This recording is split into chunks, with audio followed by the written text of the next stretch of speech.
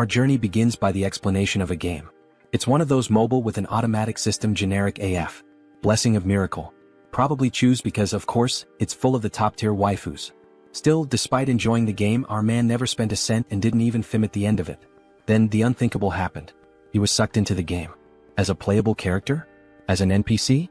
No, he became a nobody, a random background figure standing still and isolated. His new name? Kongjima. By accident he bumps into a girl with blue hair and freezes, clearly startled because, oh no, it's a woman. Trauma? Most likely.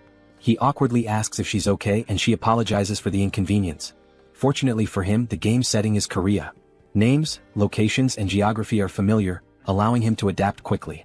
And so, for almost a year he lives an ordinary life as a simple teenager, not even sure if this reality is a game anymore. Then one day he arrives home to his overly excited mother, who calls him the pride of the Kong clan. She hands him an acceptance letter. He's been admitted to Joaquin Academy. Annoyed, he says he already knows and begs them to stop talking about it so much. But his blurred-faced mother and the rest of the family can't stop praising him. Tomorrow is the entrance ceremony, and they're all buzzing with excitement. Sitting in his chair, he sighs. Tomorrow's the day. There's no way out. He's begged countless times to quit, but it was pointless. He stares at a photo, exhausted, muttering that this is all because of the real Kong GM, the original owner of this body.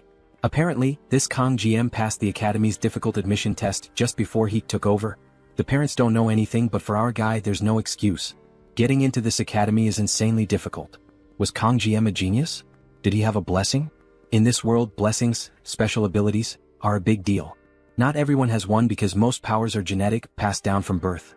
Society is structured around this. The noble, common, and privileged ranks maintain the power of the elite.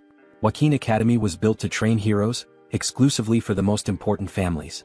Recently, though, they introduced special admissions, likely because they need new heroes. Maybe it's the monsters. And Kong GM? He was one of the few accepted through this new system. Our guy knows he's in trouble. This isn't his reality. This is a school for war. Training heroes here is nothing like joining the army. Grudgingly, he opens his status window. His blessing? The ability to negate pain, for 30 seconds. But the cooldown? 12 hours. Useless, he mutters, frustrated. There's one more blessing though, the blessing of the sword god. The effect is straightforward. If he attacks, it will cut. No activation limit, but there's a catch. It only works with blades under 30 centimeters long and 5 centimeters wide. It's an ability he's never heard of before, even though he knows the game well. And while then when you attack, it cuts. Effect sounds simple, the activation condition. Oddly specific. A blade shorter than 30 centimeters, like a sashimi knife. With no idea what's expected of him, he prepares for the ceremony, or remembers too late that he still needs equipment. At Joaquin Academy, even the cheapest E-rank weapons cost millions. Anything above C-rank is worth hundreds of millions, and A-rank or S-rank weapons are priceless treasures. The academy itself already costs a fortune. Asking his parents for more money isn't an option, but they require him to bring equipment. So, he shrugs it off and decides to visit any random shop. His solution? Convenience store sashimi knives. After all, Japanese knives are known for being sharp. And a master shouldn't blame their equipment, right? The scene shifts to the entrance ceremony. Someone stares at him and asks, "What exactly did you bring?" Our guy stands there, awkward and silent, surrounded by a pile of sashimi knives. He knows the rules. Anyone who doesn't bring decent equipment gets marked, an easy target for the wealthy students' bullying. The evaluator slams the table, furious, demanding to know if Kong thinks this academy is a joke. Why would anyone bring a pile of kitchen knives here? Kong, maintaining a serious expression, calmly replies that this is his equipment. The professor looks baffled, nearly yelling, but Kong interrupts him, telling him to calm down. He explains that he was accepted through the new special admission system, and his family doesn't have the luxury of buying expensive equipment. Kong points to the badge on his uniform, which clearly indicates he isn't from a wealthy family. To him, it's ridiculous that a professor at an institution claiming to treat everyone equally would act so prejudiced. He adds with confidence that blaming equipment is something only amateurs do. A true expert never blames their weapon. The professor, though stunned, is impressed by the boy's unshakable confidence and wisdom. Reluctantly, he grants admission to Kong, who just thanks him and walks off. In the background, murmurs arise from other students who overheard. Some of them, clearly irritated by the special admission label, mutter insults, even saying Kong stinks. The professor quickly shuts everyone up and orders them to leave once the evaluation ends. Kong doesn't stick around to argue. He dashes out, wanting to avoid these lunatics. Outside, the day has barely begun, yet Kong already feels drained. He expected judgment like this, but living through it still stings. At least he survived the evaluation. Now the only thing left is the classroom qualification test. but he's too far into this to quit. The next 3 years at this academy feel inevitable. As he looks around, he's taken aback by how massive the place is. It's more like a small city than a school. He has to admit though, it's pretty cool. It's surreal for Kong, who dropped out of high school in his old world due to family issues, to be standing here now. Then, a voice over the intercom announces that tests are starting and instructs new students to gather in the training area. Everything feels like it's happening too fast, but a test is a test. Kong is determined to give it his best. Except for one little detail. He's never actually used a knife since coming to this world. He's completely unprepared. He remembers the professor's words, never let go of the knife no matter what. Holding it now, he wonders if the original Kong GM had been slicing sashimi at 2 years old or something. Kong unsheathes the knife and immediately, a blue aura surrounds it. The equipment meets the conditions, activating the blessing of the sword god. However, there's a catch. Kang's physical strength is too low, and the knife itself is at an equally basic level. To compensate, suppression kicks in, synchronizing the equipment with his abilities. Kong stares, amazed that just pulling the knife out triggered the blessing. Before he can process what's happening, something approaches, an overwhelming force that sends him into agony. He starts screaming as reality itself begins to warp around him. It's like he's rupturing the world. Desperately, he drops the knife and everything immediately snaps back to normal. He's left gasping on the ground, clutching his pounding head. So that's what activating the blessing feels like. If every use comes with this much pain, then he can't rely on it at all. The intercom voice drones on, calling students to the training field. Kong hesitates, staring at the knife on the ground. He doesn't want to leave it there, it's still technically his equipment. Summoning his resolve, he picks it up by the handle, only to be struck by another jolt like lightning. He screams again. The scene shifts to the training hall, located in a massive coliseum filled with spectators. Nobles are gathered, whispering about their children entering the academy. All eyes turn to the arrival of someone significant, the Sword Emperor Siegfried von Nibelung. His name alone draws reverence. A messy-haired chubby guy nearby declares Siegfried to be the strongest human alive. Siegfried descends, his gaze shifting sideways. Someone else has arrived, Midia Poison. Her name suits her venomous aura. She greets Siegfried playfully, noting it's been half a century since they last met. He remarks on her academy attire, mocking her for acting senile at 70. She retorts that every woman wishes to stay beautiful, offering to make him 10 years younger with her powers. Siegfried scoffs, saying character is what matters, not appearances. Midia laughs, amused that Siegfried hasn't changed. However, she slyly points out that his presence here signifies something unusual. Normally, Siegfried avoids mingling with the elite. Perhaps, she suggests, it's because of his granddaughter, who is among the new students. Siegfried dismisses the comment, calmly stating that things are about to begin. The artist must have decided to give everyone ridiculous UGO-level hairstyles. Meanwhile, our boy stands there with his plain black hair, wondering if he's the only one with a normal look.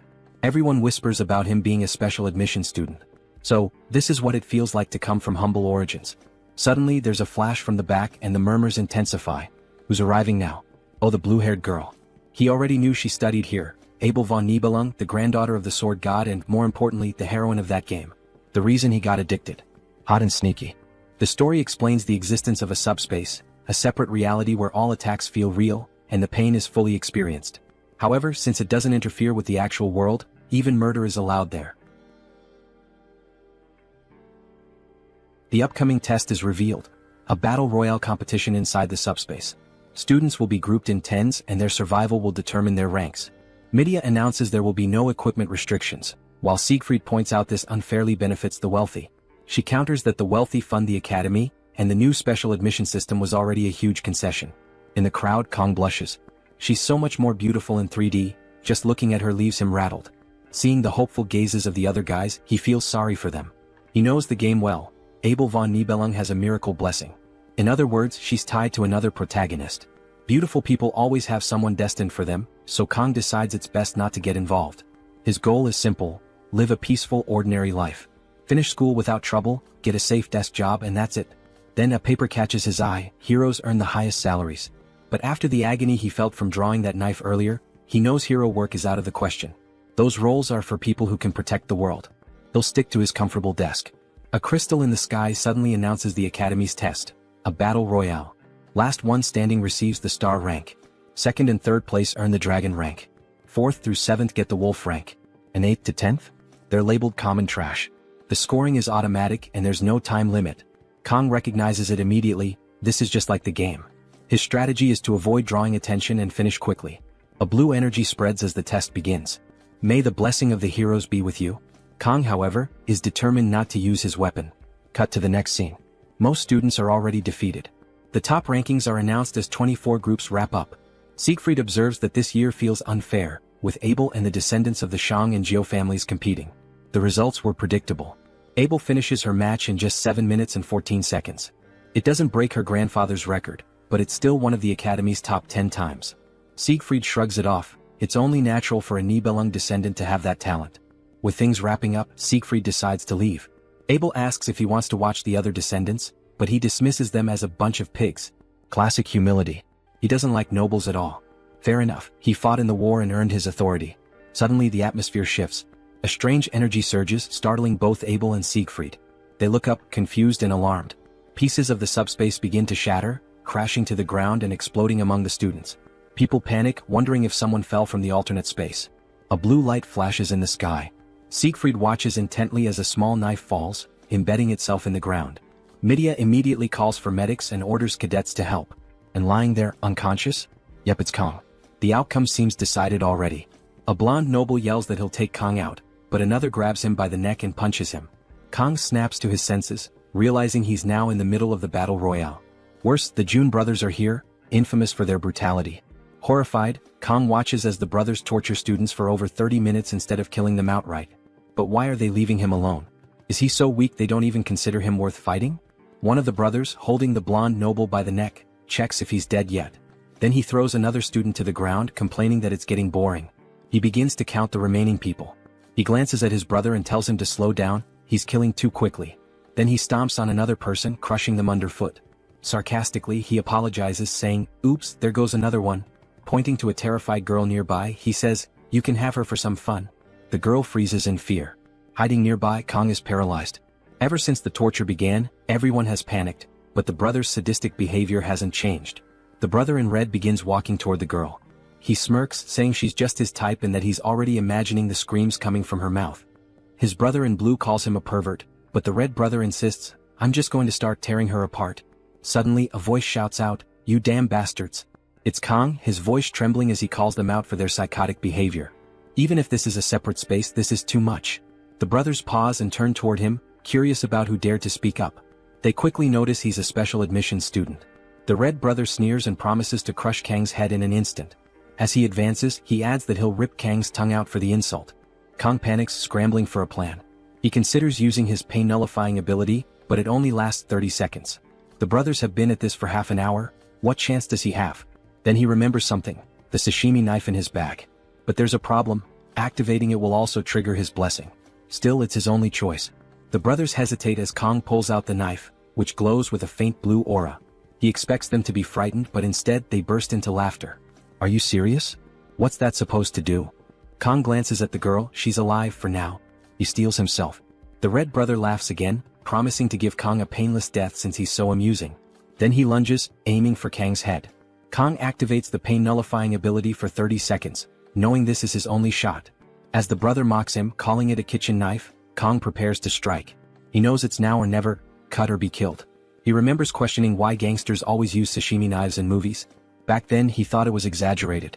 But now, as the knife slices cleanly through flesh, the brother's laughter turns to a blood-curdling scream. The chubby brother stares in horror as his arm falls to the ground with a heavy thud. A flashback hits. Kang, in a kitchen long ago, once asked his mentor about those movie scenes. His mentor, a former gangster, smacked him and explained, "In real life, skin and organs contract when stabbed. Cutting cleanly? Impossible." But Kang, as clueless as ever, joked that maybe his mentor wasn't skilled enough, earning another smack. Back in the present, the truth speaks for itself. The severed arm lies at Kang's feet while the brother screams, clutching his bleeding stump. In a panic, he turns and bolts toward his sibling, crying for help. But the red-clad brother freezes, his face pale with fear. Snapping out of it, he shouts, "This brat will slice us both up," and charges forward. Kang doesn't hesitate. The blade slices cleanly again as if cutting through paper. The fallen brother watches in horror as his sibling collapses. Looking down, he sees half of his brother's face staring back at him. The air is heavy with shock. A red-haired observer watches silently from the sidelines, stunned by what just happened. The blue brother tries to regain his composure. He reasons that they're in the void space. This must have been a fluke. Judging by Kang's awkward form, he's clearly an amateur. But one thing is clear, that knife is dangerous. Realizing his brother lost due to recklessness, the blue brother prepares. He activates 3 blessings simultaneously: a defensive shield, a jump boost of 200%, and spiritual damage for his fists. With confidence he declares, "This time you're done for." Meanwhile, Kong is still counting down the seconds left on his pain-nullifying ability. The blue brother charges, confident that his fists will crush Kang's head. But suddenly he's stunned, his body freezes. Kong has used him as a target for a throwing knife. The brother stands dazed, not understanding what just happened. Time is almost up. 5 seconds, then 2, then 1. The brother collapses unconscious, and at that exact moment Kang's blessing ends. The pain hits him like a truck and he starts screaming. Sometime later Kong wakes up. He's lying in what looks like a hospital room, disoriented and unsure of how he got there. As Kong gets up, a blonde boy bursts into the room and dashes outside, shouting that the student has woken up.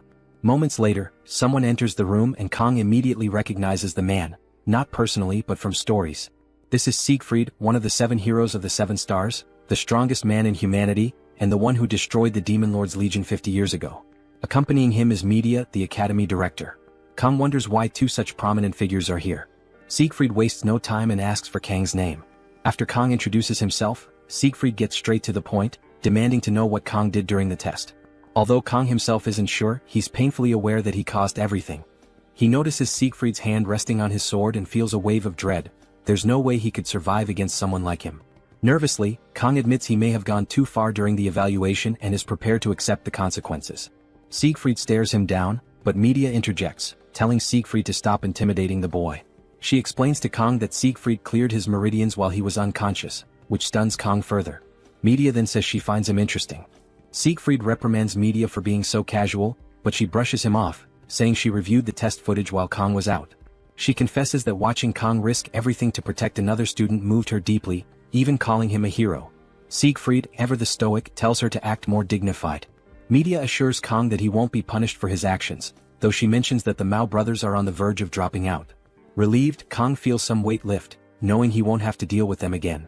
Then Siegfried drops a bombshell. Kong ranked as the top student in the evaluation. Kong is floored. His whole plan was to stay under the radar and live a quiet, uneventful life. Later, in Media's office, she reflects on her 2 decades as academy director, admitting she's never seen anything like this. Meanwhile, Kong expresses his dislike for being named the top student. This surprises both Siegfried and Media.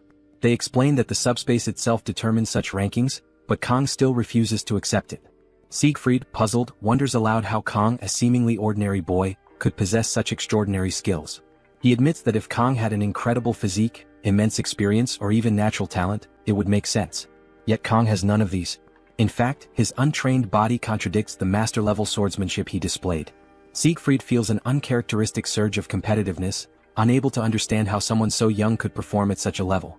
Media, ever eccentric, teases Siegfried, suggesting Kong might be worth pursuing romantically despite his age.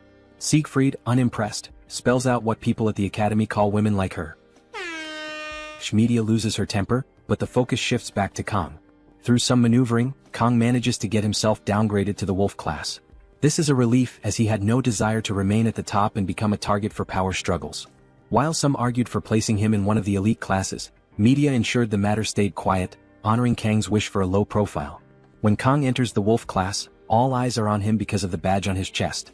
After a few moments, the students return to their conversations, allowing Kong to breathe easier. He hopes this means they'll ignore him. As he takes his seat, enjoying the solitude, a voice calls out to him. Turning, he sees the red-haired girl from the test. She thanks him for what he did. Kong brushes it off, saying anyone would have done the same, though deep down he feels like a hypocrite. Everyone sees him as a hero, but in truth he only acted to save himself. Kong introduced himself as Kong Jianma, and the girl introduced herself as Chloe. He politely commented that it was nice to meet her and added that he hadn't expected them to be in the same class.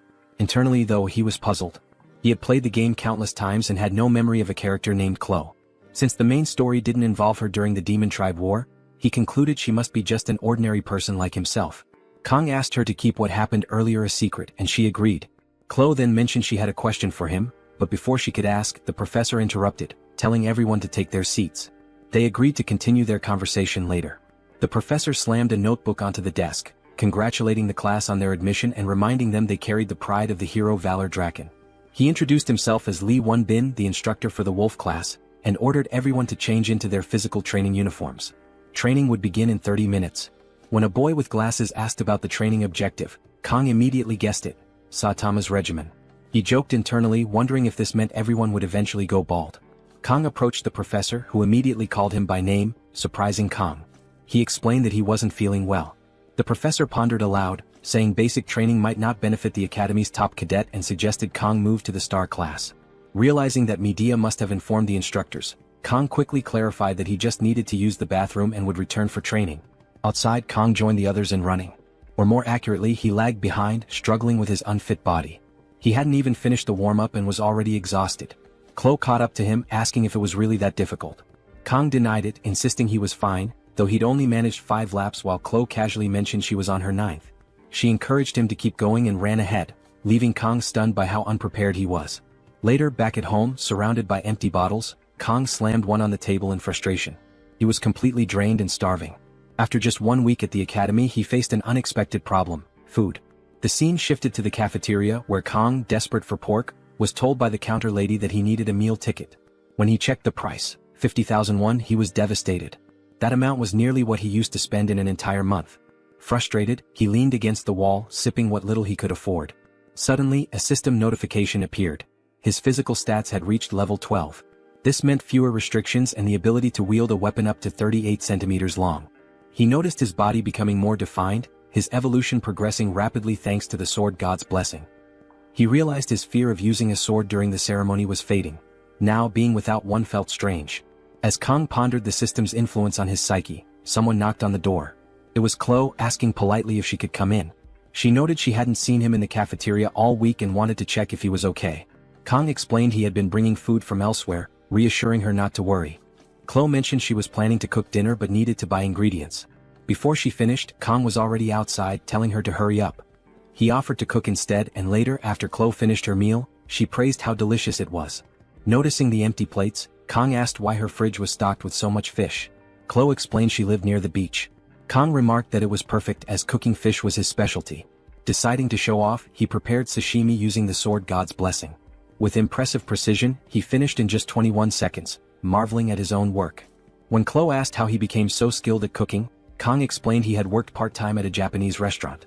Chloe seemed unfamiliar with the concept of part-time work, highlighting their difference in social statuses. Kang simply smiled, saying he was glad she enjoyed the meal. Chloe offered to handle the dishes, leaving Kang to relax after a surprisingly eventful day. He stepped outside to admire the moon, feeling a rare sense of satisfaction after a grueling week. But his peace was interrupted by a sudden noise inside. Turning back, he saw Chloe struggling with the dishes. Clearly, this was her first time attempting such a chore. As he moved to help, a book tumbled from the shelf and landed open. Glancing at it, he realized it was a diary. His curiosity got the better of him and he began reading. One entry caught his attention. She had received help from someone in class and felt indebted to repay the favor. Smiling at the stickers adorning the diary, he thought it was endearing for someone her age. Flipping another page, he read about how her heart wouldn't stop racing whenever she saw the person who helped her. It dawned on him that she was talking about him. Amused, he turned another page only to find it filled with "I love you" scrawled over and over. Alarmed, Kang thought it might be time to quietly slip away. But Chloe had already noticed. Dropping a glass, she stared at him in shock and demanded to know if he had read it. The scene shifts to Chloe's backstory. Born into the infamous Cecilia family, she was trained from childhood to be an assassin. In their tradition, emotions were weaknesses, suppressed through rigorous conditioning. By the age of 15, Chloe had taken her first life. The family motto drilled into her was clear: assassins don't deny their talents. Despite her skill, the Cecilia family insisted their children keep a low profile at the academy, always enrolling in the lower-ranked common classes. Chloe accepted her fate, believing it was impossible to break free. Her life seemed predictable, until Kang appeared. During a subspace trial meant to test her resolve, she was prepared to face death calmly as she always had. But Kang disrupted the narrative. He yelled at her attackers, standing between her and harm. In that moment, Chloe saw something she had never experienced: someone fighting for another person. The memory of childhood fairy tales flashed in her mind, and for the first time, her heart raced uncontrollably. Was this love? Back in the present, the atmosphere between them grew tense. Kang, awkward and clueless, tried to shift the mood by commenting on the beauty of the night and thanking her for the meal. As he turned to leave, Chloe stopped him.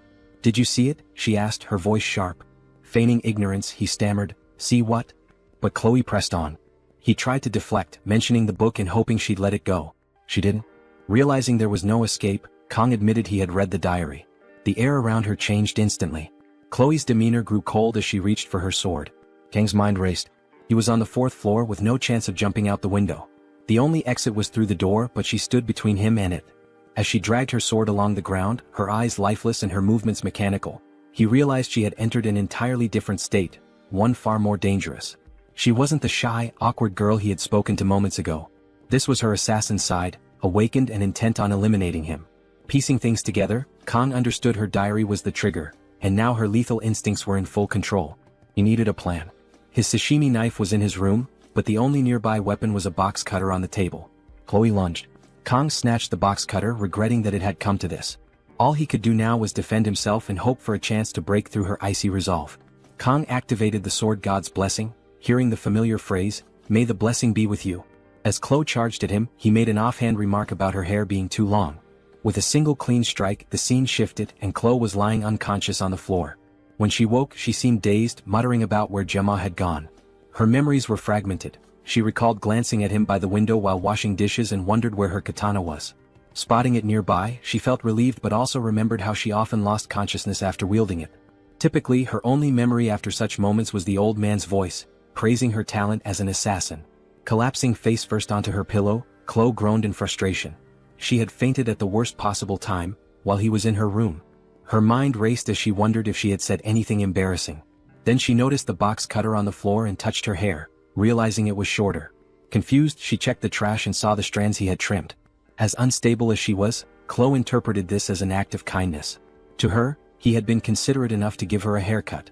Feeling touched, she opened her diary and began writing a heartfelt entry about how much she adored Gemma. Meanwhile, outside, Kang was throwing up.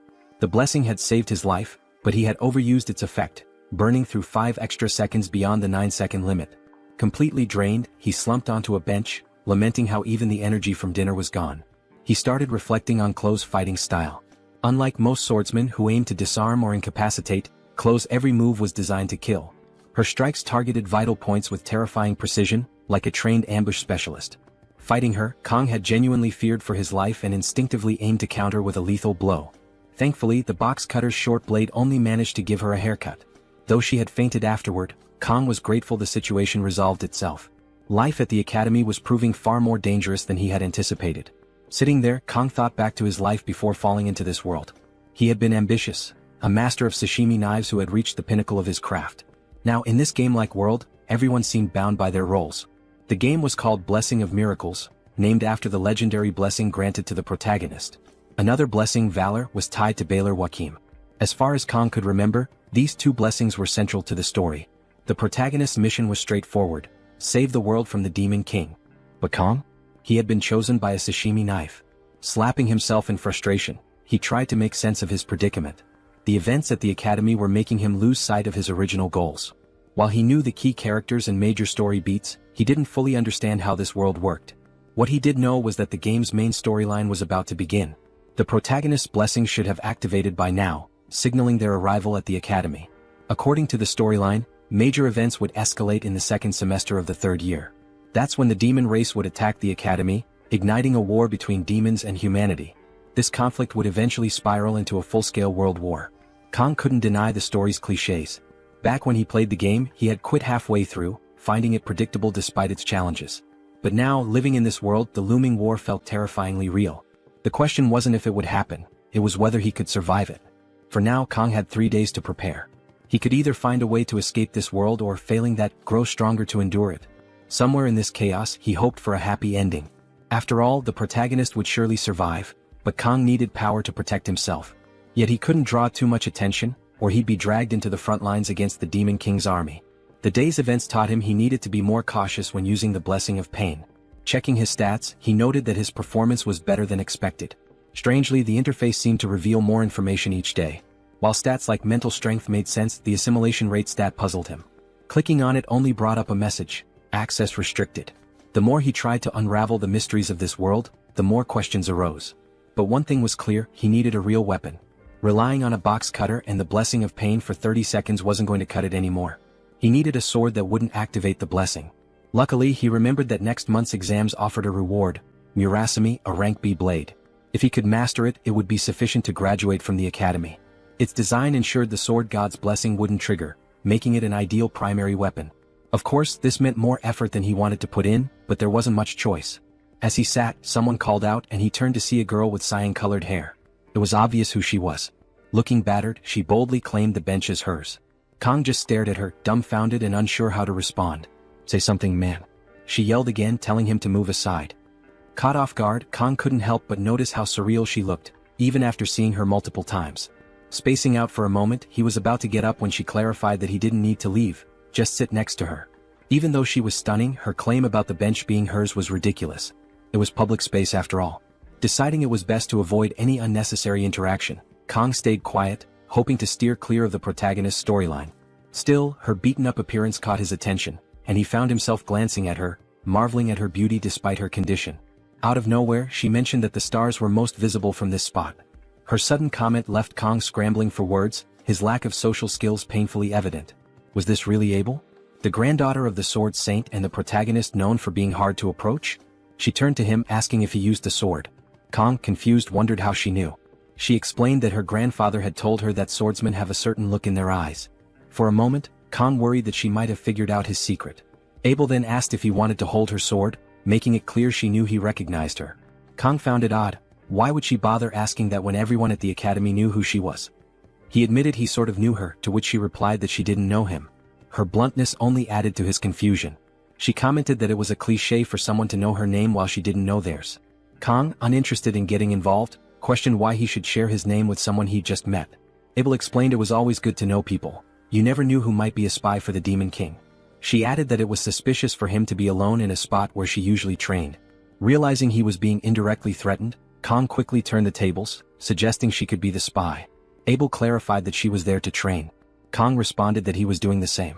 Curious, Abel asked what kind of training he was doing to remain so calm. Kang said it was breathing exercises. Noticing the wounds on her hands, he complimented her dedication. Abel confirmed that people didn't understand the pressure of carrying Siegfried's bloodline. She explained that she needed to be perfect because any sign of weakness would attract opportunists. This year she admitted she wasn't the top student. It was the first time she had been defeated, and while it was frustrating, she also found it oddly relieving. However, she was determined to find out who had surpassed her and defeat them next time. Kang asked if it was worth taking so seriously. Abel replied that it was a matter of pride. She even begged her grandfather to reveal the person's identity, only to learn they weren't even in her class. The worst part? They had just joined the academy. Realizing she was oversharing, Abel apologized, saying she shouldn't talk about such things with someone she'd just met.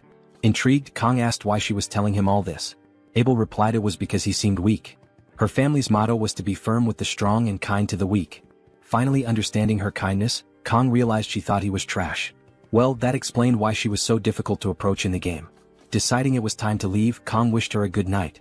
As he turned to go, she demanded his name. The scene shifted to the classroom. Life at the academy was calmer than Kang expected. Chloe had quickly made new friends and blended into the class, while Kang did his best to avoid eye contact. Whenever she approached Kang, her friends would cast judgmental looks. But Kang didn't care. Likely because he was a special student. And besides, he wasn't the only one in the Tiger class this year. Kang thought it was a relief he ended up in this class. At the start of the semester, the Star and Dragon classes would usually form political factions. Even in the game, that nonsense had annoyed him.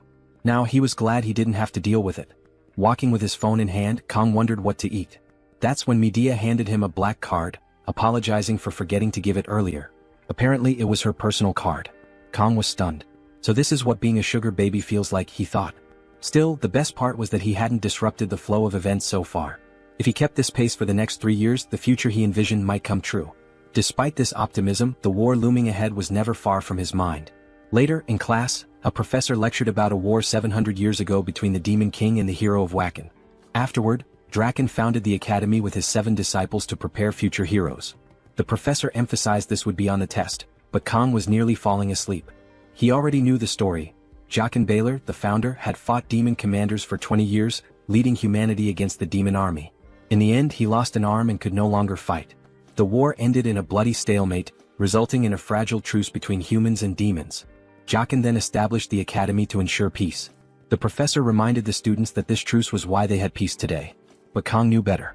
Those 700 years of peace were about to end. As the lecture wrapped up, Kang wondered if he should tell Medea. But what consequences would that bring? Medea often seemed like she wanted to leave the academy as soon as possible, but Abel was the first to awaken an anomaly thanks to the Lord Poet. She was also the first of the 7 heroes to step forward and protect the students. Unfortunately, Kang also knew her fate. she would be the first to be sacrificed by the Demon King. He wished he didn't know that. The professor ended class, reminding everyone about the upcoming exam in 2 weeks. As students left, they chatted about something exciting. Kang stayed behind trying to recall what it was. Then it hit him. It was May 5th. He overheard students by the door saying someone wasn't destined for their class but for the star class. Kang knew exactly who they meant. Today marked the arrival of the protagonist of this world, Leon von Reinhardt. With him came the end of 700 years of peace. Kang already hated Leon with his ridiculously cliché face and the way every woman fell for him. If only this were an R-rated story where guys like Leon met early, tragic ends. Leon's charisma had already drawn in Rachel, the Saint of the Sword, Saki Ryojo, the daughter of the Saint of the Bow, and even Abel. His party members were extraordinary. Despite Kang's disdain, Leon's blessing of miracles made him humanity's first choice for the hero's journey. Except calling it a choice was generous. People were forced to join the war. Kang remembered that even the legendary hero Valor had only managed to defeat the Legion's first commander. Imagining the strength of the true Demon King was surreal. Leon walked into the classroom, greeting students with his radiant smile. Then he noticed Kang and flashed him a grin too. Kang immediately sensed something off but reminded himself of what the blessing of miracles could do. He was sure Leon would handle everything. Leon's trustworthy aura made it seem like he could solve any problem. Suddenly the scene shifted. Kang was at the training hall swinging a sword. Since it was a longer blade, the blessing of the sword god didn't activate, allowing him to practice uninterrupted. He desperately needed to master the basics of swordsmanship. Earlier, Rachel had approached him, asking if she'd done something wrong. Kang almost lost his composure but kept calm since they'd be stuck together for at least a year. He assured her everything was fine and she looked relieved. But Kang was still confused, trying to piece together her identity. There was also the mystery of how she could wield a sword even when unconscious. Her expression seemed to cry for help, yet her sword radiated murderous intent. If it came to killing, Rachel might be more dangerous than even the notorious evil brothers. Rachel apologized for what had happened earlier and offered to make it up to Kang by cooking him another dinner. She promised to do her best, even if her cooking wasn't as good as his. Kang hesitated, vividly recalling her wielding a sword.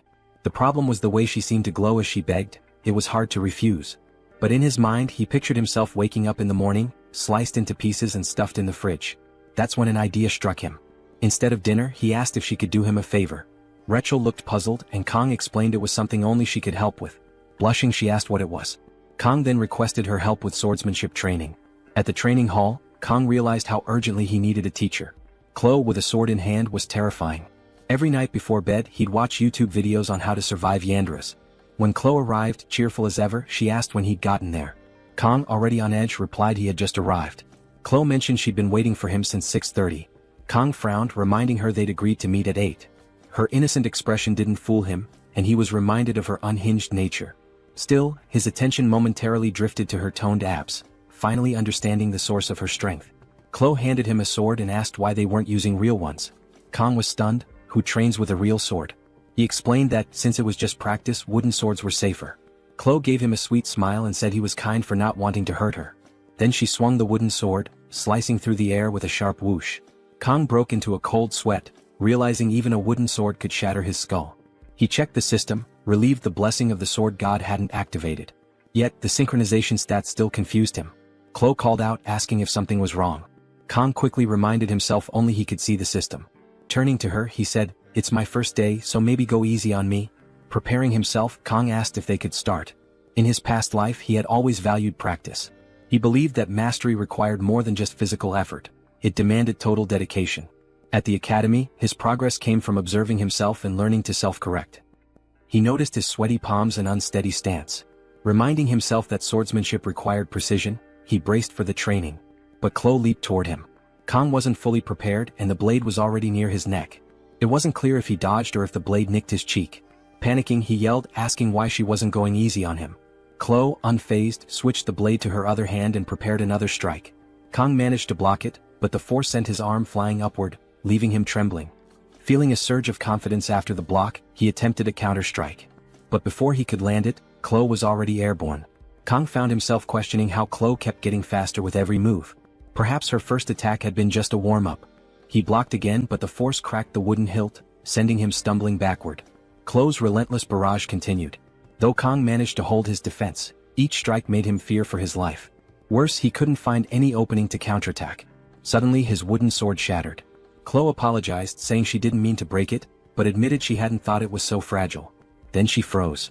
The broken sword's altered length activated the blessing of the sword god. The system kicked in, reshaping Kang's personality and reducing his humanity. A dark aura enveloped him as the heat activated, and Chloe instinctively backed away, visibly terrified. The system coldly announced Kang's humanity was slipping away. In the midst of this transformation, Kang's perception shifted. He was now standing in his old kitchen under a bright spotlight. Confused, he wondered if everything had been a dream. Noticing a fish on the counter, he remembered he was supposed to prepare it. Thinking he'd used the chef's Chinese knife, the system interrupted, rejecting his choice. Trying another knife, he faced the same denial. In the end, his only option was the sashimi knife. Reluctantly, he picked it up, fearing the pain the system might inflict. But instead, he felt rejuvenated. Determined, he declared it was time to create a masterpiece as the heat activated fully. Meanwhile, back in the training hall, Chloe was shouting his name, asking if he was okay. Kang, pacing aimlessly, suddenly vanished in a flash of blue light and reappeared in front of Chloe in an instant. She barely managed to block his attack, but the impact sent her flying, crashing to the ground and coughing up blood. Chloe, shaken, realized Kang had become an entirely different person in mere moments. His behavior now resembled a deranged protagonist. When Kang struck again, she dodged narrowly, struggling to comprehend how a single hit had overpowered her. Weak and unable to stand properly, Chloe begged him to stop. Inside Kang's mental world, he was baffled. The fish on the counter was now dodging his cuts and, even more bizarrely, speaking. Listening closely, he realized it was calling his name, Jima. Looking at the sashimi knife, Kang remembered who he was. Then, as if awakening from a dream, he recognized the fish as Chloe pleading for him to regain control. The blade slammed into the wall beside her, missing by a hair.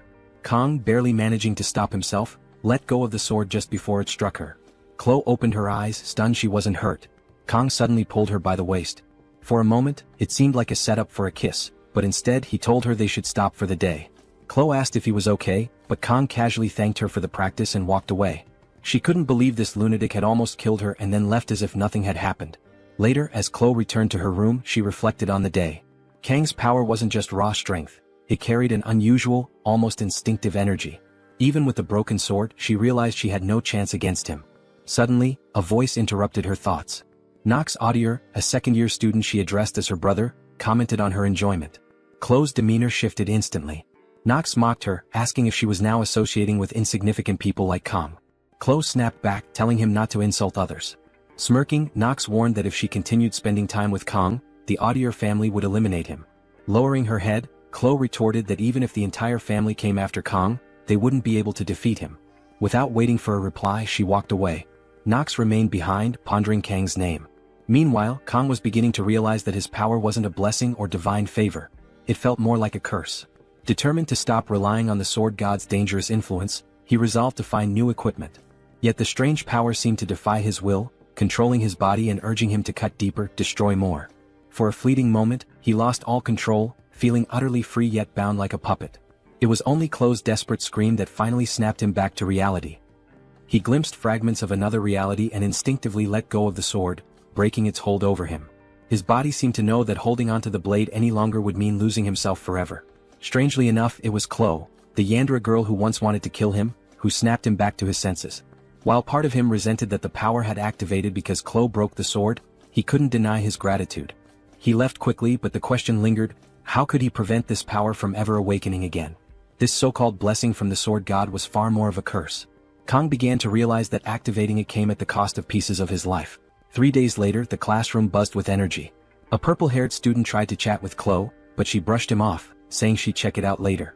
All she could think about was Kang Jiama, who hadn't shown up that day. Earlier, she had knocked on his door and heard groans of pain but hadn't dared to barge in.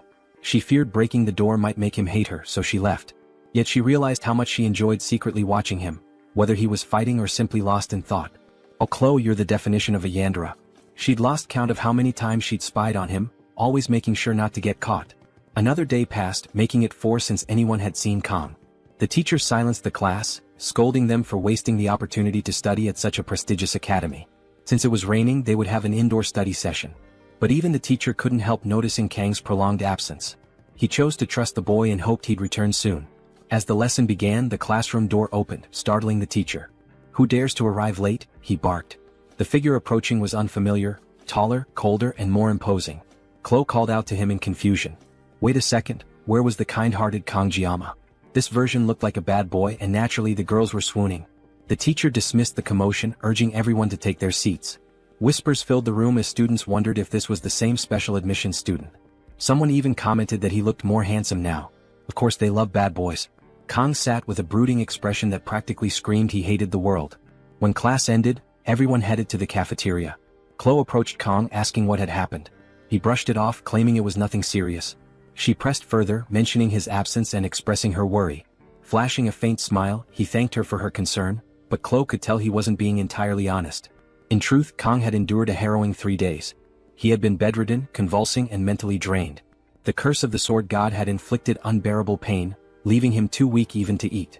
When he finally looked in the mirror, he barely recognized himself, skeletal and with strands of his hair turning white. This was the price of meddling with that cursed power. Spotting Chloe's guilty expression, Kang decided to ease her mind. "Is your dinner offer still open?" he asked casually. Chloe, flustered, misheard him and asked him to repeat it. When he did, she lit up with joy, eagerly agreeing. Kang felt relieved to see her so happy. She asked what he'd like to eat, promising to prepare anything. He requested fish, mentioning it had been a while since he last ate it, and the last time hadn't ended well. As he began to explain, something red brushed past his neck. Turning his head, he noticed a strange plant radiating energy. He shifted his gaze and spotted someone standing nearby. It was Nox Audier, his crimson eyes glowing with mischief. Chloe froze in fear. Kang immediately asked if she knew him. Locking eyes with Nox, Kang stepped forward, demanding he speak. Nox didn't say a word, simply smirking as his aura intensified. Kang braced himself, wondering what kind of trouble was about to unfold. Chloe urged Kang not to get involved with Nox and demanded the man leave. Despite her attempt to sound firm, Kang noticed her trembling voice betrayed the fear she held for this individual. Nox sneered, questioning whether Kang was worth breaking the rules for. He added that Chloe, no matter what she claimed, could never truly sever ties with the Cecilia Audier clan. Chloe snapped back, declaring she had no connection to the clan anymore. But Nox only laughed, saying the blood on her hands bound her forever. The family she was born into would always claim her. Kang silently observed, piecing together that Chloe was being treated as some kind of renegade, caught in the middle of a deep family feud. Nox demanded she abandon that thing and return to the clan. But Chloe's anger flared, shouting at him not to call Kang a thing. Kang, already weary of his growing list of problems, began recalling what he knew about the Audier clan from the game. They were infamous for their unmatched skill in assassination, a shadowy group that emerged halfway through the storyline. Despite their lack of raw power compared to other heroic houses, their precision and brutal upbringing molded every member into a deadly weapon. To Kang, Nox seemed to fit the mold perfectly. The real oddity was Chloe, so cheerful and kind in contrast. Still, as Nox stared down at them with unshaken resolve, Kang noticed Chloe trembling beside him, biting her lips so hard it bled. She just wanted a normal life. But Kang knew that for someone like her, born into a clan like the Audiers, that dream was nearly impossible. Just as his cursed blessing tied him to a cruel fate, Chloe's birth had chained her to a life of violence. Kang wasn't a hero, nor did he aspire to be one. But he couldn't stand by and do nothing. Deciding to face Nox, Kang felt a rush of determination. If he couldn't escape his curse, then he'd use it. He asked Nox if he was ready, calmly declaring that he wouldn't run anymore. The time had come to move forward. Elsewhere, their instructor was deep in thought, concerned about Kang's recent demeanor. A student interrupted with a teasing comment about his grumpy expression leading to baldness, but he brushed it off irritably. Suddenly, an urgent call came through. The instructor's expression darkened as he learned about the brewing confrontation between Kang Jianma and Nox Audier. The subspace arena was being prepared. In the arena, Kang stood ready. He hadn't expected the setup to be so quick, but it didn't matter. This wasn't reality, so physical harm wasn't a concern, though the mental strain would still be real. As the crowd gathered, Kang couldn't help but note the irony. All he ever wanted was to avoid attention, but now he stood center stage, a gladiator in a coliseum. Chloe, visibly shaken, stood by his side, guilt weighing heavily on her. Kang reassured her, thanking her for the equipment she'd lent him. She warned him that Nox was dangerously strong, the greatest genius in the family's history. Kang dismissed the title as overdramatic. Titles didn't matter, winning did. The announcement for the duel rang out. Kang turned to Chloe one last time, telling her not to worry. "The world is full of geniuses," he said with a confident smirk, "and that's why I'll win." As the doors opened, Kang stepped into the subspace arena. The crowd roared, and he felt like a gladiator under the watchful eyes of the elites, even spotting familiar faces like Abel. Nox appeared on the other side, his temper barely restrained. Kang smiled to himself. If nothing else, this fight was going to be unforgettable. Nox demands to know if Kang can't differentiate between bravery and foolish arrogance. He questions why Kang even showed up wielding such a pathetic excuse for a blade. The dark aura surrounding him begins to ripple toward Kang, who instantly recognizes it as pure killing intent.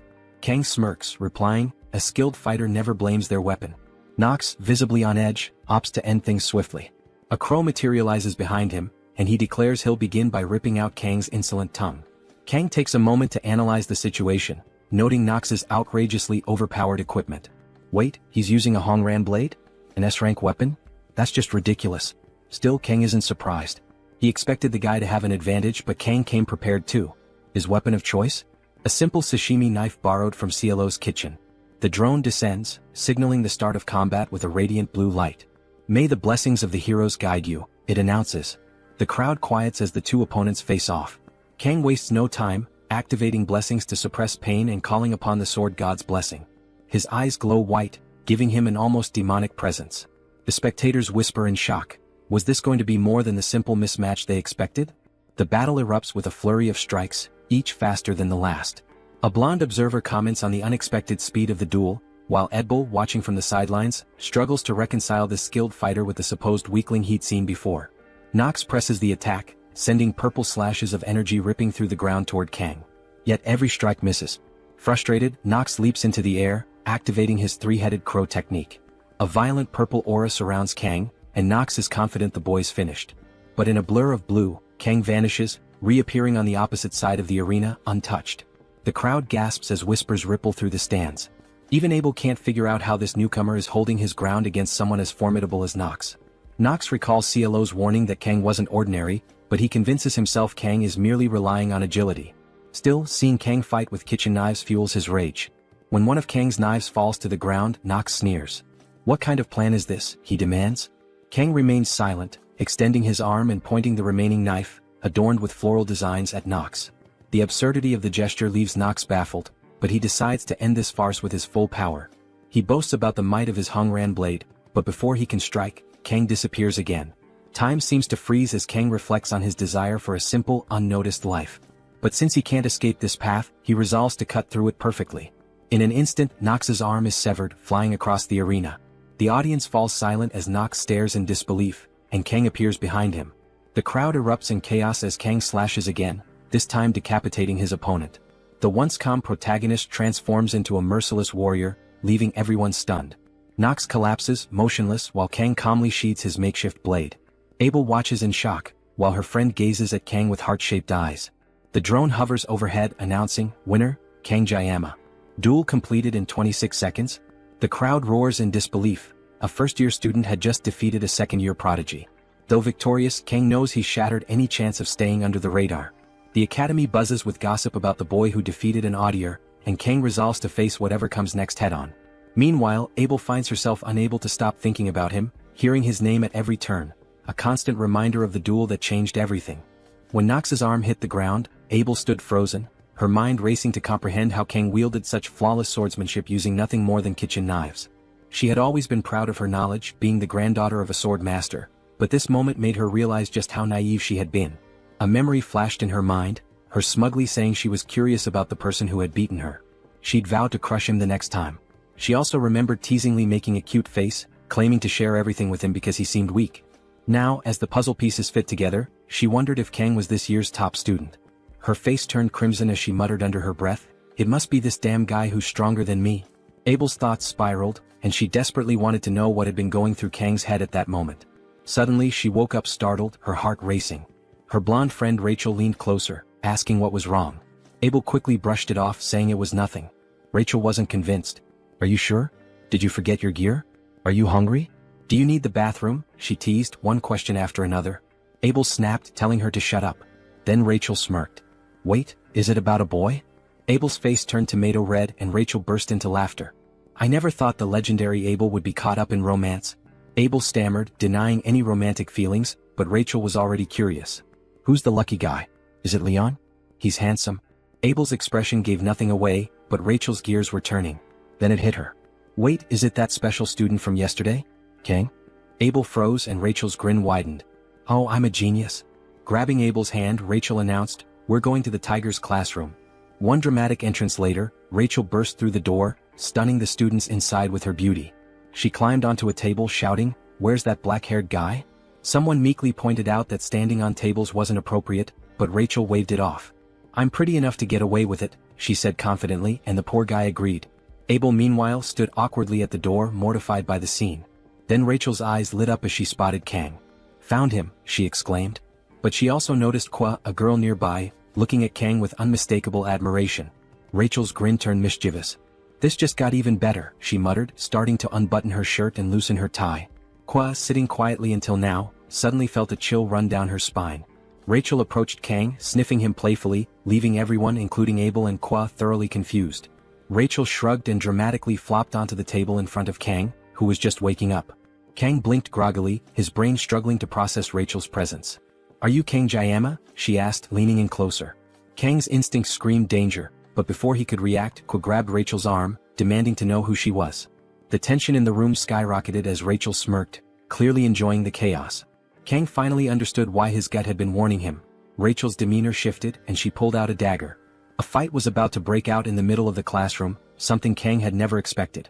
Abel stepped forward, her voice sharp. "Rachel, what are you doing?" Rachel casually replied, "Just saying hi." Abel sighed, placing a hand on Rachel's head. "Drop the dagger and don't interrupt when adults are talking." But Ko wasn't backing down. She lunged at Rachel, shouting, "Die already!" In a blur, Rachel deflected the attack, spilling what looked like strawberry juice. Tauntingly, she glanced at Kwa and said, "You're weak, short, slow, and completely out of control." The room held its breath as tension crackled in the air. One thing was clear, Rachel wasn't just here to visit, and this situation was far from over. Rachel grips Kwa's arm tightly until Abel yells at her to stop. With a swift motion, Rachel flings Kwa across the room.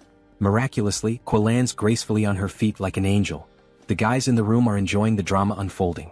Here's the truth. Rachel hails from the Sword Sinks clan, where raw power is everything. She turns to Kong and asks, "Is that girl your girlfriend?" Kong quickly responds, "No." He notices Kwa doesn't seem happy to hear that, but it's the truth. "We're just friends," he adds, still trying to make sense of the chaotic situation he's found himself in. It's only now that Kong realizes Abel is also here. She awkwardly asks why they came looking for him. Rachel smirks, saying, "Abel's interested in you and I wanted to see for myself." Abel immediately flushes and stammers, "When did I say that?" She tries to explain but only ends up confusing everyone even more. Embarrassed, she turns away, muttering that this is all a misunderstanding and that she never asked to come here. Unfazed, Kong says, "If that's the case, you can leave now." Rachel's hard eyes soften slightly at his bluntness. It seems she's drawn to guys who reject her as she quickly replies, "You're interesting just the way I like them." Kong retorts, "Good to know you like interesting guys, but I'm not one of them." But Rachel isn't discouraged. "Don't be like that," she says. "How about coming to my dorm after class?" She makes her intentions clear, drawing out the invitation to make sure there's no misunderstanding. Kwa snaps, yelling, "Take your hands off Kong." Rachel bursts out laughing, finding it hilarious that Kwa thinks he belongs to her. Abel, having had enough, calls out to Rachel, trying to regain control. Rachel stands up, brushing herself off. "Well, it was nice meeting you, Kang Jayama," she says, her eyes full of hearts. "I'll see you later." She waves goodbye, leaving Kong wishing the whole scene would just disappear. The moment they turn around, he goes back to sleep. Abel pauses for a moment, glancing back at him, and oh no, she has that look. She's definitely crushing. She quickly turns away and follows Rachel out. In the corridor, Rachel reflects on Kang's cold gaze. She realizes there's a difference between someone being cold and the sheer intensity in his eyes. When he looked at her, she felt like her throat could be slit. The encounter had far exceeded her expectations. She had gone there just to toy with him, never expecting to find someone like this.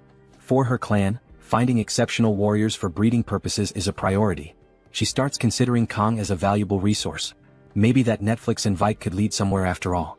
She teases Abel, saying, "It's no wonder Kong caught the attention of the invincible princess." Then she abruptly apologizes.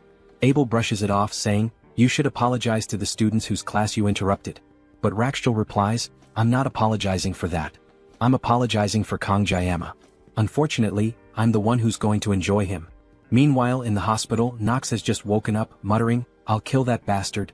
Before the fight, he was known as the genius of the audiers, and his body had never known defeat.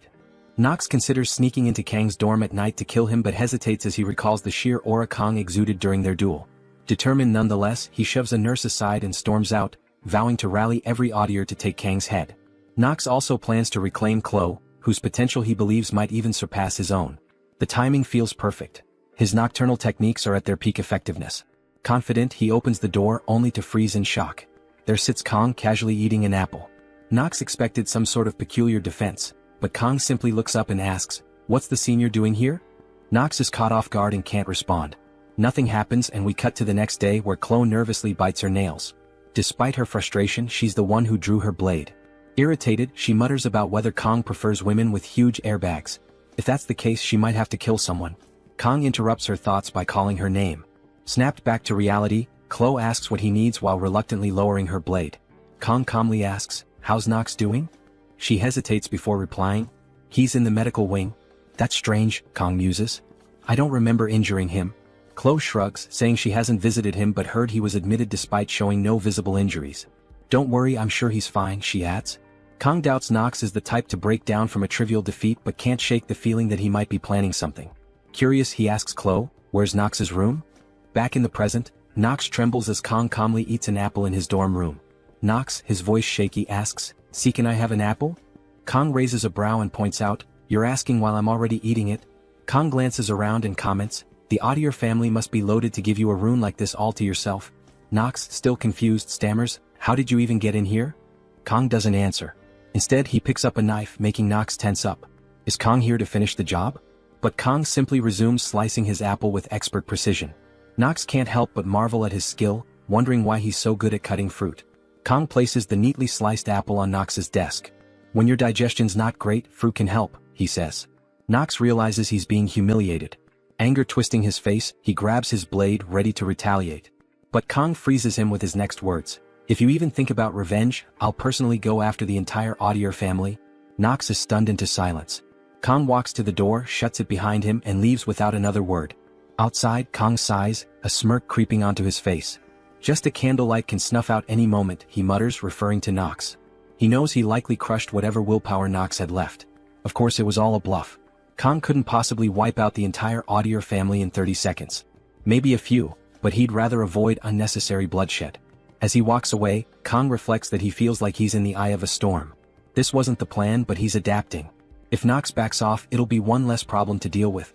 But Kang's real concern lies elsewhere, with the crazy girl who was meant to be the protagonist's first approach in the original story. He knows he needs to plan his next move carefully. With the upcoming competition looming, Kong resolves to take it seriously. The reward, the legendary Murasum, is something he desperately needs. The challenge?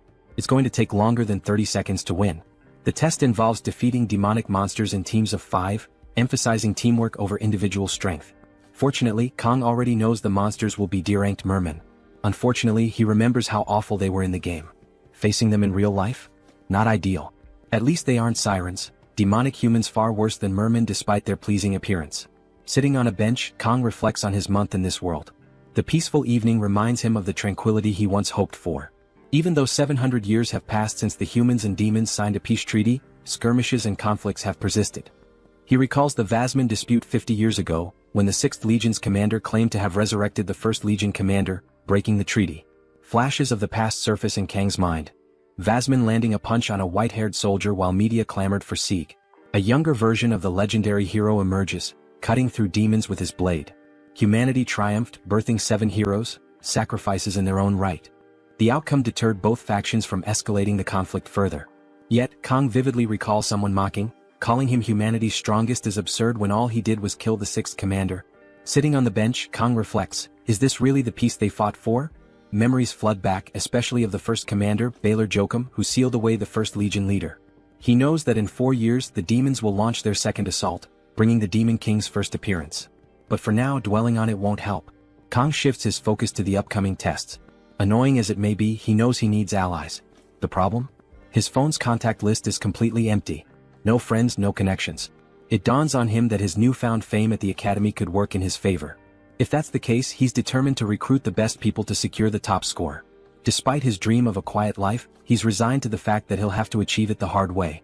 A week passes and Kong grows increasingly anxious. Not a single person has approached him to join their team. Reflecting on how he sliced through Nox, he wonders why no one has reached out, only to realize everyone is terrified of him. Looking around, he notices Chloe, also an outsider, hasn't been invited to any group either. Approaching her, he asks if she's found a team. She admits she hasn't. Kong is surprised since she once had friends. Seeing an opportunity, he suggests she join him. We just need 3 more people, he says. Chloe agrees without hesitation. She's an exceptional fighter, and Kong feels confident in his choice. Considering his limited stamina, Chloe's strength is worth 1,000 of him. As Chloe beams with happiness, their moment is interrupted by someone shouting Kang's name. It's Rachel declaring, "I'm back to play with you." Kong sighs, already annoyed. When he asks why she's there, she replies, "I just told you, didn't I?" Rachel starts muttering something about the big guy arriving, prompting Kong to demand she get to the point. On the verge of tears, Rachel complains about his cold demeanor. Ignoring her theatrics, Kong tells her to stop calling him my Jiang. Rachel feigns deafness, pretending she didn't hear. In her usual clumsy manner, she collapses onto a desk, her airbags landing first, and claims she's just a bit unsteady today. Switching topics, Rachel asks if Kong has a group for the test. Without thinking, he says no. Rachel's eyes light up as she invites herself to join his team. Grabbing his chin teasingly, she says, "Gotcha now?" Kong brushes her hand away, questioning why she'd want to team up with him when she has plenty of admirers. Smirking, Rachel responds, "Because it'll be way more fun with you." Kong explains he already has a team with Chloe. Rachel grins and declares that's perfect. Now they only need 2 more people. Kong, baffled, wonders if she realizes she's risking her score by teaming up with him. He looks at Chloe, who seems fine with the idea. Reluctantly, he agrees. Rachel claps her hands, declaring, "No turning back now." When Kong asks who else she plans to recruit, Rachel grins and mentions a name that freezes him. Leon. The protagonist. Kong trembles, questioning what karmic misdeed led to this. All he ever wanted was a quiet life, and now he's stuck with Leon, Rachel, and Abel, characters he desperately wanted to avoid. While the girls might be manageable, Leon's presence threatens to completely derail everything Kong thought he understood about the future. He considers backing out, but Rachel doesn't give him a chance. The moment he agrees, she submits the team registration, locking him in. For the first time, Kong genuinely feels the urge to stab someone. Chloe notices his distress and asks if something's wrong. She mentions that since Rachel entered, Kong hasn't seemed like himself. He brushes it off, saying he's just surprised to be in this situation. Chloe reassures him, stating she's confident in his abilities. Kong starts reconsidering. He invited Chloe, so he can't abandon her now. Besides, this group is probably the strongest in the academy. Maybe he just needs to stay optimistic. When he asks about the team meeting, Chloe replies, "That giant blonde said it's at 6 in the cafeteria." The scene shifts to a cafe humorously named Starbucks with 2 S's. Chloe slams her cup on the table, declaring how delicious her drink is, while Kong looks horrified at its $35 price tag. Muttering robbery, he begrudgingly buys a $7 espresso, the cheapest option, and hates every sip. His phone buzzes. It's Rachel, claiming she's already at the cafe and asking when he'll arrive. Annoyed, Kong tells her to just come in. Moments later, Rachel bursts in, apologizing for being late, with Leon following behind her. Rachel scans the room, spots Kong and Chloe, and asks if they've been waiting long. Meanwhile, Leon's gaze locks on Kong. Kong immediately notices Leon's striking orange hair. His first thought? This guy looks like a delinquent. I expected Abel, but it's this guy instead. Leon steps forward, extending a polite greeting and introducing himself. He compliments Kong on his fight against Nox, calling it impressive. Observing Leon, Kong notes the balanced tone of intelligence and class in his voice, undeniably the protagonist of this world. As they sit down, the introductions begin. Leon starts by introducing himself as a student from the star class and the leader of their group. A pang of jealousy hits Kong. Not only is Leon skilled, but he's also incredibly handsome, while Kong feels worn out by life. Rachel skips her introduction, already familiar to everyone, passing the spotlight. The next to speak is a guy introducing himself as Speed Weapon, another star class student. Kong finds the name ridiculous and thinks it needs better context. Speed Weapon even has a superhero tattoo on his neck, clearly a fanatic. Chloe introduces herself next, stating her name as Chloe Audier from the Wolf class, adding that she's here thanks to Kong. Rachel can't resist teasing, repeating Kong Jayaman in a sing-song tone. Chloe frowns but quickly regains composure, politely greeting everyone. Finally, all eyes turn to Kong. He keeps his introduction short. Kong Jayama, same class as Chloe. The atmosphere turns awkward, but someone breaks the silence by opening a laptop and declaring it's time to start the meeting. A hologram of an island appears on the screen. Leon explains that earlier, team leaders received files detailing the upcoming test. The island, while real, will be accessed through subspace teleportation. Injuries from the beasts there, however, will also be real. Leon zooms in on the map, showing their assigned northern region. Their objective? Kill as many mermen as possible since the number of creatures is limited. He adds that 3 other groups will be on the island. Leon asks if anyone has questions. Speed Weapon raises his hand, asking if the island has sirens and whether they pose a risk. Leon reassures him, saying the professors have already accounted for such threats. Chloe then asks if teams can attack each other. Leon clarifies that sabotage is grounds for disqualification, as the focus is on killing beasts. Kong quietly notes this news is likely disappointing for Chloe, given her assassin background. With the meeting concluded, everyone begins to leave. Leon lingers, gathering his things. As Kong rises intending to slip away, Leon calls out to him. Kong turns, confused. Leon asks, "Where are you from?" Though simple, the question feels loaded as if it carries a deeper meaning. Before Kong can answer, Leon apologizes, saying it was rude to ask so suddenly. He explains he just had a strange feeling they were alike. Kong, puzzled, wonders why Leon would ask something so obvious. Kang's Korean heritage is clear to anyone. Leon dismisses it, telling Kong to forget the question and begins to leave. But Kong instinctively places a hand on Leon's shoulder, stopping him. "Wait," he says, surprising even himself. Without thinking, he asks, "Where are you from?" Leon raises an eyebrow but replies calmly, "Germany?" He gently removes Kang's hand and walks away, leaving Kong standing there, confused and questioning himself. Why did he feel compelled to ask that? Could Leon be from another world just like him? The idea seems absurd, yet Kong can't shake it. If someone had to take over a body, the protagonist would make far more sense than a random side characters. He glances at his blade, recalling how his reasoning sharpens when its power activates. Determined, he focuses on the existence of Leon in this world. A familiar voice whispers to him, confirming what he suspected. This Leon is exactly like the one from the game. But the revelation comes with a piercing headache, one even his pain suppression blessing can't fully dull. Even so, Leon's earlier comment about their similarities lingers. Seeking answers, Kong looks up Leon online but finds nothing useful. He curses himself for never paying attention to the male characters' backstories in the game. Trying to reassure himself, Kong thinks, it's just one encounter. Nothing will go wrong, yet the unease remains, leaving him with more questions than answers. If it happened again, Kong decided he'd consult the media. One thing he noticed was how much calmer he'd become in situations he'd normally avoid, possibly an effect of one of his blessings. Opening his skills menu, he saw his assimilation rate had increased from 2.5 to 6.8. Mental fortitude and weaponry stats were unchanged, and while his physical power had slightly improved through training, Kong was confident his weaponry skill would rise once he got his hands on the Murasum. But what exactly was this assimilation stat that kept increasing? The only unusual events recently were his fights with Nox and CLO. Could it be related? Unfortunately, he had no way of confirming it and no one to ask. Suddenly, a notification appeared, informing him that he'd achieved a certain number of blessings, triggering adjustments. He noticed his pain suppression blessing had been upgraded from 30 to 40 seconds. Finally, his efforts were paying off. Time flew as Kong trained physically, attended group meetings, sparred with CLO and dodged Rachel, who seemed glued to his side. With just one day remaining, Kong threw himself into training, slicing even the droplets of sweat that fell. His precision was impeccable and he felt ready for the exam. When the day arrived, an enormous subspace gate loomed before him, radiating a far more imposing presence than the training gates. Someone called his name and he turned to see his group fully armed and ready. Among them, Rachel's oversized halberd stood out, though her weapon wasn't the most intimidating thing about her. She teased him about being late as Leon urged him to hurry, while Speed Weapon stayed silent as usual. CLO greeted Kong cheerfully as he joined at the back of the group. Walking with them, Kong was impressed by everyone's equipment. Rachel wielded an S-rank halberd called Vermilion Phoenix. Leon didn't yet have his iconic Balma, but Speed Weapon wore a strange tube-like device on his chest. When Kong stared at it, Speed Weapon snapped, "What are you looking at?" CLO explained it was a healing support item, an S-rank artifact worth millions. Kong thought it was impressive, but Speed Weapon warned him to stay away. Suddenly, a voice announced the start of the exam. The professor addressed them, saying, "You seem ready, but remember, you're cadets, not heroes. Be cautious and don't take unnecessary risks for extra credits. Anyone injured can withdraw anytime." Leon stepped forward, rallying the group. "The time has come. Let's give it our best." The day Kong had prepared for was finally here, though CLO seemed uneasy. When Kong asked, she admitted her fear of sirens appearing on the island. He reassured her, reminding her that the instructors had cleared the area. Later, he learned her homeland had been devastated by siren attacks in the past. The professor signaled for them to step through the gate.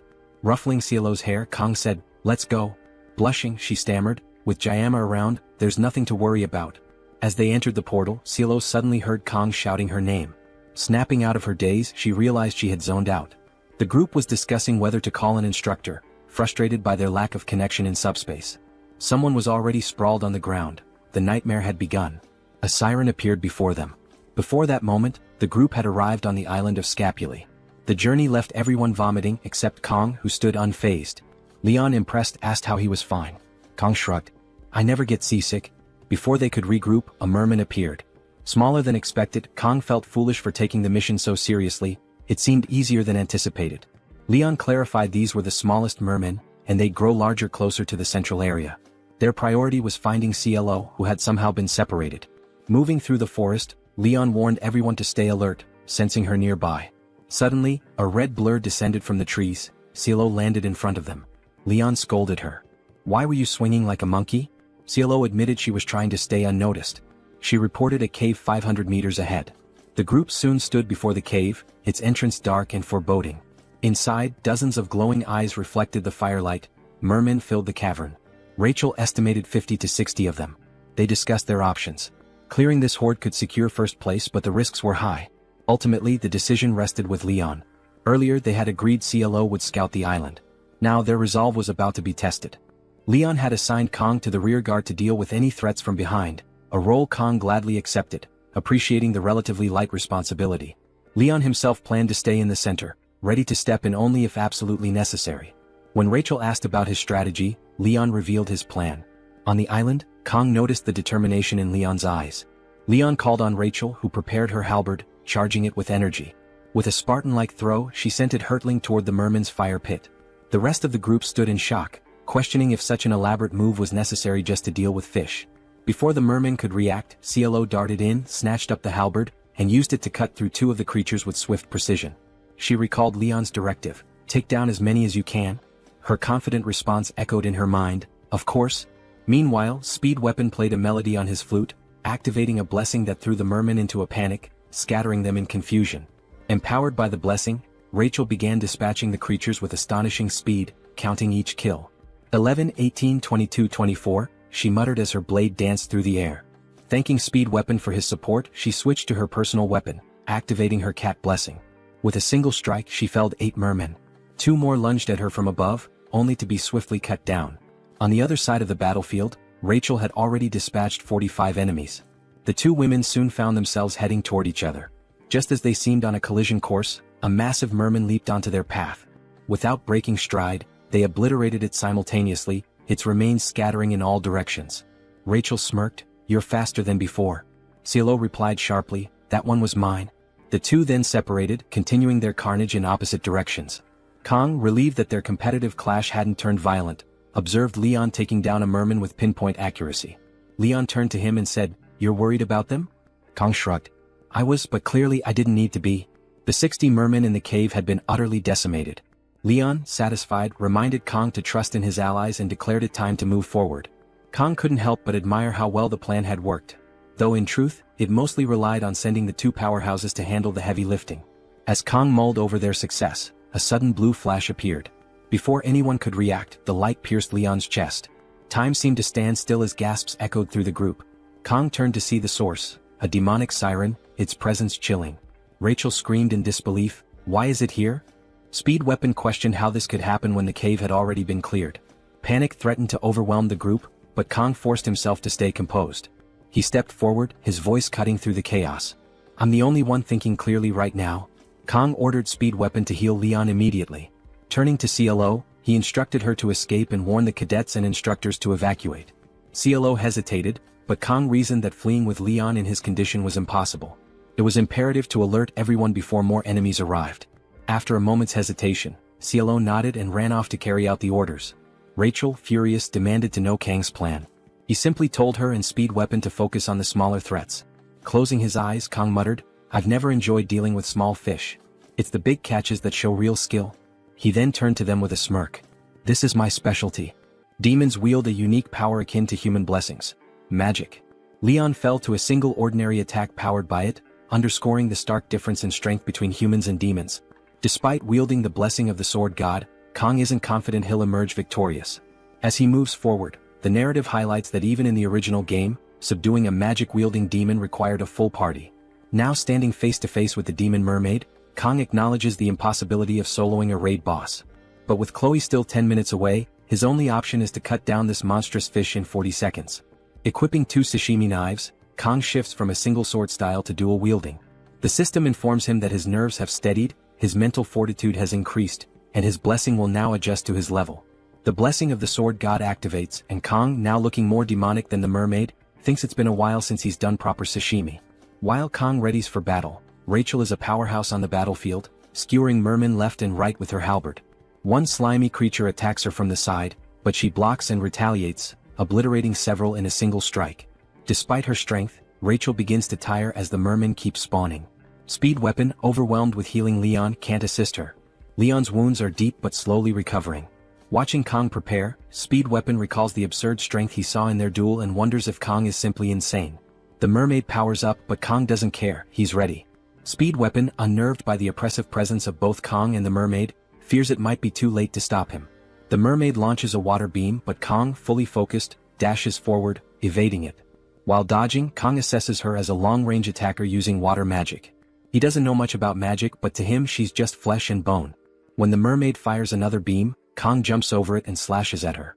She uses her water magic to distort the attack, making it feel as though he's cutting through water. Attached to the pond, she readies a water drill aimed at Speed Weapon. Just as she's about to strike, Kong slashes off one of her fins. The cut is too shallow and she retreats into the water before he can follow up. Kong recognizes the difficulty of predicting her movements and wonders if she's targeting the injured on purpose. Speed Weapon calls out to him and Kong briefly checks on Leon, asking if they're holding up. Speed Weapon confirms they're fine, and Kong charges back into the fight, telling Leon he's counting on him. Speed Weapon, reflecting on Kang's words, recalls a past conversation about heroes sacrificing themselves for hope. While the academy is full of aspiring heroes, Speed Weapon hasn't seen anyone embodying those ideals, at least not in the Dragon class. Watching Kong fight, Speed Weapon realizes that Kong might be the hero he's been searching for, even if Kong himself rejects the title. The mermaid summons glowing piranha-like creatures and launches them at Kong. With impressive agility, he dodges and spins through the attack, noting that these magic fish are slower than the water beam. The fight intensifies as Kong continues his relentless assault. The magic fish missiles begin tracking Kang's movements, adapting to his evasive maneuvers. The mermaid, clever and cunning, hurls a massive stone at him, aiming to trap him between the homing fish and the rock. But Kong, ever resourceful, slices the stone into blocks midair and avoids the attack entirely. As the battle progresses, Kang's movements become sharper and faster. He effortlessly dodges the homing fish, frustrating the mermaid, who grows more annoyed with each passing moment. In retaliation, she launches even more fish his way and swiftly moves to target Speed Weapon. Rachel yells a warning, snapping Speed Weapon's attention to the mermaid's true intentions. It's clear now, she's been aiming for the healer all along. In a game, taking out the healer first is a solid strategy, but it seems her ultimate target is Leon, the supposed hero. Speed Weapon, bracing for the worst, is sure his end is near. However, Kong, still dodging the fish, manages to slash the mermaid's arm. It's another shallow cut, and Kong chastises himself for not dealing a more decisive blow. Furious at losing her arm, the mermaid channels her anger into the severed limb, powering it up. It slams into the ground, unleashing a devastating beam of light that tears through the side of the cave. The homing fish trailing Kong collide with the mermaid, erupting on impact. Meanwhile, outside the cave, a blue-haired student and their alluring instructor notice the power beam. The student remarks on the flash of light and the roaring sound that followed. Rain begins to fall, and the instructor, smiling cryptically, suggests they move quickly and evacuate the wounded. Though she attributes the phenomena to lightning and thunder, her demeanor is suspicious. Back in the cave, the beam attack has caused cracks and a massive opening. The retreating mermen are in disarray, searching for their queen. Rachel notices the shift in their behavior while Kong, annoyed, reflects on his failed attempts to land a fatal blow. He suspects the mermaid is buried under the debris but doubts she's dead.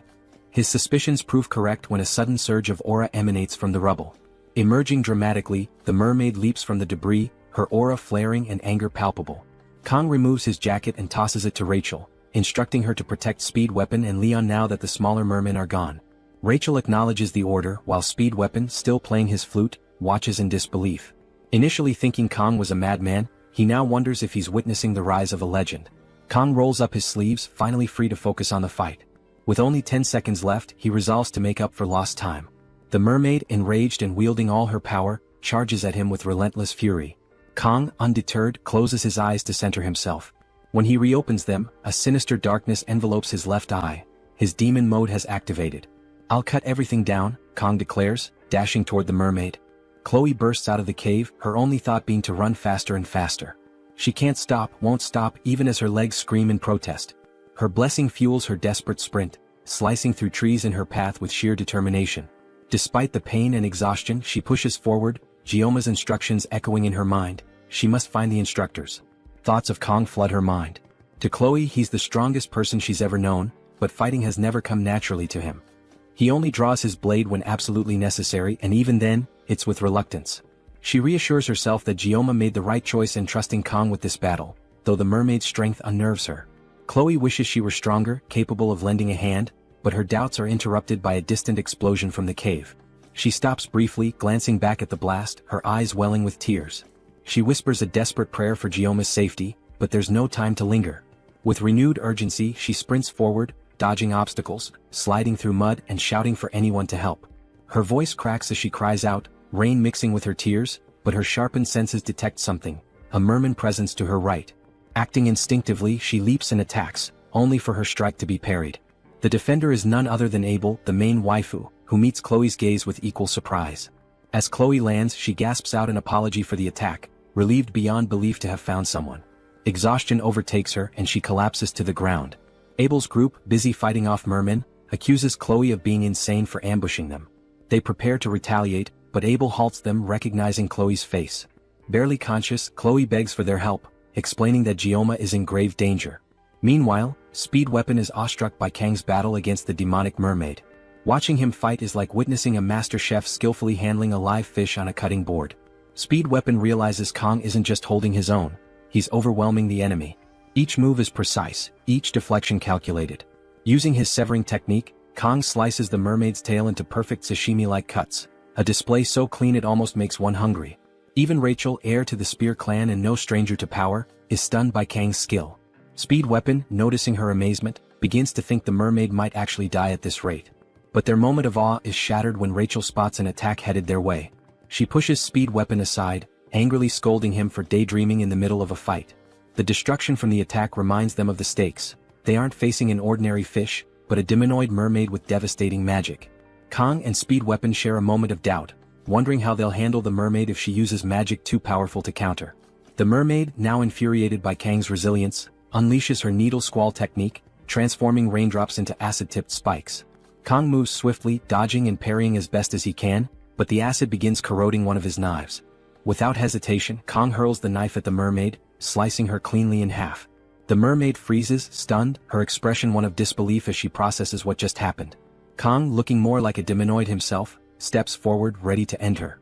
But before he can land the finishing blow, the mermaid summons a grotesque tower of mashed mermen from the pond, using it as a shield. Kang's slash lands, but instead of striking her, it cuts through the writhing mass of mermen. He stares in shock as the mermaid, still alive, screams in rage and pain.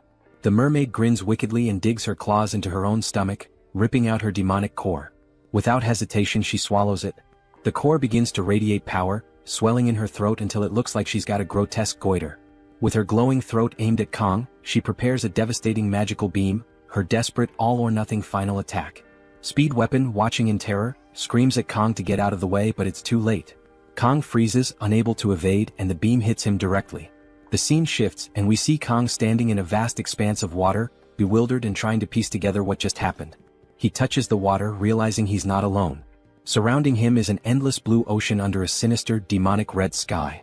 A voice calls out, "It's the system." The system begins to explain something, but Kang cuts it off, declaring, "I already know." Suddenly we're back in the fight. Instead of dodging the mermaid's magical beam, Kang had spun his knife midair, catching it in a reverse grip. With rain pouring in chaotic sheets and death bearing down on him, Kang had calmly severed not just the mermaid, but her magic too. This is the truth of his blessing. Whether it's magic, tangible or intangible, if Kang slices it, it gets cut. The rain pours relentlessly, drenching the battlefield. Kang stands over the lifeless body of the demonic mermaid, his knife and her corpse drenched in blood and rain. The mermaid's twisted, wrinkled form lies motionless, her head at an unnatural angle. Kang looks absolutely monstrous, his expression cold as he gazes down at her. A faint bubbling noise emerges from her body, and Rachel and Wet Pen exchange worried glances.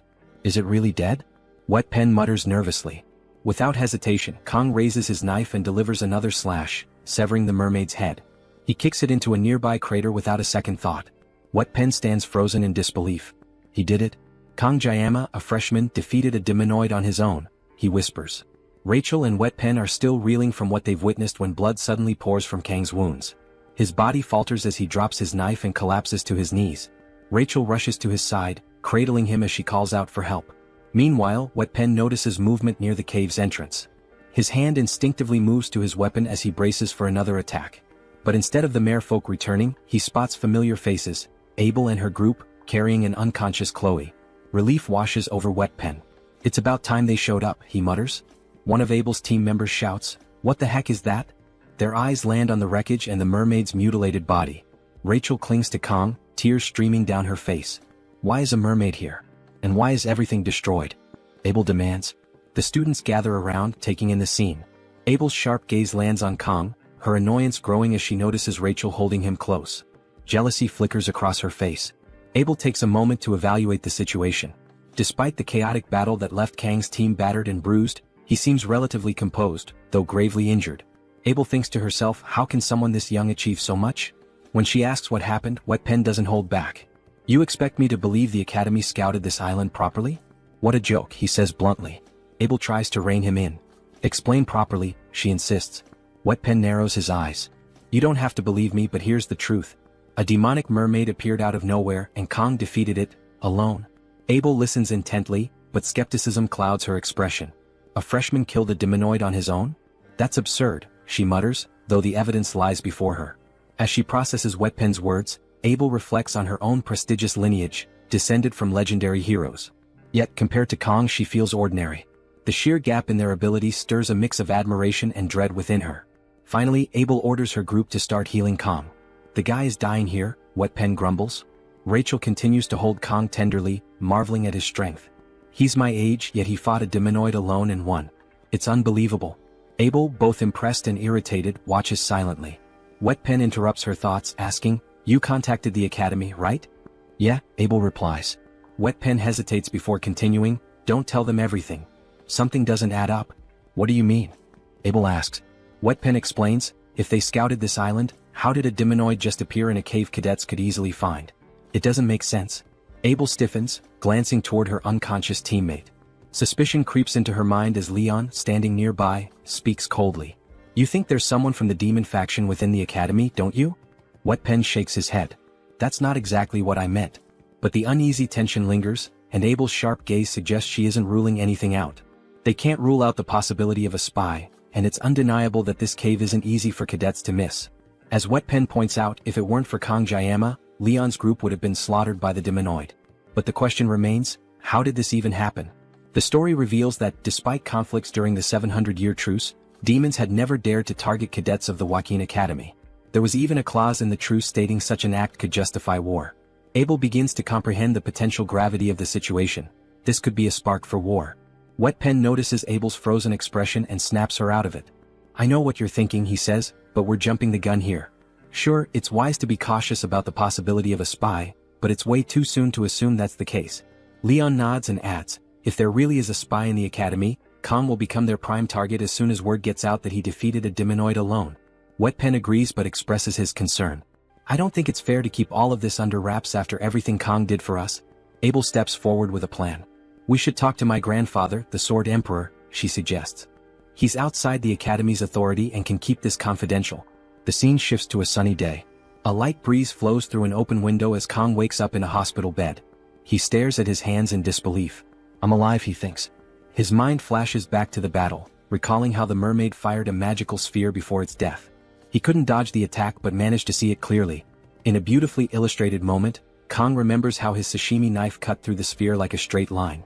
It felt as though the magic itself had a thread he could sever. When he slashed, the magic split in two before bursting. The sensation was unlike anything he'd experienced before, almost as if he had sliced through water itself. Sitting up, Kong wonders about that feeling. After activating the sword god's blessing, he felt things he can't quite describe. As he contemplates the blessing, he opens his stats window. He notices his mental fortitude has increased by 1 point. Reflecting on how he didn't feel fear facing the mermaid, he attributes it to this stat boost. His assimilation rate has also risen from 6.8% to 7.2%, and one of the conditions for something has been met. The next will unlock at 15%. Kong speculates that cutting the mermaid's magic might have triggered the increase. While lost in thought, an ominous figure enters the room. It's the principal, Media. She rushes to Kong, crying and throwing herself at him. Her large chest smothers him as she hugs him tightly. I was so worried something terrible had happened to you, she exclaims. I swear I was ready to deal with every one of those damn instructors who explored that area. Kong, flustered, tries to push her back. Principal, please stop. Media laughs and apologizes, claiming she's just relieved he's awake. Suddenly, she remembers something and begins searching through her magical purse. Where is it? I know I put it near the top, she mutters. Is that a dimensional pocket? Kong asks. Finally, Media finds what she was looking for. Pulling out an elegant sword, she presents it to Kang. "Here it is. Your midterm reward," she says, showing off her thick thighs as she hands him the blade. "This is the Mori-same." Kang examines his new sword. It's level 25 and scales more with strength. Its name, which means rain shower, reflects its edge, said to glisten like dew. Media hopes Kang likes it and apologizes for giving it to him informally. He should have received it officially. Just then someone calls for her from outside. Annoyed, Media turns, showing her irritation, and her curves. She yells at the old geezer, telling him to hurry up and come in. It's Zeke who retorts that she shouldn't call him that. Standing next to him, Media rolls her eyes and asks if he thinks she's acting too young. Kang, observing the scene, feels a strange sense of déjà vu. Kang asks why both Media and the Sword Emperor are there. Media apologetically explains they've heard everything from his teammates. On behalf of the Joaquin Academy, she bows her head deeply, with Zeke following suit, asking for Kang's forgiveness. Kang is stunned. He never imagined the principal herself would apologize. Media, still bowing, expresses her shame that the Academy is to blame for everything that happened during the midterms. She vows on her honor as director to uncover the truth. Zeke thanks Kang for saving the cadets. Kang, unsure of how to respond, humbly says he only did what he could. Media smiles but turns serious again, emphasizing that they need to keep the incident under wraps until the full truth is revealed. She admits, as the Academy's director, it's shameful to say this, but the mastermind behind the incident is within the Academy. Media then lightens the mood, telling Kang he should act more like a teenager and throw a tantrum sometimes instead of being so mature. Kang, slightly amused, stays quiet. After the conversation, Media and Zeke prepare to leave but pause by the door. Media reminisces about the day she and Zeke first met. "You were lying on that bench after enrolling," she recalls with a chuckle. "I told you to shove it and you drew your sword without a word. What was it you said? Something like, 'Don't order me around'? Typical 8th grader syndrome." Zeke doesn't remember any of it. Media sighs, stating it feels like just yesterday, even though she's been at the Academy for 60 years. Reflecting on the Academy's ancient history, she marvels at how small her time there feels compared to its legacy. Zeke, deep in thought, agrees. Despite the occasional major or minor incidents, the Academy has nurtured and protected cadets for 700 years. Media, now surging with green aura, becomes furious. The glass around them shatters as she creates a protective barrier for herself and Zeke. Angrily, Media recalls that before the midterms she had received reports that the instructors had completed multiple surveys of Scapula Island. Even though mermaid sightings were rare, every precaution was taken. Yet things still went horribly wrong. Zeke places a calming hand on Media, pulling her out of her anger. Apologizing for losing control, Media shifts back to her more relaxed self, praising Kang for his incredible feat of defeating the mermaid alone. Zeke acknowledges Kang's extraordinary talent. Reflecting on the countless so-called geniuses who burned out, Zeke admits that Kang is different. If anyone deserves the title, it's Kang, whose potential seems limitless. Zeke wonders just how far Kang might go, questioning if he could reach the pinnacle Zeke once dreamed of. As they leave, Zeke seriously advises Media to stay at the Academy for now. Media smiles at him and asks if he's not going to help her clean up. Zeke, clearly confused, doesn't remember agreeing to anything like that, to which Media teasingly asks if he's gone senile. Zeke simply responds, "I don't remember." The scene shifts back to the Wolf class where Kang is now back in class. He reflects that the fact he severed the demonoid's head on Scapuli Island seems to have been kept quiet, likely due to the headmaster's instructions. Although it feels a bit awkward to say, he wonders if his classmates are so carefree because of his role in stopping the mermaid. Kang tells us that after his discharge, the first thing he did was visit the school's forge to reshape and enhance his new sword. He muses that his school never had a forge. Did anyone else's? Honestly, to Kang, the sword was just a metal rod, given the sword god's blessing, so reforging it was a necessity. The blacksmith, Volander, was full of enthusiasm, especially with it being the 700th anniversary event. Volander didn't charge him anything, instead telling him to come back in a week. Kang feels lucky, hoping for a successful enhancement. Just then, someone calls his name and Kang turns around to see Chloe, now using crutches because of her injured foot. She can't believe Kang has been discharged and asks how he's feeling. Kang asks how she's doing and Chloe smiles, showing her bandaged leg. She explains that her injury happened thanks to Speed, or whatever his name was, and the doctor said she should be able to walk without crutches in a week. Confidently, she adds that as an auditor she'll recover even faster. Apologizing for getting a bit too excited, she smiles at Kang, who's glad to see she's doing better. He then asks if anything unusual has been happening, to which Chloe tells him she's heard that Director Media and some elders have been at odds. Kang thinks about how, although it's true that he alone defeated the mermaid, it wasn't solely his effort. Everyone had a part to play: Chloe's rescue call, Rachel clearing the merman, Wetman's healing and blessings, and Leon, who did absolutely nothing. Kang wonders how Leon could possibly defeat the Demon King if he was so passive. He considers that maybe it's because Leon got injured first. Suddenly, their instructor enters the class and orders the students to stop what they're doing. He tells them to quiet down and sit, as there are a few announcements before the training assembly. The instructor then informs the class that for the time being, someone will be co-instructing with him, and he introduces them. The whole class wonders who it could be, only to be shocked when the Sword Emperor Zeke walks in. Dressed to impress and looking serious, Zeke walks in front of the class. The students are in awe, and even the instructor bows to him. Zeke, with his glowing eyes, focuses intently on the students, while Kong, now worried, thinks, "What is this old geezer doing here?" The scene shifts to what appears to be an abandoned house, where an old man is being beaten. He tries to apologize but is struck across the face by the sexy pink-haired instructor, who was clearly behind the mermaid attack. The old man is truly sorry and apologizes to Instructor Kim, but she mutters something in demon tongue, her demonic aura radiating as she looks at him. She coldly states, "The 5th Corps commander is enraged." Instructor Kim, holding a worm or perhaps a candy worm, asks the guy she's beating why he didn't cooperate when he had the chance. With a seductive look, she eats the candy worm and comments that he really has a knack for annoying people. The guy attempts to apologize again, but she slaps him across the face. Sucking on the candy worm, she tells him to repeat himself. Annoyed, she mumbles that this is becoming too much. The guy, bleeding, mumbles an apology and Kim kicks him, saying he still isn't taking her seriously. He curses her, calling her a mere instructor and questioning how she dares hurt him. Kim is irritated, disgusted by the blood on her shoes. Cleaning them off, she remarks that it's ridiculous a mermaid was taken down by a group of first-year students, but looking at the new students this year, she wouldn't be surprised if they could do anything. The guy then tries to explain that the mermaid was defeated by just one cadet. Kim asks if it was Leon, but the guy shakes his head.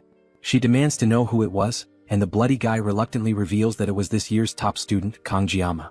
Kim recalls Jiama, realizing he's the special admission student. Holding and burning the candy wrapper, she understands the situation and finds it exciting. As the wrapper disintegrates, she enters her seductive demon mode. The scene shifts to cadets running and counting after their instructor, signaling the start of training. The instructor yells at them to shout louder since he can't hear them. All the students are running and counting, but one student is sitting on a bench. Chloe, the injured cadet, cheering on the others. Kong looks at her and smiles, feeling jealous. From behind, someone yells at him to pick up the pace. It's the old Sword Emperor Zeke in a tracksuit. He asks Kong if he's still injured from the midterms, and Kong responds that he's fine now. Zeke wonders why the old man is running alongside him, thinking about Zeke's identity. Zeke is a descendant of the first Sword Saint and the right hand of Baylor Wakeen, the Sword Saint Aaron Nebulum. Kong knows that Zeke would later become one of the greatest forces in humanity's coming war, and also Leon's swordsmanship master during the Second Demon War. Kong wonders why Zeke is here now and just wants him to go back to Leon, as the main story is falling apart. Despite his annoyance, he's impressed by how fast Zeke is, realizing that this old man is faster than he is. Kong remembers from the game wiki that Leon never actually received the Sword Saint title, which was a major issue in the game community. He wonders if it matters since Leon could still inherit it, but it still feels uncomfortable. Other students are impressed with Kong and Zeke, with Kong noting that Zeke's speed seems almost poster-worthy, like master and pupil running together. Zeke states that the foundation of any warrior is physical strength and endurance. No matter how talented someone is, it's useless without the body to support it. Conditioning is key to growth.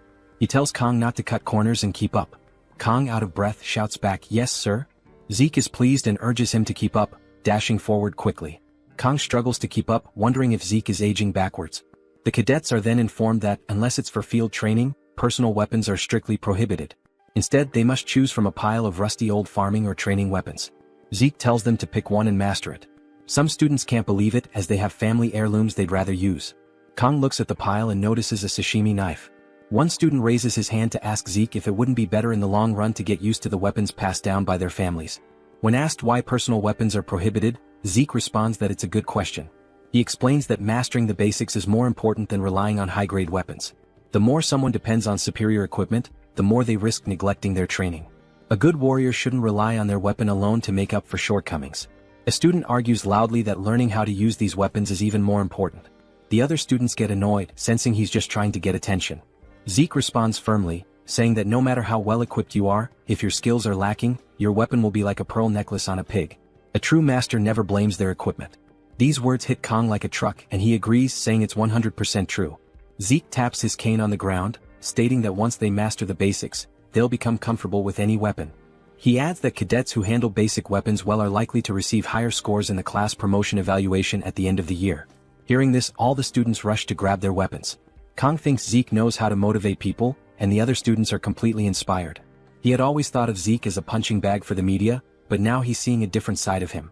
Kong notices the sashimi knife among the fallen weapons and knew this would happen. Quickly he grabs it. Zeke immediately locks eyes with him and Kong senses something is up. Zeke tells the students that today, they only need to get accustomed to their weapons. He announces a one-on-one sparring session for training. Some students worry they might get hurt without the subspace, but Zeke reassures them. They enrolled in this academy to become warriors worthy of carrying on the legacy of their ancestors. A warrior can only truly grow through combat and the risk of being defeated. However, if they fight recklessly, they might accidentally harm or kill each other. Therefore, before pairing off, Zeke will demonstrate proper sparring. The students are excited to see Zeke's skills as they've only ever watched him on YouTube. The instructor yells for them to quiet down, reminding them that no talking is allowed during lessons. Even the instructor is trembling, thinking that this is the biggest crisis of his life. He fears facing the Sword Emperor even in a demonstration. He apologizes to his mother, fearing this is the end for him. As he stands there, Zeke stops him and calls out Kong. Everyone moves aside as the two lock eyes, and Zeke orders Kong to come forward. The situation unfolds with the Sword Master, standing tall and serious, calling Kong Jayama to step forward. The background students are amazed, whispering among themselves about how sharp Zeke's sword looks and how intense his demeanor is. More importantly, they are buzzing with excitement because they will be witnessing a demonstration from the Sword Emperor himself. However, the students have no idea who this Jayama person is, and the fact that Zeke personally called him out makes them even more curious. Kong Jayama can hear all the chatter around him, but he keeps his focus. Zeke addresses him directly, asking if Jayama's bones have healed completely. A little hesitant, Jayama replies that he is fine now. Hearing this, Zeke gives a curt nod, takes a fighting stance and instructs Jayama to pick up his sword. Now the two stand face to face, creating a tense atmosphere. Kong Jayama feels a wave of unease. He wonders to himself if this is really just a sparring match. He acknowledges that while his body might be in perfect condition after a long rest, his opponent is none other than the Sword Emperor. If the two of them cross swords, it's clear that things won't end easily. Someone might lose a hand, or, if fate is cruel, a head might even roll. Jayama ponders whether this overwhelming situation could be the influence of divine power. His instincts scream for a fight, but this feels entirely different from what he's used to. When he considers the disparity between himself and the Sword Emperor, he realizes just how much weaker he is. Weighing the consequences, he speaks up and asks Zeke to lower his sword. The background students begin to mock Jayama. Some laugh, saying they knew he would say something like that. Others sneer, calling him a coward. Yet, Kong Jayama pays no attention to their ridicule and stands firm. Zeke, however, doesn't take this lightly. His expression darkens as he demands to know if Jayama has any pride as a swordsman. Zeke questions how long Jayama thinks he can live while suppressing his power.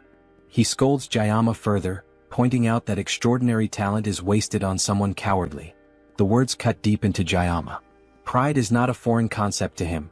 It's something he has carried in his heart ever since he earned the title of the greatest swordsman in his homeland. It's a title he gained alongside those who had been his rivals and his motivation.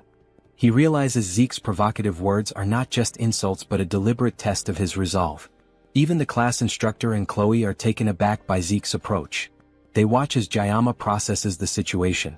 Jayama understands that if he falls for Zeke's provocation, he might regret it for the rest of his life.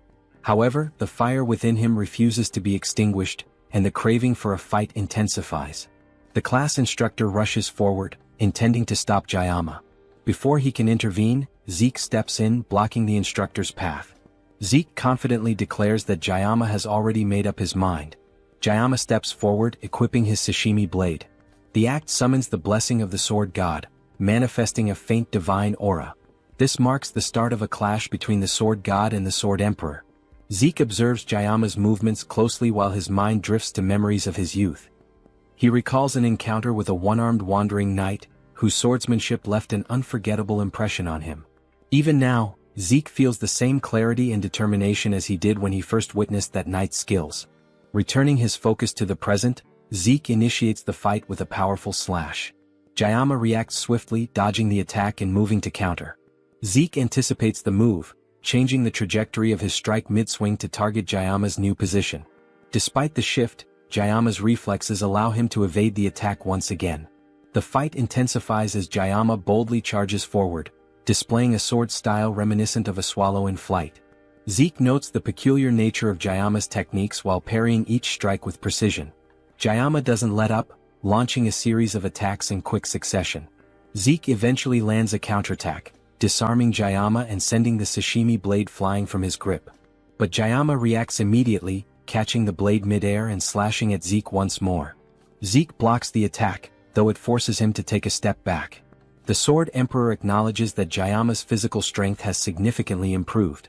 Deciding to end the fight decisively, Zeke unleashes his full power, summoning a blue demon-like aura that radiates throughout the room. The students around exchanged uncertain glances, their faces filled with confusion.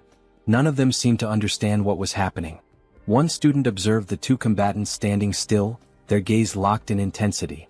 He questioned quietly why there was no movement, no action. Another student muttered his frustration aloud, questioning why the Sword Emperor wasn't taking the opportunity to humiliate Kong Jayama with a clear and decisive lesson. The murmurs spread among the rest, who eagerly anticipated a crushing victory for Zeke. Their expectations for an overwhelming triumph grew with each passing second. Amid the chaos of speculation, the instructor remained silent but attentive. His expression betrayed an understanding of the situation that others had failed to grasp. The instructor had already deduced the truth. He recognized that the confrontation was not unfolding in the physical realm but in a far more dangerous place, the mental realm. He recalled Zeke's prior words, explaining that there would be no real crossing of swords. This battle would be fought in an entirely different arena, one where only those with exceptional mastery could enter. Zeke stood amidst the confrontation, his gaze sharp as he observed Jayama.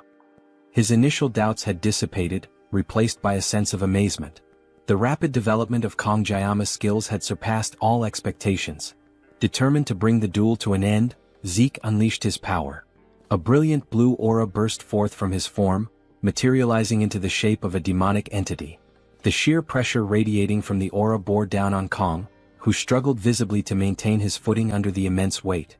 The intensity of the aura rippled outward, penetrating even beyond the confines of the mental realm. Those watching from the physical world felt its presence, their faces marked with disbelief. None could comprehend the magnitude of what they were witnessing. Without warning, the mental realm shattered. The boundaries of the ethereal plane dissolved as the two combatants returned to reality, standing face to face. The instructor's expression changed instantly, his calm composure replaced by alarm. The situation was spiraling beyond his control. Realizing the danger, the instructor moved in haste to intervene. However, before he could act, both Zeke and Kong launched forward with unrelenting speed. Their strikes were set to collide, the air charged with the promise of an unstoppable clash. Before their blades meet, a massive surge of energy disrupts the battle. The ground trembles as media poison arrives, her fury palpable. Her veins bulge with anger and her glasses fly off her face. She shouts at Zeke, demanding to know what he's doing to his student. "Have you completely lost your mind?"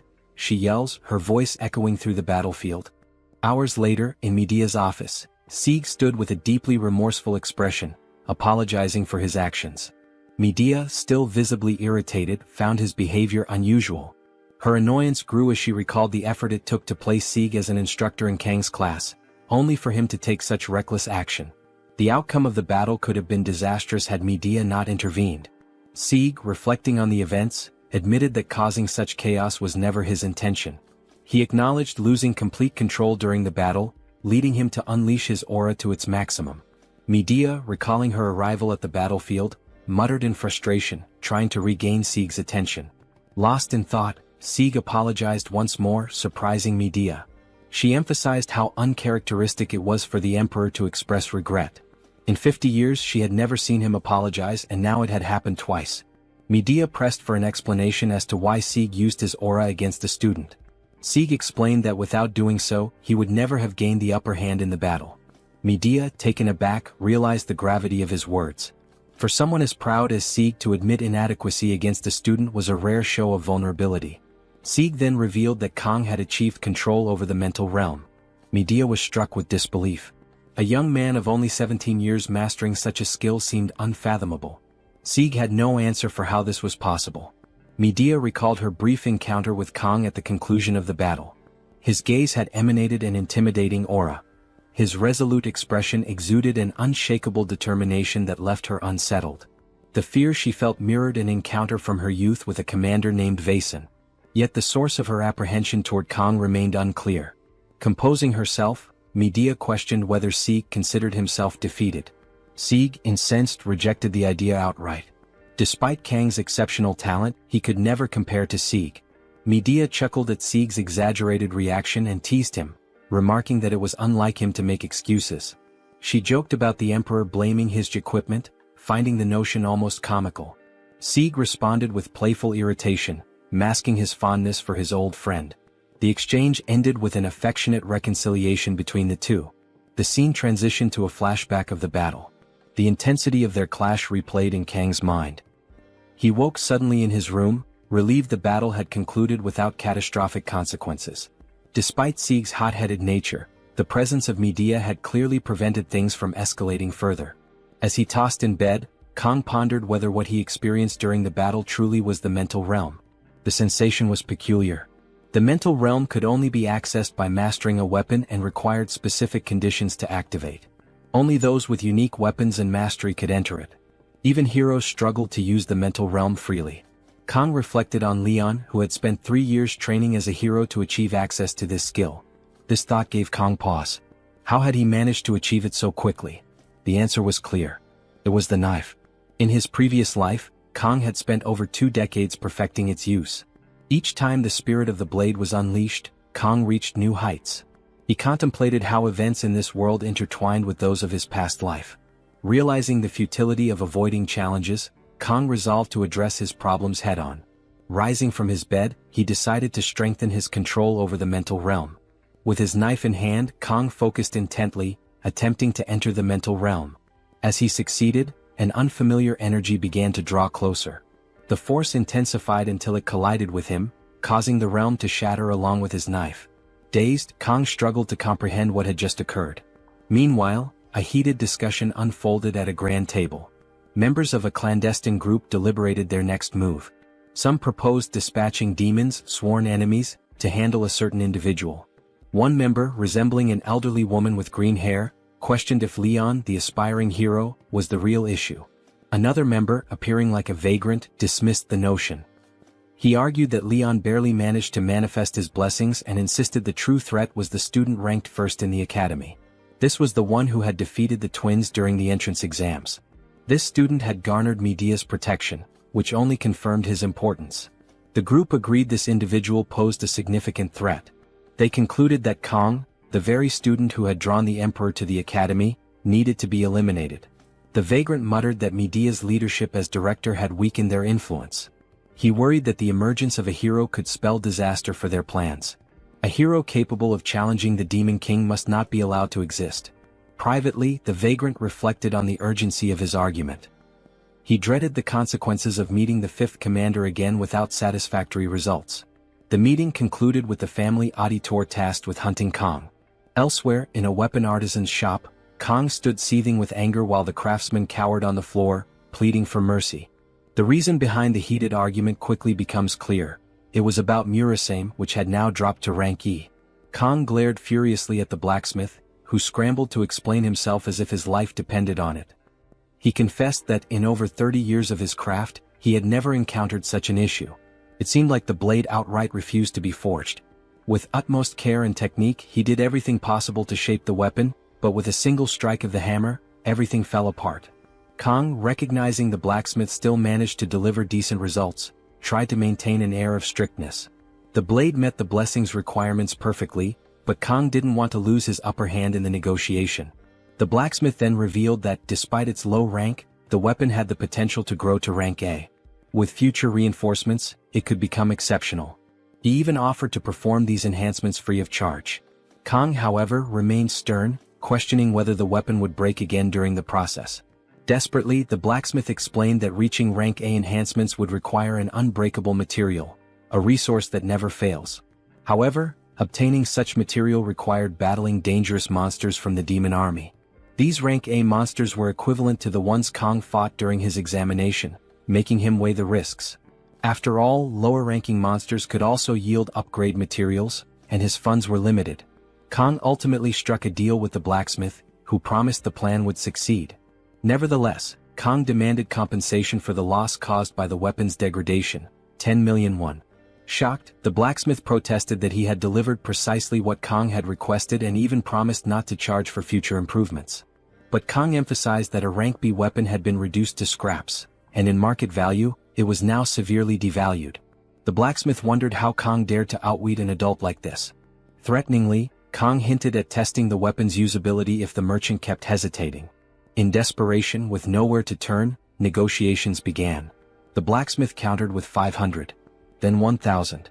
Finally, they settled on 800, acknowledging that even scraps of a rank B weapon held significant market value.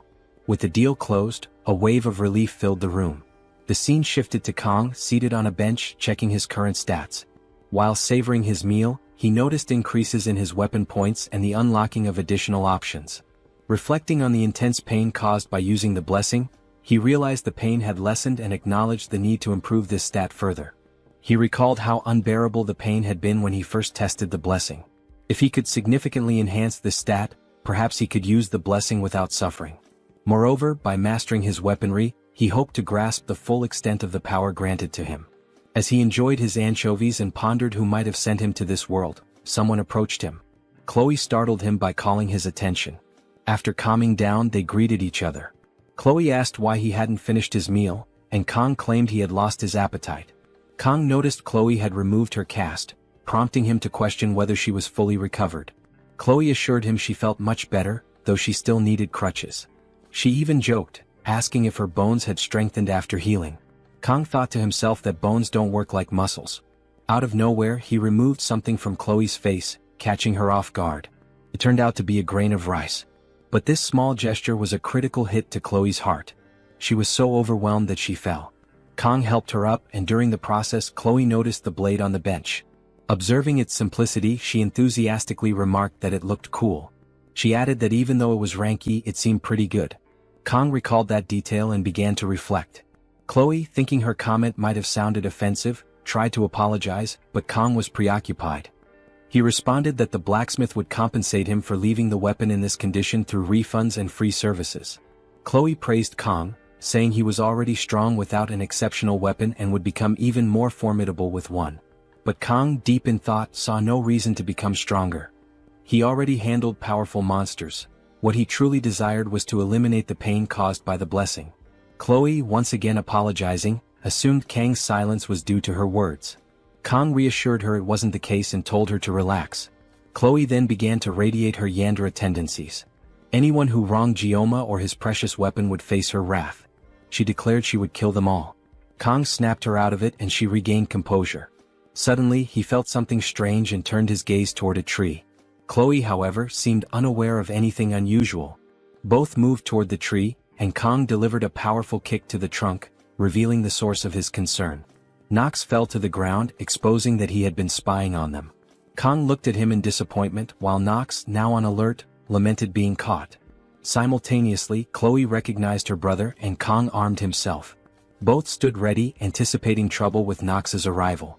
Kang observed that Nox's behavior lacked any intent to fight and demanded to know the reason behind his actions. After a brief silence, Kang reminded Nox of the consequences he faced if he reappeared. Nox admitted his intentions were different this time. Kang insisted on knowing what it was about. Nox revealed that he could have informed Chloe, who would, in turn, tell Gioma, but he chose to deliver the message personally. It was a matter directly concerning Gioma. The Academy elders wanted to get rid of him. Kang acknowledged the existence of this organization and was shocked they were targeting him. Chloe asked why Nox had come for this. Nox pointed out that she had been away for so long and lost her privileges. Alerted, Chloe demanded Gioma stay behind her for protection, but neither Kang nor Nox felt it was necessary. Nox joked that she was still as feisty as ever. To conclude, Nox stated he had no interest in Kang's actions but found the elder's obsession peculiar. He added that it wasn't just him but the entire auditor family that decided to delay the extermination request. This request had been made secretly without anyone at the Academy knowing. Eliminating a student was, above all, against the auditor principles. However, it was hard to ignore for long as the demand came from the elders. If pressured, they wouldn't have a choice. Nox also told Chloe she needed to know since in any case she was family.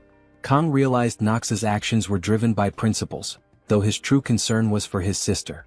As Nox bid farewell, Kang stopped him to ask about his final remark. Without hesitation, Nox said Chloe was happier in Kang's company. Not even he, as her brother, had ever seen her like this. This left both Kang and Chloe deeply moved. Nox concluded that Kang must not let her get hurt, leaving Kang stunned. Facing one another, Kang tried to discern the meaning behind Nox's words. His request for Kang to ensure he wouldn't allow her to get hurt puzzled Kang. Seeking clarity, Kang asked why Nox would make such a request, noting that the only time Chloe had been hurt, it hadn't been Kang's direct fault. Nox studied Kang for a moment, realizing he hadn't grasped the true intent behind the statement. This left Kang even more confused as he observed both Nox and Chloe, trying to piece together what he might have missed. Deciding to change the subject, Nox prepared to ask a question that seemed important to him. Looking at Kang, he asked how Kang had managed to become strong. The question shifted Kang's demeanor. Instead of answering directly, Kang replied with a question of his own. Could he truly be considered strong? The question led Kang into a moment of reflection. He thought about the concept of strength and the Emperor, whose immense power served as his standard. To Kang, true strength meant being capable of handling any threat, no matter the situation. By this measure, Kang saw himself as lacking. With his limitations, he could only act effectively for less than a minute each day. Despite his past accomplishments, he didn't see himself as truly strong.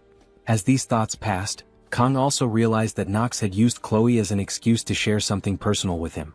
This made Kang wary, as he considered it risky to share anything too significant about himself with someone who might misuse the information. Redirecting his attention to Nox, Kang decided to turn the question back on him. Instead of explaining how he had become strong, Kang asked how Nox planned to grow stronger, adding that he lacked a sense of desperation.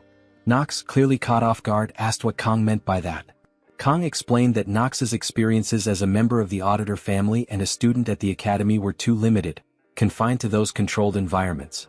If Nox wanted to grow stronger, he would need to push himself beyond them and face the challenges of the real world. With that, Kang turned and walked away, leaving Nox standing in confusion. His words lingered, unsettling Nox, while Kang questioned whether he had expressed himself correctly. Still, he believed there was truth in what he had said. Later, in the classroom, the instructor began a lecture about the many gods that ruled over creation. Despite the detailed discussion, Kang's mind wandered, preoccupied with the ongoing pursuit of the elders that loomed over him. The elders are direct descendants of 5 out of Baylor Hogan's 7 disciples, an elite group celebrated for their enormous influence not just within the academy's halls but across the entire world. Their legacy casts a long shadow, shaping history and power structures for generations. Kang recalls their notorious role in the game, where these elders earned infamy for constantly hindering the protagonist. Their actions, driven by a ruthless desire to preserve their own authority and status, earned them the grim moniker Corrupt Remnants among players. Yet, despite their notoriety, Kang cannot grasp why they seem to have turned their attention toward him. Seeking clarity, Kang begins listing the pivotal events he has been part of since arriving at the academy. He jots down the academy's rigorous admission exam, where he emerged victorious over the twins, showcasing his skill and resilience. Next, he notes the subspace training session, where his confrontation and triumph over Nox stood as a defining moment. Lastly, he recalls the midterm exams during which he saved Leon, an act of courage that further distinguished him. As he examines his notes, Kang is struck by the realization that his actions have been far from ordinary. Time and again he has found himself at the center of significant events, inadvertently attracting attention.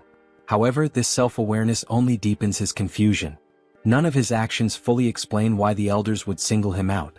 His thoughts drift to Scupley Island, replaying the events following his victory over the mermaid and his rescue of Leon. A troubling pattern begins to emerge. Kang comes to a chilling conclusion: the elders aren't truly after him. Their real target is Leon. Kang was simply an obstacle in their path, a nuisance they were forced to deal with. Despite efforts by the media to suppress the Scupley Island incident, Kang knows that news of his defeat of the mermaid must have reached the ears of the noble elite. This realization leads to an even more disturbing thought: the elders' actions suggest a sinister motive.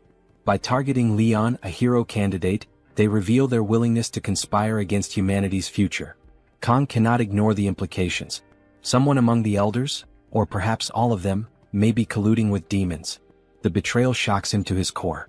For these elders, individuals entrusted with safeguarding humanity and guiding the academy, to prioritize their power over the survival of the world crosses every conceivable line. The fact that they would go so far as to try to eliminate Leon, a mere student, is beyond reprehensible. Kang's anger simmers.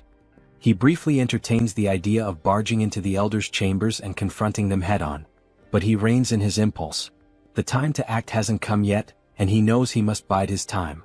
When the moment arrives, Kang resolves to ensure the elders face justice for their treachery. A sharp voice cuts through his thoughts as the teacher instructs the class to take notes. Kang blinks, realizing he has been distracted. Refocusing, he reminds himself of his immediate goal, acquiring a weapon enhancement. For this, he knows he will need to venture into a dungeon.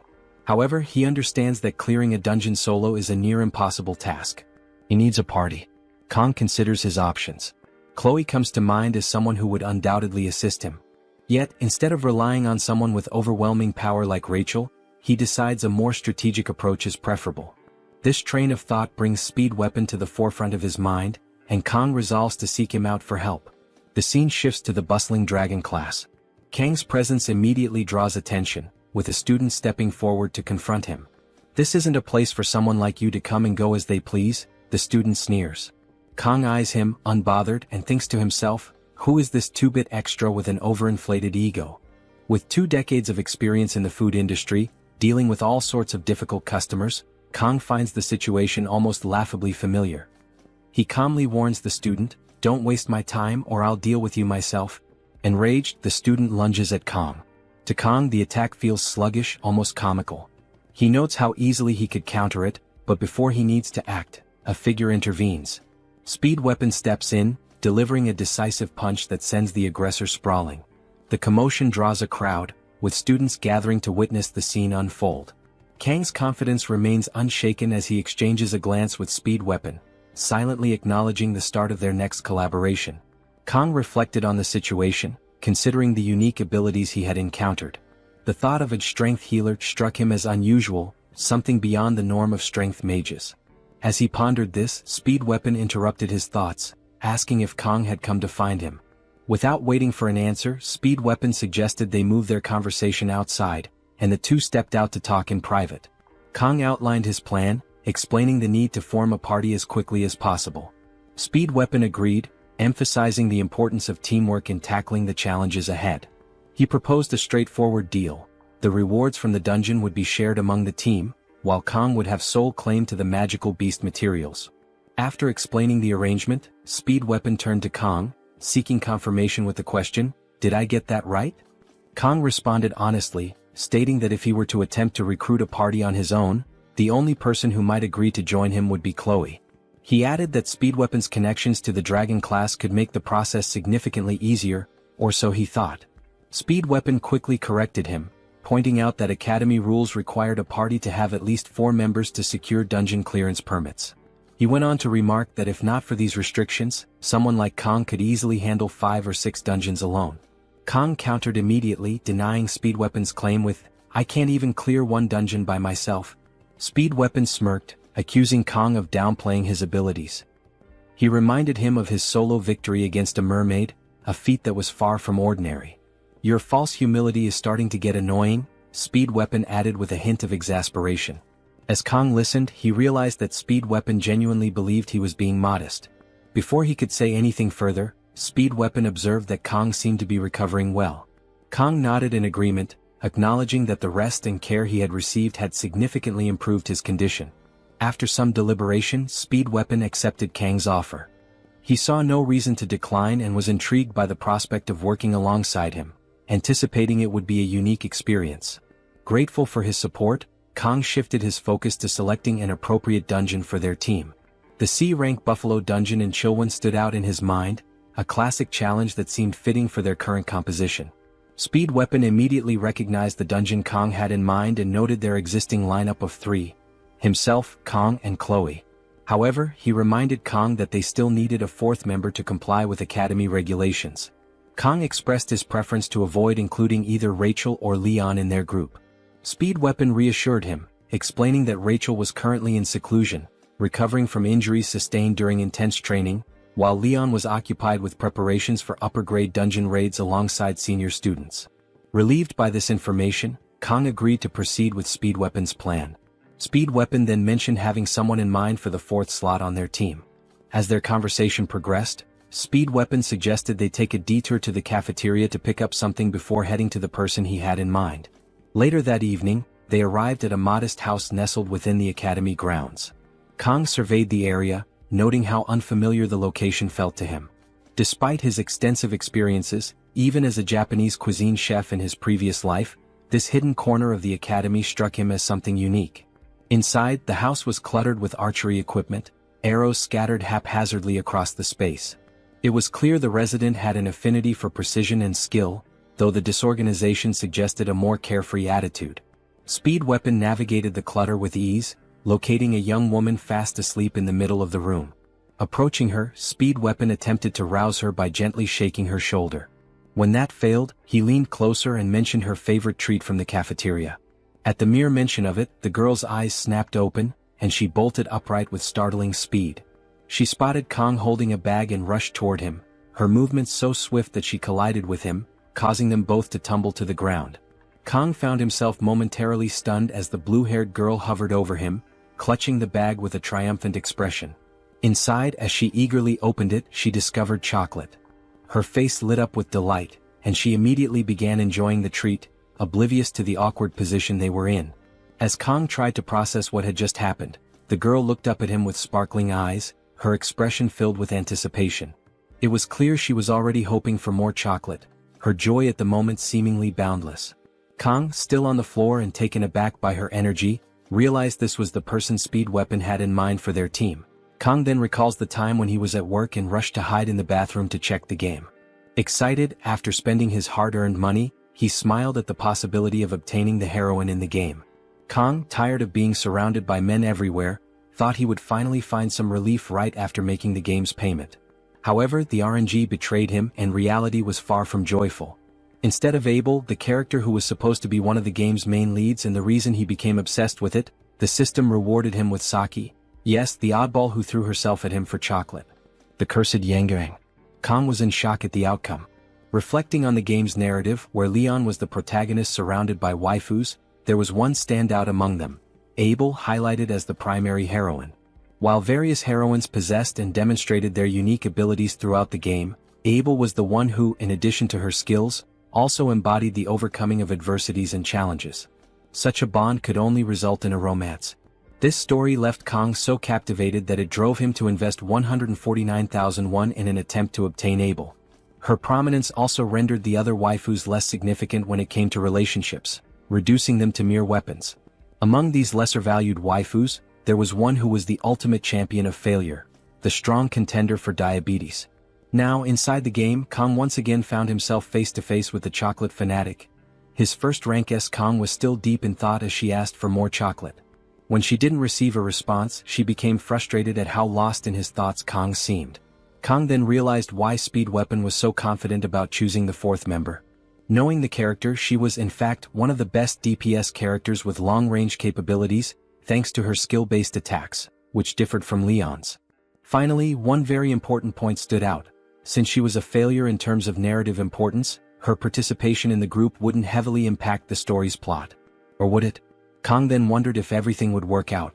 Shifting focus to the scene, the future diabetic approached Speed, asking why they had come to her house. He stuttered and she, impatient, demanded he spit it out.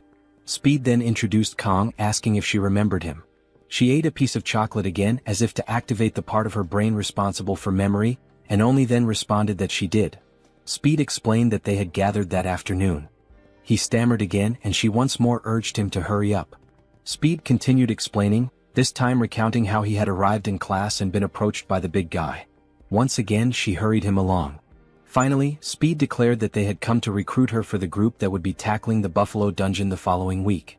Perplexed by Speed's absurd lack of clarity, Kang reflected on how fitting his nickname was. He explained a story at the same speed as a turtle. Speed continued detailing the mission, explaining there would be a division of spoils except for the horns. As soon as he finished, she shifted her gaze to Kang. It didn't take long before she began walking toward him with a determined look. She then asked if it was Kang who had fought him in training. Kang, hesitant, responded that it was. She observed him with a suspicious gaze. Meanwhile, Kang, apprehensive, waited for Saki's next move.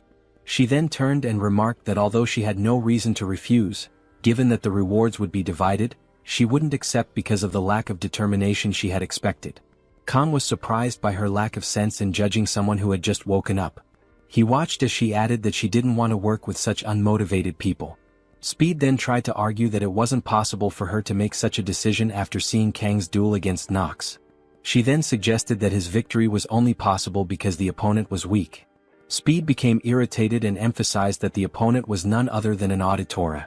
In his moment of heightened emotion, he almost let slip a situation that not everyone was supposed to know about from the island.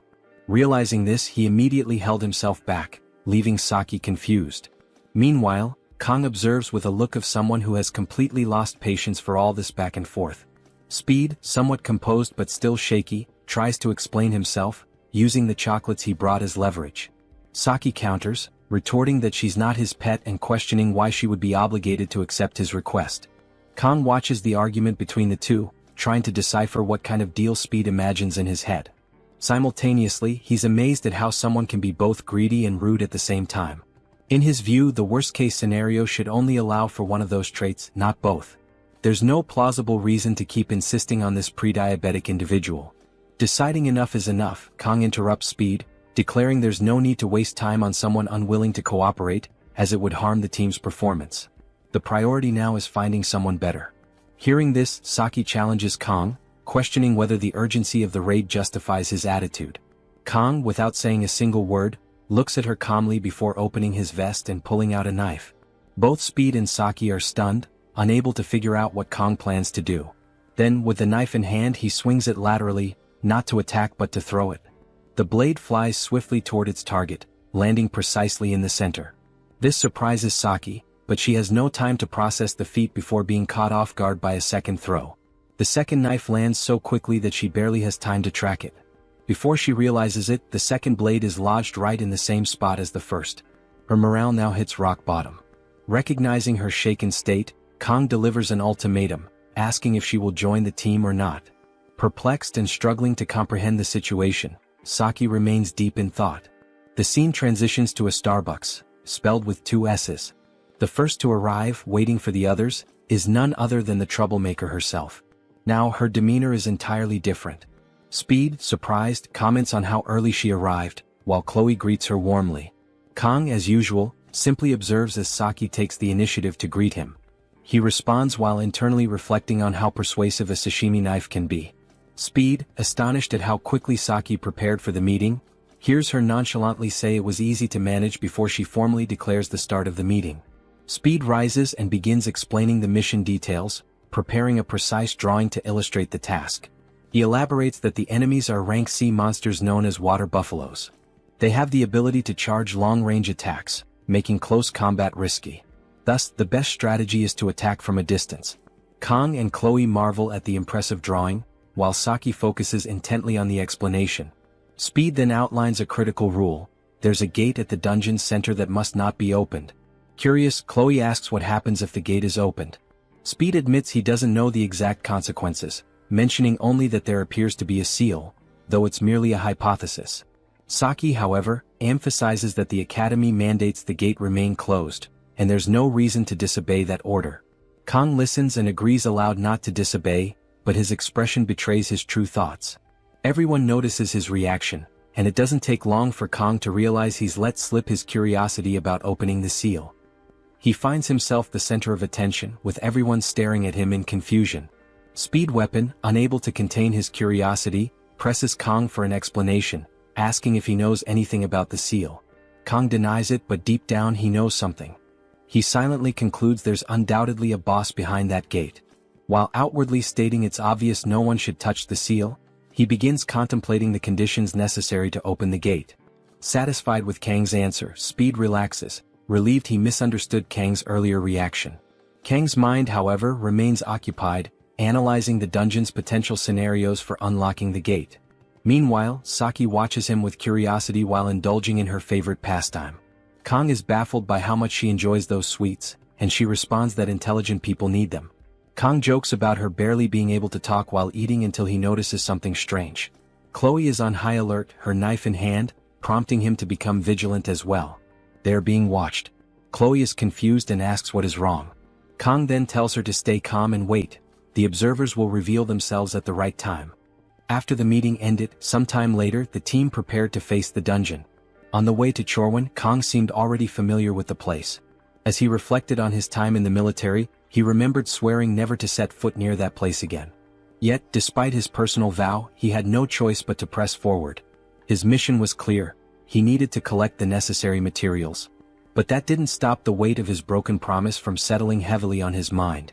Just as he was lost in these thoughts, the bus came to an abrupt stop, pulling him back into reality. A conversation began at the front of the vehicle. It was the local guards conducting their routine inspections.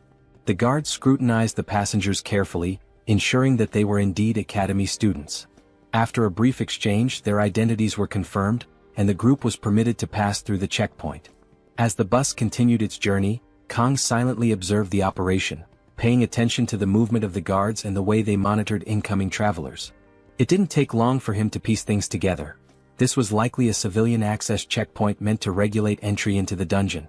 The security was strict, reinforcing his growing awareness that he and his team were being watched. And not just by these guards, Kang was all too aware of the watchful eyes of the elders, ever present, ever scrutinizing. His thoughts were interrupted by Speed Weapon, who approached and asked if he wanted to eat an egg. Caught off guard, Kang hesitated, and Speed quickly mentioned that it was a traditional practice in Korea.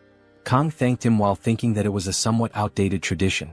Kang's observations about security and the surveillance on him made his interaction with Speed appear more cautious. Speed noticed this and reassured him that the dungeon was only rank C, so there was no need to worry. He assumed that was what troubled Kang. Kang didn't explain much and simply agreed with Speed Weapon's statement. Speed then decided to offer his egg to Saki, emphasizing how delicious it was. However, Saki refused.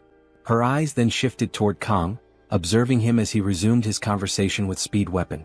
While Kang silently hoped he wouldn't be forced into action inside the dungeon, Speed was clearly looking forward to seeing him go all out again. Kang, sensing her gaze, glanced in her direction.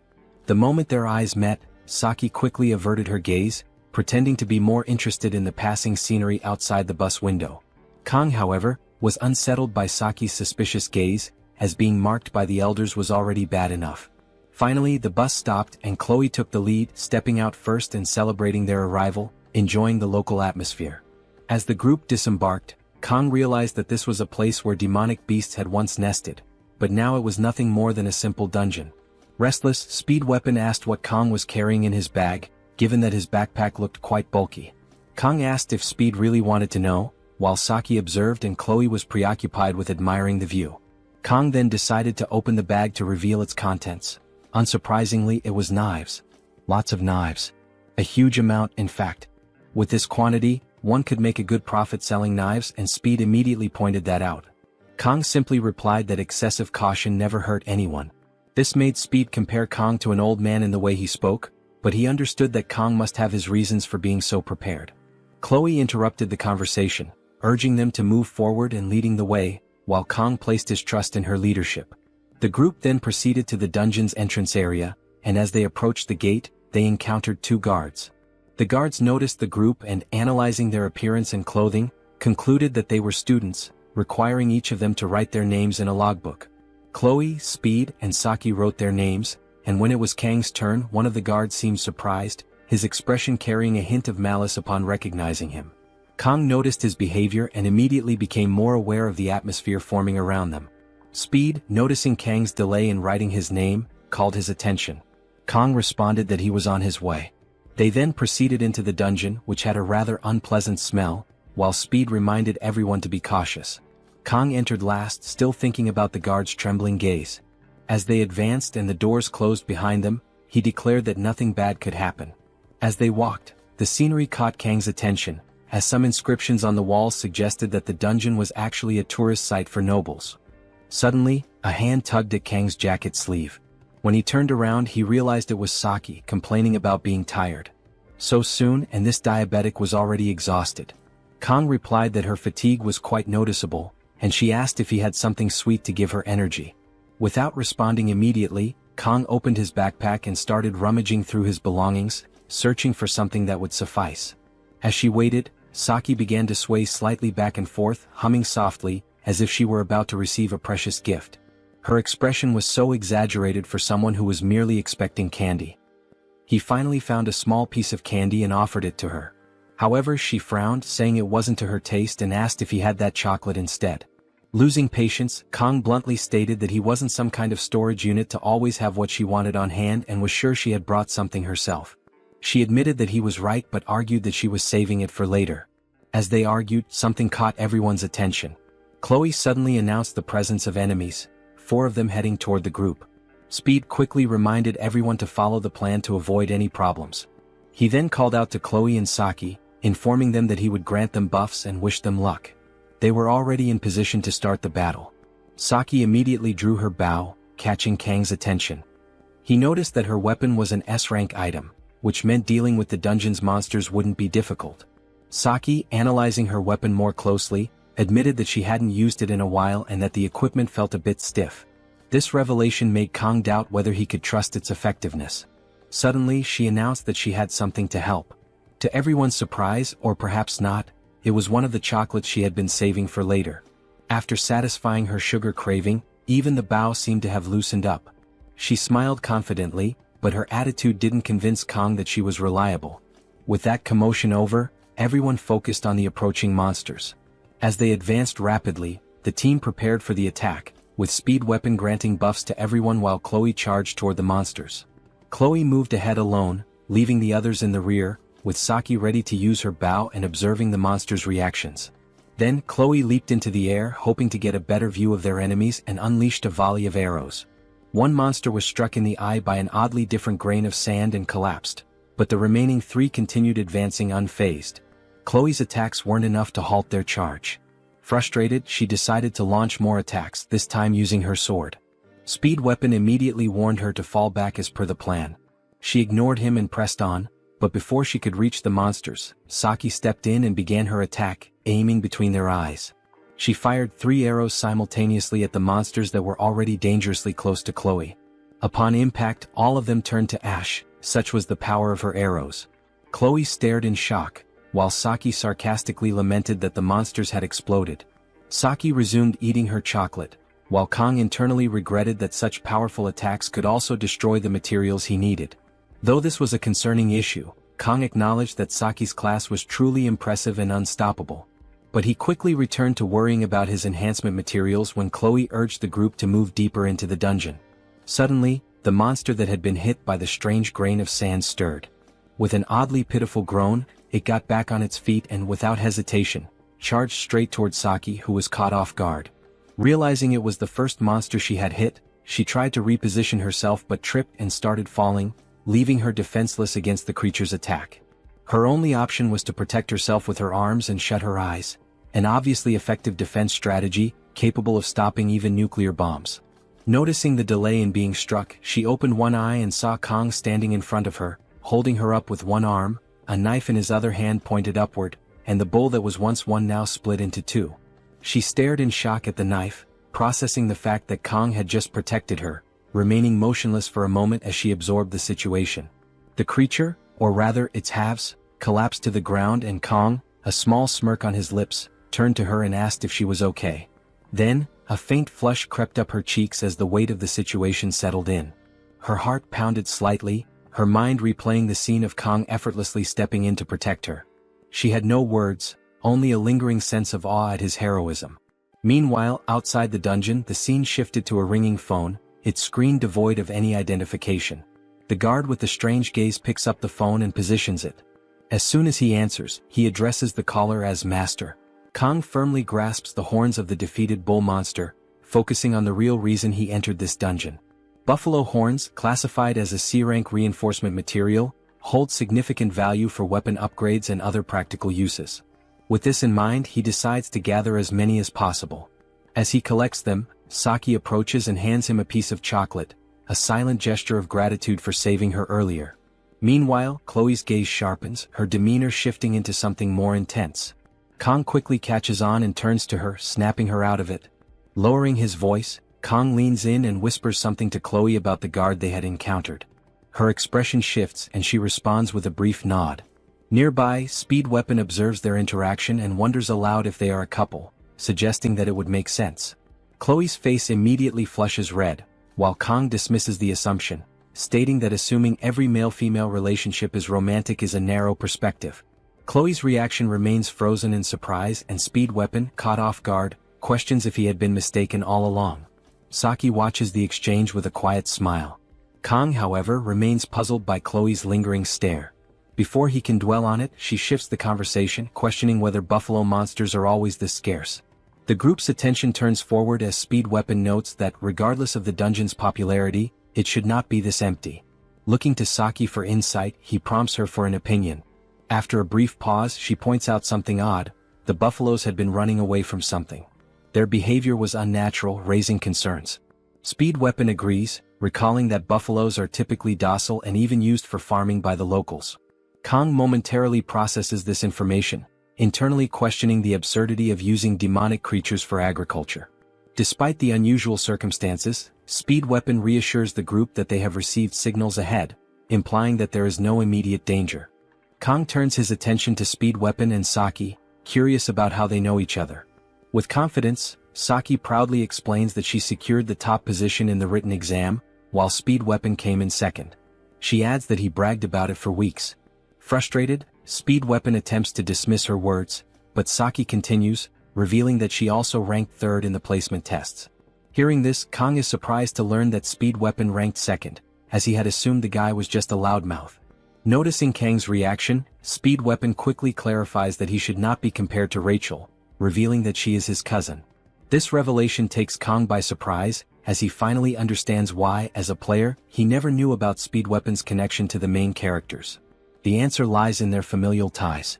Speed Weapon elaborates further, explaining that his family is a branch of the Changxian clan, while Rachel's family belongs to the main lineage, creating a distinction between them. However, he quickly brushes off the topic, questioning why they are even discussing this. Kang fixes his gaze on Speed Weapon, prompting him to take a step forward and demand that he stop staring. With a grin, Speed Weapon declares that he is living the dream, emphasizing that Kang is the most impressive one. Jokingly, he reminds Kang not to forget about him once he becomes famous. Kang, smiling, reassures him that such a thing will not happen. As the group continues moving forward, Speed Weapon casually remarks that no one can predict the future, suggesting that Kang might even join the Seven Heroes one day. Chloe agrees, pointing out that Speed Weapon has a valid point and that Kang undeniably has the potential.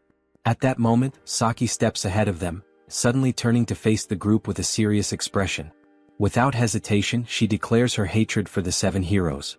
Despite the weight of her words, the trio remains unbothered, though Speed Weapon briefly wonders what her issue with them might be. Choosing to set aside his curiosity, he urges the group to keep moving, reminding them of their objective: defeating 20 buffalo monsters to clear the dungeon. As they proceed, Kang's attention is drawn to a crystal lying on the dungeon floor, surrounded by a faint purple aura.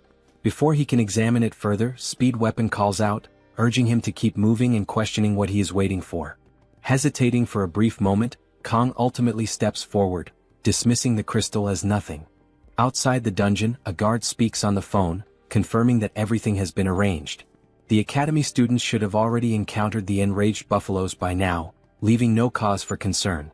However, the person on the other end remains skeptical, dismissing the guard's confidence. Pressing for further details, the caller asks if there is anything else to report. The guard affirms that he followed the given instructions precisely, though he personally believes the buffaloes will handle the students on their own. It is then revealed that the person on the phone is the commander of the Demonoids. She warns the guard not to grow overconfident, reminding him that failure is not an option.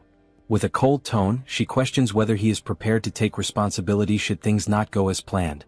At this, the guard falls silent. Sensing his hesitation, the commander reassures him, expressing trust that the task has been properly executed. She instructs him to report back with the results once the situation is resolved. Acknowledging the order, the guard ends the call. Staring at the dungeon entrance, he mutters to himself, recognizing that his fate is already sealed regardless of the outcome. Just then, an ominous aura begins radiating from the dungeon gate. Reflecting on his actions, he recalls that he had forcibly opened the gate as an extra measure, ensuring that survival for the students is now impossible. Yet, something about Kang unsettles him, those eyes as if they see through everything. Unable to shake his unease, he decides to enter the dungeon and witness the situation firsthand. Inside the dungeon, Chloe turns to Kang, alerting him to the presence of magical beasts approaching from behind. Kong immediately asks for a count, and through her blessing, Chloe detects roughly 50 creatures. The group is stunned by the revelation. At that very moment, another presence rushes toward them from the opposite side of the dungeon. When they turn to look, their eyes widen in shock. A massive horde of buffaloes is stampeding directly at them. Speed Weapon, dumbfounded, struggles to understand the situation. Buffaloes don't normally swarm like this, yet these creatures appear completely enraged, charging at full speed. Still in shock, he questions Kong, recalling that these buffaloes were supposed to be harmless. In response, Kong remembers a lesson from his past life, where his master once taught him that every blade has its purpose, just as a sashimi knife is meant for handling fish. Snapping back to the present, he smiles at the thought and declares that it looks like he will be using the fish knife to handle the buffaloes. According to Chloe, Kong instructs her to distract the herd, warning her not to charge in directly. Instead, she should move unpredictably to disrupt their formation without engaging in combat. Chloe acknowledges the strategy, nodding in understanding. Next, Kong turns to Speed Weapon, ensuring he is prepared. With a grin, Speed Weapon confidently responds, showing no hesitation.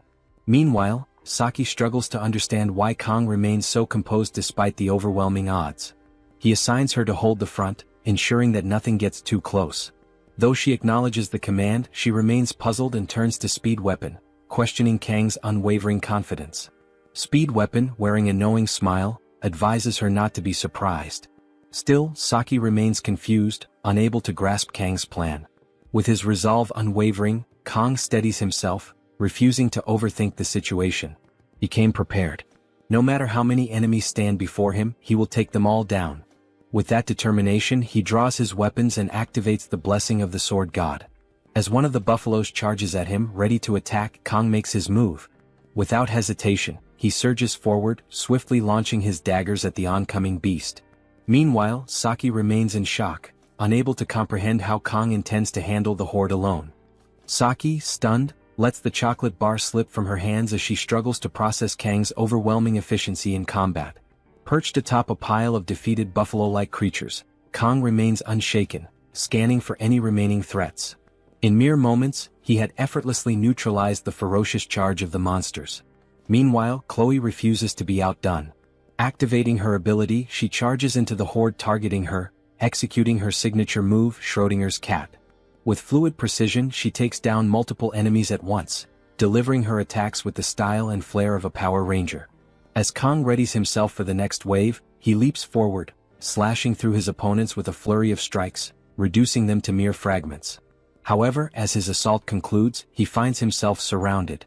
Saki and Speed Weapon watch as the creatures swarm him, forming a towering mass of flesh over his position. Saki tenses, preparing to intervene, but before she can act, Kong retaliates with a single spinning strike, obliterating every enemy around him. Once again, Saki is left speechless at his prowess, while Kong remains as composed as ever. Yet this time something does concern him: resources. Without hesitation, he begins collecting horns, intent on using them to upgrade his weapon. He reflects on how useful his ability upgrade has been, increasing from 30 to 40 seconds, allowing him to dispatch 50 creatures with ease. Chloe approaches, praising his performance. Kong acknowledges the teamwork involved, reciprocating the compliment before running a hand through her hair in a rare display of warmth. From a distance, Speed Weapon and Saki observe their interaction, as if already expecting such an exchange. Still, Saki finds herself bewildered by the turn of events, a frenzied battle concluding with an affectionate conversation. Speed Weapon, however, remains unfazed, teasing Saki for her reaction. She defends herself, questioning how anyone could remain indifferent to such an overwhelming display. Speed Weapon simply remarks that he always knew Kong would find a way to triumph spectacularly and leave everyone impressed. As Saki struggles to grasp how he could be so powerful, Speed Weapon admits he has no clue either. While they continue watching Kong and Chloe atop the remains of their enemies, Speed Weapon daydreams about how incredible it would be to livestream Kang's feats, leaving Saki perplexed by his remark. Snapping back to the moment, Speed Weapon calls Kong over so the group can regroup and move forward. As they walk, he points out that their goal was to collect 20 buffalo, yet they have far exceeded that number. He jokingly accuses Kong of showing off. Kong dismisses the concern, claiming that numbers don't matter. It's simply his way of making up for staying neutral and doing nothing during the exam. In truth, he had saved everyone from the siren, though that detail was meant to remain a secret. Speed Weapon nearly blurts it out before catching himself, remembering the need for discretion. Continuing the discussion, he recalls the terror they felt upon seeing the massive stampede charging toward them, even comparing it to the way the Lion King met his end. As a man of culture, he appreciates the reference, though Saki remains completely clueless, interpreting Lion King as some kind of dominant species. Suddenly, Chloe notes the eerie silence that has overtaken the dungeon. Saki, sensing something amiss, attempts to articulate her suspicion when a deafening rumble interrupts them. Their attention shifts to a strange disturbance emanating from what appears to be a gate. Turning to face it, they are met with the sight of the very thing mentioned during the briefing, the chained gate. The group is left in shock as Kong immediately realizes the gravity of their situation. The scene shifts to the corrupt vigilante as he continues advancing through the dungeon, coming across the traces left behind by the team. Their ability to handle such a large number of monsters surprises him. He recalls the deal he made in pursuit of 20 billion, an agreement offered by a self-proclaimed instructor. The mission itself is simple to understand. When questioned about his role, she explained that he needed to tame the dungeon's monsters and, at the right moment, drive them into a frenzy using a demonic stone. The exact moment would be when Kong entered the dungeon. Additionally, she instructed him to unlock the chained stone gate. Realizing the gravity of the situation, he questioned whether the goal was to sacrifice the group. Rather than answering directly, she simply remarked that she would find someone else for the task, given his apparent reluctance. In response, he quickly grabbed her hand, taking the stone and proving his willingness to comply. Without much thought, he submitted to her orders, and she warned him to stay alert for calls from unknown numbers, through which she would provide further instructions. He, now entirely obedient, agreed without hesitation. As he continued walking through the dungeon, he displayed no remorse. His motivation remained clear, using the mission's payment to escape his gambling debts and continue playing. Trying to justify his actions to himself, he pressed forward, convincing himself that the targets were nothing more than helpless kids with no chance of survival. The focus then returns to the gate, where the group questions whether they are on the right path. Kong quickly realizes that their journey had been surprisingly smooth because they were being led into a trap. Recalling the vigilante's gaze, he regrets not trusting his instincts. However, he remembers that the gate can only be opened in the presence of a demonic stone. He had previously seen its fragments but never expected the gate to be left wide open.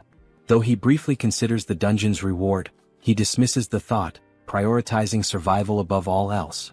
His attention shifts to the red line crossing the gate, and he reminds himself that he has already used his blessing. However, he believes Murasame will hold out for some time if a fight breaks out. His only option is to shatter the gate before it fully breaks apart. A sudden, thunderous sound erupts through the dungeon, drawing everyone's attention. Chloe panics, questioning what is happening, while Speed Weapon finds himself equally unsettled. At last, the colossal figure reveals itself, wielding a massive twin-bladed axe. The group immediately recognizes it as a buffalo, yet unlike the others, its overwhelming presence radiates an energy powerful enough to instill fear. Kong realizes that there is no more time for preventive measures. The dungeon's ultimate reward is the Blessing of Transition, an ability that allows a blessing to be transferred from one person to another, but it can only be used once. The creature before them is none other than the Minotaur, known as the Buffalo King. Inside the stone gate, two buffalo-like monsters stand in an alert position, scanning their surroundings, while the main boss monster sits between them. The group stands in front of the trio, trying to comprehend where they have found themselves. Chloe is taken aback by the realization that monsters are inside the gate, while Kong struggles to comprehend how even those two buffalo monsters seem beyond what he can handle alone. Kong quickly assesses the situation, understanding that even if he manages to break through the gate and try to escape, the moment the Buffalo King awakens, it will be nearly impossible for everyone to leave unharmed. Unlike the midterm exam where there was no prior information about the mermaid, the boy has encountered the Minotaur in gameplay before. If he were in peak condition, Kong could have handled all three buffalo monsters by himself. However, at this moment, the 40-second duration of Speed Weapon's immunity blessing has already been exhausted, leaving Kong with no room for error. Kong accesses his knife thinking to act in the most possible way to succeed. Kong grips the knife tightly as he turns to Speed Weapon, asking if the pain-reducing blessing is still available. Speed Weapon confirms that it is, and when asked how long he can maintain it, he responds that the maximum duration is about 2 minutes. Kong then determines that this will be enough and instructs Speed Weapon to keep applying the blessing while Kong engages the Buffalo King. Kong knows that even a momentary lapse in focus could lead to severe injury or even death. Speed Weapon reassures him, promising to do his best. Kong then shifts his attention to Saki and Chloe, assigning them to handle the wounded buffalo monsters on the side while warning them to stay away from the boss, as it is far too dangerous. Saki, observing Kang's composed demeanor and decisive leadership, appears genuinely impressed. With the team prepared, Kong instructs them to follow the same strategy they had used earlier against the horde of buffalo monsters. When he said that, I couldn't hold back the urge to sing the Linkin Park song. Back to the scene. As the creatures charge forward, Kong activates the blessing of the sword god. Instantly, unbearable pain surges through his body. Fortunately, thanks to Speed Weapon's pain-reducing blessing, he is able to move despite the agony. He steadies himself, reinforcing his resolve. At that moment, the Buffalo King launches a charge straight at him. Without hesitation, Kong rushes forward to meet it head-on. The monster swings its massive axe in a devastating strike, but Kong reacts just in time, narrowly dodging the attack. The axe crashes into the wall, shattering it upon impact. The pain from the blessing of the sword god remains overwhelming, but Kong endures it, retaliating with a swift slash of his sword against the Buffalo King. The Buffalo King swiftly blocks the attack with its axe and immediately counters. Kong evades the strike, attempting to create distance, but to his surprise the monster suddenly kicks from behind. He barely manages to block the kick with his knife, preventing a direct hit. In that instant, he realizes that all the senses dulled under the pain immunity blessing have now fully awakened. Instead of feeling overwhelmed, he experiences an unexpected sense of freedom. The monster swings its axe from the front, but Kong dodges by moving in closer. However, the boss monster anticipates this maneuver and abruptly redirects its axe toward him. As the weapon is about to strike, he reacts instantly, ducking just in time to avoid the blow. The axe crashes into the dungeon wall, sending debris flying. Seizing the opportunity, he swiftly moves behind the monster, but relying on its sharp instincts, the beast quickly turns and delivers a powerful strike at the exact spot where he had been standing. The impact sends a cloud of dust billowing through the air, covering the battlefield. As it settles, the monster is momentarily stunned, finding Kong sitting on the blade of its axe. Saki watches in disbelief, unable to comprehend his movements, which seem beyond human capability. At that moment, one of the buffalo monsters charges at her, but she dodges with effortless grace. As she moves, she analyzes the battle, considering precise muscle control, posture, striking angles, and energy positioning. A combat sense designed to disrupt the enemy's center of gravity with minimal movement. Yet, she understands that the gap between theory and actual combat remains vast. Even in the face of life-threatening danger, Kong remains completely unwavering. His presence on the battlefield reminds her of the legendary sword Emperor Siegfried. Seizing an opening, Saki draws her bow and releases a perfectly aimed arrow, striking the buffalo monster with flawless precision and taking it down in a single shot. As she secures her victory, she recalls rumors about the Sword Emperor unleashing his aura against the special trainees. Piecing everything together, she deduces that Kong must be that very special trainee. Meanwhile, Kang's aura intensifies, fully enveloping him in its blessing. However, the Buffalo King remains unfazed. Instead of showing fear, it discards its axe and lunges forward, aiming a powerful punch. In an instant, he counters with a precise strike, severely injuring the monster's right arm. The beast lets out a deafening roar of pain as he slices a bull steak chunk from its arm. At the same time, Speed Weapon continues applying his blessing while Chloe engages another buffalo. With swift and precise movements, she easily defeats her opponent. Despite her victory, she acknowledges her lack of experience in fighting monsters. She notes that the closer a monster's form is to that of a human, the more dangerous it becomes. While the level of threat varies, a monster that exhibits human-like behavior is particularly formidable. In her assessment, the Buffalo King is not just a beast, it resembles a true demonic sword master. Just then, the boss lets out a thunderous roar, grabbing the axe with its left hand and channeling magic into it, gathering its aura around the weapon. Saki is shocked. The idea of a monster using magic seems impossible, but upon closer observation, she notices something even more disturbing. The creature is burning its own life force to generate mana. The realization leaves her in disbelief. A mere monster should not be capable of such a feat. Moreover, the surge of mana emanating from it creates an overwhelming pressure, making it nearly impossible to approach. Despite the immense danger, Speed Weapon remains steadfast, convinced that no matter what, he believes in Kong. At that moment, the Buffalo King, having completed its spell, charges forward and swings its axe with full force, aiming directly at him. The buffalo monster boss, swinging its massive axe with its infused magic, aiming directly at Kong. Without hesitation, Kong meets the attack head-on, charging against the axe with an unwavering gaze, his sword clashing against the boss's weapon. A powerful and dense aura erupts from the impact, engulfing the battlefield as both weapons meet each other's edge.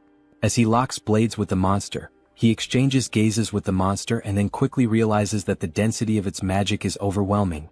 His sword alone will not be enough to win this battle. However, after taking a look, he also realizes that dodging is not an option. Chloe, Saki, and Speed Weapon are in danger, and retreating would leave them vulnerable, and sensing an opportunity, the buffalo monster boss intensifies the aura around its axe before launching another devastating strike. The sheer force sends Kong staggering backward. He struggles to hold the attack while the monster keeps pushing forward. Before the monster can press its advantage, Kong noticed an attack that came from the back.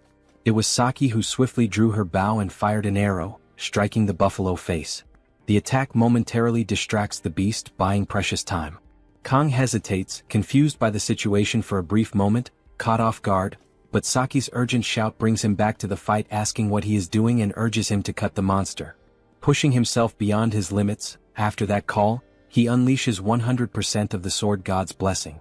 One of his pupils turns black, a familiar sign, meaning that the blessing has been successfully activated. His sword begins to glow with a brilliant blue aura, radiating immense power. With renewed strength, Kong swings his sword once more, delivering his full force strike.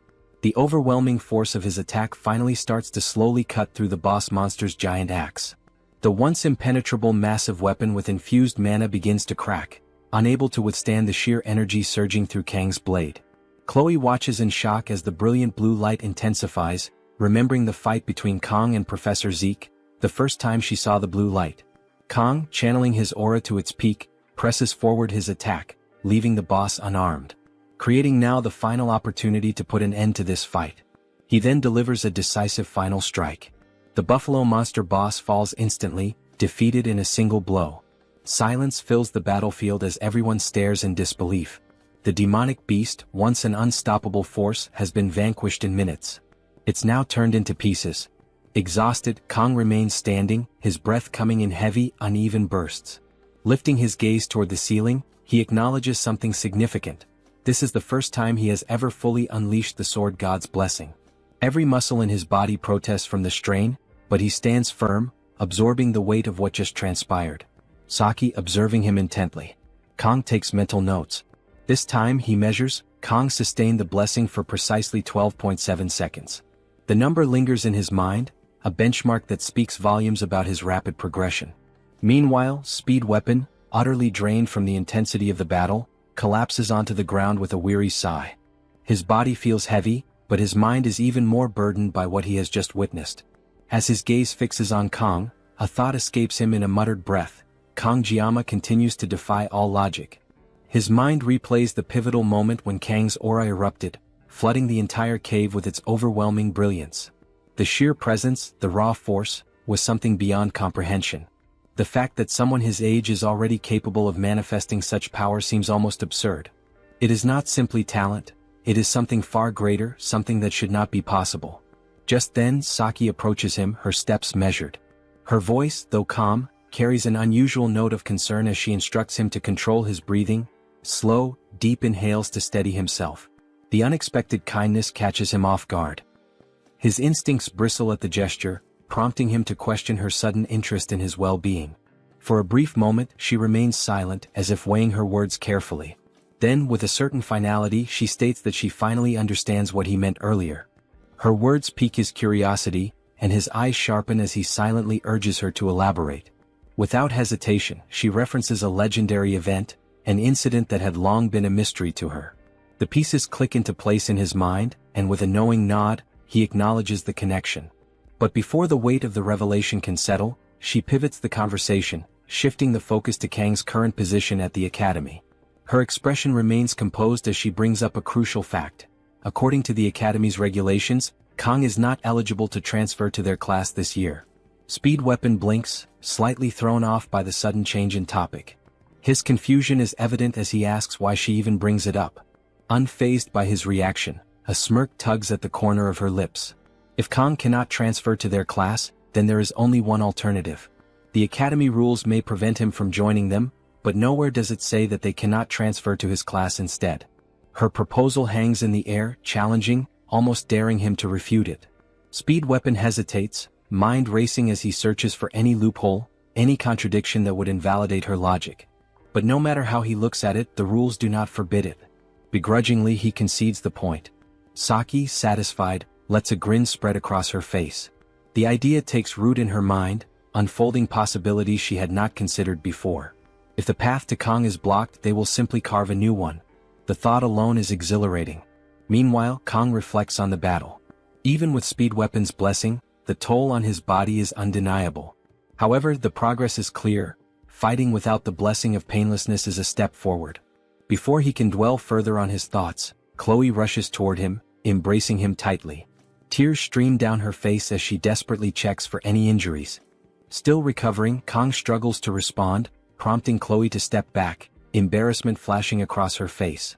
With a deep blush, she quickly apologizes. At that moment, a system window appears before Kong, congratulating him on acquiring a new blessing. As he reads the details, he immediately recognizes it as one originally meant for Leo. Its rank is Spirit Rank, the rarest blessing in existence. A unique ability that only reveals its full potential when combined with another. The specifics of the blessing materialize before him. Blessing of Transition. This power grants him the ability to transfer any of his own blessings to a living being or object. But, as a requirement, he needs to make direct physical contact with the target for activation. Realizing the potential of this new ability, Kong immediately sees its significance in mastering the dual-natured Baemon. Determined, he resolves to make full use of this rare blessing. Just then, a heavy creaking sound echoes through the stone gate as someone steps inside. Turning his attention to Chloe, Kong reminds her of the favor he had asked earlier. Without hesitation, Chloe acknowledges his request. The figure entering the room is none other than the security guard from before. Before he can react, Chloe swiftly moves in, landing a precise strike to his leg. The guard stumbles, attempting to regain his footing, but her piercing gaze stops him in his tracks. With an unwavering voice, she warns him to remain still or face the consequences. Speed Weapon, caught completely off guard, demands an explanation. Kong, calm as ever, simply replies that he had asked Chloe for a favor earlier. The injured guard winces in pain, his glare fixed on Kong, demanding to know the reason behind the sudden attack. His voice carries both frustration and disbelief as he questions what he had done to deserve this. Kong, unfazed, responds coldly, making it clear that he intends to uncover the truth. He shifts his attention to Saki and Speed Weapon, pointing out the suspicious timing of the rampaging buffalo monsters and the unexpected opening of the stone gate. Every event seems to trace back to the guard before them. Saki, exuding confidence, crosses her arms as she assesses the situation. The lack of surveillance cameras within the dungeon makes it highly unlikely that the guard's arrival at such a crucial moment was mere coincidence. Speed Weapon, still struggling to piece everything together, questions the motive behind the guard's actions. Saki, growing impatient, dismisses his confusion and presses forward. There is no way the guard orchestrated everything alone, and she demands to know who is truly behind the scheme. The guard remains silent, his defiance evident. However, Saki's sharp gaze remains locked onto him, her stance unwavering. If he refuses to speak, she is prepared to make him talk by any means necessary. Before she can act, Kong steps forward, his calm yet firm tone leaving no room for negotiation. He makes it clear that if the guard does not reveal the identity of his superior, there will be consequences. Fear flickers in the guard's eyes as he begins to tremble. Realizing he has no way out, he finally gives in, his voice tense as he confesses. A few days prior, an instructor from Hawken Academy had approached him with an offer to have his debts erased in exchange for his cooperation. The revelation ignites fury in Speed Weapon, who clenches his fists, barely containing his anger. Saki, quick to regain control, orders him to stay calm before demanding a description of the instructor.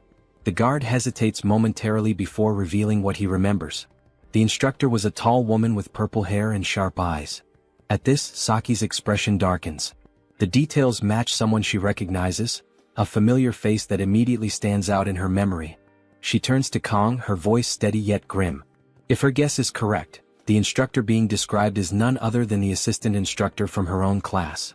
Speed Weapon's eyes widen in realization. If this instructor was involved, then she was likely responsible for the incident during the midterm exams as well. His words catch Saki off guard, and she quickly demands further clarification. Kang, his tone serious, confirms what speed weapon suggests. During the midterm exams, his team had encountered a demonoid mermaid. Saki, visibly shocked, processes the new information. Leon, who had ended up hospitalized, had fought against a demon? Speed weapon wastes no time in setting the record straight. It was not Leon who had taken down the demonoid mermaid, it was Kang. Kang remains composed, neither denying nor elaborating further, simply confirming what speed weapon has stated. With all the pieces in place, Kang reveals that he had been recording the guard's confession the entire time. Saki, impressed by his foresight, watches as Kang connects the final dots. As the recording ends, Chloe pulls her sword out of the guard's leg, causing more pain, leading him to scream. Kang then elaborates on how the plan was supposed to be perfect. A dungeon that was never meant to open had done so at the perfect moment to eliminate someone. The realization dawns on the guard, his shock evident as he demands clarification. Kang, however, does not acknowledge his question. Instead, he turns to Chloe. With a calm and decisive demeanor, Kang entrusts Chloe with the next course of action. As an assassin, the choice is hers. Without hesitation, Chloe nods in understanding. Activating her blessing, she moves with precise efficiency, striking down the guard in a single motion. As the group exits the dungeon, Kang's mind remains preoccupied with the greater conspiracy at play. The elders and instructors of Hawken Academy are the ones targeting him. His expression hardens at the realization. If those elders wish to eliminate him, they should come at him directly. And when they do, he will ensure they are erased from existence. He will cut them down. Kang approached the blacksmith, presenting the Cow King's horn, an exceptional material obtained from the Minotaur, the formidable boss of the Buffalo Hidden Dungeon. This rare and precious horn was known to guarantee a 100% success rate when enhancing weapons below a rank. As he placed it before the blacksmith, the seasoned craftsman was momentarily speechless. His gaze locked onto the horn, his hands pausing mid-motion as disbelief washed over him. It was not just any material, it was an A-rank item, the kind that only the strongest hunters could acquire. The notion that a student from Hawken Academy had brought it to him was almost unfathomable. Staring at Kang, the blacksmith could not contain his shock and immediately sought confirmation. He needed to hear it from Kang himself. Had he truly acquired this high-grade material, and if so, had he done it alone? Though Kang was skilled, the idea of a student single-handedly felling an A-rank dungeon boss seemed ludicrous.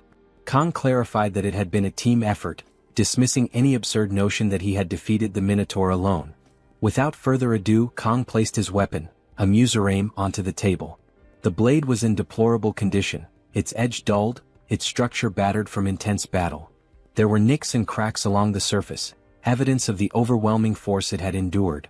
Since it was already so damaged, he figured he might as well have it repaired alongside the enhancement process. The blacksmith, however, did not take kindly to the state of the weapon. His irritation was immediate, and his eyes darkened with frustration as he examined the ruined blade. Demanding an explanation, he wanted to know what Kang had done to reduce the weapon to such a pitiful state. Kang, maintaining his usual composure, responded without concern, questioning why the blacksmith was acting as if it was his fault. The blacksmith, clearly displeased but unwilling to push further, forced an uneasy smile. He hesitated before commenting that Kang could have taken better care of the weapon. Though his words were restrained, his concern was genuine. If Kang continued to push himself recklessly, the blacksmith feared he would not last long. But Kang reassured him, reminding him of their agreement. He would do everything as promised, and in return, the blacksmith needed to do his part. With that, Kang turned away, leaving his Musarame in the blacksmith's care. However, as he walked toward the exit, the blacksmith's expression twisted in frustration. His irritation with Kang was evident, and he silently resolved that this time, he would shorten the blade even further. But just as he was contemplating his petty revenge, Kang suddenly stopped in his tracks. The abrupt pause caught the blacksmith off guard. Turning back around, Kang casually instructed him to sell the leftover materials for himself. The blacksmith's anger melted away in an instant. He had no reason to shorten the blade any further now. The scene shifted to the classroom where Kang reflected on his recovery. The wounds he had sustained during the fight against the buffalo boss monster had healed significantly. His body, which had been battered and bruised, was now in a much better state. However, he knew his recovery was not yet complete. He would have to ask Speed Weapon for his healing blessing once more to ensure a full recovery. Leaning back in his chair, he let out a deep sigh, allowing his eyes to drift toward his status window. His physical rank had risen from 8 to 9, loosening the restrictions placed on his sword. His mental rank had also climbed from 4 to 5, and several of his other skills had shown slight improvements. The most striking change, however, was his synchronization rate. It had now reached 12.7%, a substantial jump that only occurred after significant events. He knew that if he were to clear another dungeon, this rate would likely surge again, possibly unlocking another blessing in the process. Despite the rapid growth in his stats, there had been no severe side effects since the day his hair first turned gray. Of course, the gray strands had been increasing little by little, a reminder of the transformations taking place within him. Jokingly, he considered the possibility that strength and baldness were somehow connected. If his hair continued graying at this rate, would it eventually all fall out? The thought lingered for a moment before he pushed it aside. He had more pressing matters to focus on. With enemies actively targeting him, he needed to be prepared for whatever was coming. His survival depended on it. He had come too far to meet a meaningless end now. More than that, he needed to understand the full potential of the blessing of transfer. The gap between those with blessings and those without was immense, and if he wanted to survive, he had to grasp its intricacies. As he pondered his next steps, his thoughts briefly turned to Leon. A small pang of sympathy arose, but it was fleeting.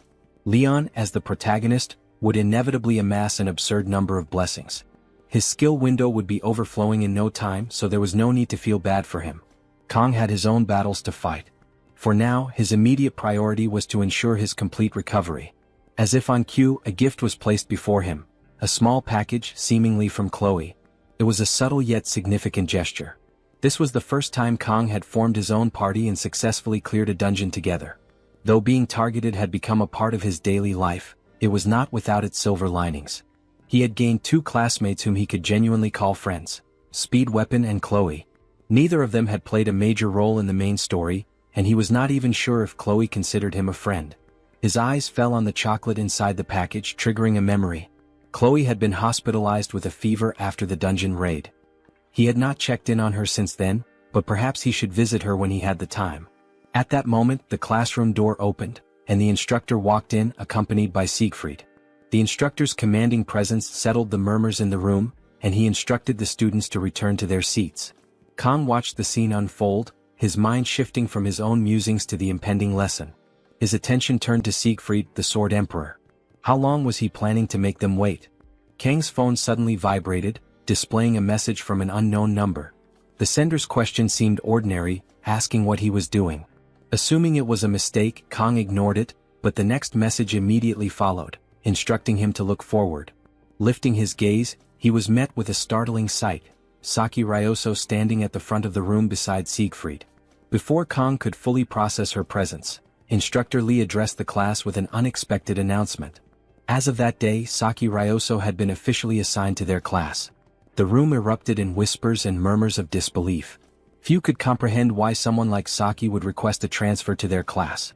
However, Instructor Lee quickly silenced the commotion, expressing his hope that everyone would get along with the new student before giving instructions for the students to change and assemble at the training hall within 30 minutes. With Siegfried and Instructor Lee leaving the room, the class remained in stunned silence. The revelation that Saki Ryoso, one of the most promising cadets of their generation, had personally requested the transfer left them bewildered. Among the current first years, often referred to as the generation of miracles, she ranked 4th. Not only had she achieved the highest score on the written exams, but her combat skills were formidable as well. She was a master of the Kyushu style, an elite discipline that only a handful could execute proficiently. Yet, beyond her personal accomplishments, her lineage commanded even greater awe. Saki was the daughter of Daki Kojima, one of the revered 7-star heroes and the individual known as the Absolute Bow.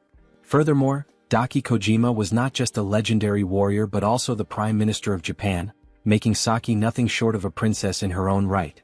In this world, Japan remained a dominant superpower, and to the students, meeting someone of her status felt akin to encountering a celebrity. Kong found himself unable to shake off an uneasy feeling. She shouldn't be here. Her presence alone was bound to cause trouble, and trouble was something he did not need. As Saki walked through the classroom, all eyes remained on her, observing her every step. Kong held on to the faint hope that she would simply take a seat elsewhere. However, much to his dismay, her path led directly toward him. Stopping beside him, she nonchalantly remarked about the chocolate. revealing that she had been the one who had given it to him. Until that moment he had assumed the gift was from Chloe, but now the truth was laid bare. Kong was momentarily stunned. He had not expected this, nor did he know how to respond. Before he could react, Saki continued, asking if she could sit beside him. Then, as if it were the most natural thing in the world, she extended her phone toward him, insisting that he save her number. Internally, Kong could only sigh.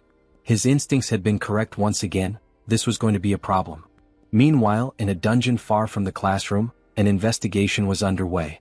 Leo, an officer assigned to the case, stood in front of a guard, pressing him for details regarding the people who had entered the dungeon earlier. The guard recounted that they had expressed deep concern for the cadets and had insisted on entering. Leo's expression remained unreadable as he continued his questioning, asking if anything about the individuals had seemed strange before they went inside. The guard hesitated before answering. Now that he thought about it, there had been something unusual. Their faces had appeared pale, almost unnaturally so. Leo took in the information carefully, then dismissed the guard after thanking him for his cooperation. However, the unease in his mind did not fade. Outside the dungeon, another officer approached Leo, questioning the necessity of the investigation. Wasn't death in a dungeon just a common accident? Leo acknowledged the statement but pointed out a troubling detail. No matter how dangerous a dungeon was, there was always a body left behind. In this case, however, the staff member who had entered out of concern had vanished without a trace, as if they had never existed. The true horror, however, lay deeper inside the dungeon. When Leo had first entered the site, he had been met with an overwhelming sight, a battlefield littered with the corpses of buffalo monsters. The sheer scale of destruction was unlike anything he had ever witnessed. While the cadets from Joaquin Academy had indeed been there, the devastation was far beyond what a group of students should have been capable of. Something was off. The cadets had returned safely, yet the missing staff member remained unaccounted for. The more Leo pieced together the information, the more unsettling the situation became. Something had happened in that dungeon, something beyond the understanding of an ordinary investigation. The officer accompanying Leo raised a question, speculating whether the missing individual could be inside the stone gate. Leo hesitated before responding, carefully weighing the possibility. The likelihood was slim. The stone gate had never opened before, and there was no indication that it would now. However, the situation was anything but ordinary. Something about this entire case felt deeply unsettling. Further contemplating the matter, Leo admitted another complication. He had no means of interrogating the cadets from Joaquin Academy who had been present at the scene. The academy was not just any institution. It was an elite school attended almost exclusively by nobles, individuals beyond the reach of routine investigations. The other officer acknowledged this reality, musing about whether the higher-ups would ever issue a warrant to question them. The answer was uncertain, but Leo doubted it. People with power and influence rarely had to answer for anything. As their discussion reached an impasse, the officer excused himself for a brief bathroom break, leaving Leo alone in his thoughts. Frustration gnawed at him. The entire situation was maddening. No bodies, no evidence, just a mountain of questions without answers. Something was missing, something crucial that he couldn't yet grasp. Lost in contemplation, he barely registered the sudden commotion. A sharp thud echoed through the space, snapping him back to reality. His head jerked up just in time to see his fellow officer being thrown violently to the ground by an unknown assailant. The attack had come out of nowhere, swift and brutal. Leo's instincts kicked in, but as he turned to face the threat, his breath caught in his throat. Before him stood something beyond human comprehension. A figure exuding a menacing aura, its very presence radiating an unnatural energy. It was human in form, yet something about it was fundamentally wrong. Magic crackled in the air around it, raw and potent. Realization hit Leo like a crashing wave. This was not an ordinary person. This was someone who had forged a pact with demons, an existence neither fully human nor entirely demonic. A hybrid, an entity standing between two worlds. His body tensed, preparing to react, but he never got the chance. The creature moved with terrifying speed, a blur of motion that defied human limits. In an instant, Leo felt the impact, unrelenting, overwhelming. His world tilted and darkness swallowed his vision. His life ended by the hands of a villain. This is how these creatures are called in this game. Saki's happiness becomes evident as she enjoys the chocolate, drawing the attention of the surrounding students. Kong, seated nearby, looks confused and curious about Saki's presence. The unexpected sight of her in his class leaves him uneasy. Saki questions Kong about not eating the chocolate, expressing disappointment since she went out of her way to share it. Kang explains that Chloe typically occupies the seat Saki is in.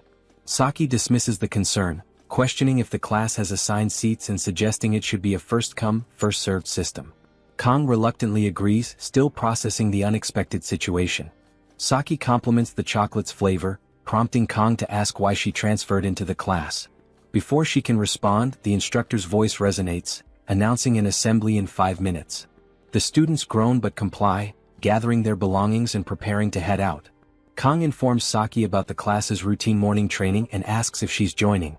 Instead, Saki puts on a sleeping mask and states she will engage in mental training for the day, casually wishing Kang good luck before quickly falling asleep. Kang watches in disbelief, unable to comprehend her behavior. The contrast between Saki's nonchalance and the class's eagerness to attend the assembly leaves him bewildered. After a moment, Saki peeks through her mask, requesting Kang to call her by her first name from now on, explaining that it's customary in her country for close friends to address each other this way. Kang hesitates, surprised by the sudden familiarity. When Kang notes that Speed Weapon still refers to her by her surname, Saki dismisses the point, reaffirming her wish for Kang to have a good training session before dozing off again. Kang, still baffled, heads off for the assembly, wondering what could have led to Saki's peculiar behavior. Later in class, Rachel stretches after a lengthy lecture, relieved to have a brief break. She comments to Abel about the noisy atmosphere, the hum of chatter and laughter filling the room. She then brings up the rumor that Saki was reassigned to a different class, adding that Saki was often idle and did as she pleased. Rachel speculates on what may have driven Saki to make the change, her curiosity evident. Abel listens indifferently, responding with a simple acknowledgement, unwilling to engage in gossip. Rachel, ever playful, teases Abel, suggesting she might be disappointed about the transfer. Abel denies any feelings of disappointment, her expression unreadable. Rachel, however, presses on, determined to provoke a reaction. She reminds Abel that class reassignments only happen when a vacancy opens, noting that Class Tiger had one available spot. Rachel questions how Saki knew about the vacancy and managed to transfer before anyone else. She recalls that Saki frequently napped in the archery hall, making her sudden motivation all the more surprising. Abel remains skeptical, but Rachel's grin widens as she shares what she heard from Speed Weapon. Apparently, Saki and Kang had recently teamed up to clear the Buffalo Dungeon. Abel's eyes widen in disbelief at the revelation. Rachel adds with a teasing tone, that even if Saki liked Kang that much, it was well known that Kang was already reserved by Abel. Flustered, Abel protests the absurdity of the claim, denying any relationship with Kang. Her attempts to refute Rachel's playful accusations grow more desperate, but Rachel remains amused. She insists that Abel's denial only makes her theory more believable. Abel, frustrated, warns Rachel to stop making baseless assumptions. Rachel, unfazed by the response, remarks that only time will reveal the truth. With a satisfied smile, she leans back in her seat, enjoying Abel's discomfort. The air between them remains lighthearted, though Abel's lingering frustration is evident. Despite her protests, Rachel's teasing words echo in her mind, leaving Abel to wonder if others might also share the same thoughts. Her tone then shifts and she directly addresses Abel, cautioning her against deceiving herself. Lying to others may be one thing, Rachel remarks, but self-deception always leads to trouble. Abel, visibly shaken, is left in silence, reflecting on the comment. The narrative transitions to a memory from earlier that day, depicting Abel's interaction with her grandfather, Siegfried. He informs her that he will be temporarily taking on a position as an instructor at the academy. Shocked, Abel immediately protests, concerned that his presence will draw even more attention to her. Siegfried, remaining composed, calmly states that he will be responsible for teaching the first-year special class. Abel, confused by Siegfried's statement, questions his meaning. Siegfried reminds her that she was the one who made this request after the events of the midterm exams. The memory returns to Abel, recalling her own words. Siegfried assures her that they won't run into each other too often, implying she doesn't need to worry. Despite his words, Abel senses the excitement in her grandfather's expression. The once bored Sword Emperor now seems unusually invested, and it's all because of Kang. The thought of this fills Abel with frustration and anger. Her thoughts continue to dwell on Kang, someone she perceives as absurdly gifted, possessing undeniable talent that seems unfair. A once-in-a-lifetime genius who disregards status and noble lineage, relying solely on his strength to solve problems. As a special trainee, Kang stands apart from the rest. Abel remembers the first time she saw him, recalling a scrawny boy who avoided effort at every opportunity. But now that boy has grown into a well-built, sharp-featured young man exuding masculine charm, surpassing even Leon van Reinhardt, a so-called hero candidate. Kang's path as a hero remains unwavering. He doesn't boast or seek recognition, enduring his burdens in silence. Abel finds herself wishing that he would act arrogant, giving her a reason to hate him. But he never does. The realization that she may be envious strikes her deeply, especially when she considers how Siegfried now acknowledges Kang in a way he never did with her. Embarrassed, Abel clenches her fists. Returning to the present, Rachel suddenly appears behind Abel, grinning mischievously. Startled, Abel reacts instinctively, pushing Rachel away, causing her to stumble and fall. Rachel, rubbing her elbow, questions Abel's aggressive response. Blushing, Abel defensively insists that she has no feelings for Kang, denying any romantic involvement. Rachel, amused, comments on Abel's strong denial, suggesting that it's a relief for her.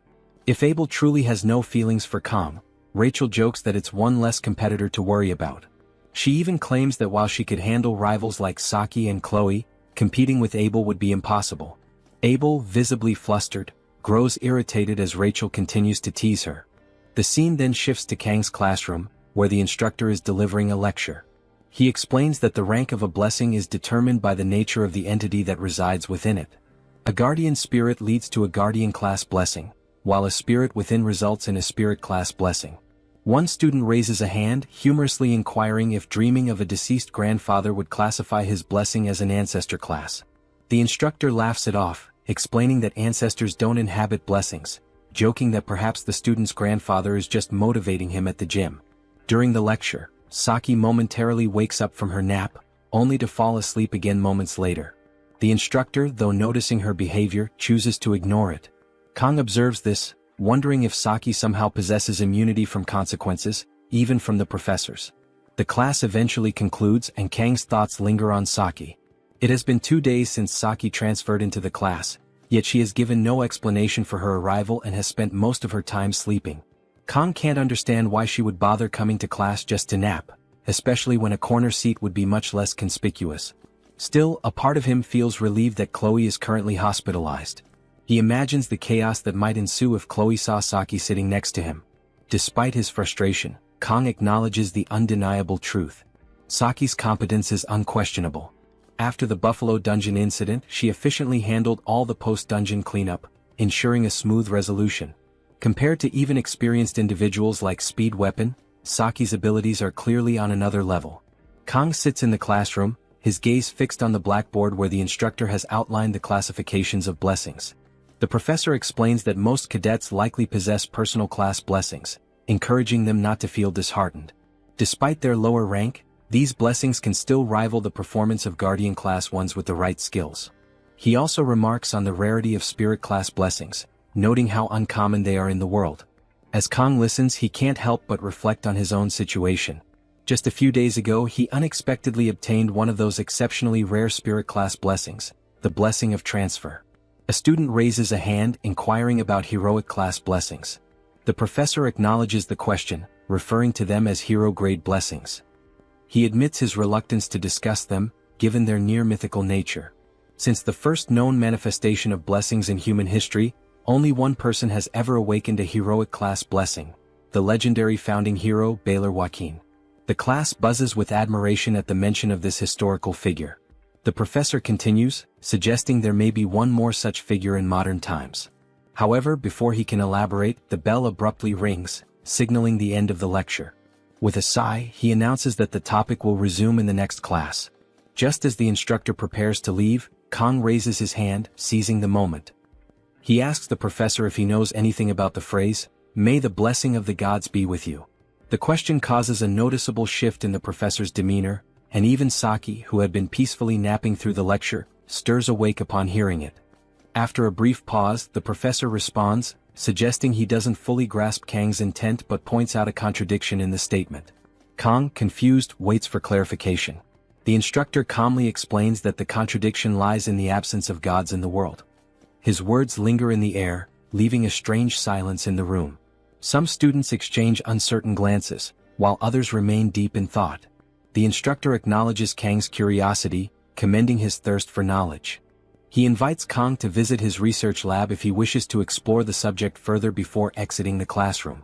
The rhythmic sound of students packing their belongings fills the space as conversations about the lecture ripple through the air. As the door closes, Kang notices Saki smirking at him before she casually returns to her nap, as if amused by the exchange. Kang, feeling somewhat defeated, decides he might as well follow her example. He lowers his head onto the desk, allowing his eyes to close. The residual murmurs from his classmates fade into the background, and a fleeting sense of calm washes over him. However, as soon as he drifts off, he finds himself abruptly transported elsewhere. The scene before him is surreal. Shattered remnants of train cars hover in midair, fragments suspended as though gravity has ceased to exist. The twisted metal and broken glass reflect a distorted, motionless sky. A strange stillness pervades the scene, making it unclear whether time has truly stopped or if he has been plunged into a realm beyond understanding. Confused, Kang takes in the eerie surroundings until a glowing window materializes before him. The text reads, "GM is requesting a conversation with Kang." Kang remains astonished by what he is experiencing. Surrounded by chaos, facing a giant sphere trying to communicate with him in some sort of subspace, he remains silent. The system sphere asks Kang to confirm the dialogue request. He hesitates for a moment but eventually accepts it. The system then informs him that GM is interfering with the world line code, apparently loading some kind of information. Kang finds the term strange and murmurs that everything happening is unknown to him until now. Suddenly, something catches Kang's attention. A red light seems to form near the system sphere, and he watches closely as everything around him appears turbulent. Moments later, things seem to calm down, but he remains on guard. After a brief pause, the system verifies that the opponent's level is extremely high. Kang is surprised by this information, even more so when the system states that his own level is very low, making it evident that there is a vast disparity between the entities of this world. Additionally, the system notes that Kang has not met the minimum requirements for something unspecified in the message. It then asks if, despite this, he wishes to proceed, ignoring the level gap. Kang takes a moment to think, realizing that what he is experiencing does not seem to be a dream. He considers that this might actually be the reason he entered this world, an opportunity to learn more about the blessing of the sword god that was given to him. Determined, he chooses to continue and selects the yes option. The system then announces that GM has accepted the proposal and is using a supposed suppression to establish contact while undergoing some form of mutation in the sphere. Quickly, the sphere dissolves, almost like an electronic signal fading away. Suddenly, the subspace shatters, revealing another layer behind the initial chaotic one. Kang immediately recognizes it as the same dimension he encountered the first time he wielded his knife, the day he first activated the blessing. The coincidences do not end there. He also notices the presence of a red light, something that is not new to him. Resolute, he extends his hand as if trying to reach the light, unwavering in his desire to uncover more about this dimension. Step by step, he approaches the light, which as he nears takes the shape of a sinister eye. Slowly reaching out for the energy, Kang proceeds until something unexpected happens. A voice calls out for him to wake up. Someone is calling him and he suddenly feels a hand on his shoulder. Frustrated, he realizes this has severed his communication with the system. Confused, he pleads for the light to return so he can pursue the answers he seeks, but the system fades away entirely, leaving behind one final message. Cut and slice whatever it is. May the blessing of the gods be with you. Back in the classroom, Kang wakes up, realizing that it was Saki who had roused him, pulling him out of the subspace. She teases him, reminding him that he had previously complained about her oversleeping, yet he was doing the exact same thing. Smiling, Saki tells Kang he should be grateful because if not for her, he would have kept sleeping in class. Noticing his lack of reaction, she looks at him and is surprised to see his eyes filled with tears, though his expression is not one of sadness but frustration and despair. Outside, Kang now sits alone on a bench. He recalls the moment he woke up, confronted by Saki, who felt guilty upon seeing him cry and asked if he had been having a nightmare or something similar. Kang is unsure if what he experienced was a dream, though he cannot remember many details. But what troubles him the most is being caught by Saki in tears, unable to understand why he was in that state. Kang looks to the side and sees Speed Weapon approaching with Saki and Chloe. They announce their arrival and quickly gather to discuss Kang being someone's target. A discussion sparks as Saki, irritated, complains that Speed Weapon repeats things too much and takes forever to get to the point, which is why he's not the best in class. She says her ears are going to bleed from his endless rambling. Kang wonders if it was a good idea to have Speed Weapon explain the situation to Saki before the meeting, as it clearly led to an argument. Speed Weapon argues that maintaining the top position forever is difficult, but he's confident he'll do well in the written exams. Saki, mocking her friend's attempt to explain himself, jokes that her ears have already bled and that she's administering medicine. Meanwhile, Chloe, standing slightly behind, sneezes, drawing Kang's attention. He approaches her, asking if she's feeling any better. Chloe responds that she's much better but prefers to keep her distance to avoid spreading her cold. Turning back to the discussion, Kang points out that Saki must have already heard the explanation. He adds that he's been racking his brain alone, but it hasn't helped at all in the end. Saki, however, ignores everything he said after calling her Saki, glaring at him threateningly and demanding that he refer to her as Ryojo. Kang simply agrees, avoiding any argument, knowing that any friction could lead to an overreaction from Chloe. Saki smirks and says it'll be a pleasure to keep working with Kang. Speed Weapon steps forward, officially starting the group meeting. He places a book on the ground containing notes to organize everything that has happened and what they know so far. He reports that the Academy's elders have put a target on Kang and that, secondly, a mysterious woman with the appearance of an instructor has surfaced. Looking at the notes, Chloe praises the drawing, while Speed Weapon claims they might find the person soon with this. However, he admits that what they have so far might not be that important. After all, the Elder's request is vague. It could simply be an order to exile Kang regarding the auditor. Chloe confirms the possibility. Saki states that the person in the drawing resembles someone she came across in her research. She investigated the Academy's records, sifting through 546 professors and assistants until she found a woman whose identity was inaccessible, something highly unusual. Surprised by Saki's effort, Kang curiously asks how she's able to do things like this. Saki replies that, in today's world, having this kind of technological knowledge is essential. She further explains that this world has extremely advanced security technology, which required her to research in the early morning hours, the time when defenses are vulnerable. That's why she hasn't slept yet and is exhausted.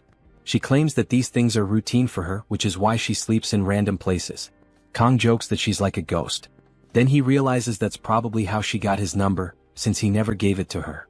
Speed Weapon regains control of the conversation, concluding that nothing is clear for now, so they can't take drastic actions like breaking into the Elder's domain and making threats in retaliation. He adds that Kang could easily resolve everything but believes that would likely make things worse. Saki and Chloe agree with Speed Weapon. Speed Weapon then presents his idea to the group. He believes the solution lies in forming a club. Kang is surprised by the suggestion, not understanding the purpose. Saki steps in to explain that clubs are well regarded in the Academy, enjoy free movement and receive funding. The Academy promotes cooperation among cadets, which is why these benefits exist. Additionally, clubs are considered affiliated organizations within the Academy. Just as Saki is about to conclude, Speed Weapon abruptly interrupts her, saying that a club provides protection, something a mere cadet cannot have. Saki, now composed, concludes that, conveniently, this is the best way to ensure safety both inside and outside the Academy. Kang then recalls this feature from the game, which allowed players to create a decorated space for members to gather. In clubs, it was possible to invite members and build bonds. These features and cosmetics were responsible for emptying the wallets of many players. Kang admits he never paid attention to these features since he had little time. However, now that he understands the housing system better, it seems quite useful.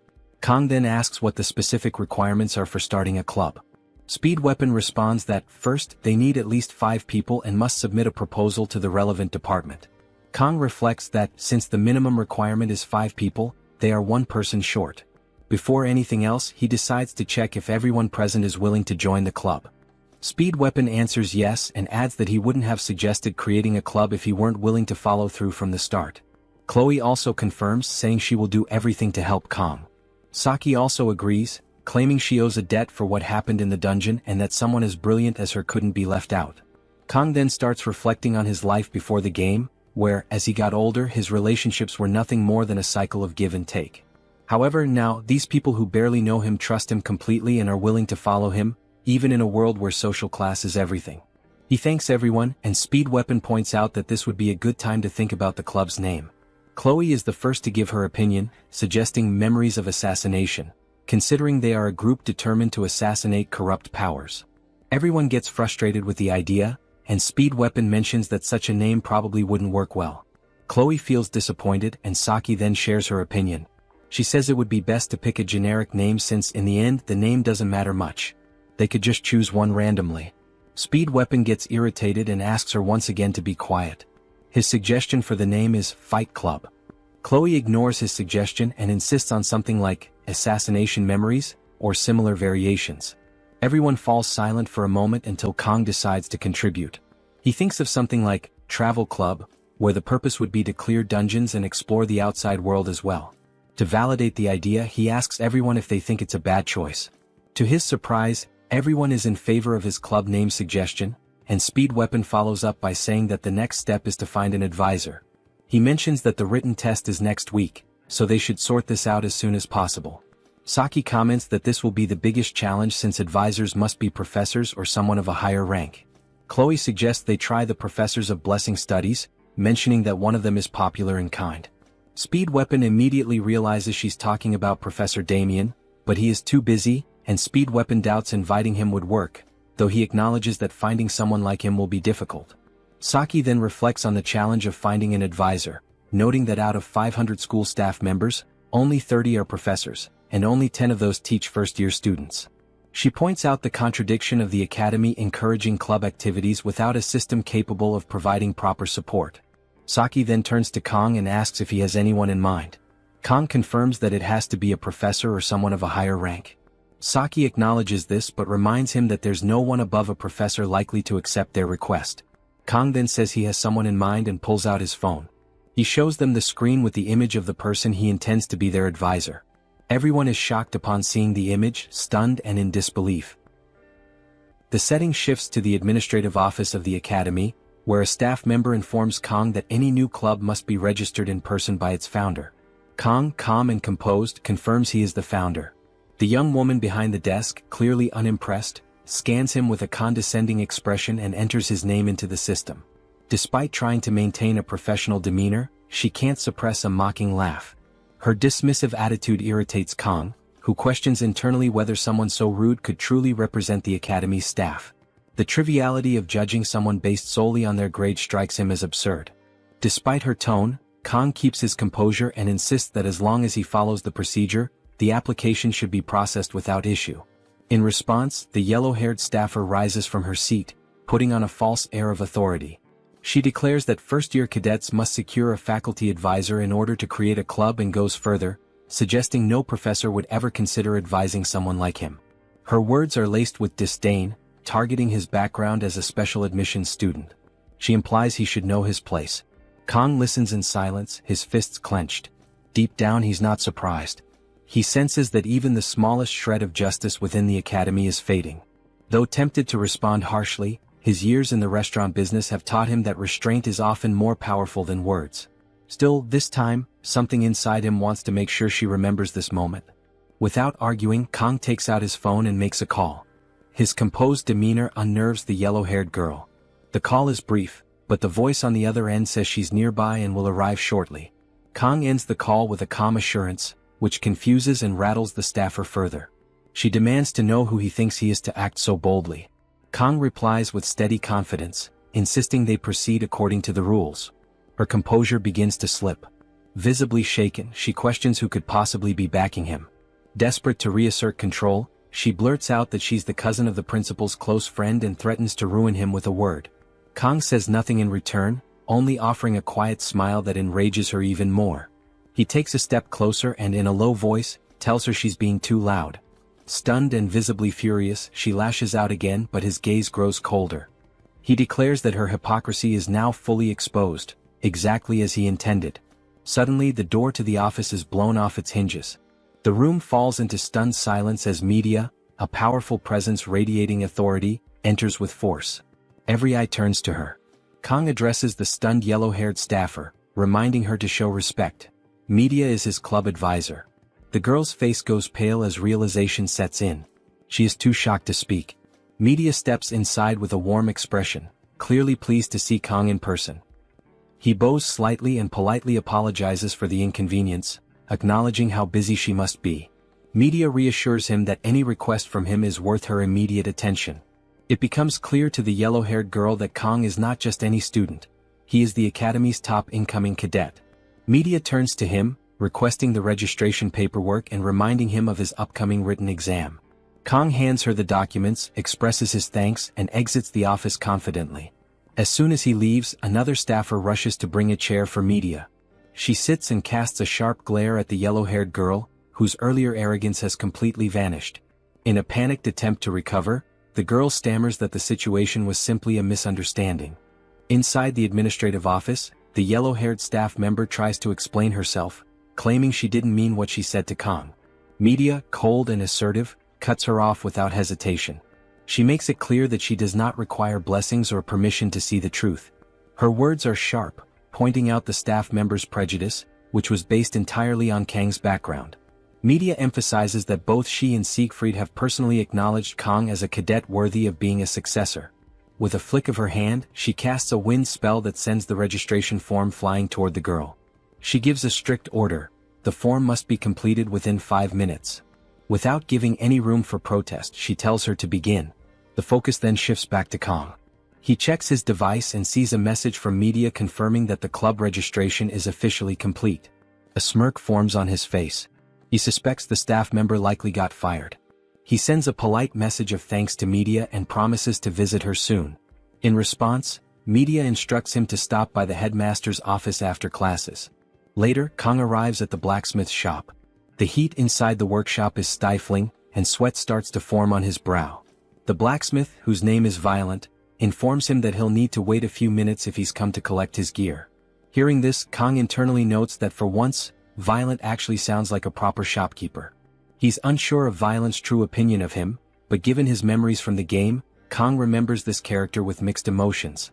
As a former player, Kang recalls Violent as one of the key NPCs for weapon services, and his presence was infamous. In the original mobile game, Violent had a reputation for draining resources without remorse. Light spenders like Kang didn't suffer too much, but heavier spenders used to practically beg before upgrades. The name Violent became synonymous with scams.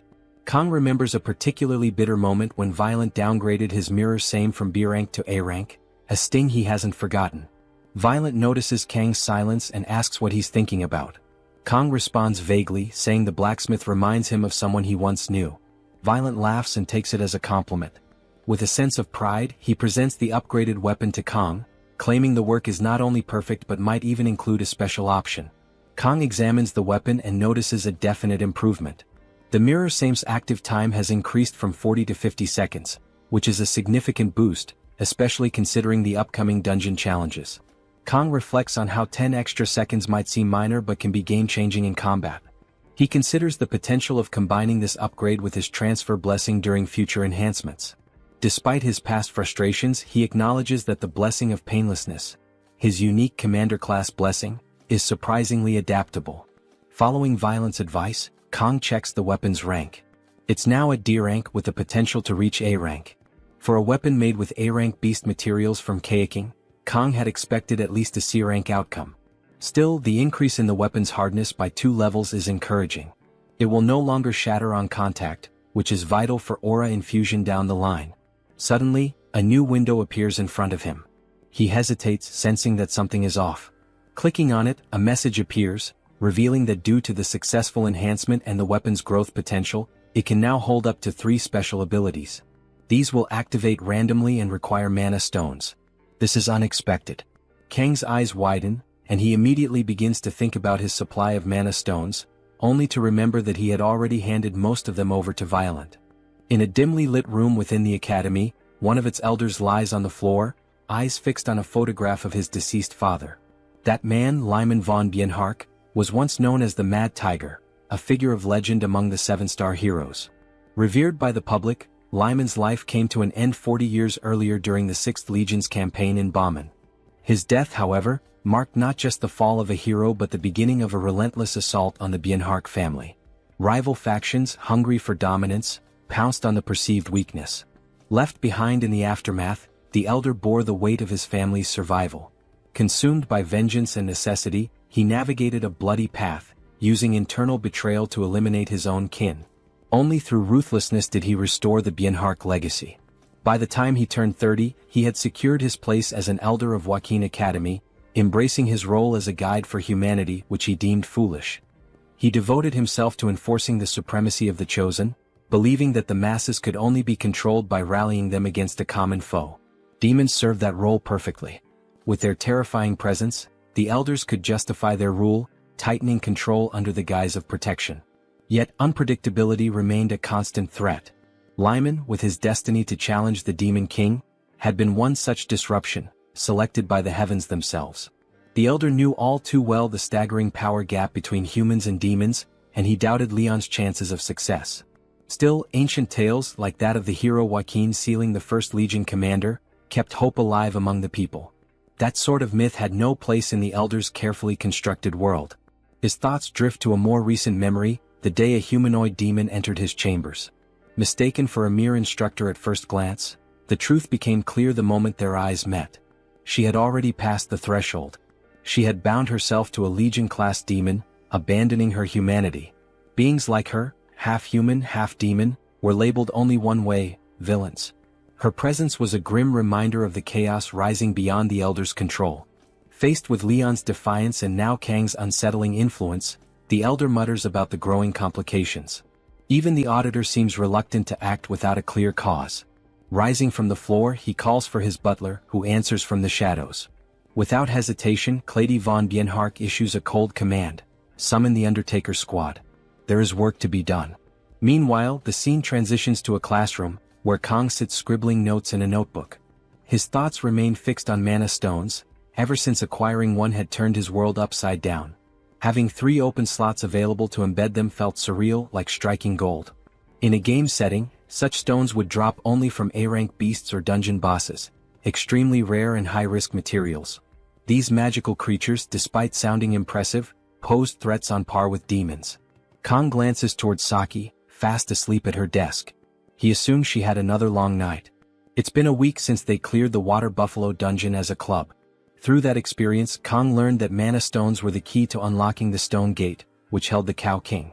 The stone he now possessed came from Behemoth Gigant, a creature of immense power. Someone had managed to defeat it and claim the prize. In the game's lore, even a single step from Gigant could cause the terrain to tremble. But even Gigant was nothing next to the titans introduced in later updates: Tainted Knight, Basilisk, Manticore, Lich King, Drogue, monsters of S-class caliber, equivalent to cataclysmic forces.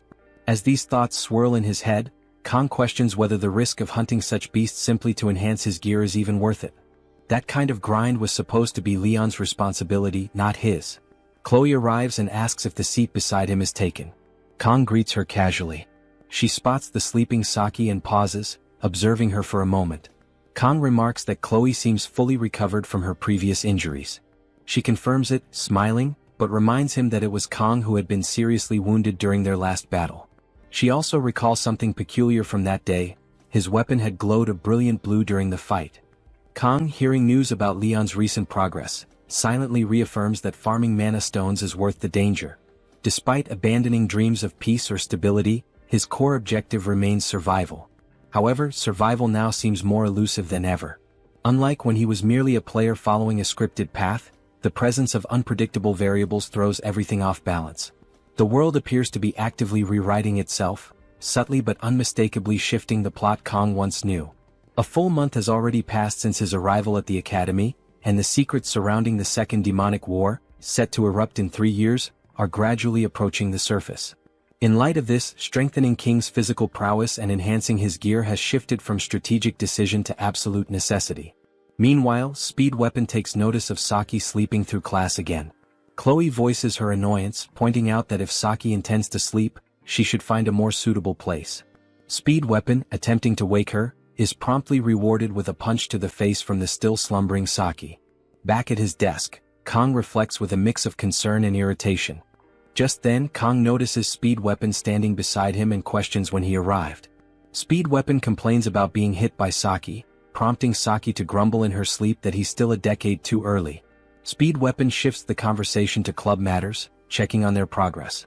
Kang informs him that the principal has already given the green light. All that remains is to recruit one final member. Satisfied, Speed Weapon brings up Leon's latest accomplishments, noting how the supposed protagonist has cleared a high-ranked dungeon recently. Kong thinks to himself that Leon might finally be stepping into his destined role. Saki casually adds that Leon managed to clear an A-rank dungeon just yesterday, and with a small team. In contrast, their own squad barely handled a C-rank dungeon. Speed Weapon teases her for keeping such close tabs on Leon, suggesting she might like him. Saki, however, says nothing. Her silence fuels Speed Weapon's confidence in his theory until she glances at Kong, turns away, and declares she's no longer interested. She then drifts back to sleep, leaving Speed Weapon confused and visibly thrown off. Kong, however, is still lost in thought. He recognizes that Leon's growth is real. If things continue like this, Leon will likely be the one to obtain Bamong during the upcoming survival training on the deserted island. But something else gnaws at him. The existence of Tsushima, a character with zero notable traits, continuing to survive this long seems almost unnatural. Kong suspects that Tsushima might be absorbing misfortunes originally intended for Leon, acting like a lightning rod for bad fate. The possibility unsettles him. Speed Weapon checks in on Chloe, asking if she's feeling better. She nods in affirmation. Kong returns to his inner resolve. Even if Leon's path is beginning to align with that of a traditional protagonist, it changes nothing for him.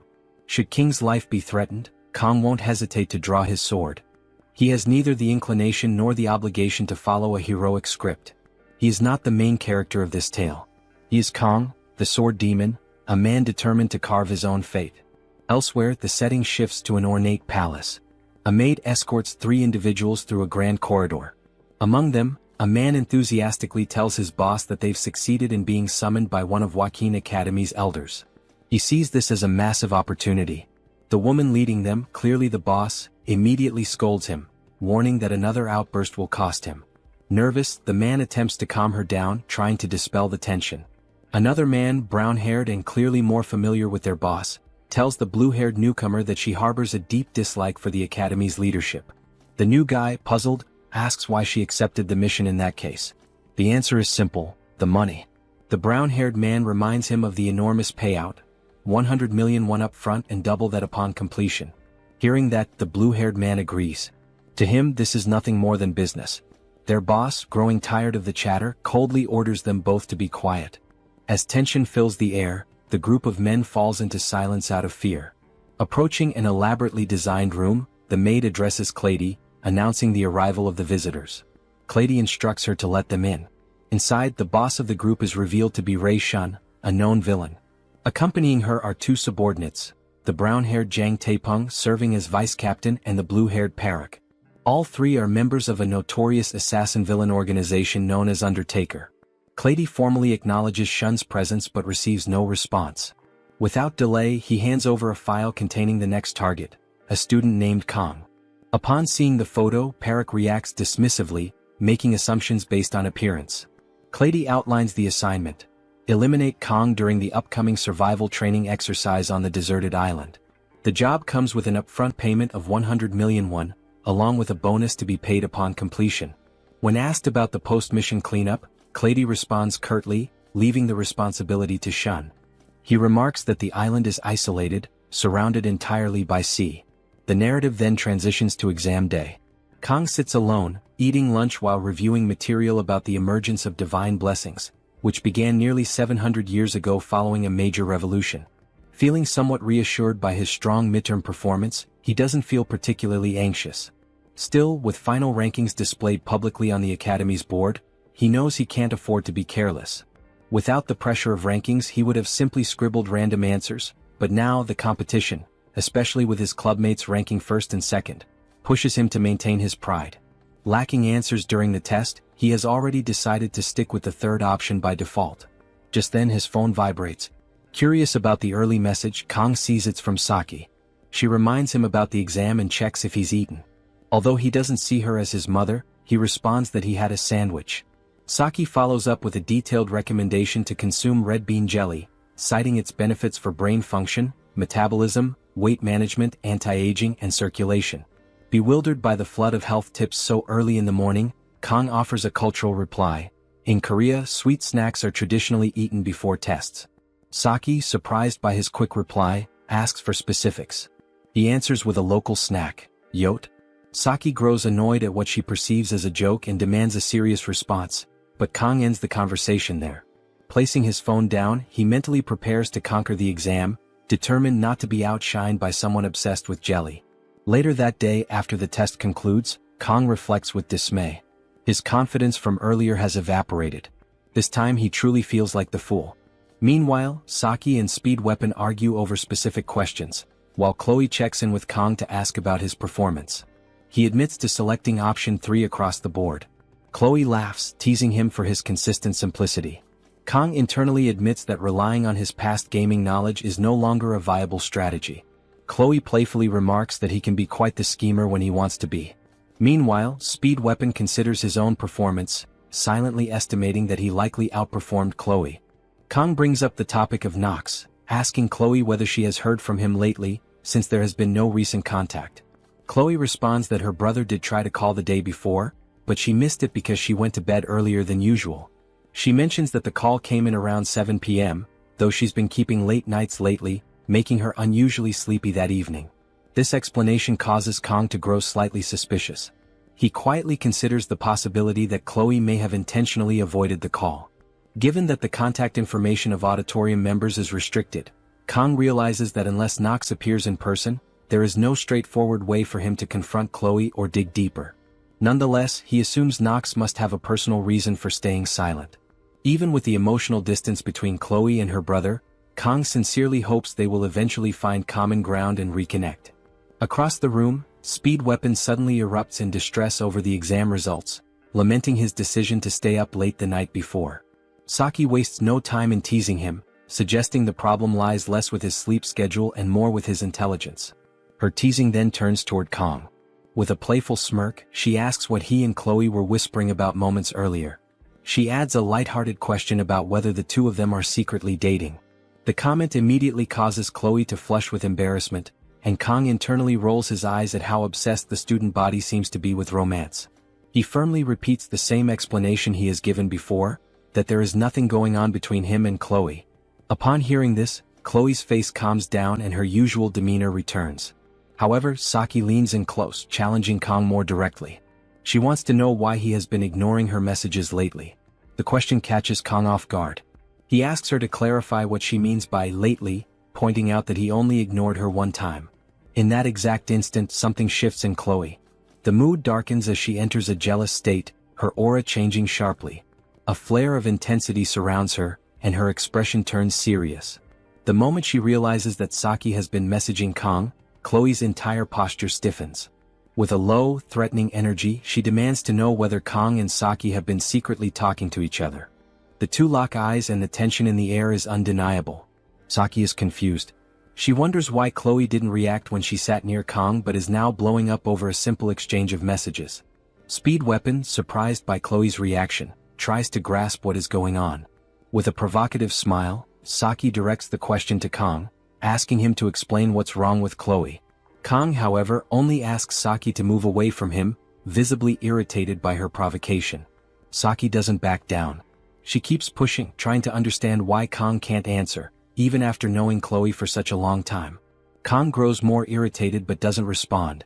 He just thinks to himself, wondering what goes on in Saki's head for her to act like a spoiled child. Chloe interrupts Kang's thoughts, demanding to know why he never gave her his phone number. Kong tries to reply, but Chloe doesn't give him room. She's upset over a supposed promise that Kong would be her prince, and only hers. Seeing that this is all turning into a storm in a teacup, Saki adds more fuel to the fire. She laughs shamelessly and moves even closer to Kong, just as Kong asks her if she even knows what the word Yandere means. Saki doesn't take it seriously and says she doesn't understand such apparently English terms. Before she can escalate things further, Speed Weapon steps in abruptly, grabbing her face and asking if she has any idea what's happening. Saki is more concerned about retaliating for the slap to her face, but Speed Weapon's attention is locked on Chloe's insanity. Seeing Chloe holding a small blade in her hand, Kong starts wondering what he can do to de-escalate the situation, realizing it's already gone beyond anything they've faced before. He had even looked up videos on how to deal with Yanderes but ended up forgetting everything. Chloe begins walking with a threatening posture and starts her bizarre speech. She declares that from now on she will make sure he sees no one but her. Before she gets any closer, Kong tries to reason with her. But suddenly she lunges with a quick strike and Kong barely dodges in time, nearly getting slashed across the neck. Witnessing the attack, Speed Weapon panics, worried about Kang's safety, while Saki simply observes. Chloe keeps attacking, accusing Kang of always finding ways to make her sad. Completely furious, she launches a direct strike, stating that Kang is always surrounded by others, never her, and even spends time with other girls. Kang realizes the attack isn't directed at him, it's meant for Saki. He reacts quickly, countering the blow and destabilizing Chloe. Saki, ignoring the danger, mocks the situation. Still inconsolable, Chloe tries to press her attack again, but Kang has had enough. With a fast and awkward move, he pins Chloe down onto the table, immobilizing her. He tells her to drop the blade while holding her arm. Ordering her to calm down, Kang asks her to listen. Chloe insists he has no right to ask that, since he didn't give her the attention she believed she deserved. The atmosphere shifts completely when Kang says that between the two of them, he prefers face-to-face contact. He finds phone contact too cold, a phone should never come between them. Chloe completely lowers her guard, enchanted by Kang's words. Getting closer, leaving her totally defenseless, Kang thanks her for always thinking about him. Speed Weapon becomes emotional from the scene, while Saki shows her frustration that the show is over. Kang finishes by reminding Chloe that he stayed by her side the whole time in the Buffalo Dungeon, ending with a request, "Don't be upset." Chloe pulls herself together, her rage turning into passion, while Kang turns his back, relieved to have resolved the situation. Speed Weapon checks to see if Kang is okay and Kang confirms that he is. Chloe then asks what the next topic of the meeting will be, but Kang says they need to clean up the mess first. Meanwhile, Saki turns her back to the group and walks toward the door. Kang notices her leaving but has no idea what might be going through her head. Sometime later, as the sun sets, Saki and Speed Weapon walk together, both sharing the same thought, Kang Jiyama. In Speed Weapon's thoughts, he reflects that Chloe's murderous behavior toward Kang is driven by a twisted kind of love. However, in that situation what remained most in mind was the fact that Kang, despite showing a welcoming smile, was ready for serious combat, holding his knife. It became clear that Kang operates using persuasion, negotiation, and also force. By achieving a balance between these points, his relationships are like those of a commander, a ruler. Such qualities will, without a shadow of a doubt, make Kang great. Looking at Saki, who is totally focused on her cell phone, Speed Weapon asks why she's been in a bad mood the whole time, leading Saki to promptly deny it. When he asks what's so important on the phone, Saki replies that she's about to delete a video because the subscribers are not interacting properly. Speed Weapon jokes that the video must be about how to deal with Yanderas. Saki then shows the phone, clearly upset. Speed Weapon is surprised by the 210,000 views, saying it's a very popular video to delete. "I certainly wouldn't delete it. I'm counting on your help to reach 210,000 views on this video." Back to the scene, Saki replies that she doesn't need the video anymore, and Speed Weapon doesn't argue. Speed Weapon then asks why the channel is called Saki-chan's Japanese. Saki answers that she just typed the first thing that came to mind. The scene shifts to the library, where Kang reflects on an upcoming event. He notes that, although the event is described like a survival game, it's actually conducted almost like a summer camp. The tasks of the event are to survive, identify poisonous plants, and follow the instructor's tips. To prepare, Kang lists all the books related to the subjects. Kang reconsiders his judgment when he sees the word survival on the book cover, pondering the relevance given by the academy. After all, it's 3 days of evaluation.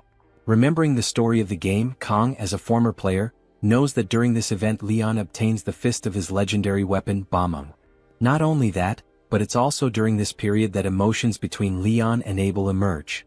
While playing, Kang was deeply immersed in this stage of the game, but being a character now, he doesn't care as much. The truth is, as he observes a book with the events, the chaos surrounding Kang has made him simply not care at all about any kind of romance. There's already enough to worry about, considering that the elders are against him, there's a mysterious, malicious instructor, and he still needs to recruit members. No matter how beautiful someone is, romance simply won't be a priority. What interests him most as a swordsman is just one thing: Bamung, a sacred and demonic sword. As a former player, he knows exactly the power of this weapon and where it is. However, this weapon is fragmented, and collecting all the pieces is part of the main storyline. That makes it impossible for Kang to collect it. The requirement to acquire the sword is to ascend to the Blessing of Miracle. This weapon was made exclusively for the protagonist, whereas all Kang has is a sashimi knife. Following the possible paths, Kang is determined to make the most of the event. He then begins to map the locations, starting with Avalon Island, which has no monsters, but there is the possibility of yet another ambush. To prevent that from happening, a high-level instructor will accompany the group to ensure safety. While looking for books about Avalon, Kong reflects on the conveniences that make it possible for him to achieve his goals safely. Kong reflects on his preference for books over the internet, because in them lies ancestral knowledge. After finding a book about the history of Avalon, Kong returns to his table. The island is described as uninhabited, characterized by shifting terrains and a central lake. These things were already known to Kong. Frustrated, Kong considers the possibility of an endless search for a specific piece of information about the island. Meanwhile, Leon approaches. Kong is caught off guard by the encounter, and as he turns around, Leon greets Kong, emphasizing how long it's been since they last met. Some of Leon's fans tend him from afar as he puts his hand on Kang's shoulder and then greets him, emphasizing how long they haven't seen each other. Kong was taken aback when he noticed Leon reading a book titled Introduction to Magic. Observing him, Kong reflected that this doesn't seem appropriate because, as the game's protagonist, Leon shouldn't be studying magic in the library. But apparently the incident at the midterms had him worried enough. Kong stared at him, reflecting internally whether he could trust what he was seeing while Leon remained in silence. So then, Leon showed interest in what Kong was doing, asking what he was reading. Kong explained that he was reviewing material about Avalon Island, the site of their upcoming training, and was researching its characteristics. As they exchanged glances, Leon remarked on Kang's commitment, which Kong silently admitted was true. His recent days had been consumed by training, dungeon exploration, and monster studies.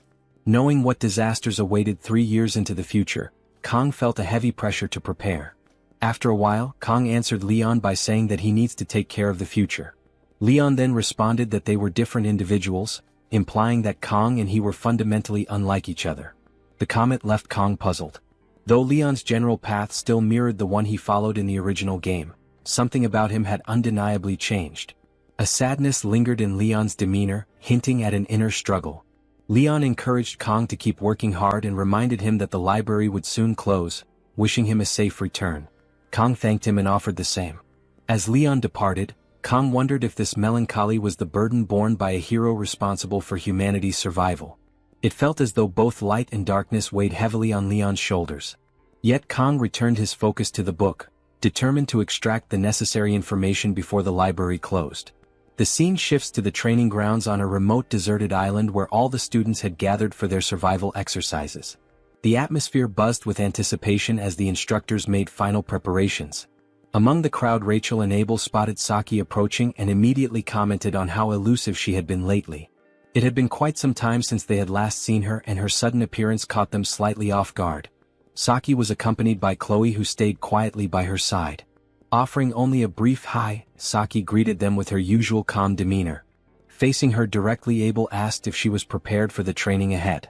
Saki replied in a composed tone that she would proceed as she always did, and then turned the question back, asking if Abel was ready as well. Watching the exchange unfold, Rachel couldn't help but smile mischievously.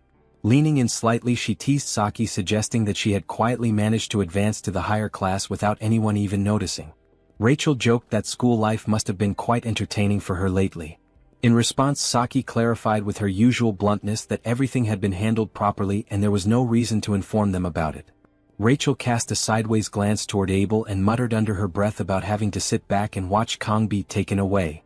Abel immediately dismissed the comment as nonsense, brushing it off with a scowl. But Rachel only smirked and insisted she was simply stating the truth as she saw it. Rachel pointed out with a sly grin that Saki had already explored the Buffalo Dungeon with Kong, participated in various club activities alongside him, and now would once again be near him throughout the entire 3-day survival training trip. Her tone was light but carried a teasing edge, as if she were gently accusing Saki of monopolizing his time. In response, Saki calmly explained that Kong had made it clear he intended to undergo the training independently without forming any teams. Chloe, who had been quietly listening, nodded in agreement. She added that Kong had specifically mentioned having personal goals he wanted to pursue alone and needed space to focus on them. At this revelation, Rachel's eyes lit up with sudden excitement. A mischievous glint appeared as she realized that technically no one had been officially paired with Kong Jayama for the training. This left an opening and opportunity. Saki raised an eyebrow at Rachel's obvious shift in mood, immediately suspicious of her intentions. Abel too narrowed his eyes and asked pointedly what Rachel was scheming now. Rachel merely shrugged, acting innocent. She argued that while Kang had indeed said he wanted to go alone, he had never outright forbidden anyone from following him if they happened to cross paths. There was after all no formal rule against it. Saki couldn't help but admire the way Rachel twisted the situation to her advantage, finding a loophole so easily. It was a kind of bold cleverness that Saki herself would never have thought to use. Rachel smiled even wider, sensing their attention. She suggested that deep down everyone probably shared the same unspoken thoughts about wanting to stick close to Kang. Building on the moment, Rachel proposed a solution that would make things fair for all of them, what she proudly called the Rachel game. Both Saki and Abel were caught off guard, visibly startled by the sudden proposal. The atmosphere between them shifted, filled now with a mix of curiosity and wariness as they waited to hear exactly what kind of crazy idea Rachel had just unleashed. Rachel elaborated that Avalon Island's terrain and environment were constantly shifting, making it difficult even with the use of warp gates, as students would arrive at random locations. Each of them would have to find a way to navigate the island independently, facing a challenge designed to test their survival skills. Saki, characteristically direct, urged Rachel to get to the point. Rachel declared that during the 3-day survival training, whoever found Kang first would claim him. The others would then have to back off, granting exclusive rights to the winner. The proposal left the trio stunned. Rachel eagerly asked for their thoughts. Chloe declared her enthusiasm, vowing to win this time. Saki found the idea amusing and decided to prove her resolve by planning to send a verification photo. Rachel grinned, encouraging Saki to show how much she had grown. Abel became flustered at the mention of exclusive rights and briefly thought about her grandfather before declining to participate in Rachel's proposed challenge. She apologized and said she had no time for such trivial games, stating she would not join. Rachel accepted her decision with a nod and confirmed that the rest would continue without her. As Abel walked away, Rachel observed that Abel had been occupied with special training recently, a comment that Chloe supported by noting Abel's dedication. Meanwhile, Kang appeared, feeling fatigued after spending the entire night in the library. Fortunately, he had already recorded all necessary notes on his phone. Among the details was a reminder from the headmaster that Avalon Island was not considered an official monster zone, though students were still advised to bring light equipment. Kang had prepared his own unique gear, including 24 sashimi knives from Daiso, which he considered his secret weapon. At that moment, Kang received a message from Media, checking if he had packed medicine and clothes. Smiling, Kang reflected that Media felt more like a mother, or even a grandmother, than a friend. As the instructor began calling names to organize departures, Kang realized it was time to move. A sudden memory surfaced, the academy security guard's warning about a dangerous female instructor, one with purple hair, purple eyes, and notable height. Kang suspected that the instructor might use the chaotic environment of the island as a chance to act. However, he also realized that the conditions could work to his advantage if needed.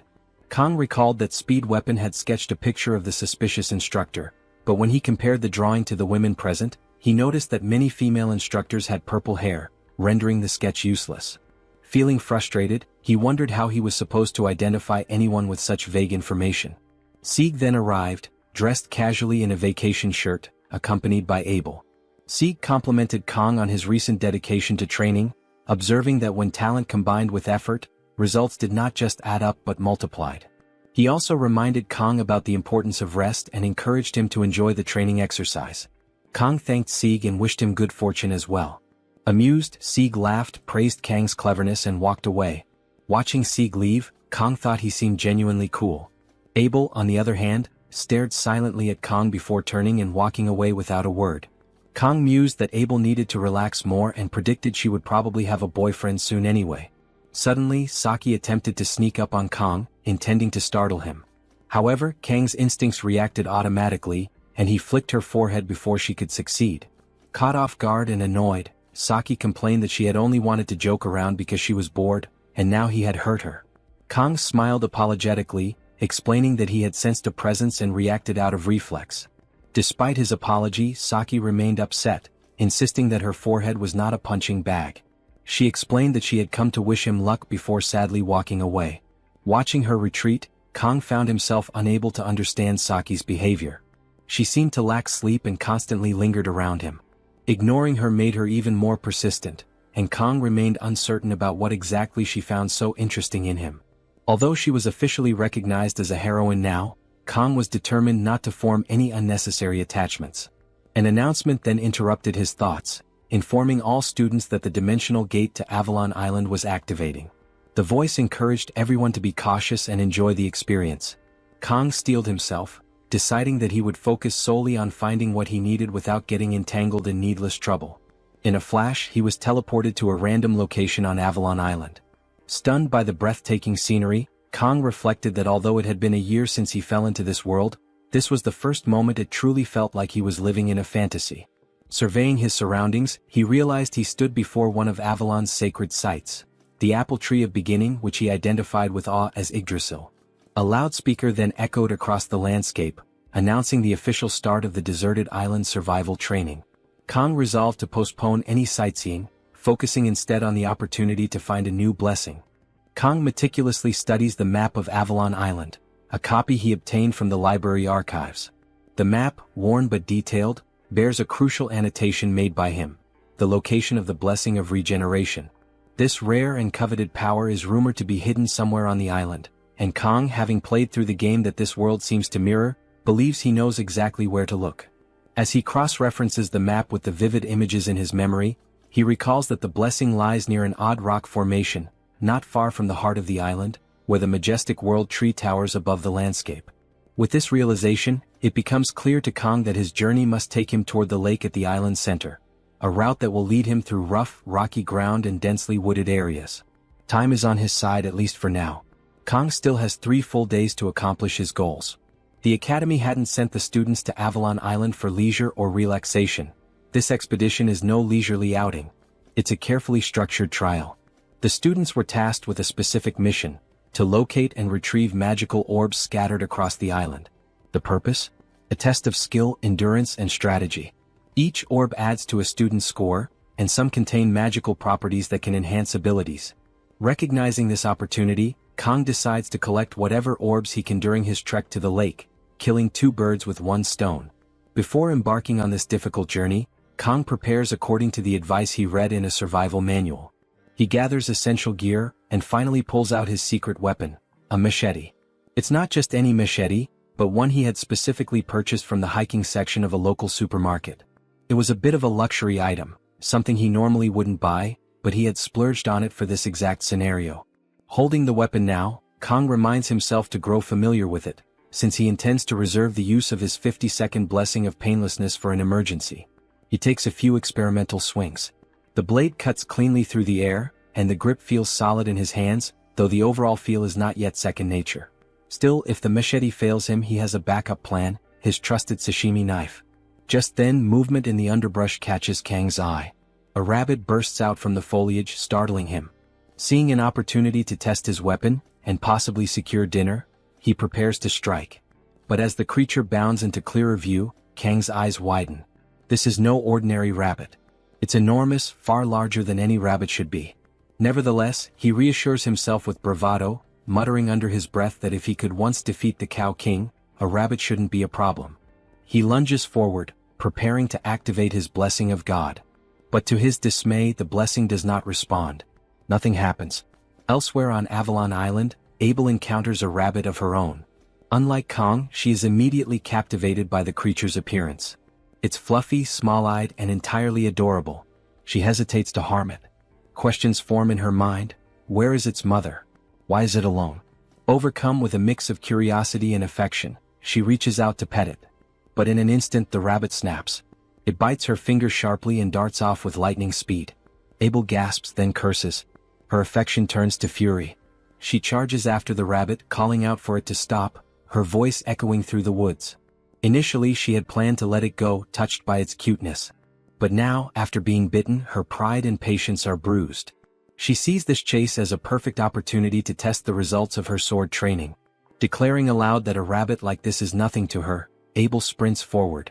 But to her astonishment, the rabbit suddenly accelerates and, impossibly, smirks at her. The expression is unmistakably cunning. It dawns on her that she had misjudged it entirely. The rabbit had been concealing its true power, just as Kang tends to do. Still, Abel refuses to back down. Her voice sharp and determined, she proclaims, "No matter how fast you are, before the blade of Nibelung, I will not lose." She reminds herself that she is no ordinary girl. She is the granddaughter of the Sword Emperor. With renewed focus she strikes, believing that this time she has the upper hand. But once again the rabbit effortlessly dodges her attack.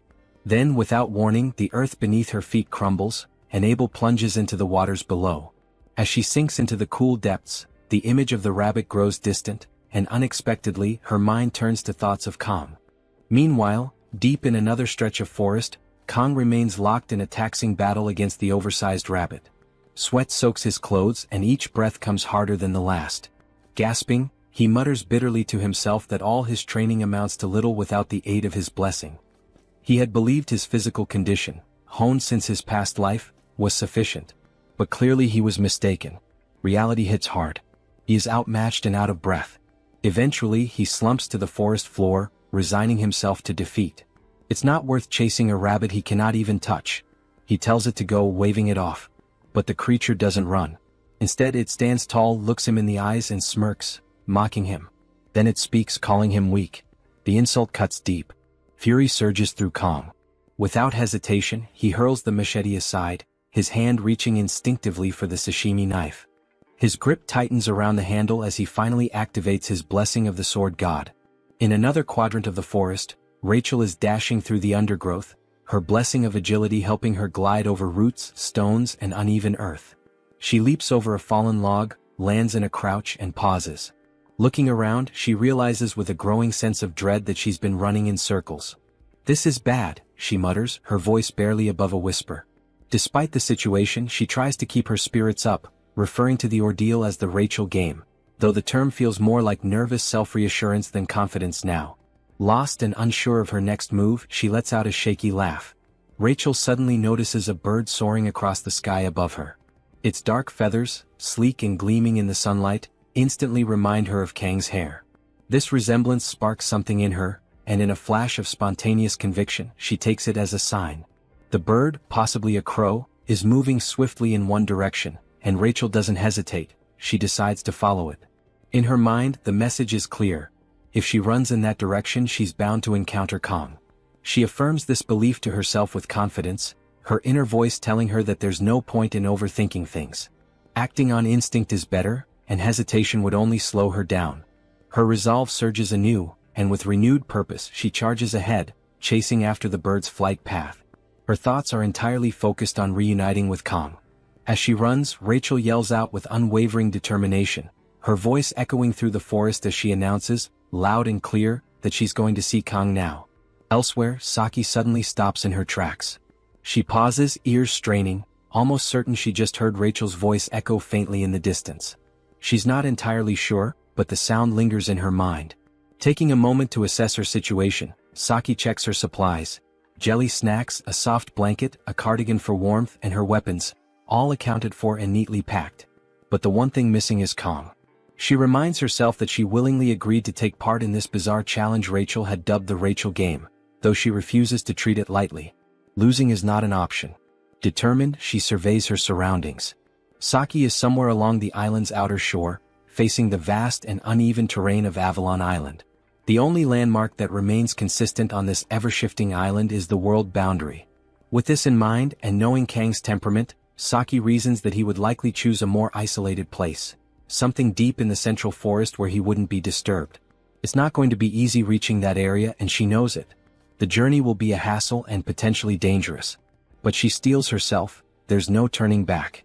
More than anything, she wants to see Kong. Not just because she's in the game, but because she doesn't want to lose him.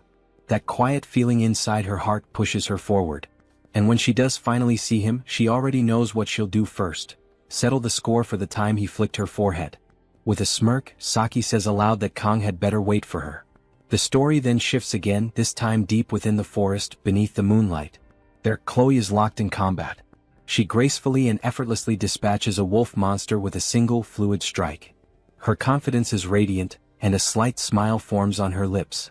She whispers softly to herself that Kong should wait for her. Here on this island, she's determined to find him before anyone else does. That way, when she finds him, he'll be looking at her, and only her. She dashes forward with quiet intensity, but then her movement slows. Her senses sharpen as she becomes aware of something. A presence nearby. It's human, unmistakably. Her heart races, the thrill of anticipation rising. It must be Kong. It has to be him. At that same moment, the focus returns to Kong, who has just succeeded in catching his food. Now he's crouched beside a small campfire, carefully cooking it. But the peaceful moment doesn't last. He stiffens as he feels something, a presence approaching from the shadows of the trees. His instincts flare. This isn't an animal. The energy is different. It's human, and whoever it is, they're clearly headed straight for him. Kang's body tenses. He cannot afford to lower his guard, not here, not now. He grips his weapon, heart steady but alert. He's been saving his blessing for a situation just like this, and he knows this could be the moment. As the presence draws close enough, then, movement from the bushes. A figure leaps out. It's Chloe. She bursts forth, calling out Kang's name with excitement. But she is abruptly stunned. The presence she had felt, it wasn't Kang. It was Rachel. Both girls freeze as they lock their eyes. There's a beat of silence. Then, in perfect unison, they shout in frustration and disbelief, wondering why they are finding each other again. Meanwhile, in another part of the forest, Kang stands poised, sword still raised, ready to strike the figure that had approached. But at the very last instant he stops himself, eyes widening in shock. The figure before him is Abel, with wet clothes in an awkward position. She had stumbled forward and collapsed in surprise, just as he was about to attack. Seeing him now, her cheeks flush a deep crimson. Her embarrassment rises as the realization dawns that she has finally found him. Looks like the couple will enjoy dinner time. After a brief moment of settling in, Abel begins to observe Kang's makeshift shelter. She first notices a blanket made from some kind of animal hide, likely fashioned for warmth and survival. Near the fire, there is dried meat roasting to satisfy hunger. As she takes in these details, she quickly realizes that all of it, the hide, the meat, came from the same rabbit they had both encountered earlier. This realization stings. Even in this, Kang had outdone her. Embarrassed and shivering, Abel wraps her arms around her knees, visibly frustrated by the situation. Kang soon approaches her, noticing her discomfort. Without saying much, he offers her the blanket, silently acknowledging her cold state and helping her feel slightly more at ease. As he returns to the fire, Abel tries to hide her embarrassment, reflecting inwardly that she probably shouldn't have followed the scent of food. Still, she accepts the blanket with gratitude. As she adjusts her position, she becomes aware of a strange adornment on her ankle, only to realize it's actually a darkened bruise from a sprain. She hadn't noticed it before and is immediately overwhelmed with worry. Kang, however, reacts swiftly and calmly. He improvises a treatment, taking care to prevent infection and assist her recovery. Abel watches in silence as he tends to her injury, and when he finishes, she thanks him again. The two lapse back into silence as Kang tends to the fire once more. Breaking the quiet, Kang suddenly asks why she's wandering around alone. Caught off guard, Abel scrambles for a response. The first thing that comes to mind is Rachel's challenge, but she knows she can't mention it. Instead, she simply says that she prefers doing things her own way, and that being alone makes it easier. Kang nods, acknowledging that he often acts the same way, noting the similarity between them. Internally, Abel reflects that she had initially chosen to ignore Rachel's challenge, but in the end she became part of it anyway. Reaching into her pocket, she pulls out her phone and activates the camera. She takes a selfie that captures both her and Kang together. Without much ceremony, she sends the photo to the group chat that includes herself, Rachel, and Saki. As expected, the reactions come quickly. Saki is irritated, reminding Abel that she had said she wouldn't participate. Rachel, amused, compares Abel's actions to those of a smug cat. Chloe, who happens to be nearby with Rachel, observes the interaction but doesn't quite understand what's going on, since she isn't part of the same group chat. Meanwhile, Abel remains quiet, holding her phone without showing much excitement about having reached her goal. Kang then hands her a skewer of meat, and her mood lifts noticeably. She had been very hungry. After some time passes, Kang initiates another conversation, commenting on how strange the situation is. Abel takes the opportunity to ask about the nature of his strength. Before answering, Kang briefly reflects. His strength only lasts a minute. He recalls several of his past battles before replying that everything he's capable of is thanks to a good teacher. Abel asks who that teacher was. Kang simply says it was someone who taught him well how to wield a sword. This sparks a memory in Abel, of her grandfather, Sieg. Although their time together had been short, all those years were devoted to sword training. For 17 years, she had believed she knew more about the sword than anyone else, only to be frustrated upon meeting Kang, who had clearly surpassed her in every way. She decides to probe further, asking what exactly Kang learned and which family he comes from. Kang doesn't give a direct answer. Instead, he shares a belief he's held for a long time, that being strong doesn't always mean winning, it means never giving up and enduring until the end. Abel takes a moment to consider his words, and then she jokes that he sounds like an old man. A laugh escapes her, and she remarks that what he said was like something out of a cliché, so much so that laughing was inevitable. Kong appears visibly annoyed by her reaction. Abel teases him further, comparing him to her grandfather, Sieg, and asking if he's 70 years old too. The moment reminds her of when they once talked on a bench. This, she realizes, is the first real conversation they've had since that day. Kong doesn't reply. Instead, he quietly offers her another skewer of food. Abel understands the message without words. She eats, and silence returns once again. The scene fades into the next morning. Abel awakens to find herself alone. Looking around, she realizes that Kong has already left. He's gone, and he left everything behind. Noticing the dried meat once again, Abel laments Kang's silent departure. He left without saying a final word. Her thoughts drift to the moment he treated her injured ankle. As she looks at the makeshift tourniquet, tears begin to fall to the ground, surprising her.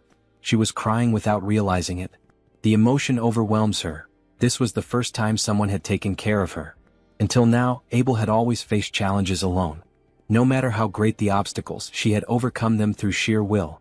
Even in moments when she felt like crying, she had always held back, believing that giving in to emotions would hinder her goals, a burden she called the curse of the Nibelung. Wiping away her tears, she begins to wonder why Kong had been so considerate toward her. Remembering that there are still 2 days left before the training ends, she refocuses. Gripping her sword and organizing her belongings, she tells herself that nothing will change if she just sits and cries. With renewed determination, she sets out once more, hoping to find Kong again and return the favor. Wrapping herself in the cloak he gave her, Abel resumes her journey. Meanwhile, Kong is exploring another part of the island, thinking about how comfortable the previous night had been, though now the weather has become hot. He assumes Abel must be awake by now and briefly reflects on her beauty. Still, something inside him believes that she doesn't like him. He blames it on her character, concluding that's just how someone from nobility is expected to act. Reflecting on the previous night, he reminds himself that his gesture of kindness wasn't driven by any emotional attachment. She had simply looked helpless and he couldn't just ignore her. Helping someone once wouldn't change the world or the fate of the game.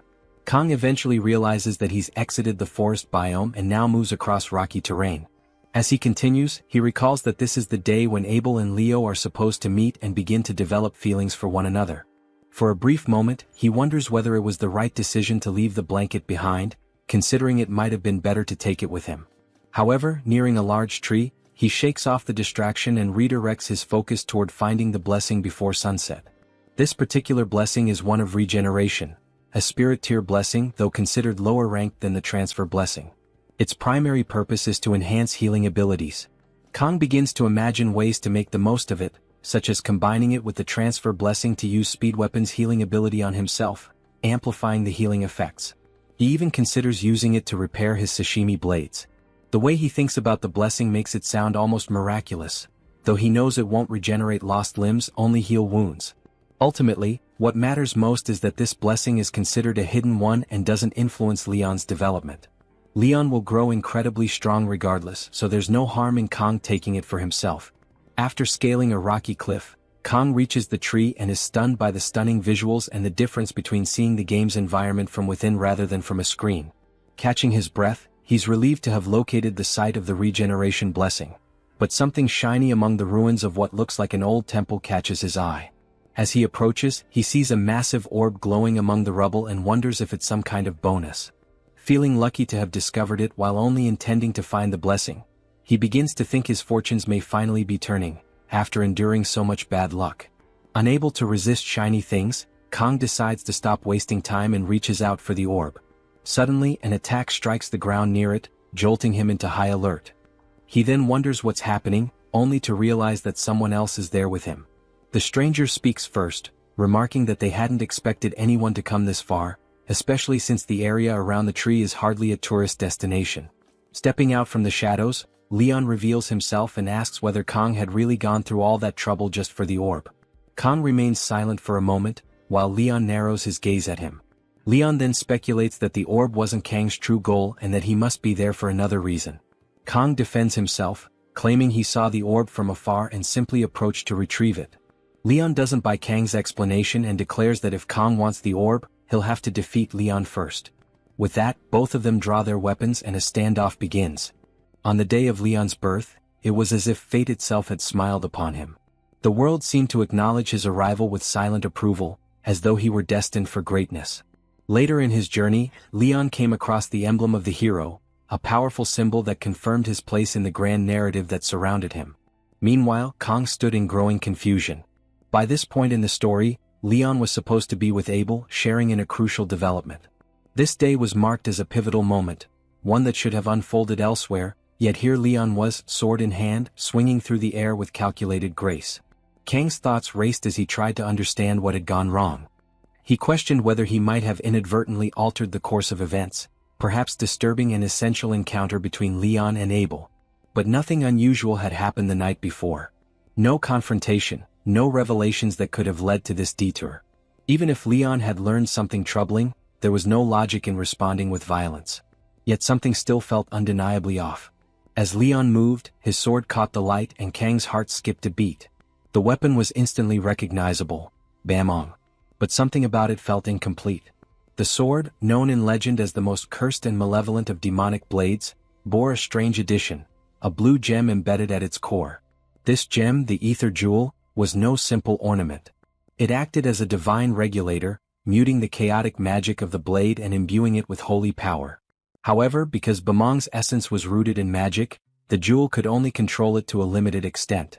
Ultimately, the sword's alignment would always reflect its wielder's true nature. In the original version of the story, Bamong represented duality. It could become a tool of salvation or destruction depending on the bearer's choices. That thought chilled Kang to the bone. He considered the possibility that Leon might be leaning toward the darker path. Before Kang could fully process this, Leon addressed him with a calm tone, framing the encounter as a friendly spar. There was a disquieting honesty in his words, and Kang recognized that Leon planned to use their duel as a means to improve himself, even if it meant treating Kang as a temporary obstacle. Despite some understanding of Leon's intentions, Kang knew one thing for sure. Whatever excuse Leon had given, about some orb or pretense, it was just that, an excuse. Leon's expression hardened. Time was limited, he said, and he was ready to begin. Without waiting for agreement, he charged forward with tremendous speed. Meanwhile, elsewhere on the island, Saki was fuming as she came across Speed Weapon.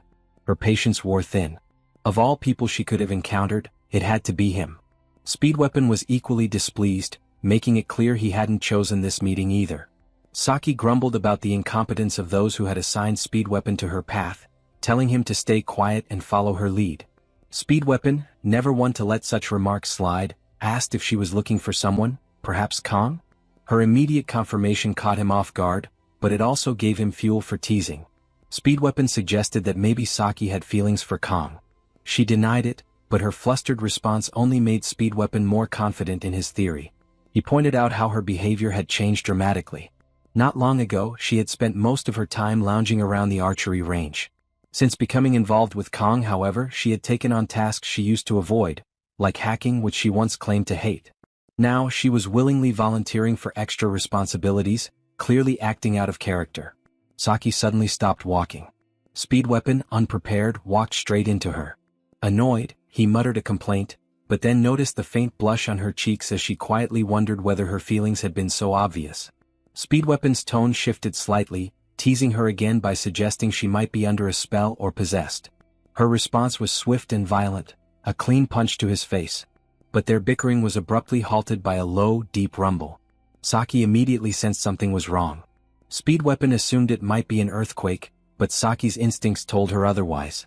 The disturbance, she said with certainty, came from Kang.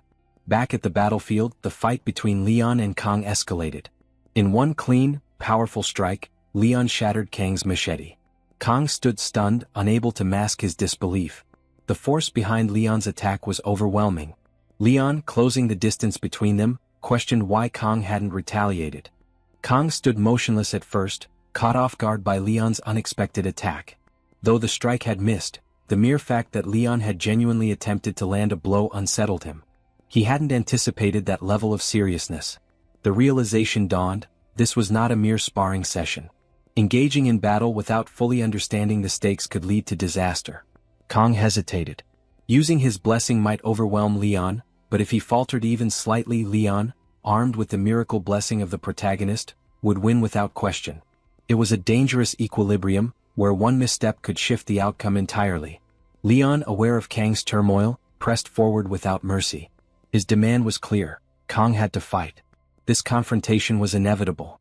Without giving his opponent a moment to regroup, Leon attacked again, striking with precision and force. The sheer absurdity of the situation weighed on Kang. Fighting someone like Leon without any divine aid bordered on madness. Realizing he had no other choice, Kang invoked his blessing. Instantly, their clash ignited a burst of raw energy. The air around them crackled as their weapons collided, neither willing to retreat. Their ferocity mirrored one another, and every move was met with equal resistance. Yet, despite his best efforts, Kang found himself on the defensive. Leon's strikes came with unrelenting speed and aggression.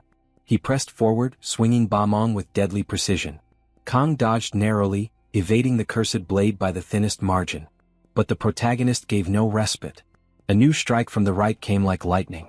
Kang shifted just in time, but Leon was already preparing the next assault. The barrage left no room to counter, no space to breathe. In a desperate move, Kang pulled out his sashimi swords, hurling them in an attempt to buy himself a moment. Leon, however, met the thrown blades with ease. With a single swing of Bamong, he shattered them all midair. The display of strength stunned Kang, leaving him vulnerable. Leon advanced in a blur, appearing before him with terrifying speed. Kang, driven by instinct, dropped low to avoid the downward swing. Bamong crashed into the stone pillars behind him, reducing them to rubble. Kang seized the chaos, bounding across the collapsing columns to gain some distance. From higher ground he assessed the situation. Leon's growth since the midterms was almost incomprehensible. The gap between them had widened dramatically, as if the protagonist's progression defied natural limits. While others plateaued, Leon surged ahead. But then a flicker of hope emerged. The brilliant aura around Leon's sword began to wane, its radiant glow faltering. Fatigue was setting in. Kang saw his chance. With renewed focus, he drew another sashimi sword and advanced, his own blessing surging within him. The divine energy of the sword god coursed through his limbs, strengthening his resolve.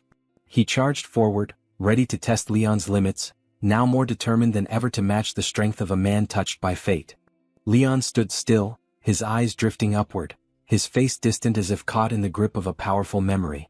In that moment he recalled a divine voice, one that had once entrusted him with the promise of bringing happiness to the world. The weight of that mission pressed heavily on him, both a sacred calling and an unbearable burden. As those words echoed in his mind, the aura around him reignited, now burning with a golden yellow radiance. His expression softened into a faint, almost melancholic smile as he turned toward Kang. Without hesitation, Leon summoned the full force of his power. The battlefield was consumed by a brilliant golden light that surged outward in every direction. It was overwhelming, both beautiful and suffocating. The energy radiating from him held the weight of righteousness, conviction, and divine purpose. With sword in hand, he charged forward, seeking to end the clash with a single, decisive blow. But Kang was prepared. At the height of the assault, he invoked the full blessing of the sword god. Empowered by divine strength, he met Leon's charge head-on. Their weapons collided in a burst of raw energy. Kang's sashimi sword struck with perfect timing, clashing against the demonic blade Bamong. The impact shattered the blinding aura and unleashed a devastating shockwave that tore through the surrounding terrain. Leon staggered back, the golden glow of Bamong flickering and finally extinguishing. In the silence that followed, the realization of his defeat began to settle in. The battle was over. As he struggled to steady himself, Leon's thoughts turned inward. He remembered the voice that had chosen him, the promise he had tried so hard to fulfill. He had believed himself to be the one destined to bear that divine responsibility. But as he looked at Kang, still standing strong, unshaken despite everything, it became painfully clear. Kang had risen to meet the moment in a way Leon never could. That unwavering strength, that clarity of purpose, it should have been him. In the end, Leon understood. He had been chosen, but the one truly worthy had always been Kang. After his intense duel with Leon, Kang turned around, expecting to find his opponent still there, but the space was empty. Where Leon had stood just moments ago, there was now nothing. Kang's brow furrowed and thoughts began to swirl in his mind. The duel had caught him off guard. He reflected on how Leon had approached him, deliberate, focused, clearly with the intent to grow stronger as a hero. To Kang, it was obvious that Leon saw the duel as a personal trial, a way to sharpen his blade and spirit. But Kang had no interest in playing along with anyone else's growth arc. He wasn't here to lose to anyone. He thought back to the way Leon had fought. His attacks hadn't made it easy for Kang to bring the fight to a swift conclusion. One wrong move and Kang could have ended up seriously injured. So he did his best to avoid causing any harm. He dodged. He evaded. And he made sure not to strike with lethal force. Still, he had to admit, Leon's progress was remarkable. It made sense for someone who was, by all accounts, the story's protagonist. Kang glanced at his sword, bombed, and noticed a bit of damage. Minor, perhaps, but worth noting. Thankfully, a capable blacksmith would be able to repair it. With the right materials, restoring it to full form wouldn't be an issue. More importantly, he hadn't seriously hurt Leon. He'd done what he needed to do. He'd won. And that was enough for now. As he lowered his gaze, he saw an orb on the ground and picked it up. At that moment, a shimmering system window appeared before his eyes, congratulating him for obtaining a new blessing, the blessing of regeneration. It explained that the blessing could rapidly multiply damaged cells to heal his body, though it wouldn't be effective against major injuries. Kang tilted his head and wondered aloud if it was a passive ability. To find out, he focused on a small wound on his arm, and to his astonishment, it vanished instantly. Relief coursed through him and a small smile crept across his face. The blessing was clearly powerful. He was glad he'd come. Glad he'd endured that difficult encounter. It had all been worth it. Later that night, the weight of everything caught up with him. Kang sat alone, the duel with Leon replaying in his head. He wondered, was it really about Abel? Leon had mentioned that the fight was inevitable, but at the time, the tension of the moment had been too thick for Kang to ask why. Now he questioned what Leon had meant. He also started to wonder what Leon's role really was in this world. But even more than that, he pondered his own existence here. After all, he was the one who had been thrown into this strange world. He reaffirmed his resolve to press forward, to carry out what he believed needed to be done. In his past life, he'd had a fiery spirit and a stubborn streak a mile wide. He'd often stood up to rude customers, driven by his innate sense of justice and fairness. That core part of him hadn't changed. While he had tried to stay out of the main storyline at first, his priorities had shifted. Self-preservation became the mission. He hadn't intended to affect anything major, only to earn a blessing quietly. But now, after clashing with Leon and hearing about threats to his life, the stakes had risen sharply. Kang realized this wasn't just some story anymore. His life was in actual danger. And if it came to it, he might have to kill a person instead of a monster. He let out a sigh and looked up at the stars. Was he really okay? Maybe it was time to learn how to relax, even a little. But that moment of peace was cut short by a familiar voice. "You talk too much," said Saki, her tone a blend of annoyance and amusement. "You should just act like yourself." Kang flinched and spun around, his heart skipping. Was he hallucinating from sheer exhaustion? Was he imagining things? He paused to consider. If Saki were really here, she'd probably say something like that.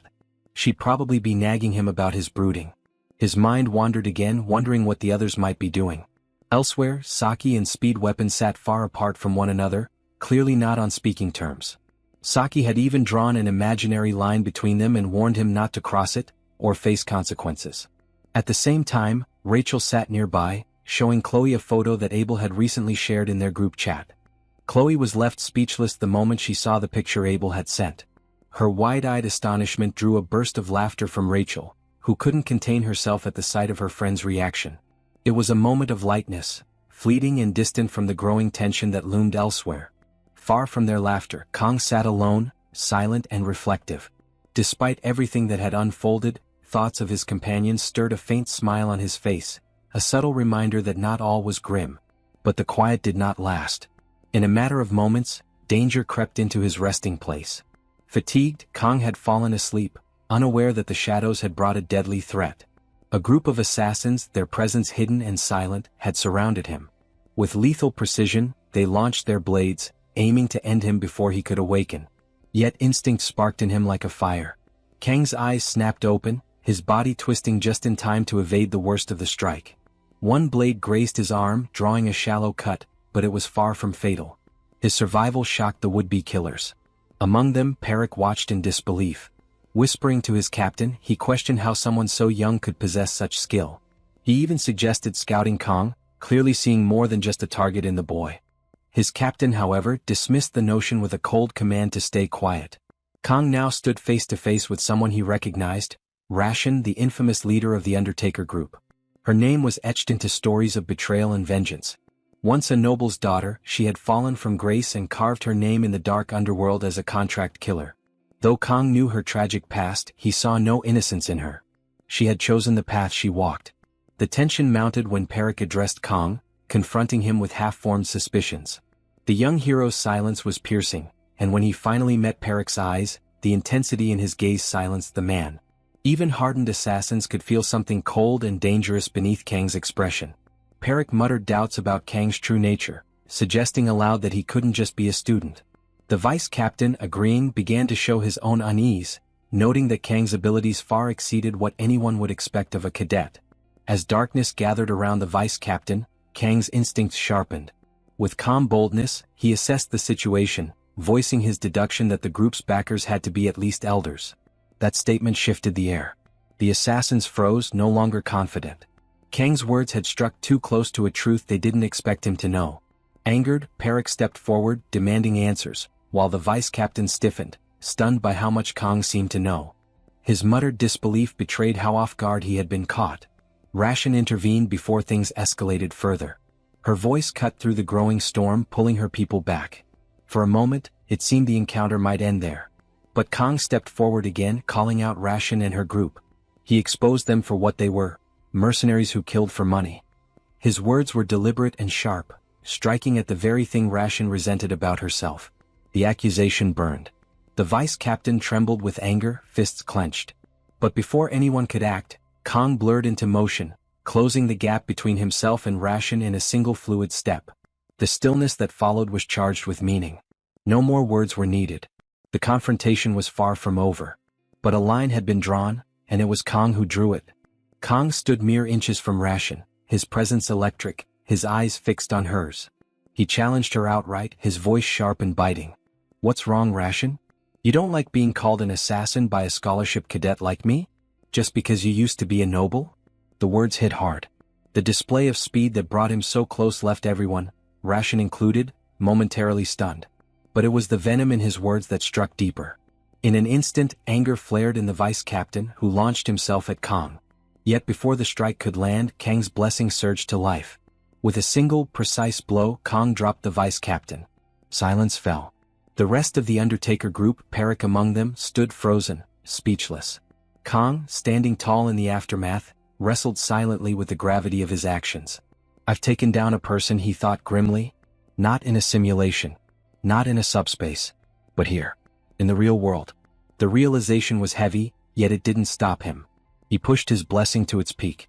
Dark energy poured from him like a tidal wave. His right eye turned pitch black, a mark of the immense power flowing through him. His voice, loud and resonant, cut through the silence. "What are you waiting for?" The question rang out, filled with a calm threat that made even Ration hesitate. Perik and the others didn't move. They couldn't. Kang's presence alone had paralyzed them. And yet Kang noticed something else. The duration of his blessing had increased. A faint smile curled on his lips. "This isn't bad at all," he mused, his confidence sharper than ever. Then a sudden memory intruded. Kang, back in a simpler moment, was rummaging through his fridge. Something about the way it was organized confused him. Every item looked perfectly placed, but it hadn't been him. On a juice box, a strange note caught his eye. It read, "Take down everything." Kang blinked. The message was bizarre, and it didn't feel like something he had written or seen before. Had he not gotten enough sleep? Before he could process it further, a brilliant light burst from the fridge. The world tilted. The system's voice returned, clear and cold. "Eliminate everything that stands in your way." The blessing of painlessness activated. And with it came the beginning of something much more dangerous. Back in the present, Kang stood over the vice-captain's fallen body. There was no time to reflect, because the rest of the group was already charging at him. Blades drawn. Faces grim. But Kang moved like a shadow. With elegant, lethal precision, he cut them all down in a single motion. Two more rushed him from the side, hoping to catch him mid-move. But Kang leapt into the air, evading their attacks entirely, and brought them down the moment he landed. It was over in seconds. Perik and Ration stood in disbelief. Perik shouted at the others, demanding they stop panicking. "He's just a student," he barked. "Form up. focus. But even he didn't believe it anymore. Ration's thoughts spun. This wasn't how things were supposed to go. She had expected a simple job: strike, retrieve, disappear. Easy. Efficient. Not this. Not him. Peric turned to Ration, desperate. What now, Captain? But before the words even reached her ears, Kong was already there. He closed the gap between himself and Peric in a blur and took him down with a final, thunderous strike. Ration didn't move. She couldn't.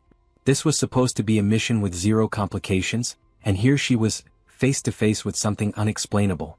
A force that didn't match the file she was given. A cadet? No, not this one. This wasn't just a top-ranking student. This was a monster wrapped in human skin. The Elder had promised her 100 million. A bonus. Glory. And now all she could think of was cursing him to the pit. Kong approached her with slow, deliberate steps. But he didn't strike. Instead, he lifted his sashimi sword and calmly pointed it at her. His voice, composed and final, cut through the tension. Everything's mostly taken care of. He wasn't boasting. He was stating a fact. In his mind, Kong tracked the timer. Only 9 seconds left on his blessing of painlessness. Nearly all of it had been used up, first with Leon, now with the Undertaker group. He exhaled slowly. Though it had been self-defense and he had no regrets, he hoped he wouldn't have to rely on that blessing again. The sensation it left behind was cold. It wasn't like fighting demonoids. It was real. In a desolate clearing, only 2 figures remained standing, Kong and the last of his enemies, Ration.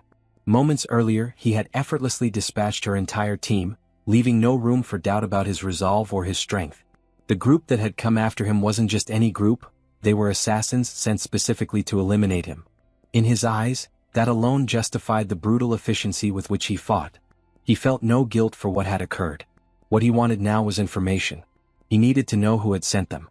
As Kong stepped closer, the air thickened with tension. He demanded to know who had placed the hit, hoping Ration would give him the answer. But she wasn't so easily shaken. Instead of replying, she threw the question back at him, wondering aloud if he truly believed she would reveal such a thing. Despite her defiance, Kong remained focused. He understood that the best way to make her talk wasn't with kindness, it was through fear. If he ended the fight without learning the truth, he knew he would carry the regret with him. His next move was deliberate. He reminded her of what had become of her subordinates, making it clear that the same fate awaited her. Ration snapped in response, calling him a demon. Then she said something that cut deeper than any blade. She mentioned a bounty placed on his head by someone powerful. Someone who had also ensured that all records of Kang's existence had been wiped away. His parents, his family, gone. Erased. Kong froze. Her words struck him like lightning. He searched his mind, desperate to recall their faces. Nothing came. Not a smile.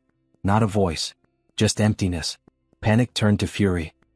He demanded she repeat what she had said, barely able to contain the trembling in his voice. His original plan had been to extract the identity of whoever hired her, then let her go. But now the plan had changed. This wasn't about negotiation anymore. This was personal. As Kong took a step forward, a pressure fell over them both, immense and suffocating. Magic, deep and old, surged through the atmosphere. Neither Kong nor Ration could identify its source. The sensation was paralyzing, like standing at the edge of a thunderstorm. Then, as quickly as it came, the force vanished. But something else had started. Kong stared in disbelief as Ration's body began to shift. Her outline contorted, her aura deepened, and before he could act, she was no longer Ration. Elsewhere, far from the confrontation, a man named Siegfried fished calmly by a quiet pond. His line remained still for a long time, until suddenly several fish bit in rapid succession. Just as he pulled them in, a familiar magical pressure swept across the forest. His eyes narrowed. He recognized it instantly. A demon commander. Back with Kong, the air exploded with energy. Dust and wind swept around him, and when it cleared, Ration was gone. In her place stood a new figure, smiling with twisted amusement. Her voice echoed, ancient and proud. This moment marked her return to the human world after 700 years. The power radiating from her dwarfed anything Kong had encountered. Even the mermaid demonoid he had fought earlier paled in comparison. Now standing before him was not a mere assassin. She was Ager, the true identity behind Ration. She was the commander of the 5th Legion in the Demon King's army. With her head tilted, she addressed Kong as if meeting an old friend. Her tone was casual, almost playful. After centuries away, she no longer understood human customs and treated the moment like a formal greeting. She introduced herself with a faint smile and asked for Kang's name. But he didn't answer. He watched her carefully, wary and calculating. Ager's soft laugh followed his silence. She teased him for being cold and distant. But Kang wasn't ignoring her out of rudeness, he was thinking. In his mind, he sifted through everything he remembered about her from the game Miracle Blessing AM. Of all the Legion commanders, Ager was not known for brute strength. In fact, her combat skills were average. But that wasn't what made her dangerous. Ager was a master of mental magic. And now, that master stood before him in the flesh.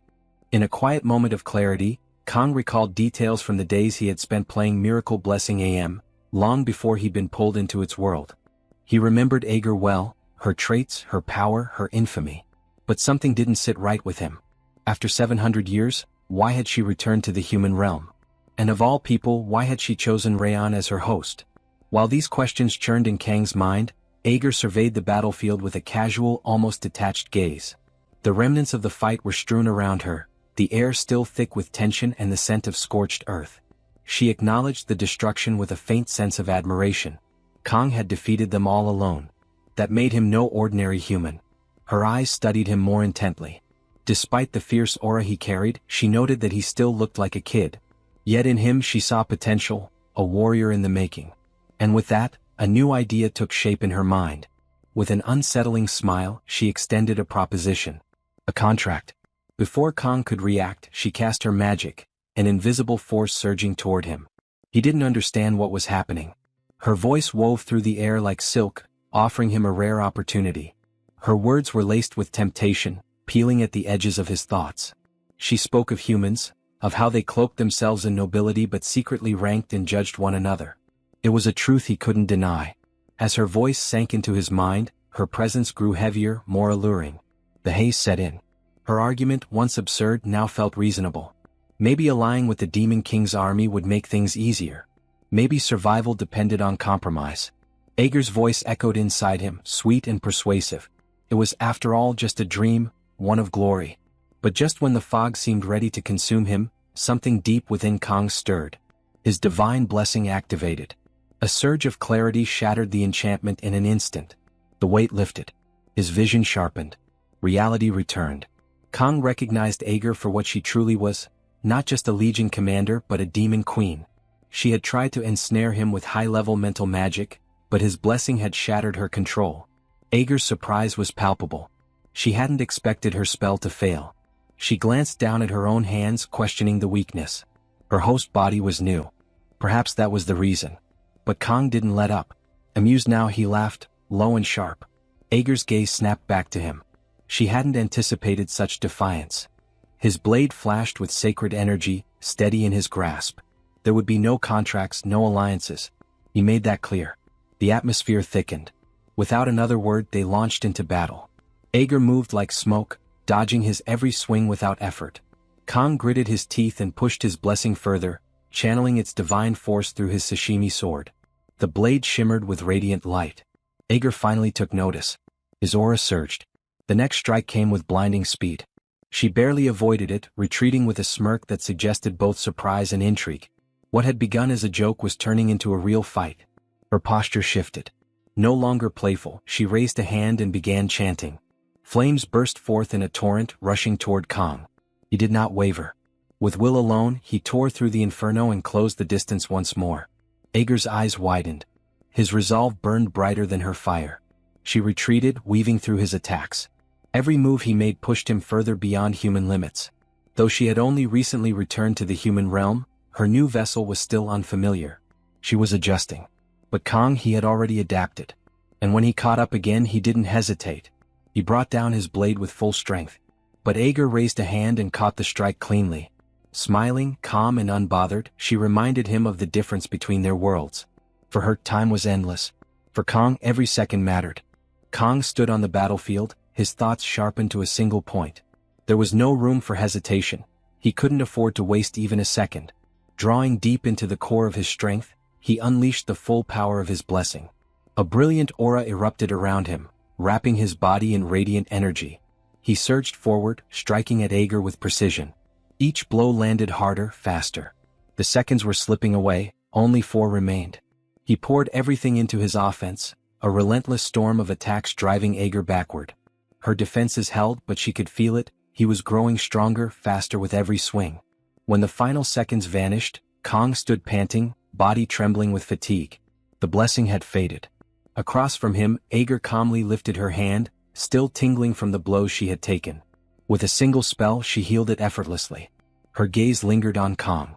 She spoke of his potential, of the fire that pushed him to burn through his limits. Even at his young age, he outshone the one once prophesied to serve as the Demon King's vessel. There was promise in his spirit, enough to ignite her curiosity, enough to stir something in her long dormant. Having acclimated to her new body in this world, Aeger decided it was time to test him one final time. Her voice rang sharp and commanding as she summoned a spell, flames surging to life in her palm. With a word, she launched it at Kong, daring him to survive it. But before the spell could land, a flash of silver tore through the air. Siegfried arrived, blade gleaming, intercepting the magic mid-flight. The flames shattered against his sword, and in the roaring aftershock, his voice called out to Kong. Aeger's demeanor shifted, her tone cold. She warned Siegfried to step aside. It was not his battle. But he held his ground, unmoved, his stance a shield between Kong and the oncoming storm. Aeger's eyes narrowed with renewed focus. She would not be denied. With a flick of her hand, she released the full force of her magic again, the spell crackling as it sped toward Siegfried. Then the world turned white. Everything vanished in a blinding haze, and Kong found himself suspended in a vast, empty space, weightless, directionless. Confusion gripped him as he drifted. Was this death? But the light faded. The world returned. He blinked, breath caught in his throat. Before him stood Siegfried, sword still drawn, unwavering. The spell had been blocked completely. The commander had shielded him, not only with his blade but with absolute resolve. The scene rewinds to moments before, capturing the instant when Siegfried intercepts Aeger's ferocious blow. As he absorbs the strike, a thought echoes within his mind. Such extraordinary potential should never be wasted in a place like this. Kong, that young warrior, might be the one destined to finally sever the cursed cycle binding humans and demons together. Although Siegfried manages to divert the devastating attack, his arm becomes trapped in the impact, suffering a grave wound. Yet, despite this, he stands unwavering, steadfast before the demonic adversary towering over him. Deep inside, he firmly believes that Kong will rise as the guiding light of humanity.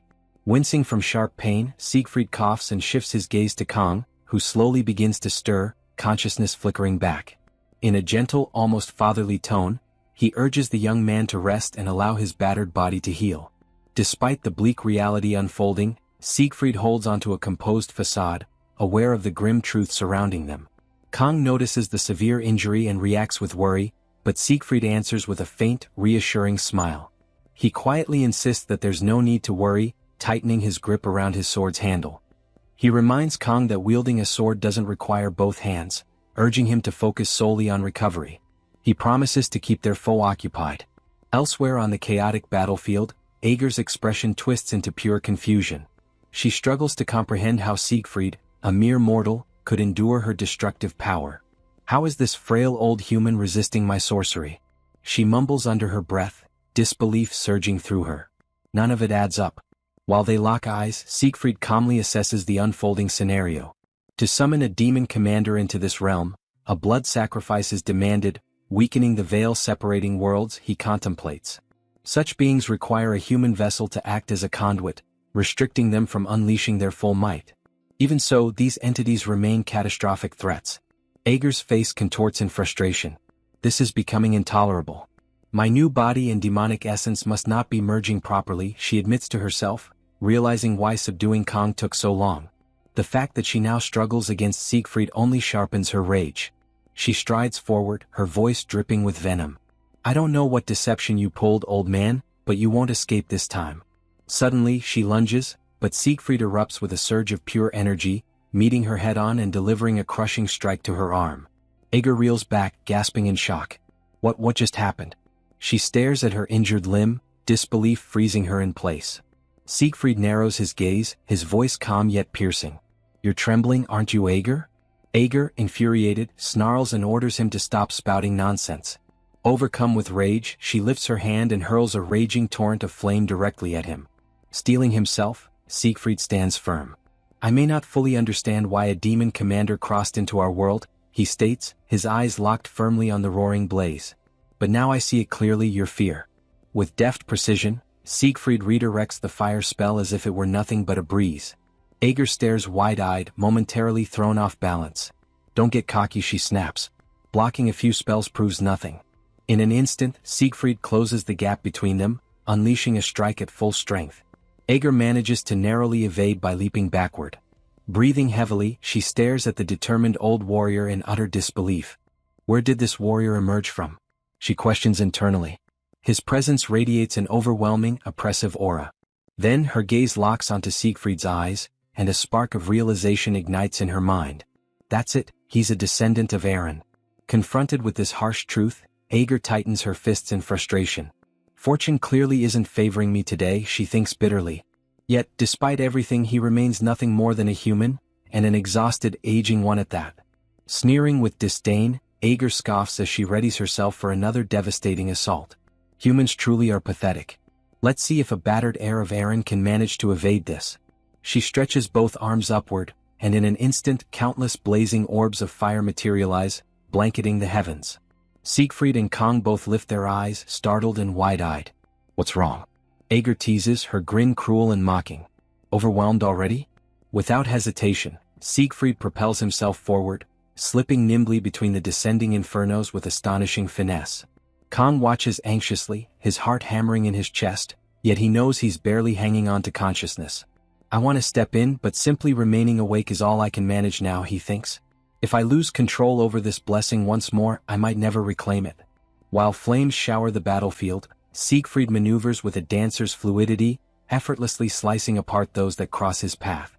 His speed and elegance betray the age etched on his face. Observing his unwavering march, Aeger snarls under her breath, grudgingly impressed. Not bad for an old fossil. Now standing directly before her, Siegfried holds his ground firmly. His burning eyes reflect an unyielding resolve. Charging forward, he announces, his voice unwavering despite the agony burning inside him, demons possess superior might compared to humans, that much is undeniable. During his younger days, Siegfried once loathed this brutal reality, despising the insurmountable chasm that no effort seemed capable of bridging. Yet only now, in the final chapters of his life, had he come to grasp something far more profound. As Siegfried pressed on with unstoppable will, Aeger couldn't suppress a begrudging respect. Even she, a high-ranking demon commander, understood the irreplaceable weight of experience that could not be overlooked. Despite his battered body and advanced years, Siegfried steadily diminished the gap separating them. She analyzed his footwork closely, searching for any vulnerability. That's when her eyes caught the grave injury to his arm, the crack she needed. Curling her lips into a sly, predatory grin, she began gathering her arcane energy. Finish your stirring speech already, Aeger sneered, her voice dripping with sarcasm, as she unleashed a massive wave of dark magic toward him. Infuriated by her scorn, Siegfried pushed forward, weaving deftly between her relentless attacks, his determination searing like a flame. Even you recognize it, Aeger? He shouted fiercely. Humanity adapts. We become stronger even when drowning in despair. That is what terrifies your kind most. It's the reason you keep breaching our lands, terrified of our potential. In a heartbeat, Siegfried closed the final gap, raising his blade high, channeling his entire aura into the strike, and brought it crashing down with devastating force.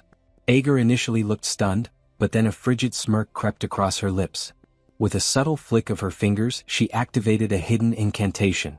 Suddenly, vicious spikes of shadowy energy burst upward from the ground, arresting Siegfried's momentum instantly. He gasped in shock, his path completely obstructed. Disoriented and infuriated, Siegfried froze momentarily. What now? He wondered, his mind racing. Wasting no time, Aeger lunged forward, driving a concentrated surge of magic directly into his abdomen, landing a brutal, decisive blow. Siegfried stumbled backward, blood dripping from his fresh wound. That's the best you could muster? Aeger jeered, her laughter low and mocking. Even after 7 centuries, you humans remain laughably predictable. From afar, Kong cried out in horror, his voice trembling. Siegfried, are you okay? Hearing this, Aeger's attention snapped toward him. She turned, her gaze sharp yet playful, and addressed him with a sly smirk. Oh, I almost forgot you were still here, Kong. My apologies for keeping you waiting. I still owe you the conclusion of that little experiment we started earlier. Kong, run. Siegfried roared, his voice hoarse and desperate. But Ager paid no mind to the plea. You passed Kong, she declared coolly. With a chilling grace, she lifted her hand, weaving a mind-binding spell. From now on, you will obey the will of the demons, she stated with icy finality. Don't resent me. It's simply how the world works. Siegfried's eyes widened, horror flooding his face. Ager, don't do this. That boy is only a trainee. He pleaded, his voice breaking. Yet Ager remained resolute, completing the incantation. A luminous sigil seared itself onto Kang's forehead. In that instant, a translucent system notification flickered into view before them. Unauthorized external interference detected. Engaging autonomous defense mechanism. Unexpected failure. User authority too low. System unable to proceed. World line classification inadequate. Another panel popped up. Override initiated. Catalyst recognized, Yggdrasil. User rank temporarily enhanced. Defense protocol commencing. World line synchronization beginning. Time limit extended from 12 to 100 seconds. Suddenly, Kang's body erupted with divine brilliance, his latent blessing exploding into full power. Siegfried, struggling for breath, started staggering toward Ager, each step fueled by sheer willpower, attempting to stop her in time. Ager, however, noticed something odd. Despite being gravely weakened, Siegfried continued advancing, his movements agonizingly slow yet unwavering. How is he still moving? Ager whispered, perplexed and irritated. Siegfried hoisted his sword for a final blow, but Ager easily evaded it. His legs finally gave out and he collapsed to the earth. Yet even then, Siegfried forced himself back up, every muscle trembling, channeling all remaining aura into his blade. I'll use everything I have to finish this. Right here, right now, he growled, teeth clenched tightly. Spotting the brilliant golden glow enveloping Siegfried's sword, Ager's eyes widened in shock. That aura, it's identical to 700 years ago, the aura of the Sword Saint, she realized with a shudder. Despite his broken state, Siegfried had transcended, evolving his aura far beyond anything Ager had foreseen. Narrowing her gaze, she hissed, I have to end this now. Ager lunged forward at full speed, ready to eliminate him once and for all. But just as she closed the final gap, a devastating blow crashed into her from behind. She shrieked, spinning in utter disbelief. To her horror, it was Kong standing there. Yet something was off, he wasn't the same fragile youth she had mocked earlier. His presence radiated overwhelming power, an ancient, dreadful familiarity washing over her like a tidal wave. That presence, it's identical to 700 years ago. Another notification window materialized in the air. All user blessings forcibly enhanced and fully awakened. Pain immunity, divine variant, initiated. Regeneration, divine essence, engaged. Blessing of transition, sacred, now harmonizing all blessings and balancing the wordline distortion. Blessing duration expanded to 100 seconds. Ager's expression twisted into pure fury. Aaron Hokin once again meddling in my affairs. Standing before her was Kanga, transformed beyond recognition. His entire figure wrapped in an ethereal, luminous radiance. A final system alert shimmered before him. Blessing of the Sword God, disengaged. What Kong held now transcended any previous form. The perspective shifts to Abel, who stands silently under the endless sky. Her eyes distant, lost in contemplation about the moment. It was the final day of the trial, she mused inwardly. Her gaze drifted upward, scanning the heavens. She couldn't help but question how the others had endured so far. Did they manage to survive? Were they holding on? Elsewhere, Saki checked her phone, her face drawn with tension. Meanwhile, Speed Weapon slowly awakened, rubbing the sleep from his eyes as he noticed Saki standing nearby. It's not even sunrise yet, Speed Weapon grumbled, yawning. You haven't slept at all, Saki. Saki's eyes stayed fixed on her phone screen. It already is dawn, she snapped sharply. Speed Weapon blinked repeatedly, bewildered. Growing more agitated, Saki shot him an icy glare. I told you the sun has already come up. Still half awake, Speed Weapon squinted into the distance. Then why is it still pitch black outside? He muttered under his breath. Is it just me, or are you sure you're really second place in the written exam? Saki retorted coldly, her patience fraying. Almost growling, she continued. It's nearly time to return to the academy. We have to get to the return zone immediately. Around them, the air grew thick with a tense, uneasy energy. Other cadets had gathered since the previous evening, each looking equally bewildered by the unnatural gloom. Low murmurs spread like ripples through the group as they scanned the darkened surroundings, exchanging worried whispers. Didn't the sun rise already? Why is it still so dark out? What is happening? Saki glanced toward the hidden horizon, then turned to speed weapon again, her voice now low and edged with anxiety. Regardless, this doesn't feel right at all. Abruptly, the narrative cuts back to the battlefield where tension crackled in the air. Siegfried and Ager stood frozen, eyes wide with shock as Kang's transformation finished before their eyes. Ager's pulse thundered in her chest. What she was sensing felt impossible. That's Hoken's energy, she whispered shakily. How is this kid emanating Hoken's power? As Kang landed firmly on the ground, realization crashed into Ager's mind like lightning. It really is him. Yet, the aura surrounding him bore Hoken's unmistakable signature. How is he channeling Hoken's might? She mumbled, her thoughts spiraling. I was reckless. I assumed, no, I was certain. Hoken was merely immortal. There's no way he still exists. A chilling dread crawled through her mind. Things were already dire, but now they had spiraled into something far more catastrophic. Ager's newly formed body, still unfamiliar and lacking full strength, felt woefully inadequate against the force towering before her. Her thoughts churned in a fog, unable to comprehend how Kang had so flawlessly mirrored Hoken's power during that earlier blow. Meanwhile, Siegfried, grievously wounded and fighting to remain upright, could do nothing but observe in stunned bewilderment. His knees finally buckled, dropping him to the ground, completely unable to process the unfolding chaos. Kang began to step forward. In utter silence, he lifted a hand, and a gentle luminescence enveloped Siegfried's battered form. A revitalizing surge coursed through him. Within moments, his wounds closed, vanishing as though they had never been there. Siegfried examined his body in astonishment. My injuries, they're completely gone, in an instant. What kind of divine force is this? Kang offered no explanation. Instead, he shut his eyes briefly. When they reopened, currents of lightning coiled around him like a living mantle. The air crackled with electric tension. Suddenly, he vanished from sight. Before Ager could even register his movement, Kang materialized directly behind her. A sharp inhale escaped her lips. I didn't even catch a glimpse of his movement, she thought, dread knotting in her chest. Something is terribly wrong. She couldn't read his flow. Couldn't trace his strikes. Was it only her weakened vessel? This transcended simple frailty.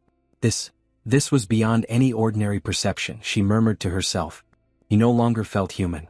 Cornered, Ager clenched her fists tight, drawing upon every last reserve of power. So be it, she muttered under her breath. You've left me no alternative. She spoke aloud, voice tinged with reluctant finality. Forget what I said before.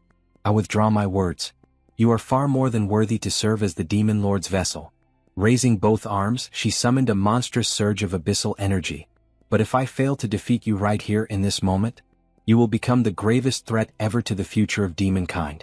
The atmosphere ignited, waves of hellish heat distorting the air. She unleashed her ultimate attack, Black's Flame. A monstrous torrent of demonic firestorms surged toward Kang. Even from a distance, Siegfried could feel the scorching heat clawing at his skin. Ager narrowed her gaze, her voice low and certain. Farewell, Kang. The infernal wave thundered toward its target, yet Kang remained utterly still. Siegfried's breath caught in his throat. Why isn't he moving? Kang stood firm, lightning sparks crackling along his frame. The blazing inferno swallowed him. At that crucial moment, Kang triggered a sequence of divine blessings. First, the blessing of flexibility activated, followed by the blessing of rapid regeneration, and then the blessing of transference. As the final flood of energy rippled outward, the blessing of the sword god began to radiate. Standing steadfast in the maelstrom, Kang's voice reverberated like a vow. I will obliterate everything before me. As Ager's overwhelming spell loomed, Kang seized his sashimi blade, gripping it with unwavering conviction. In a single, sharp movement, he executed a strike, enhanced by the celestial sword technique. The strike didn't merely stop the advancing flames, it shattered them completely. The unleashed energy wave then surged forward, crashing into Ager herself. Caught entirely off guard, her eyes flared in raw disbelief. The impact slammed into her, flinging her to the ground with a violent, bone-shaking force. Meanwhile, back at the return zone, the waiting cadets lifted their eyes skyward. Gradually, the heavy, ominous cloud cover began to disperse. Beams of early sunlight pierced the gloom, spilling gold across the earth. The gathered students exchanged hushed gasps, captivated by the long-awaited dawn. Back on the scorched battlefield, Ager lay sprawled amid smoldering debris. Her body battered and motionless, she strained to activate her regeneration. Yet no magic came. Her limbs remained limp, her power utterly severed. A trembling fear seeped into her voice as she whispered hoarsely, "At this rate, I'm going to die." Nearby, Kong stood silently before her, until finally, his body buckled under the strain of his unleashed might. He toppled forward, utterly spent, his strength completely depleted. Ager, shaking and battered, struggled to move her broken form. She clenched her jaw tightly, struggling to muster the last lingering fragments of her mana. Her entire frame quivered violently as she forced herself onward. "I refuse to die like this," she thought, panic burning in her mind. "If Kong survives, it will bring doom upon all demonkind. Even if I perish here, this is my final opportunity." Drawing every remaining drop of her strength, Ager began weaving one last incantation, her most potent fire spell. Blazing flames surged and coiled within her palm, prepared to erase Kong completely. But just as she prepared to release it, Siegfried, filled with unwavering determination, surged forward. With a decisive charge, he swung his sword at Ager, cutting off her final attack before it could ignite. Ager shrieked as his blade struck home, her frail, battered body unable to mount any defense. "You overlooked me," Siegfried spoke sharply, his tone cold as steel. "You're no different than Bamon, the sixth commander. However, I'll give you credit, your magic far surpassed his." Without hesitation, Siegfried summoned one last technique, his ultimate aura sword. The blade shimmered brilliantly, pulsing with concentrated power as he brought it crashing down upon Ager. Her form crumpled, finally defeated. Standing over her fallen figure, Siegfried spoke in a quiet, resolute voice. "I'm not merely a descendant of Eren. I am Siegfried von Nibelung." With those words, he spun around and rushed to Kang's side, falling to his knees beside the young warrior. His hands moved rapidly, carefully checking for wounds and injuries. "Stay with me, Kong," he murmured urgently. After a few tense moments examining him, Siegfried let out a deep, relieved sigh. His breathing is stable. A few meridian blockages, but nothing fatal. He's out of immediate danger. Even so, Siegfried could not quiet the storm of questions spinning through his mind. What had Kong become during that astonishing transformation? That unfathomable power, that divine radiance, it was unlike anything Siegfried had ever encountered. His thoughts drifted inward, searching for answers. What exactly are you, Kong? Since ancient eras, humanity has believed that every force in the natural world possessed a will of its own. Torrential storms, raging floods, meteors streaking across the midnight sky.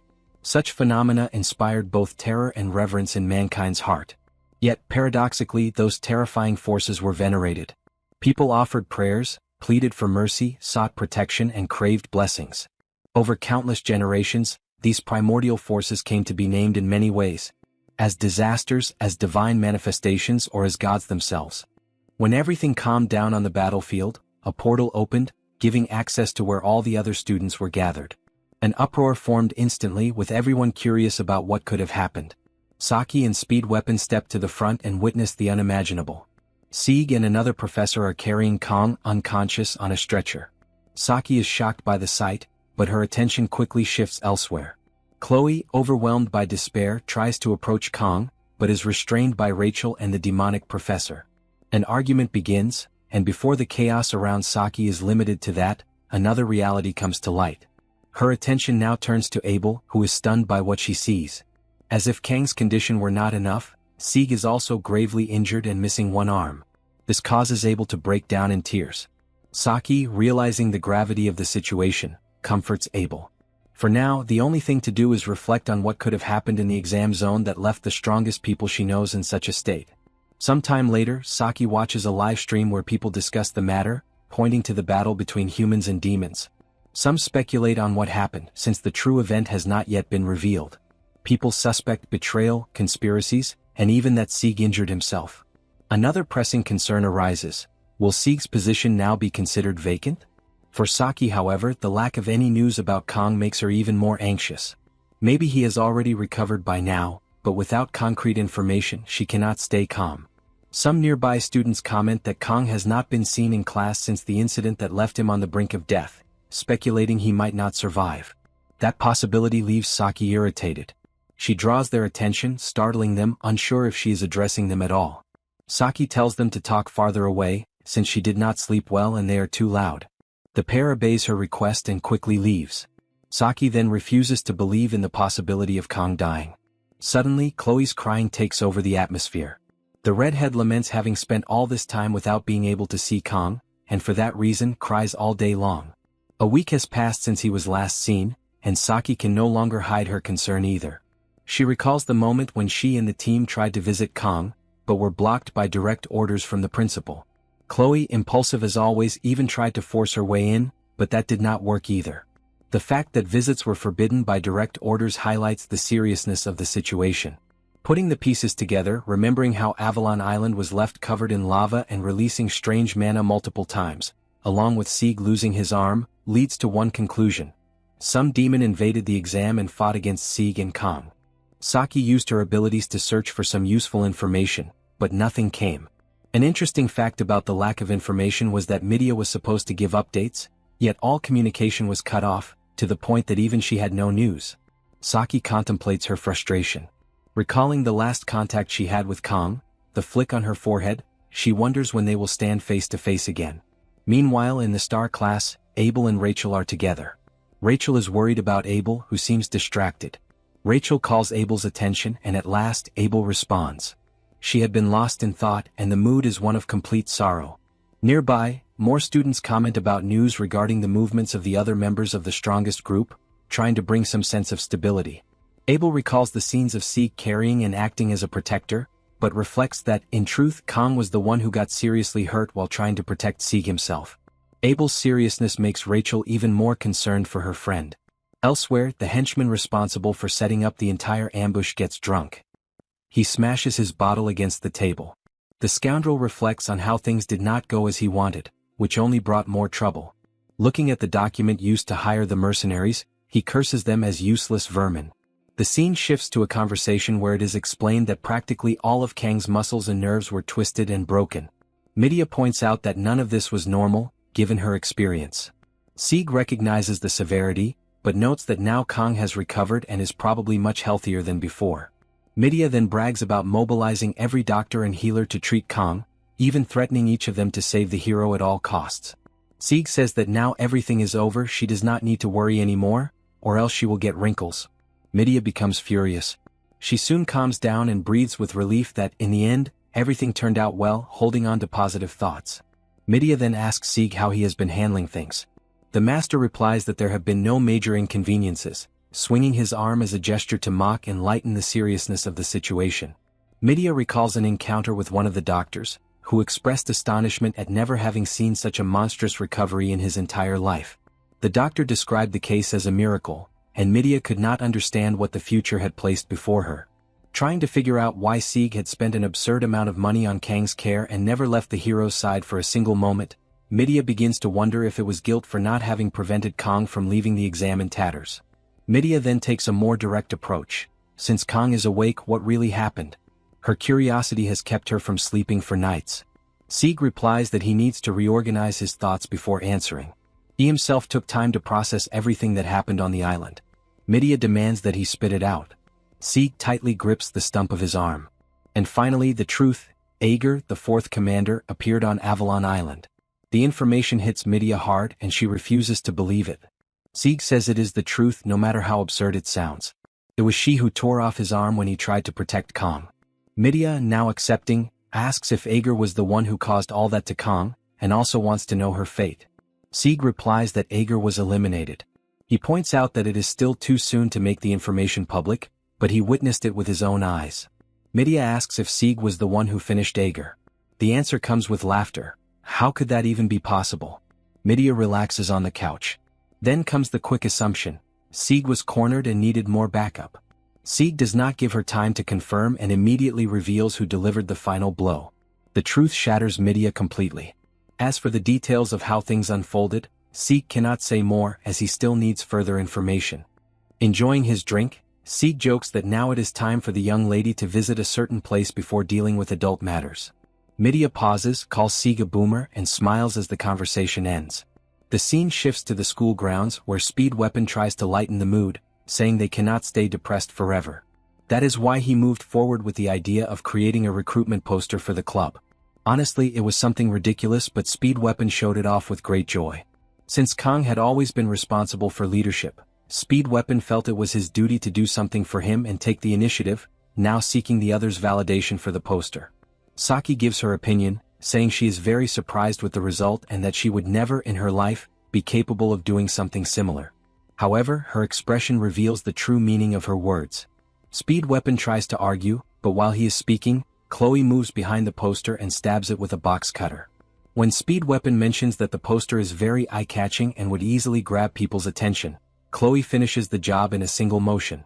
Speed Weapon panics at Chloe's action. She defends herself, saying she would never let Kong see a piece of trash like that.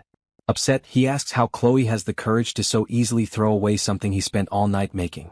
She replies that at least it can still be burned, so it has some use. Saki then reaches for a golden bar on the bench, reflecting on how the noise cannot fill the emptiness in the group. Not even the sweets taste as sweet as before. Before there is much time for lamenting, the others greet the arrival of the hero. Saki quickly turns to the commotion. She stands up at once. Chloe and Speed Weapon are already there, eager to know how the hero is and pointing out how worried they had been. Saki instantly moves to where Kong is and without much talk, gives back the flick on the forehead she had received from him before the exam. They both pause for a moment, the action completely unexpected. Then finally Saki shows her joy at having her comrade back.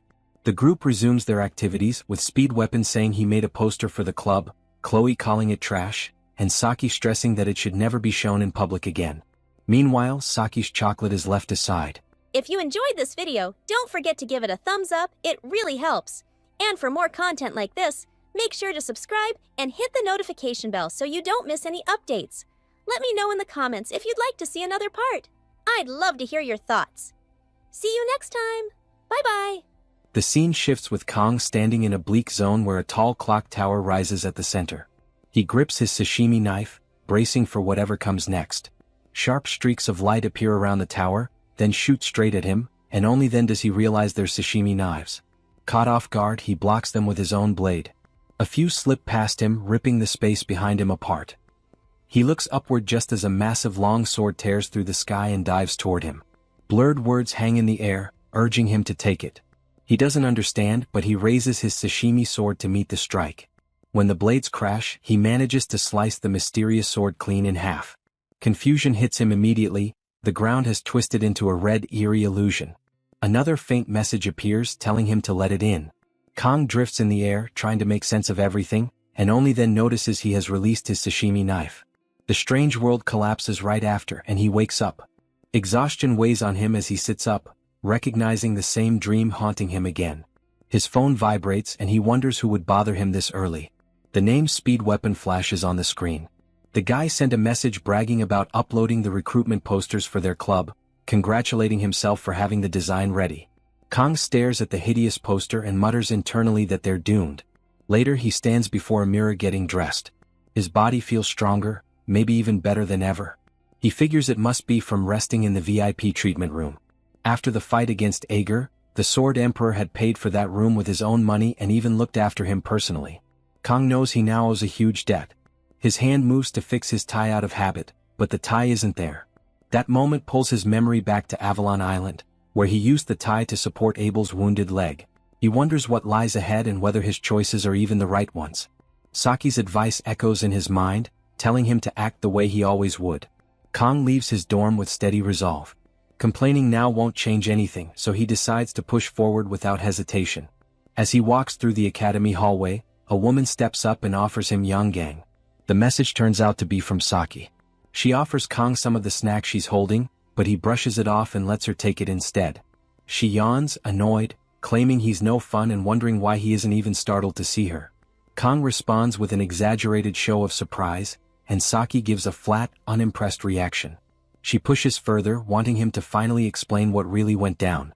Kong plays dumb, acting like he has no idea what she means. She presses about Avalon and the reason he spent so long in the hospital. Kong keeps pretending ignorance, throwing out a vague comment about something happening. Saki's irritation spikes.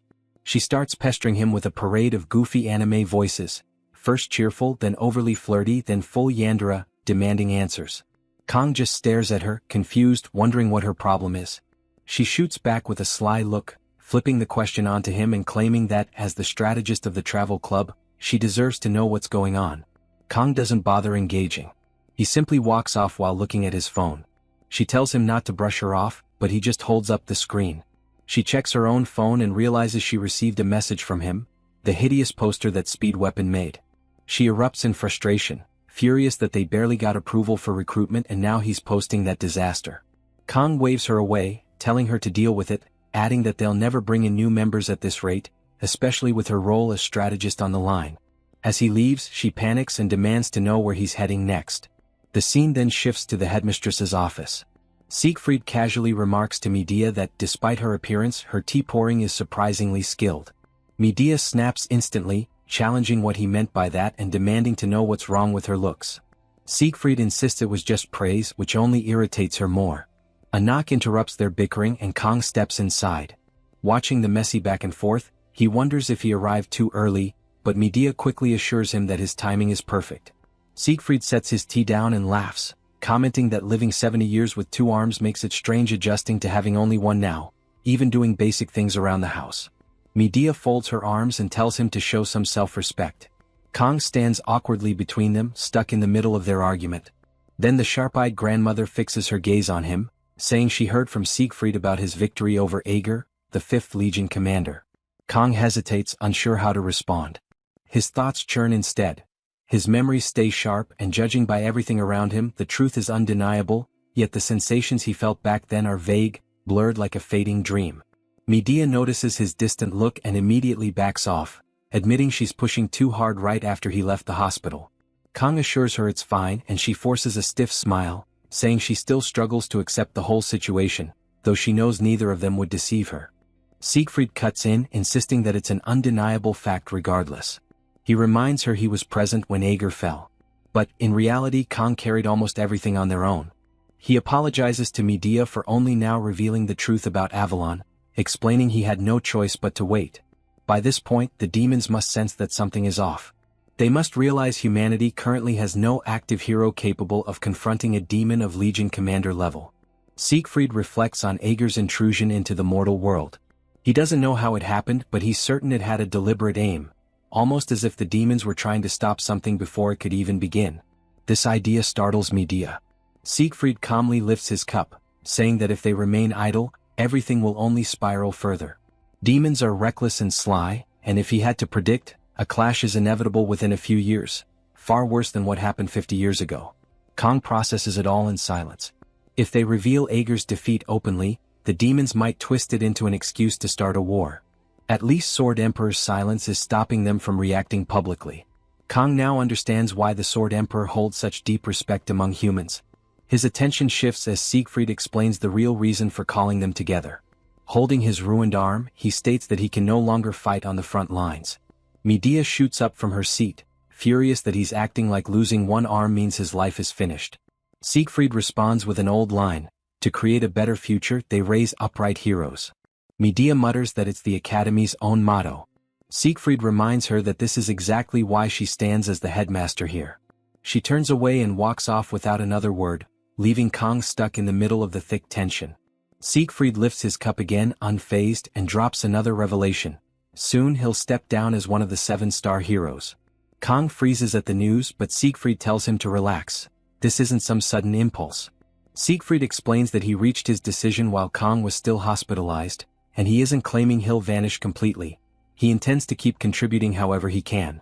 Medea mutters that every news outlet on the planet will swarm him. He answers without care, stating he planned to handle interviews soon anyway, so he might as well get them all over with at once. Kang watches as Medea storms toward Siegfried. She grabs his collar and explodes, demanding how he can still act the same after 50 years. He fires off a playful remark about it, proving he's young inside. She snaps back, calling him an old man, and Kang can't help letting out a faint chuckle at their bickering. Inside, his thoughts unravel. Up to this point, he tried everything to stop the world from twisting off its intended path. Whenever the story's characters behaved differently than expected, he practically panicked. But looking back, he realizes he acted stubborn and self-centered. Their choices come from their own will. They aren't game NPCs, they're people with actual lives and motives. From here on out, whatever decisions they make or whatever situations unfold, he plans to face them head-on. Hiding from reality is no better than a child crying with eyes closed. Siegfried then mentions he nearly forgot the most crucial point.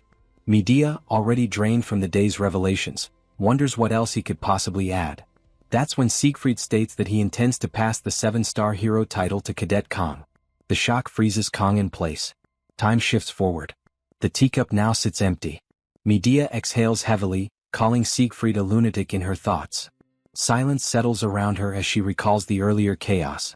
A flashback follows. Medea panicked, insisting they first needed to measure the demon's response, then arrange all the interviews and most importantly handle the 7-star position. Siegfried cut her off, stating he wasn't doing any of that immediately. Preparations alone would take at least a year. He also pointed out that Kong should enjoy being a student for as long as he still can. Medea grabbed him by the collar again, furious, while he only laughed. The memory fades. Medea remains upset that someone as young as Kong is expected to inherit the 7-star title. She thinks to herself that it's far too heavy a weight for a 17-year-old. And yet, she knows there's barely anyone more fitting for that role than Kong. They can't announce anything publicly, but if the world learned what Kong has already done, everything would be thrown into chaos. In her mind, she calls him a genius who seems carved straight out of the heavens. Kong is already stepping into the territory of myth, much like Valor Joa. But she cuts herself off the moment the name slips out by accident. A dry laugh escapes her as she mutters Siegfried's name instead. Inside, she admits she understands his reasoning.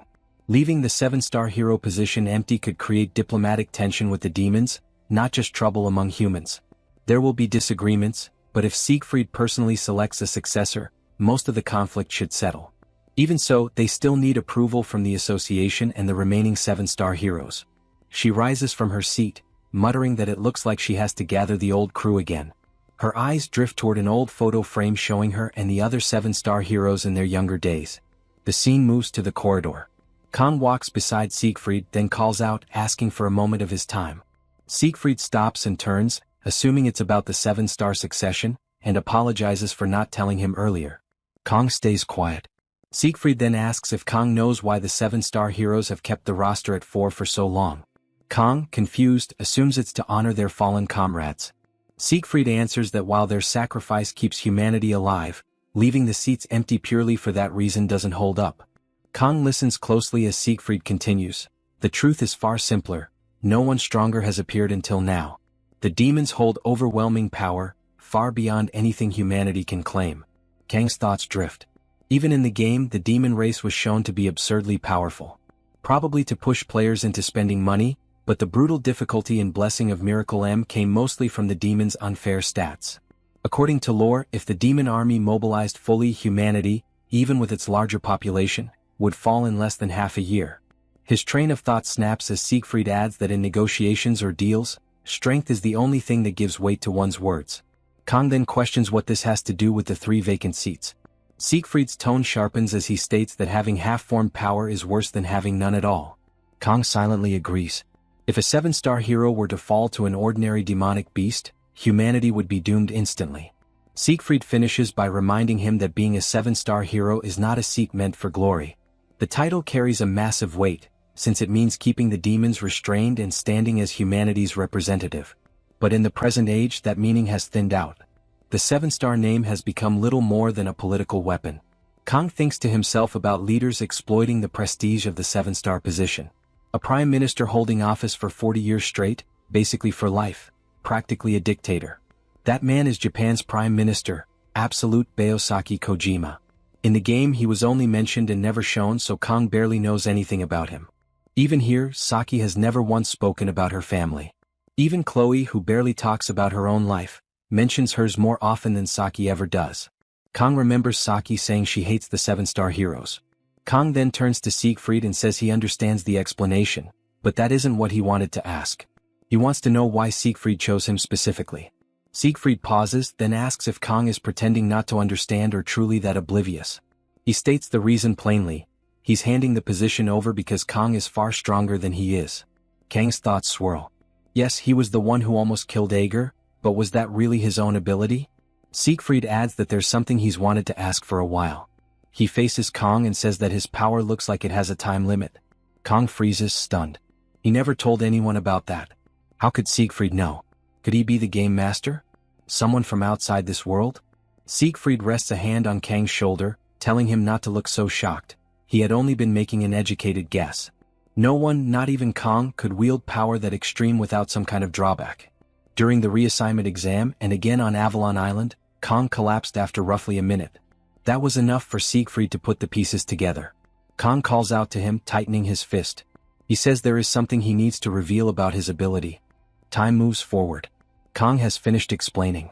Siegfried reflects on it, saying that when Kong activates his blessings, he's hit with unbearable pain as the price, but then he uses another blessing to nullify that pain. That's how it works.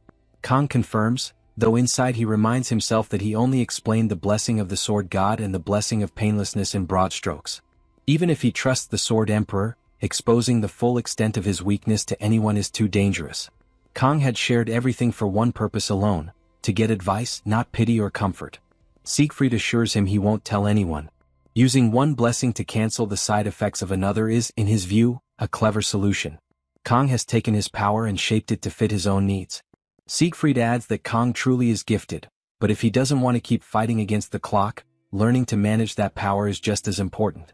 For that, he'll need a seasoned mentor, and Siegfried casually mentions that he himself happens to need a genius student. Kong is taken aback, but Siegfried brushes it off, saying that choosing Kong as his successor means passing things down as part of his duty. Even if he steps away from the front lines, he can't simply sit still. A thought strikes him and he hands Kong a tie, explaining that Abel asked him to deliver it. Kong realizes it's the very tie he used to treat her injured ankle. Siegfried then prepares to leave, saying he'll call once everything is arranged, and that Kong should enjoy academy life while he still can. Kong tries to stop him, but Siegfried laughs and walks off quickly. Kong is left standing there, uncertain and overwhelmed by the weight of new responsibilities. Later the scene shifts to his dorm. Kong is asleep, yet clearly trapped in a nightmare. The dream unfolds. Sashimi knives shoot toward him from the clock tower once again. He deflects them cleanly as the world shifts into the red illusion zone. It's the same dream repeating itself. Words appear telling him to take it. He glances upward. The sky cracks like it always does. Then Siegfried's earlier comment echoes in his mind, the part about accepting and using his power. It sparks an idea. Kong releases his sashimi knife and chooses to face the sword directly. It's only a dream, he reasons, he can't truly die here. The massive blade pierces him and he spits out ketchup-like blood. His muscles clench in pain, his eyes shut tight, then open again, now growing dark. A force bursts from him so violently that his shirt tears away. He rises into a white, blinding space, then slowly descends and looks at his own body in shock. He can't grasp what kind of power this is. A blue aura spills out from him, and something monstrous and demonic forces its way into existence from within him. Kong freezes as a voice claims it hasn't seen him in a long time. He whips around and demands to know what the thing is. The creature's form grows clearer.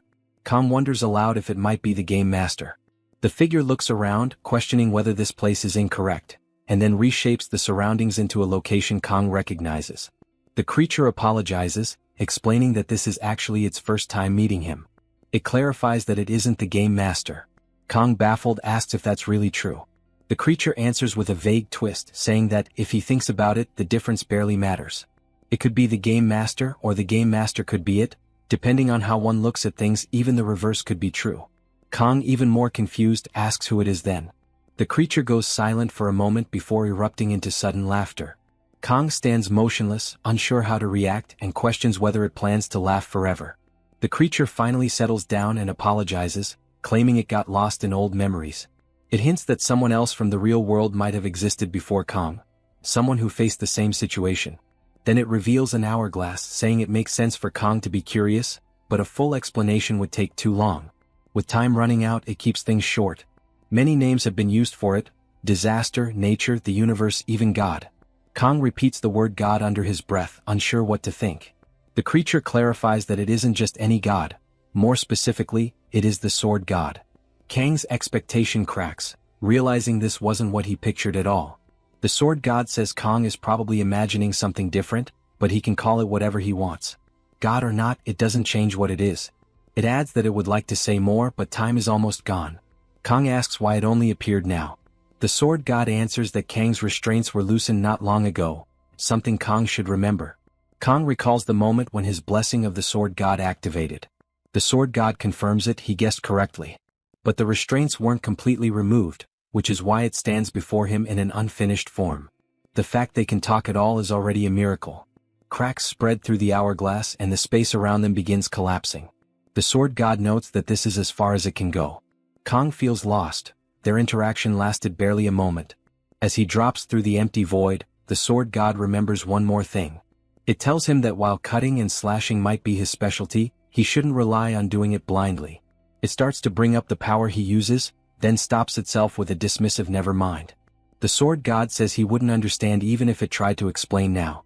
Kang shouts back, insisting he still has so many questions left. As the figure fades, it offers one final piece of advice: not to repeat the same mistake again, and that it believes in Kang. Kang jolts awake, yelling for it to wait, only to realize he's no longer dreaming. He sits up, mind racing. He opens his system window and sees the synchronization rate has jumped to 21.3%. He quickly gets up and moves to his desk, writing down everything he can before the details slip away. His memories are already starting to blur. He forces himself to think harder and mutters that what matters now is collecting clues, even the smallest ones. Looking out the window, he notes the start of monsoon season. The sudden jump in synchronization bothers him, though at least no negative effects have shown up yet. His phone rings. When he answers, Speed Weapon shrieks that the people have arrived. Kang winces from the volume, wondering why anyone is shouting this early. Then it hits him, what Speed Weapon just said. The scene shifts to a cafe. Kang sits between Chloe and Saki, wearing an awkward smile. Saki questions if this is even real, who would call after seeing that awful poster. Chloe adds that she didn't expect any leftover trash posters to still exist. Kang glances at the stunned Speed Weapon and notes even he looks shocked. Chloe wonders what kind of person would join after seeing something that ugly. Saki adjusts her glasses and says anyone curious about that poster should already be considered suspicious. They need a full interrogation. A pressure interview. Chloe agrees, calling it suspicious, and the two high-five. Kang stays quiet between them, thinking there's nothing wrong with extra caution. He still doesn't fully understand what was going on with the female instructor behind the dungeon guard and Lei Shin. For all he knows, the new applicant could be an assassin sent after him. Speed Weapon then calls for the club president, Kang, and asks if he remembers tomorrow evening. Kang confirms, and Chloe brightens as she mentions he once said he liked fish dishes. Saki smiles and says the club is about to become official, and beyond that they should celebrate his release from the hospital. Kang admits he's a bit picky with sushi, which makes her raise an eyebrow and question whether he's even pickier than she is.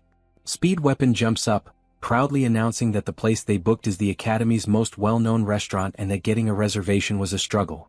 Saki checks the reviews and is impressed to see more than 3,000 positive ratings, even from Japanese visitors. Chloe reacts with excitement, convinced the food must be amazing. Kang agrees to join them, thinking to himself that refusing after all their effort would be impossible. Their attention shifts suddenly when a woman approaches. A girl with glasses opens the door and asks if they are the travel club. Speed Weapon confirms and invites her to sit. Kang and Saki rise slightly out of courtesy while Chloe simply studies the newcomer with interest.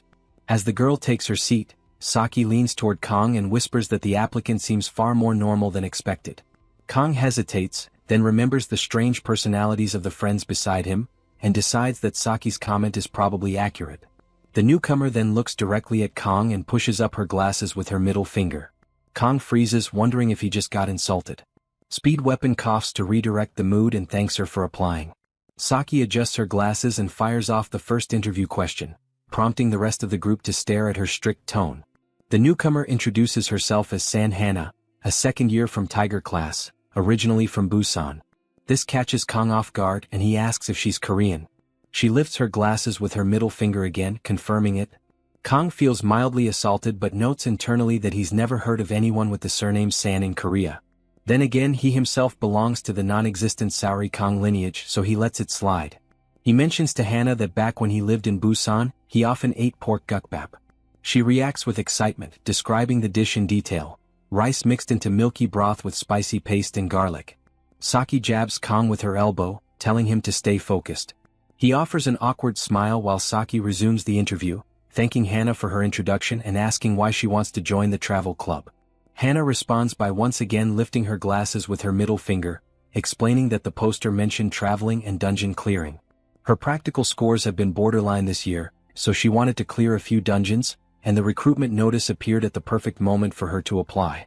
Saki narrows her eyes and reminds her that they are officially a travel club. Dungeon clearing is merely a side activity.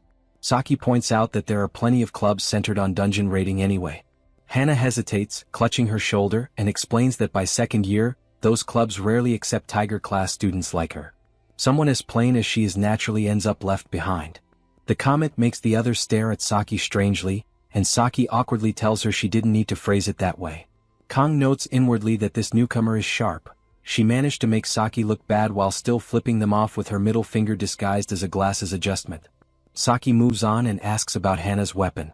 Hana raises a fist and says she doesn't really use any specific weapon, but if she had to pick, it'd be her fists. Saki pauses, then asks if she'll be fine in dungeons like that.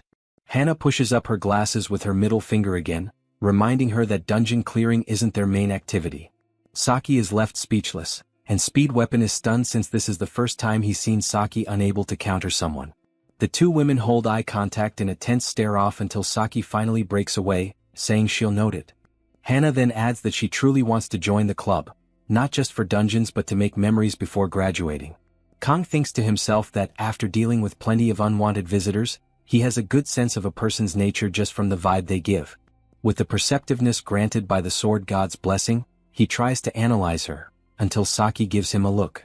Her expression clearly says they won't find better applicants anytime soon. Seeing her subtle approval, Kong steadies himself and welcomes Hana to the travel club. Hana acts surprised, asking if she's already accepted. Kong confirms and tells her that since they're all a year younger, she can speak casually with them. Hana lifts her glasses with her middle finger once more, asking if she really should. The whole group feels violated at the same time. Kong awkwardly thinks she jumped at the opportunity the moment he gave permission. He turns to Saki and says it'll be easier for everyone if the oldest member drops formal speech first. Saki stares at him, and he adds that Chloe's polite tone is more than enough for the whole group. Hana then tells them they can speak casually too. She doesn't want to be treated like an elder just because she's 1 year ahead. Kong says he'll call her Hana Sunbae. Speed Weapon lifts a form and hands it over, saying he needs to submit it by the end of the week and asking Hana Sunbae to fill out her application. Hana looks over the form and asks if the club's advisor is truly the headmaster. Speed Weapon confirms that the club president asked her personally, and she accepted right away. Hearing this, Hana turns toward Kong with an unsettling smile, saying the club already looks entertaining. Kong feels thrown off by her reaction. She then heads out, saying she'll contact them next week. Once she's gone, Kong crosses his arms and wonders aloud who she reminds him of. Saki asks what's bothering him. Kong explains that Hana felt strangely familiar. Was he the only one who sensed that? Saki says she didn't feel it. Maybe her impression was just vague. Then she mischievously lifts her glasses with her middle finger to imitate Hana. Kong forces an awkward smile and tells her not to mimic that. Kong briefly wonders if Hana could somehow be the principal's hidden granddaughter. Just then, Kong gets a notification. Saki leans closer, curious, and Kong says it's from the principal. Speed Weapon is shocked, asking if she already heard about their new recruit. Kong answers that she couldn't have. She's probably just replying to something he asked earlier. But then he stops cold. His personal information is gone. As if someone is deliberately erasing his existence. Kong reacts loudly, drawing confused looks from the others. He stands and excuses himself abruptly.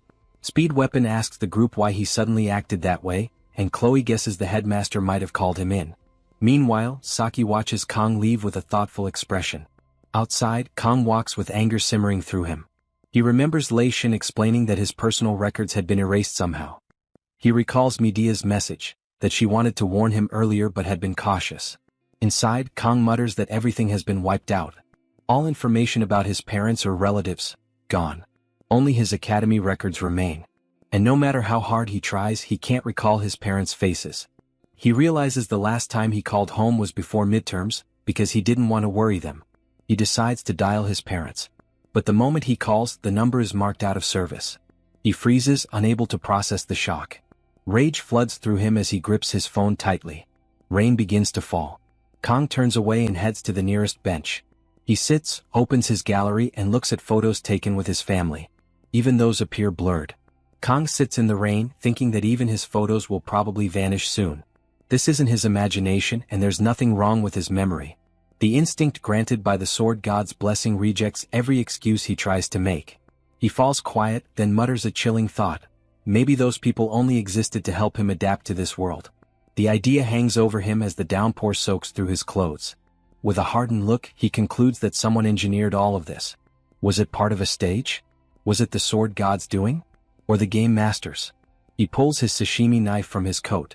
Thunder rolls overhead as two storm clouds crash together, and the sky flashes, symbolically hinting at both entities watching him.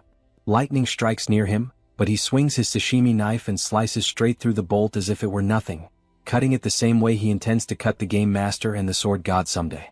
He mutters that he'll cut every last one of them. The next day the scene shifts to Star Class.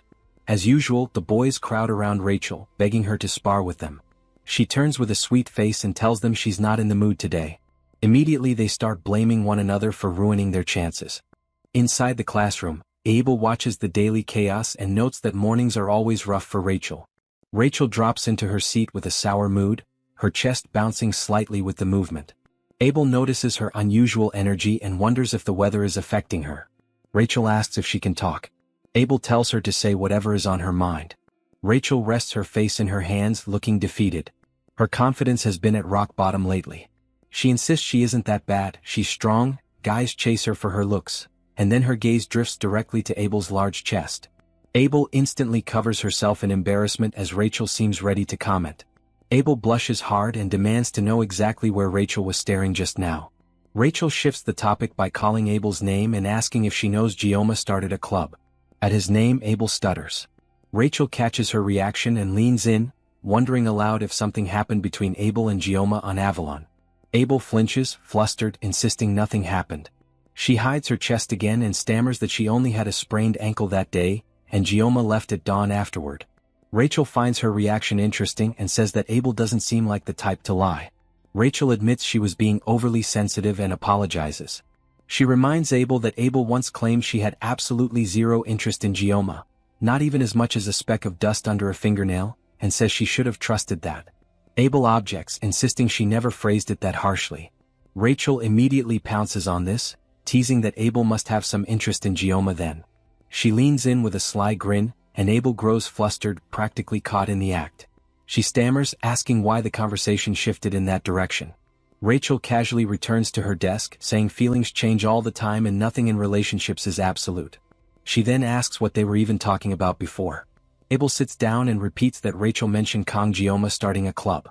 Rachel explains that she asked Speed Weapon if she could join, but he outright rejected her. Abel is shocked and asks why. Rachel says Kong didn't want Star Class members joining, claiming it would put too much pressure on the club. Abel doesn't understand how this connects to Rachel's sudden drop in self-esteem, so Rachel recounts what happened the day before. As usual, she entered the cafe with full confidence, hair flowing like she owned the place. She ordered an iced Americano and wiped her sweat elegantly, complaining to herself that Korean summers were painfully hot. Then she noticed someone, Gioma. She felt triumphant, thinking she had spotted her prey in an unexpected spot. But then she froze. Kong was smiling, really smiling while talking with the mysterious glasses girl. Rachel's heart sank instantly. Back in the present, Rachel explains that it looked like some kind of interview, but she can't forget the expression on Gioma's face. His grin stretched practically to his ears. She keeps questioning what he found so appealing about that girl, and whether that might be Gioma's preferred type. But mid-sentence, she goes still as she notices Abel's expression. Abel looks furious over the idea of Kong smiling at other girls. It becomes clear, Chloe is not the only Yandere of the story. The scene shifts to a sushi restaurant where Kong waits outside for the group to arrive. He stares up at the dull signboard and mutters to himself that the naming sense in this world is something else. If the chef happens to be a Westerner, then the name fits perfectly. Given the setting, he reminds himself not to let his professional habits slip out. Soon, Speed Weapon and the others call out to him and Kong greets them. He asks if Senior Hannah isn't joining. Speed Weapon explains that Hannah doesn't like fish, so she refused to come. Kong is taken aback. Someone claiming to be from Busan who dislikes fish makes no sense. He suspects the girl lied. Inside the restaurant, Kong glances around and feels a faint sense of nostalgia, almost like returning to his hometown. Chloe suddenly freezes when she notices Knox, her older brother, working there. Kong follows her gaze and also becomes shocked seeing Knox in a restaurant uniform. Saki looks around in confusion, asking if something happened. Kong asks Knox what he's doing there. Knox calmly replies that he's working part-time. Kong tries to process this, remembering that Knox comes from the wealthy auditor family. He starts to wonder if Knox is concealing his identity and operating under some mission. Before he can think further, the restaurant owner snaps at Knox, calling him a newbie and yelling at him to seat the customers. He mocks Knox for begging for the job while crying a few days ago and demands to know why he's frozen now. Knox apologizes immediately. Seeing the awkward tension, Saki steps in and tells Kong they shouldn't interrupt Knox while he's working. They head to their table. After taking their seats, they browse through the menu. Speed Weapon comments that the dishes look impressive and now he understands why the place is always packed. Meanwhile, Kong notices Chloe still looking troubled. He quietly tells her that Knox must have his own reasons and that since they're eating together, they should focus on enjoying the meal. Chloe nods softly. Kong thinks about how strained the siblings' relationship seems, and how Chloe had looked forward to this outing more than anyone. Saki nudges him and points at the restaurant's specialty sushi set, saying it looks amazing. When Kong checks the price, he almost frowns. $40,001 for one set hardly feels reasonable. Saki responds that this is their first team dinner in a long time. Maybe she's too focused on getting the best deal, or would he rather go somewhere cheaper? Kong tells her to forget it and order whatever they want, since they're the ones paying. Hearing that, Saki immediately calls for a waiter to place her order. Kong watches her and thinks again about how different her background is from his. No matter how much time passes, the class gap between them still feels impossible to get used to. When the food arrives, Saki lights up with excitement. The ingredients look incredibly fresh and each dish appears delicious. But then she notices Kang's expression. He looks anything but pleased. She asks why he seems bothered and if something is wrong. Kong explains bluntly that although it feels rude to complain while being treated, the knife work ruins an otherwise great dish. The ingredients are good, but the cuts make the fish feel like they're crying. Everyone freezes at his harsh critique. Knox, meanwhile, panics internally. Kong just said the one thing the owner cannot stand to hear. Right on cue, the owner stomps over and asks Kong what he just said. Tension spreads through the table, but Kong doesn't back down. He repeats his comment word for word and clarifies that the technique isn't terrible, but it's nowhere near skilled enough to justify the restaurant's high price. The owner, annoyed but maintaining composure, challenges him. If Kong is so confident, he should demonstrate his knife work himself. He urges Kong to step forward and prove it. The other customers whisper among themselves, wondering if this will escalate. Kong notes silently that the owner has surprisingly sharp hearing. Considering how awkward his Korean pronunciation is, it shocks Kong that he caught the comment so clearly. Kong rises from his seat, causing Saki to jump and ask what he intends to do. The owner steps forward, remarking that this student from Joaquin Academy seems rather bold. He introduces himself as Mansoor, a sushi chef with 12 years of experience, and proposes a bet. If Kong outperforms him, the entire group eats for free.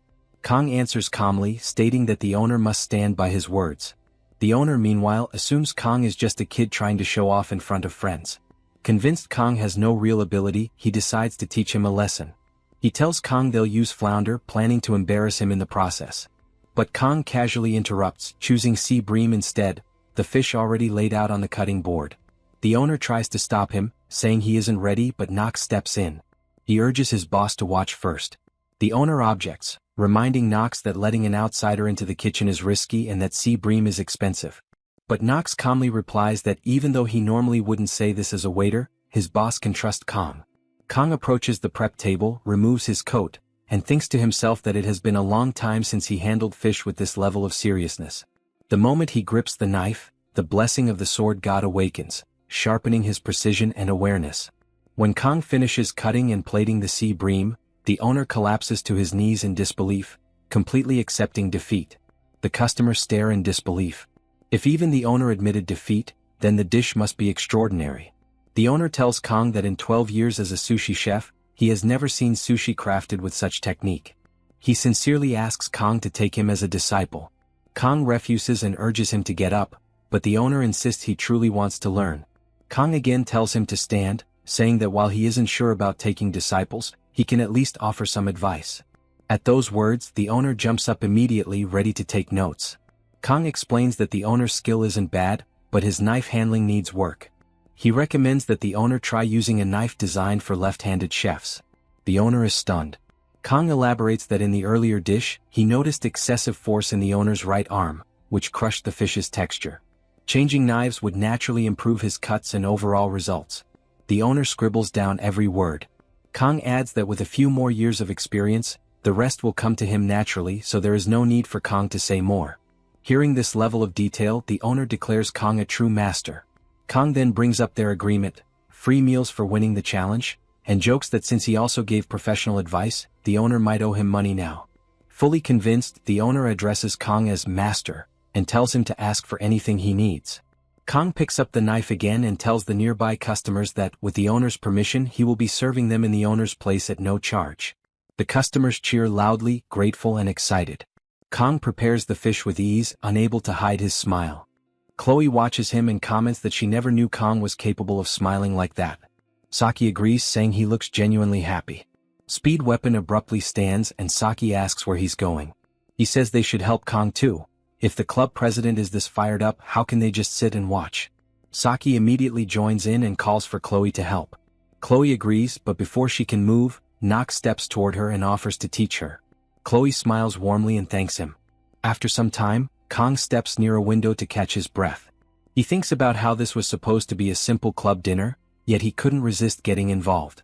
Still, 50 seconds was enough for him to prepare 3 fish.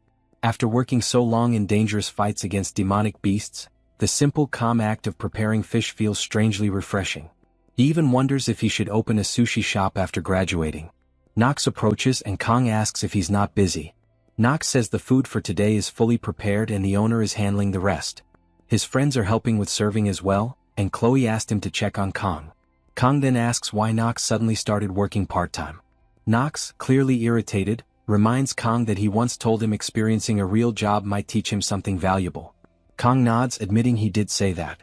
Nox asks if he seriously forgot and Kong smiles, insisting he remembered perfectly, adding that once Nox commits to something he truly follows through. Nox quickly clarifies that he didn't take the advice because he agreed with Kong. He just had to acknowledge that working an actual job does teach lessons. That's why he wants to ask something. How does Kong deal with unreasonable or troublesome customers? Nox continues asking questions and Kong answers each one calmly. After a while, Nox comments that the more he talks to Kong, the harder it is to believe they're the same age. He even asks if Kong is lying about how old he is. Kong replies that instead of implying he's older, Nox could have just said he seems experienced. He then asks whether Nox has any more questions, but Nox's expression suddenly turns serious. He explains that discussing the internal matters of the auditor family with outsiders is normally considered a grave offense. That was why he had been relying on Chloe to share the news first. But she never answered her phone. Nox reveals that the auditor family has finished its background investigation on Kong and found nothing suspicious. Because of that, the elders' request to monitor Kong has been cancelled. In fact, the results raised more questions about the elders themselves, so the auditor family is now launching a full-scale investigation into the Council of Elders. They intend to pursue justice properly, and an investigation team, likely the largest in their history, has already been formed. Nox has chosen to join that team and simply wanted Kong to know. Kong thinks to himself that this means the auditor family is no longer targeting him. If they're turning their attention toward the Council of Elders, it will cause a massive stir, but none of that involves him directly. He thanks Nox sincerely, understanding how difficult it must have been for him to share all of this. Nox shakes his hand and says he didn't really do anything. In fact, he should be the one thanking Kong. He then cuts himself off, realizing he has said too much. Kong smiles and notes internally that Nox's relationship with Chloe seems to be improving. He then asks Nox whether he knows Hannah. Nox asks if he means San Hannah. Kong explains that Hannah recently joined his club, so he assumed Nox might know her since they're in the same class. Nox answers that yes, he knows Hannah. He explains that she usually sits alone, reading quietly, and doesn't stand out much, except for one strange detail. She always ranks exactly in the middle of the class. Kong asks what he means and Nox clarifies. Whether written exams or practical evaluations, Hannah's results are always perfectly average. Achieving that level of precise consistency on purpose would be extremely difficult. Nox adds that it's rare to see Kong show interest in someone.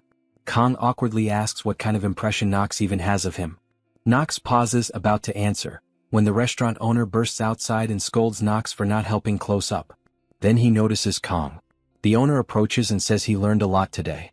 As thanks, he offers Kong a small gift, a knife. Kong reacts with irritation, telling him that a knife is a chef's most important tool and shouldn't be given away lightly. But the owner insists the knife isn't suited for him anyway, and now he understands that true skill matters far more than equipment. Hearing this, Kong accepts the gesture and says he won't refuse if that is the owner's intention. Grateful, the owner thanks him again and calls him Master, prompting Kong to ask him to stop using that title. Kong examines the knife. It looks expensive, crafted more like a weapon than a kitchen tool. He remembers his first teacher who used to say that real masters don't rely on their tools, even while collecting the most luxurious ones. The owner asks whether Kong dislikes the knife, but Kong says he was simply thinking of a name for it. He recalls his parents telling him he carries the pride of the Seori Kong family line. With that memory he names the blade Everfrost. At the same moment the last image of his parents fades from his photo gallery, as if offering a final farewell.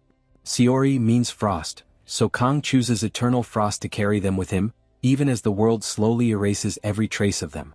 The scene shifts to late night. Inside a large building a crowd has gathered and Professor Kim stands among them. A cloaked figure thanks everyone for coming despite their busy schedules. One impatient attendee tells him to stop talking and demands to know who summoned the meeting. The cloaked man finally reveals his identity. He is the professor. The attendee angrily asks why he called them here, reminding him of who he is dealing with. The professor suddenly laughs. Seeing this, the man becomes even more irritated and demands to know what's so funny. The professor calmly says that, as expected, since they only recently formed their contracts, they are still drunk on their newfound power. The professor mocks the raging man, calling him cute. Enraged, the man unleashes Earth attribute magic. The professor immediately recognizes it, rare and a clear sign the man serves the fourth commander, Parmesh. The man slams his transformed foot into the floor, shouting in fury and demanding what the professor is rambling about. He lifts his arm, preparing to rush in, muttering that his hands have felt dry and it's been too long since he's gotten them bloody. Others in the room try to restrain him, but Kim watches with a grin. The man ignores everyone and charges forward. Just before the blow lands, the professor smiles. With a single precise movement he cuts the beast down instantly. He mutters that the power lent to the man was wasted. His hood shifts, revealing green hair. The room goes silent, stunned by the sheer difference in strength. The professor adjusts his hoodie and addresses the crowd, saying this demonstration should be enough to prove his ability and serve as his introduction. No one responds. Instructor Kim thinks privately that this must be the second General Korns. Before she can finish the thought, the professor calls for student Kim, then quickly corrects himself to Instructor Kim, admitting that after years of teaching he still slips into old habits. He then tells the group that Instructor Kim will explain the details. Kim steps forward and gets straight to the point. Contrary to the rumors, her master did not fall to the Sword Emperor. She glances at the professor, then reveals that Ager was killed by a single student, Leon van Reinhardt, the next hero. The scene shifts to Kong writing in his notebook. He reflects on how serious the situation is becoming. The Council of Elders has agreed to conduct its own investigation using Auditor. At the peak of noble elitism stands the Academy's Council of Elders. They treat even the House of Auditor like underlings. When they sent an assassination order on a cadet with no justification, they basically treated Auditor like hunting dogs. Still, because of their blunder, Kong gained Auditor as an ally. He remembers that in the game, this was also why the faction keeping Leon in check vanished in the mid-game. The Elders schemed behind the scenes and Auditor exposed them. Kong realizes he's now in a similar position. Auditor handles the brutal tasks, the game dev's way of giving Leon protection. But then he pauses. Who's protecting him? He's the one doing all the hard work himself. Still, now that Auditor is involved, the truth behind everything will surface soon enough. The last unresolved issue is the mysterious female instructor. Kong recalls what he learned from Ager. The woman formed a contract with Ager due to her constant complaints. He wonders if she might be hiding a manipulative side. He remembers her purple hair. In the game, villains frequently disguise themselves, so he knows he cannot rely on appearance alone. But there was one trait villains could never alter: their eye color. Kong grows frustrated, wondering how he's supposed to track her down with such limited information. The Sword God's blessing has clear limits in what it can sense, and more importantly, Kong lacks proper knowledge of magic. He debates whether he should wait or start studying magic himself. Unsure, he glances at his notebook and notices he has been scribbling without realizing. He closes it and wonders since when he started doodling like some distracted school kid. Crossing his arms, he mutters that he should aim to catch her off guard. Striking first is courage, not recklessness. Now is the time to act. He should consider visiting Professor Damien soon. At that moment, Saki and Speed Weapon barge into the room mid-argument. Saki tells Speed Weapon to stop getting worked up over trivial things. Speed Weapon, annoyed, asks if Saki really doesn't know what day is coming. Kong asks what's going on. Saki sighs, but Speed Weapon shoves her aside and insists Kong listen to him. He announces that July 7th is approaching. Hearing this, Kong remembers internally that it's his birthday. Kong tells Speed Weapon there's no need to prepare anything for him, but Speed Weapon, ignoring him, shouts that it's the day Valor Joaquin sealed Leakin. Kong goes silent. They were not talking about him at all. When Speed Weapon realizes Kong said something earlier, he asks what it was. Kong simply replies it was nothing. Saki tells Speed Weapon there's still no reason to make such a fuss. Speed Weapon insists there is, because several major figures will attend the Academy Festival. The strongest assassin known as the Old Man of the Mountain, Altair Ed Hidari, the next master of the Iron King family, Iron Legs Mao Lang, America's pride and a potential future 7-star hero, all mute. Speed Weapon says this is their chance to boost the club's achievements and help raise the headmaster's reputation. Saki, irritated, says he just wants to enjoy the festival and should stop pretending otherwise. Kong stays quiet, watching the two argue, while Hannah reads silently as if none of this concerns her. Chloe then asks Kong if he already has plans. He says he doesn't have anything in mind. Chloe blushes, about to suggest something. But Speed Weapon suddenly interrupts, shouting that they should run a tasting booth. Since their club president is a skilled chef, it would be great publicity for their club. Chloe immediately becomes annoyed and pulls out her box cutter, alarming Kong. He realizes Speed Weapon is in real danger and steps in quickly, saying Speed Weapon's idea is actually a good one. Both Saki and Chloe freeze in shock at Kang's sudden support. Speed Weapon silently thanks Kong for saving him. Saki, now irritated, says she didn't expect Kong to be interested in flashy displays meant to impress influential people. Kong thinks privately that Saki herself is the closest to the higher-ups among all of them. He answers calmly that he doesn't have some secret agenda. Kong explains that once break begins, they'll be clearing dungeons non-stop anyway, so this is their last chance to enjoy something like a festival. Besides, days like these aren't going to last much longer. Saki immediately grows serious and asks what he means by, not much time. Kong freezes, realizing he slipped. He had unconsciously been thinking about what will happen in 3 years when the Second Demon War begins. He can't believe he let that thought slip out loud. He has grown too relaxed around them. Saki leans in, asking if he knows something they don't. She points out that he seems suspicious before as well. Now Chloe and Ryoso both fix their attention on him, ready to pounce. Kong quietly begs Speed Weapon in his mind to save him.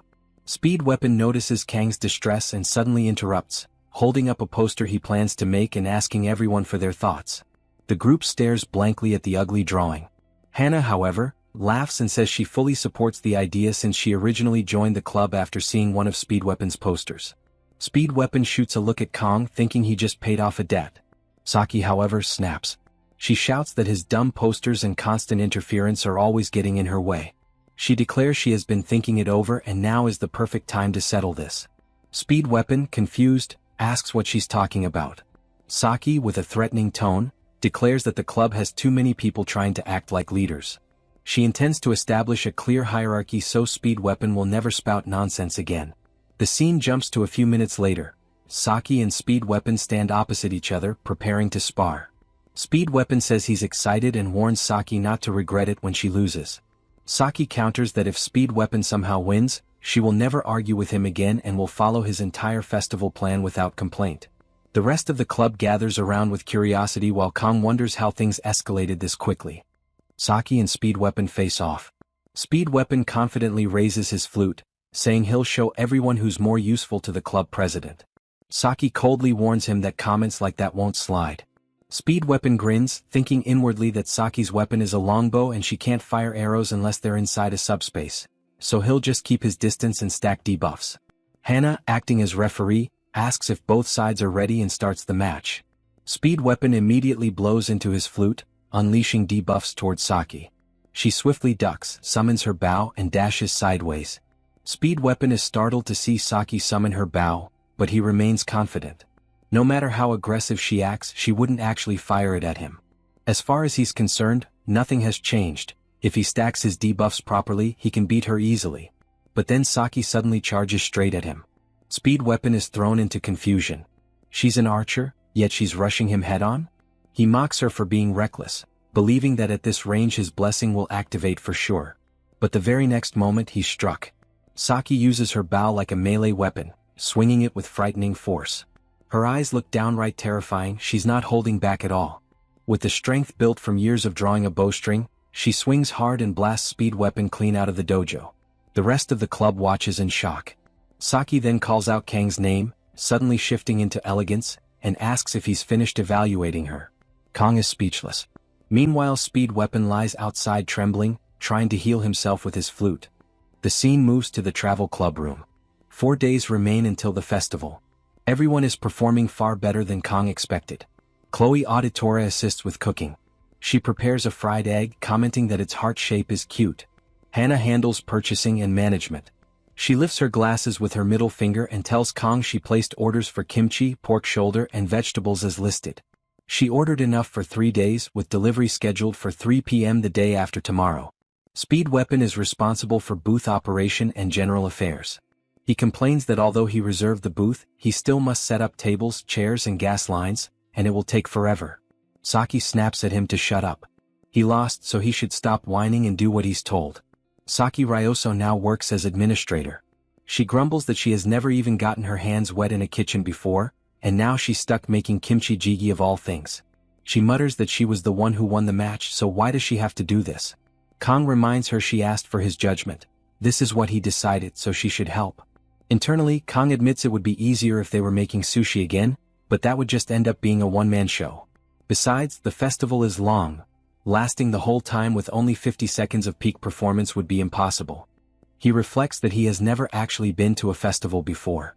He started working at 17 and never had time for things like this. Maybe that's why he got hooked on Blessing of Miracle M. Perhaps he secretly wished for an ordinary, peaceful life. But in the game, that peace ended around year 2, when the demons started noticing Leon. Which means this may be his last festival at the academy. His thoughts are interrupted when Senior Hannah asks why he's wearing such a sad expression.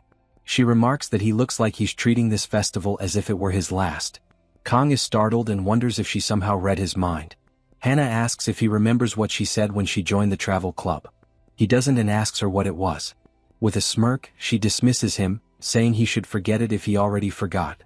Kang feels thrown off by Hannah's strange attitude, then turns to Ryoso and says he'll step out for a moment. She asks where he's heading, but he only replies that he'll explain later and asks her to handle things for now. Saki narrows her eyes, clearly suspicious of whatever he's hiding. The scene shifts to Professor Damien's laboratory.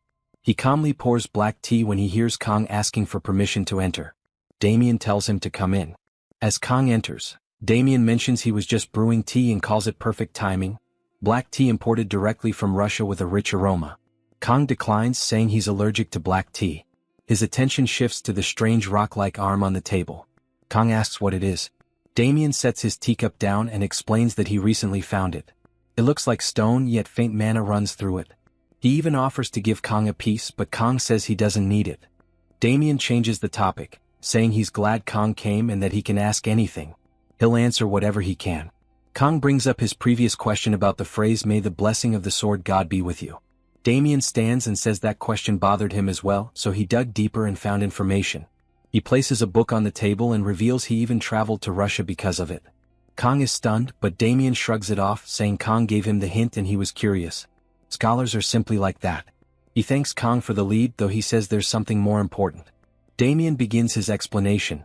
As he taught in class, blessings are categorized into 4 types: commanding spirits, guardian spirits, elementals, and heroic spirits. The categories are based on which entity grants the blessing. These spirits are transcendent and unavoidable beings. Damien asks if Kang remembers what he said last time. Kang repeats it, "There are no gods left in this world." Damien praises his memory, then casually offers Kang a position as his assistant.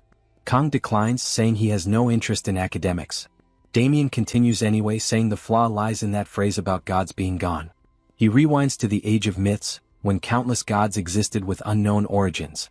People call that era the Age of Myths, but the gods in those stories weren't transcendent beings like spirits. They had no emotions, no will, no physical form, they were more like concepts.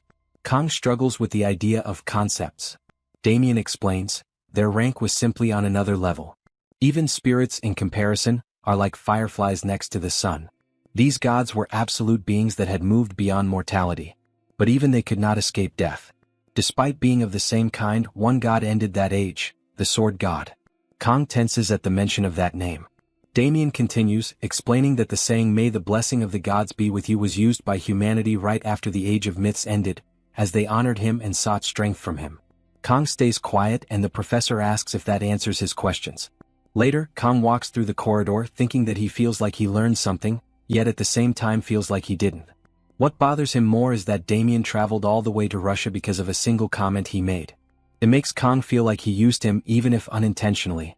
Still, Russian black tea is not something he'd ever enjoy. As he pats his coat, he realizes why his body felt stiff earlier. He forgot his sashimi knife today. His senses felt smaller because he wasn't carrying it. He mutters to himself that it's strange to feel so restricted without it. Clearly he has changed. 4 days before the festival, Kong teaches Chloe how to cook like a real chef. 3 days before the festival, Saki screams commands, ordering everyone to start inflating balloons immediately. 2 days before the festival, the girls wear maid outfits, and Saki looks absolutely fed up with having to put one on. 1 day before the festival, Kong prepares the kimchi. And just like that, festival day arrives. Kong stands in front of their food stall, thinking back on the 20 years he lived with a knife in hand. He revived countless struggling restaurants. He always rejected rewards, helping only places on the edge of shutting down. Not out of charity, more out of personal satisfaction. He thinks of the Korean sushi restaurant they visited recently. Revivals like that were always done with a single sashimi knife, a signal of renewal that only he could give. He admits to himself that it's a little embarrassing. His late-blooming edgy phase probably came from his first master. Kong walks toward his club members, thinking that there are only 10 minutes left until opening. Serving food for money isn't something to take lightly. Saki smiles at him and he returns the smile, thinking there's no reason to be too tense. They only need to follow what they practiced. This might be their last festival. If that's the case, then they should enjoy every moment of it. As the festival opens, students gather in waves, filling the grounds with noise and color. Abel and Rachel move through the crowd as well. Rachel eases Abel's nerves, making it clear that no one will notice her since everyone is focused on the celebration. Rachel pulls away and leans in for a playful photo, striking a pose. When Abel's hand drops, the disguise becomes clear. A fake mustache sits on Rachel's face. They continue walking side by side. Rachel takes in the decorations and lights, noting how pleasant and inviting the festival feels, satisfied that coming here was the right choice. Abel shares the feeling, keeping the thought to herself that slowing down and enjoying moments like this might not be so bad after all. Rachel lets her imagination run and muses that a festival should have something over the top, like a sword emperor suddenly appearing to address the crowd. Abel reflects that her grandfather has long since stepped away from that role and never cared for public attention anyway. Rachel counters the thought by recalling that her own uncle avoids such scenes too, which only makes things easier for her. Her attention shifts when she spots a travel club kimchi flyer lying on the ground. She gestures toward it with a sly smile aimed at Abel. The focus then moves to the main stage, where the announcer raises the crowd's energy by proclaiming the introduction of the heroes who once again protected humanity from demons. 2 promising figures step into the spotlight in turn. India's renowned adventurer Mahatma Sinbad and Russia's flamewalker Vladimir Yasup. Around the stage, reporters buzz with excitement, remarking that this year's festival feels far grander than any before. Their attention sharpens when they notice the hero known as All Mute. Cameras rush forward, questions spill out, and flashes go off non-stop. Her fitted outfit draws even more attention as comments about her striking appearance spread through the press. In the crowd, Speed Weapon clenches a stack of flyers in his hands while cheering with pure excitement, thrilled to finally see his favorite hero up close. His admiration is obvious. That excitement doesn't last long.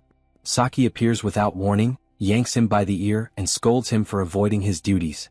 She reminds him that his job was to hand out flyers and questions why he is standing around while everyone else works. Speed Weapon, clearly nervous, admits that he only wanted a glimpse of the hero he admires so much. Saki's irritation spikes as she points out that he was the one who pushed for setting up the booth in the first place, leaving him no excuse to slack off now. Intimidated, Speed Weapon quickly gives in and trails after her. On the way back, Speed Weapon stumbles and crashes into someone's foot. Both he and Saki look up at the person he collided with. Standing there are Rachel and Abel. The scene shifts again, this time to the booth, where Hannah arrives with the kimchi stew ordered by customers. The dish draws praise for how good it looks. Nearby, Kong and Chloe remain busy at work. Chloe chops vegetables at a frantic pace, pushing herself hard, while Kong watches with mild surprise, noting that he only showed her a few basic techniques. Still, her cooking skill has already grown solid. Since Kang cannot handle a knife well due to his blessing acting up, he leaves most of the prep work to Chloe and puts his attention on cooking the dishes himself. Customers keep coming without pause, and Kang starts to wonder where Speed Weapon and Saki disappeared to. Right then, Saki shows up again with Speed Weapon in tow.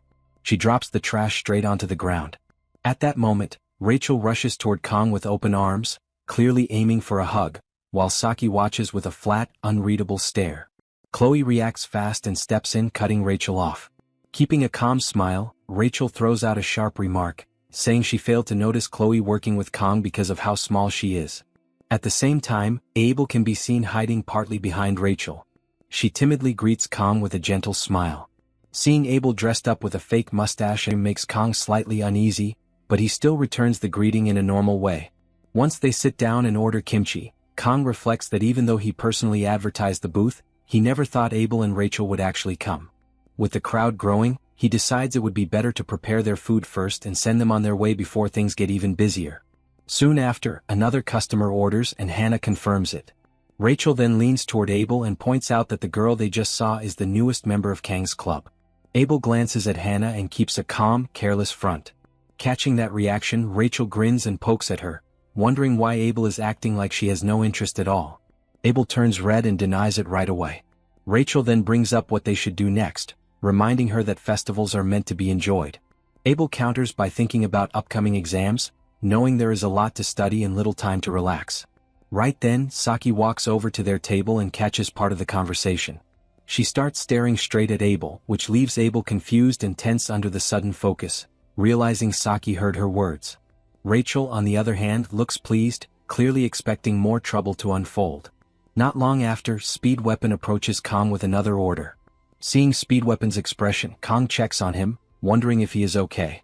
Speed Weapon bursts with excitement, explaining that he wanted to see All Mute, the hero of his country and a likely future 7-star candidate, and that he finally saw her in person.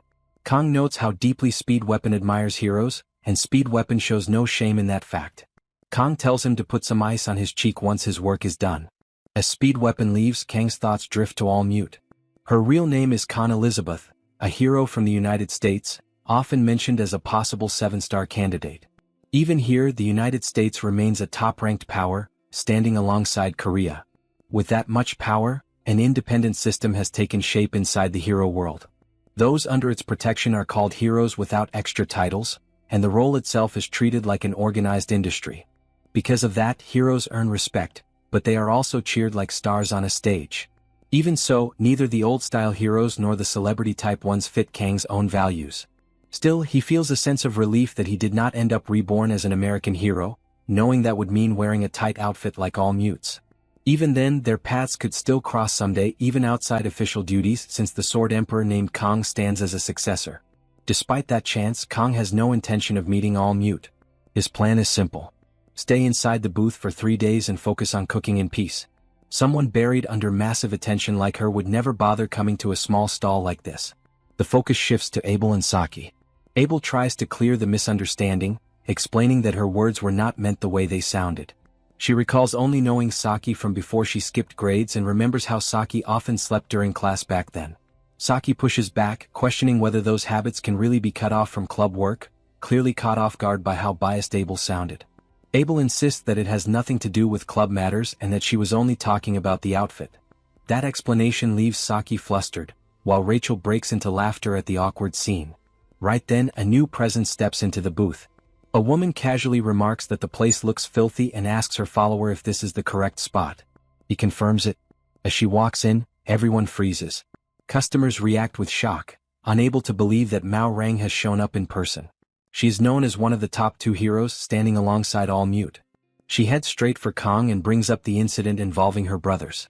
After a moment, Kang connects the dots and realizes she is the sister of the infamous Mao brothers, the one called Iron-Legged Mao Rang.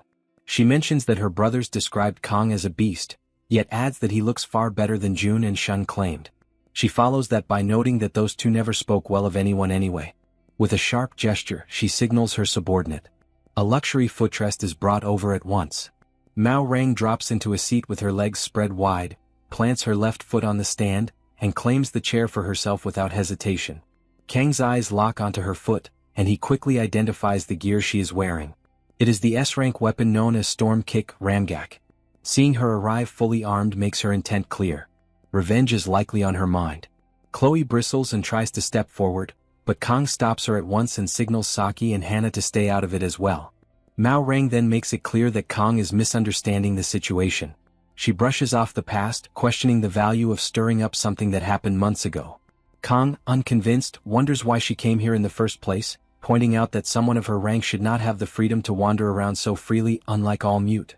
Mao Rang cuts him off at once, making it clear that he should not compare her to all mute from the start.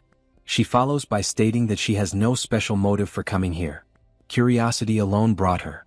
Her brothers may have awful personalities, but their skill is real, and the fact that they became shaken just by hearing Kang's name caught her attention. That detail alone sparks interest across the booth. Hearing this, Kang privately notes that the whole family seems cut from the same cloth. Mao Rang then adds that she actually feels thankful toward Kang. Because of her brother's behavior, the family name had suffered, and no matter how hard she tried to rein them in, they were beyond fixing. After Kang defeated them, the two stopped causing trouble completely.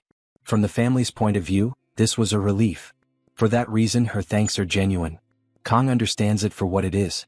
In simple terms, she is thanking him for clearing obstacles from her future. Her sights are clearly set on a 7-star position.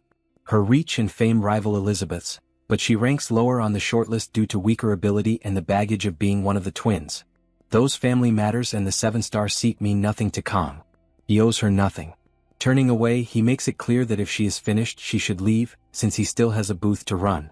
He heads back to the kitchen, thinking that Mao Rang is far more sensible than her brothers ever were.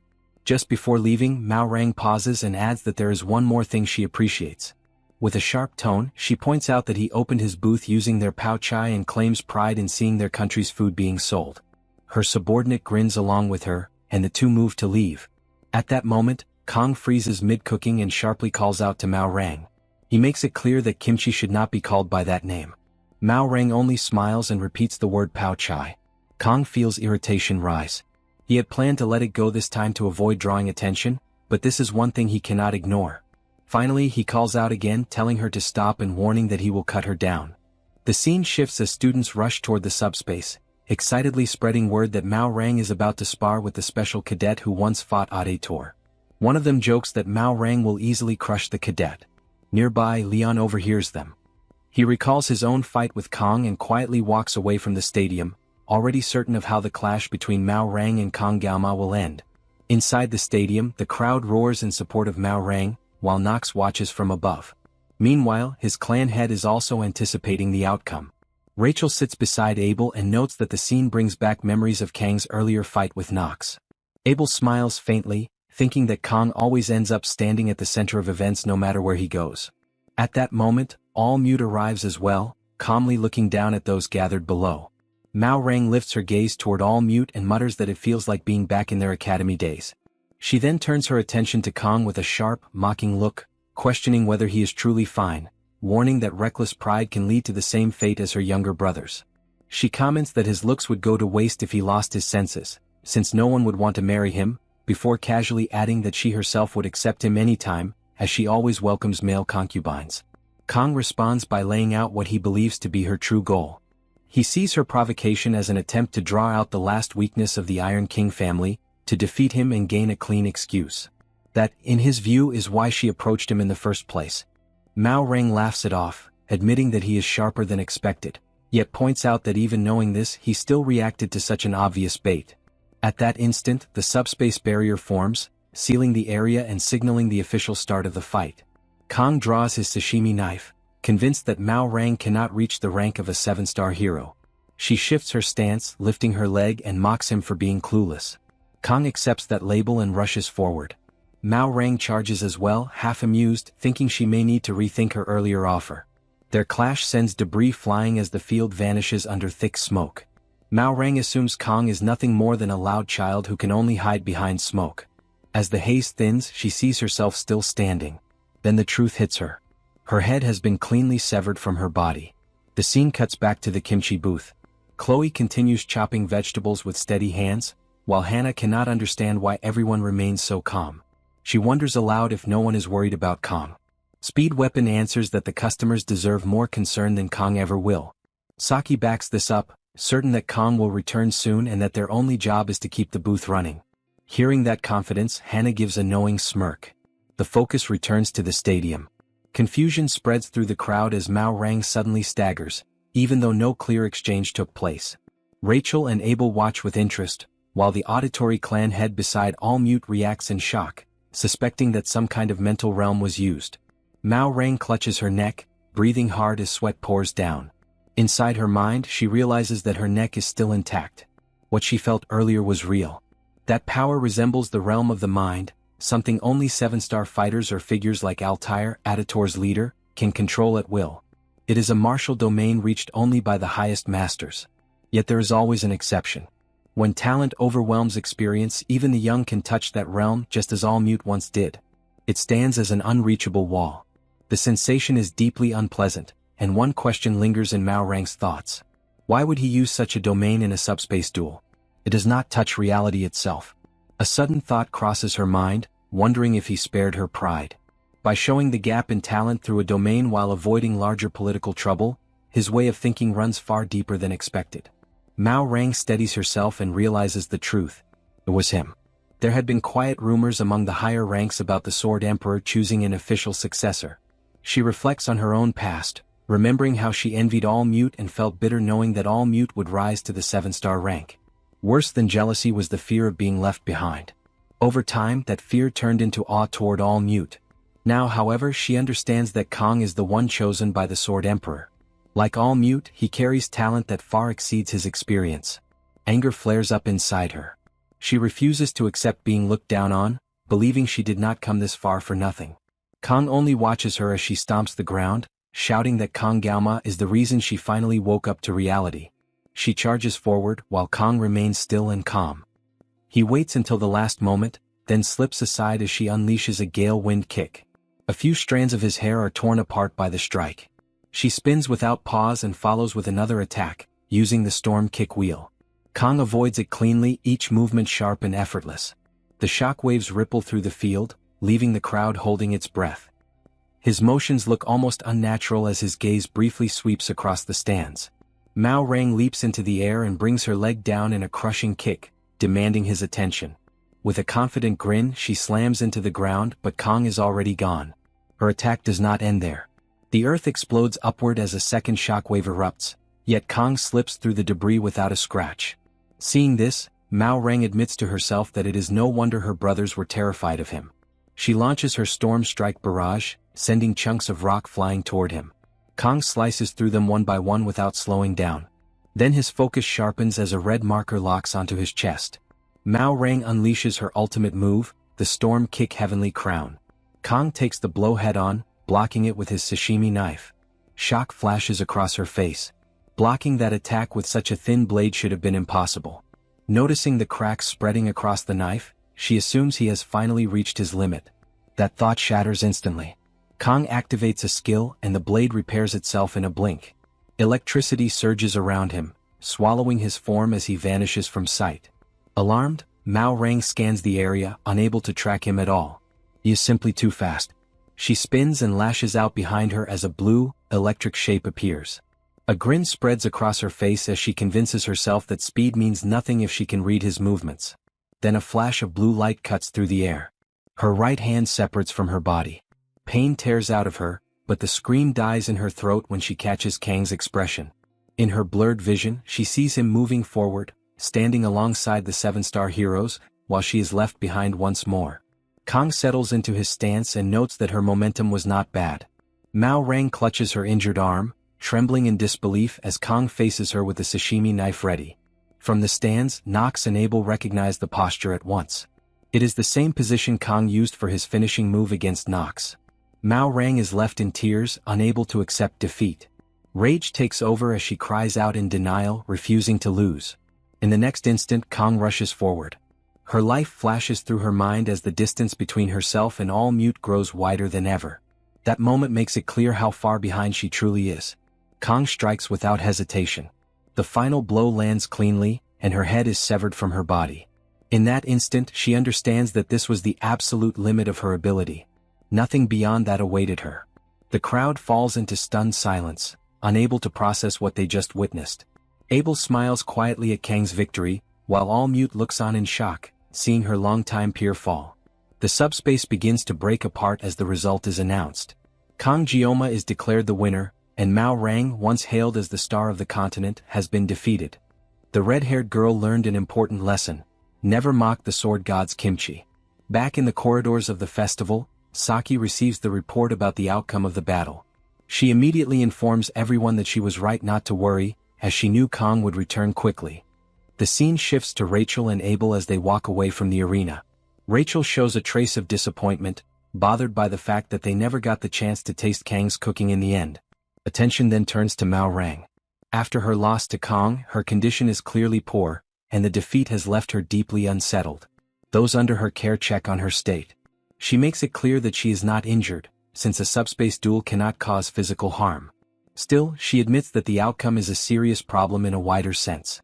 Being defeated by a student is a heavy blow to her standing. One of her subordinates tries to ease her mind, but Mao Rang shuts that down and insists again that she is fine. She then states that Kang holds overwhelming potential and is bound to rise to the very top in the future. When that day arrives, people will naturally look back and judge her own strength more kindly. This explanation finally puts her subordinate at ease, even leaving them quietly satisfied. Mao Rang goes on to say that this moment was likely the best time for her to lose to Kang. Even Almet, she notes, could not promise a certain victory against him. Her subordinate is still stunned and struggles to grasp why Mao Rang rates the trainee so highly. Mao Rang lowers her gaze to her hand and reflects on her past. She has met many so-called prodigies in her life, from Elizabeth during her training years to the 7-star heroes she encountered after graduation. Kang, however, stands apart. He is walking a road that cannot be reached by effort alone. With firm certainty, Mao Rang acknowledges that Kang is a true monster. Not long after, the news spreads rapidly. Reports flood out, stating that Mao Rang, known as the Star of the Mainland, took part in an unexpected subspace duel at Joaquin Academy and that it ended in an instant. A single strike from a student decided the match. From that moment on, Kang earns a new name, the Sashimi Sword Saint. Talk of the duel and of Kang himself spreads everywhere. Kang's booth is soon overwhelmed by a massive crowd, and the place turns chaotic with work. Speed Weapon shouts out guest numbers whenever a spot opens, while Chloe keeps her focus on chopping vegetables without pause. At the same time, Saki fends off reporters who are desperate to land an interview with Kang. Irritation shows as she makes it clear they are interfering with business. Even after Kang has already refused, the reporters continue to press. Finally fed up, Saki forces them out so the work can continue. As the crowd refuses to thin, some guests start snapping photos of Kang. Hearing the new title, Sashimi Sword Saint, leaves him visibly uncomfortable. After that day, articles and videos appear in overwhelming numbers. While Kang had expected attention to some degree, the name Sword Saint is not a title that should ever be taken lightly. In the original flow of events, that title was meant to belong to the Sword Emperor later in the game. With the Sword Emperor having already stepped down in this world, the title should have vanished completely, or at least that was how things were supposed to go. Kang grows more irritated by the minute. After everything from the previous day was cleaned up, Saki and the others would not stop mocking him about the name. Sword Saint on its own carries weight, but adding sashimi turns it into something that sounds close to a bad joke.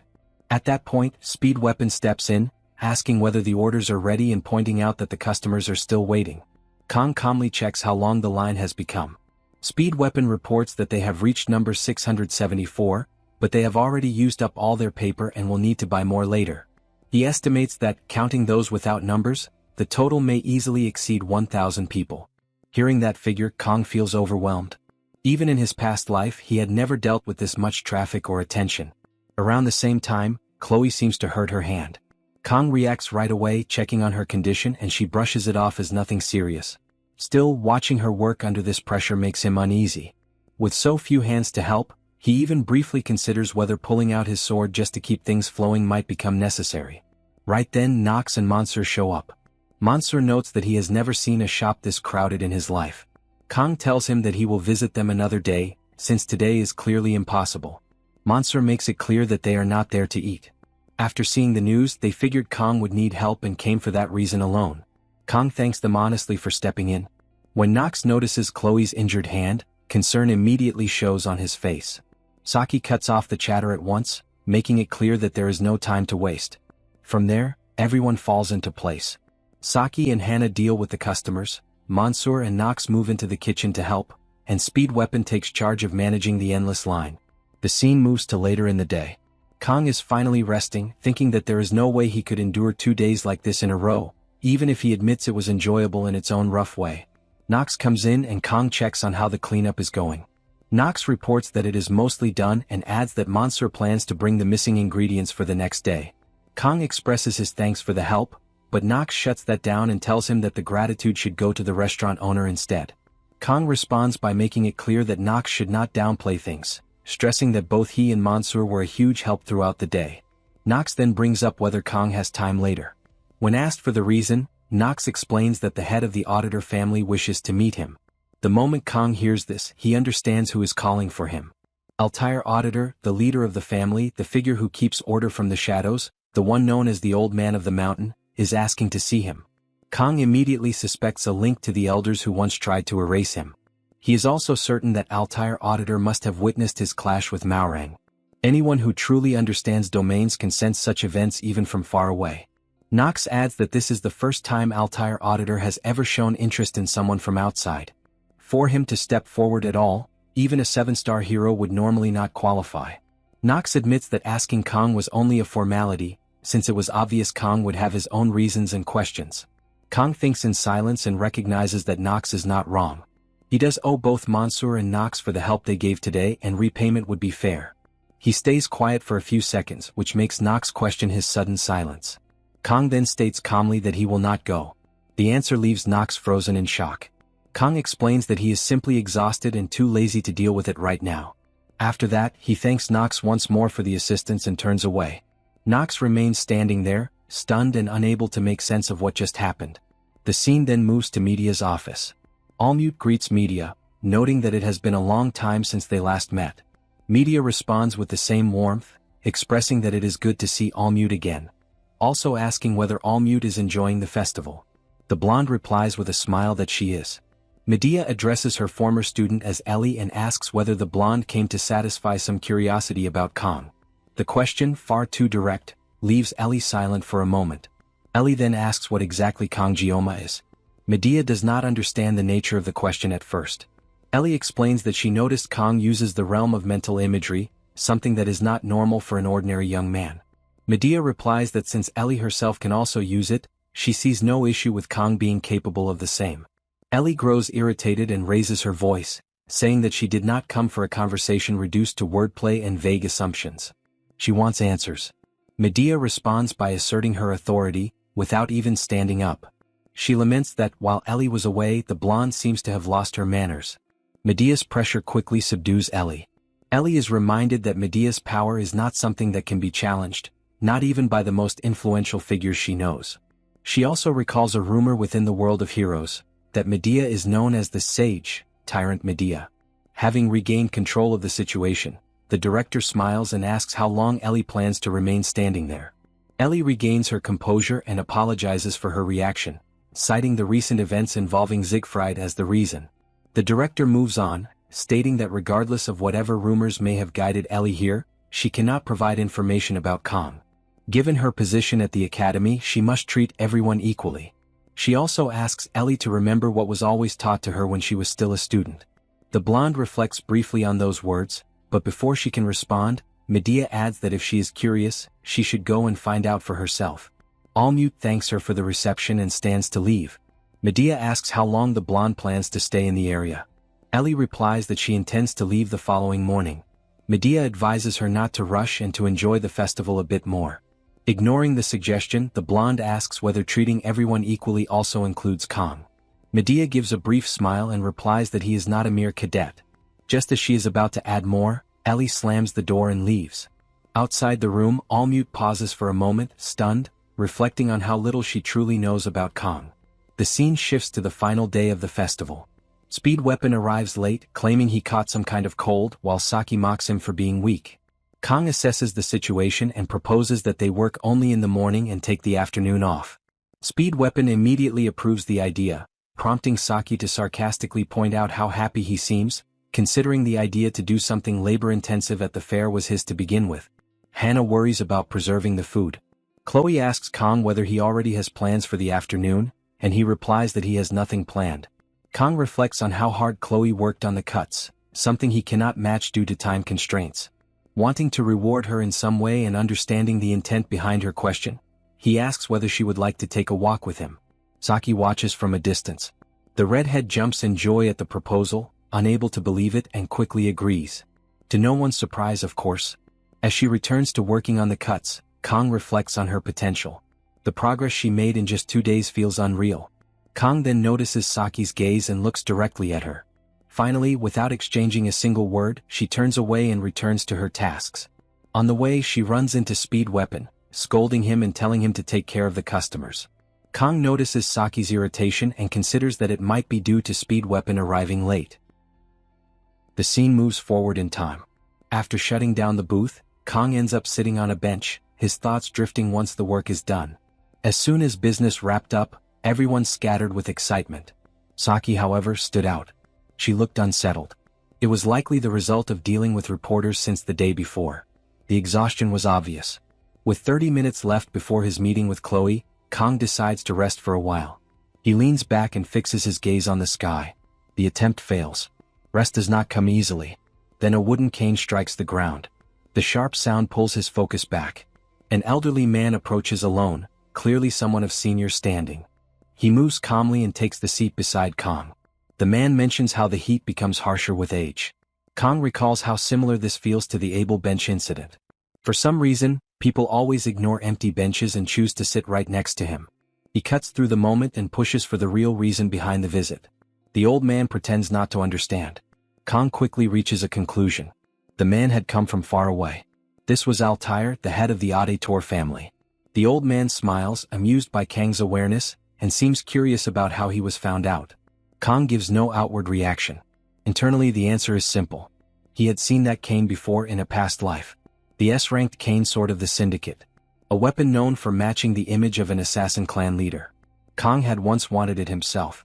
Altair misreads the silence, assuming Kang detected him through perfect concealment granted by the Raven's blessing. He finds such perception terrifying in someone so young. Kang pays little attention to that praise. His eyes remain fixed on the cane. The truth has nothing to do with instincts or blessings. It was the weapon itself. Altair then moves on, claiming Kang likely already knows why he came. Kang reasons that it must be related to the elders placing an assassination order on him. Altair dismisses that matter, treating it as internal business already resolved. That was not why he came. This visit was about something more important. Kang considers what could possibly outweigh an order on his life. His thoughts drift to the mental imagery he used inside the subspace. After a moment, he discards the idea. That alone would not justify this meeting. Suddenly, the old man cuts in. The cane strikes the ground again. In that instant, the surrounding space reacts. The mind domain spreads outward, heavy and sharp, as if the air itself were being split apart. The man's presence shifts without warning. Kang does not understand the move, but his body reacts before his thoughts do. His hand reaches for Murasame. The old man suddenly coughs in an odd way, and the pressure of the mind domain breaks apart. The invisible weight fades, and the space returns to normal as if nothing ever happened. He shifts the topic and probes into Kang's connection with his granddaughter. With an awkward cough, he even hints at whether the two are involved romantically. Around them, the area feels busy and alive, filled with students and couples walking side by side. Kang makes it clear what their bond is. There is nothing between them beyond friendship. No hidden meaning, no deeper tie. The old man rubs his beard and lets out a low laugh, clearly amused. Kang watches him closely, recalling how, in the game, this part was always reduced to silence and pauses. He never expected the man to turn out like this. A strange, shameless old figure. Still, one thing is certain. He is far from ordinary. Altair rises slowly, leaning on his cane. His curiosity for now is satisfied, and he signals that he intends to leave. He adds that Kang should look after his granddaughter as a friend, reminding him that she has a gentle heart. Kang hesitates, then stops him. He questions whether Altair truly believes Chloe must follow the path of an assassin. Surrounded by noise and movement, with couples passing by unaware, Altair turns back. He hints that Kang has already seen another side of Chloe. Kang understands at once. Altair presses on, describing that side as her real nature, wild and beast-like. He questions whether someone like that should be allowed to walk freely in the open. Kang frowns, pushing back with the thought that such behavior could simply be the result of how she was raised. Altair answers in a bent posture, dismissing the idea that his family is as corrupt as rumors suggest. He admits their assassin training is extreme, but insists that, above all else, they are still a family. Chloe, however, is different. They tried to bury her true self. Years were spent forcing reason into her. Yet when emotions surge, her instincts surface at once. Her fangs show without warning. Altair acknowledges Kang's concern as her friend, even saying it pains him to speak this way. Still, he claims Chloe is feral by nature. When that side emerges, anyone can be harmed. Staying close to her is dangerous. One never knows when their life might be taken. Kang pauses, absorbing the words. His image of Chloe begins to shift, unsettled by the weight behind them. The old man leans heavily on his cane and warns that if Kang values his life, he should stay away from her. Kang refuses to play along anymore. He rises to his feet and calls out the act for what it is. Altair questions what he means. In response, Kang grips his sashimi sword. At that moment, the crowd moves unnaturally. Kang draws the blade partway. Pretending to care is one thing. Mixing lies into the story is another. If deception was the plan, it should have been hidden better. The old man reacts with clear surprise at the drawn weapon. In an instant, the atmosphere turns dark. The people who were casually walking nearby reveal their true roles. Assassins close in, surrounding Kang from all sides. Kang does not flinch. He stands firm, fully prepared to strike if necessary. Then the old man raises his hand. With a single motion, he orders his subordinates to stop. At the family head's signal, every assassin pulls back at once, melting away without resistance. Altair questions when Kang became aware of it. Kang slides his blade back into its sheath, brushing it off with the same reasoning Altair used before. Sharp instincts. Nothing more than that. They stand facing each other.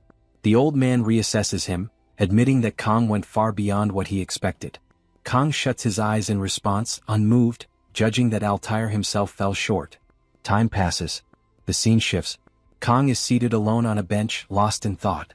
Chloe had only just started mending her bond with Nox, yet Altair deliberately wove lies into his words to throw Kang off.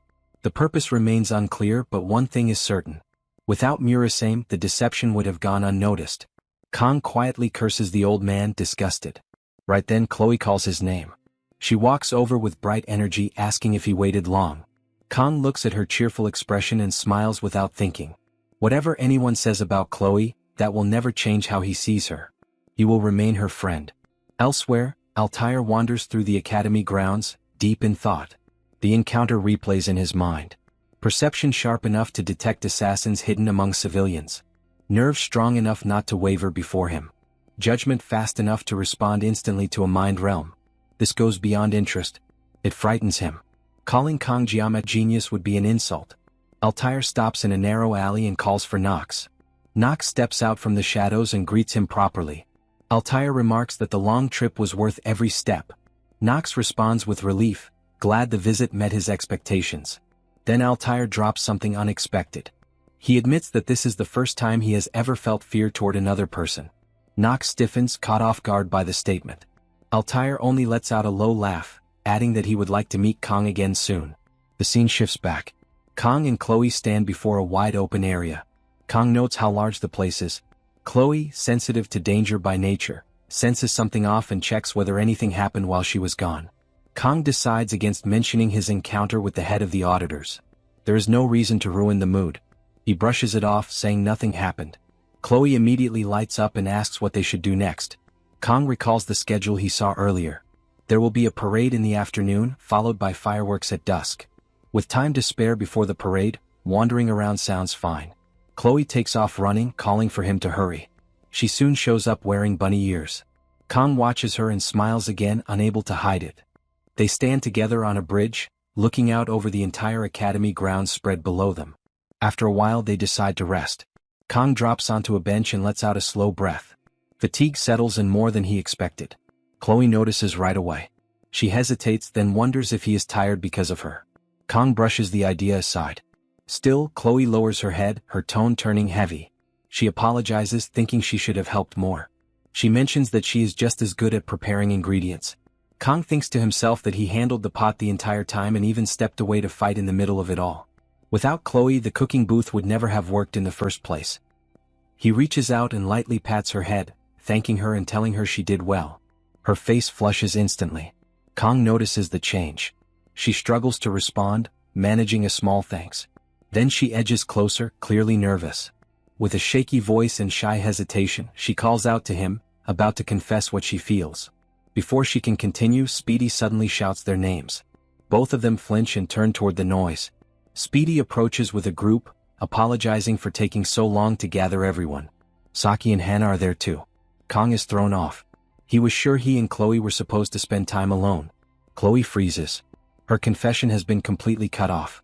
With a trembling voice, she calls Speedy's name. Speedy then shows a message on his phone. It clearly states that Kong asked everyone to meet at 5. Kong is confused. He never sent that. His attention shifts to Saki. The realization hits him. She is the one who hacked his phone and sent the message. Her teasing, bold gesture confirms it. Time passes. The festival reaches its peak. Chloe points excitedly at the parade as it comes into view. Saki grabs Kang's arm, insisting they move closer so they do not miss anything. Hana scolds them, warning that the parade will pass them by while they argue. The group suddenly runs off toward the parade, leaving Kong behind. Saki lingers for a moment, casually sucking on a young guy Aang while locking eyes with Kong. When Kong turns around, she slips smoothly into the crowd and disappears. Kong sits down on a bench again. Crowds have never been his thing. He hopes the next festival will pass without trouble. He looks over at his friends enjoying themselves while he remains seated alone. Even surrounded by them, he feels oddly distant. His gaze drifts to Chloe. Earlier, it seemed like she wanted to say something important. Still, seeing her happy like this is enough. It is good that she can enjoy herself. Then a nearby voice cuts through his thoughts. A girl complains to her boyfriend that he is gripping her too hard. Kong snaps back to reality, caught off guard by the scene around him. Everywhere he looks, couples are pressed together, completely absorbed in each other, while Kong sits there alone watching it all unfold. He feels completely out of place. Inside his own head, Kong admits this is exactly the kind of game he ended up in. He questions whether he can even feel something like that. In his past life there was never room for love. He was always busy, always focused on survival, finding comfort only in game characters on a screen. At first there may have been a trace of nerves, but now he cannot even tell what he feels anymore. 3 months have passed since he entered the academy. In that short time he has risked his life again and again, never once slowing down enough to sort through his emotions. The sight of couples all around him only deepens the weight in his chest. Lately he has felt constantly tense, like something is always about to go wrong. Then he hears a familiar female voice complaining about being tired. It is Saki. She is eating her yang, clearly irritated, and openly shows her dislike for crowds. Without asking, she sits down on the same bench as Kong, pointing out that there is an empty spot and that her legs are exhausted. Seeing her there pulls Kong back into memories of the game. During one dungeon defense, he had needed a ranged character to clear it. Saki was one of the main heroines. He had used her often, yet even back then she was hard to read. He trusts her intelligence. That much is certain. Which only makes it stranger. There has to be a reason she hacked his phone and gathered everyone earlier. Kong watches her closely. She notices and flushes, asking why he keeps staring. Her face is red, different from anything he remembers seeing before. He wonders what she wanted to say back then. Not wanting to push things further, he turns his gaze away. Saki mutters under her breath, calling him an idiot. Kong hears it. He looks confused and asks what she means. She freezes, surprised that he caught it. Suddenly, Kong grips her shoulders tightly, demanding an answer. There had to be a reason for hacking his phone and pulling everyone together. He suspects it might be related to the instructor. Saki's face turns completely red. The close distance overwhelms her, her body reacting instantly. She stumbles over her words, telling him to wait and that it hurts. Kong looks lost. He admits he did not catch what she just said. A soft sound escapes her before she forcefully shoves him away, shouting for him to stop. She snaps at him, pointing out how hard he was grabbing her shoulders, furious that he could hear everything except the things that mattered. Kong immediately grows worried. He says she could have just explained instead of pushing him like that. Realizing she overreacted, Saki falls silent. An awkward pause settles between them. After a moment, she carefully asks if he is angry with her. Kong studies her face, questioning whether he truly grabbed her too hard. Saki notices his stare and quickly looks away, embarrassed. They end up sitting apart. Kong stays on one end of the bench, the young gang occupies the other side, leaving Saki awkwardly stuck in the middle. Nearby, couples walk past hand in hand, circling a heart-shaped decoration. Kang calls out Saki's name. Her body flinches at the sound, a wave of heat rushing through her at just hearing it. Kang begins to speak, knowing his timing is bad, knowing it is sudden. Saki's entire body trembles. She panics, cutting him off, saying she is not ready. Kang abruptly pushes the question out, asking whether there is any guy she likes. The bluntness hits her hard. Her face turns red at once, and the shy curve of her smile gives everything away. A memory surfaces. Back when Kang used to play Blessing of Miracle Mobile, players could chat directly with Saki. She was his first special character, and he had asked her countless questions, eager to learn more about her. When he once asked who she liked, she reacted the same way, blushing in quiet embarrassment. Now, in the present, her expression is identical to that moment from the game. Kang presses further, wondering if the person she likes is Leon. That immediately sets her off. She snaps back with a firm denial. The reaction only leaves Kang more confused. She turns her face away, clearly irritated, muttering that she was foolish for expecting anything in the first place. Inside his head, Kang retraces his memories. It had been before his finals when he last played seriously. His recollection should be right. Back then she was supposed to like Leon. So why does it not line up now? Did something change? Another memory follows. During those game chats she often talked about Speed Weapon. That detail stands out. Kang tests the idea and wonders if she likes Speedy instead. Her gaze darkens instantly. Then she breaks into a sharp grin, hurls an insult his way and punches him hard. Time passes. Later, Kang is alone, staring at a system window while clutching his head in pain. He cannot wrap his mind around how an archer could hit with that much force. As he scans the window, something catches his attention. His stats have risen far more than expected. Satisfied, he notes that his armament grade has reached level 6. The recent gain must be tied to the 10,000-year-old frost he obtained not long ago. Even his synchronization increased while he was asleep. It had already risen during the fight against Mao Rang. He closes the system window, uncertain whether this growing synchronization is a blessing or a threat. One thing is clear. It is connected to the blessing of the sword god. The festival is nearing its end. Looking around, Kang reflects that even with monsters and magic, the scene is not that different from Earth when viewed like this. He realizes he does not truly miss his old life. Back then, the only person he could call a friend was his master. Even that bond ended when his master abandoned him after he learned to handle a knife properly. At the time, Kang had been furious, unable to understand why. Now he does. Skills alone are not what matter most. The ability to adapt when things go wrong is far more important. His master's words echo in his mind. There is no classroom better than the real world. Kang realizes the academy follows the same harsh philosophy. Then a chill runs through him. A sense of danger creeps in. He snaps his gaze toward the source, feeling a presence nearby. There is mana in the air. That means one thing. An enemy.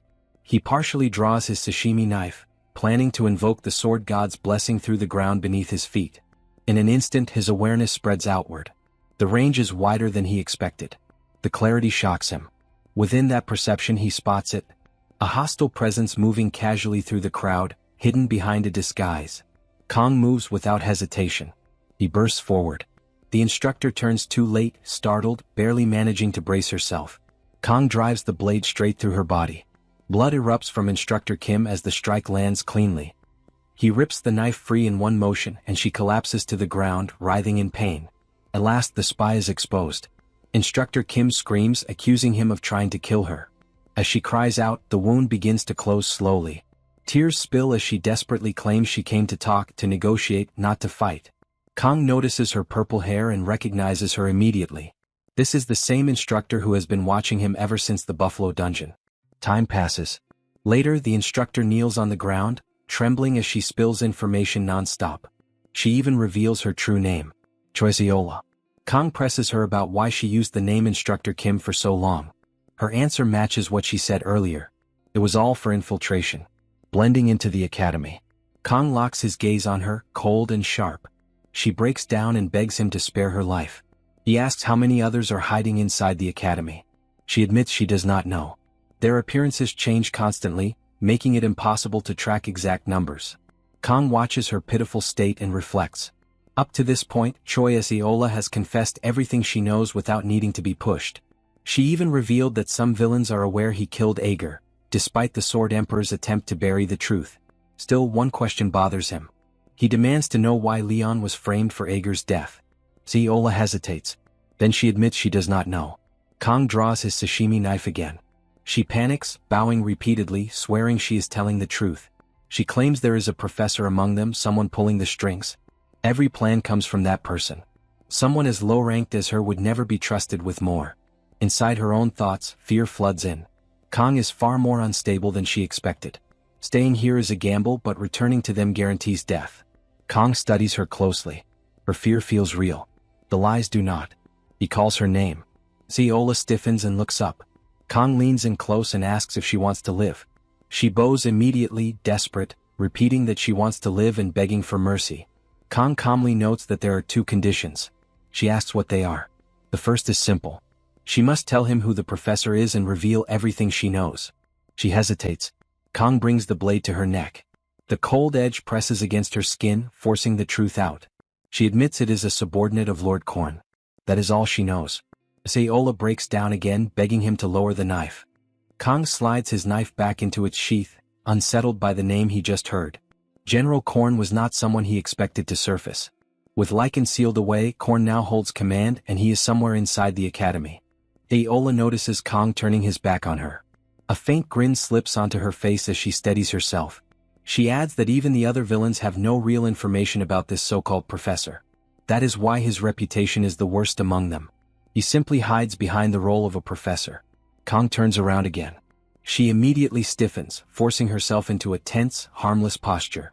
Using the sword god's blessing, Kong studies her body closely. His thoughts line up quickly. She used to serve Agor. With Agor dead, she lost her place. Her mana is barely there. Her body is worn down. She is no longer in fighting shape. She is not a threat. Everything about her points to negotiation rather than combat. Kong presses her, pointing out that siding with him is a gamble. She has tried to kill him more than once, and he doubts she believes this alone is enough to keep her alive. She claims she never wanted to kill him. It was all because of the demon. Kong cuts her off and brings the knife to her throat, revealing his second condition. A purple crystal embedded behind her neck glows faintly. Kong demands that she hand it over. Only then will he let her live. Theola pretends not to understand, acting clueless. Kong does not hesitate. He slices the crystal free. It drops to the ground. In that instant she understands. She is finished.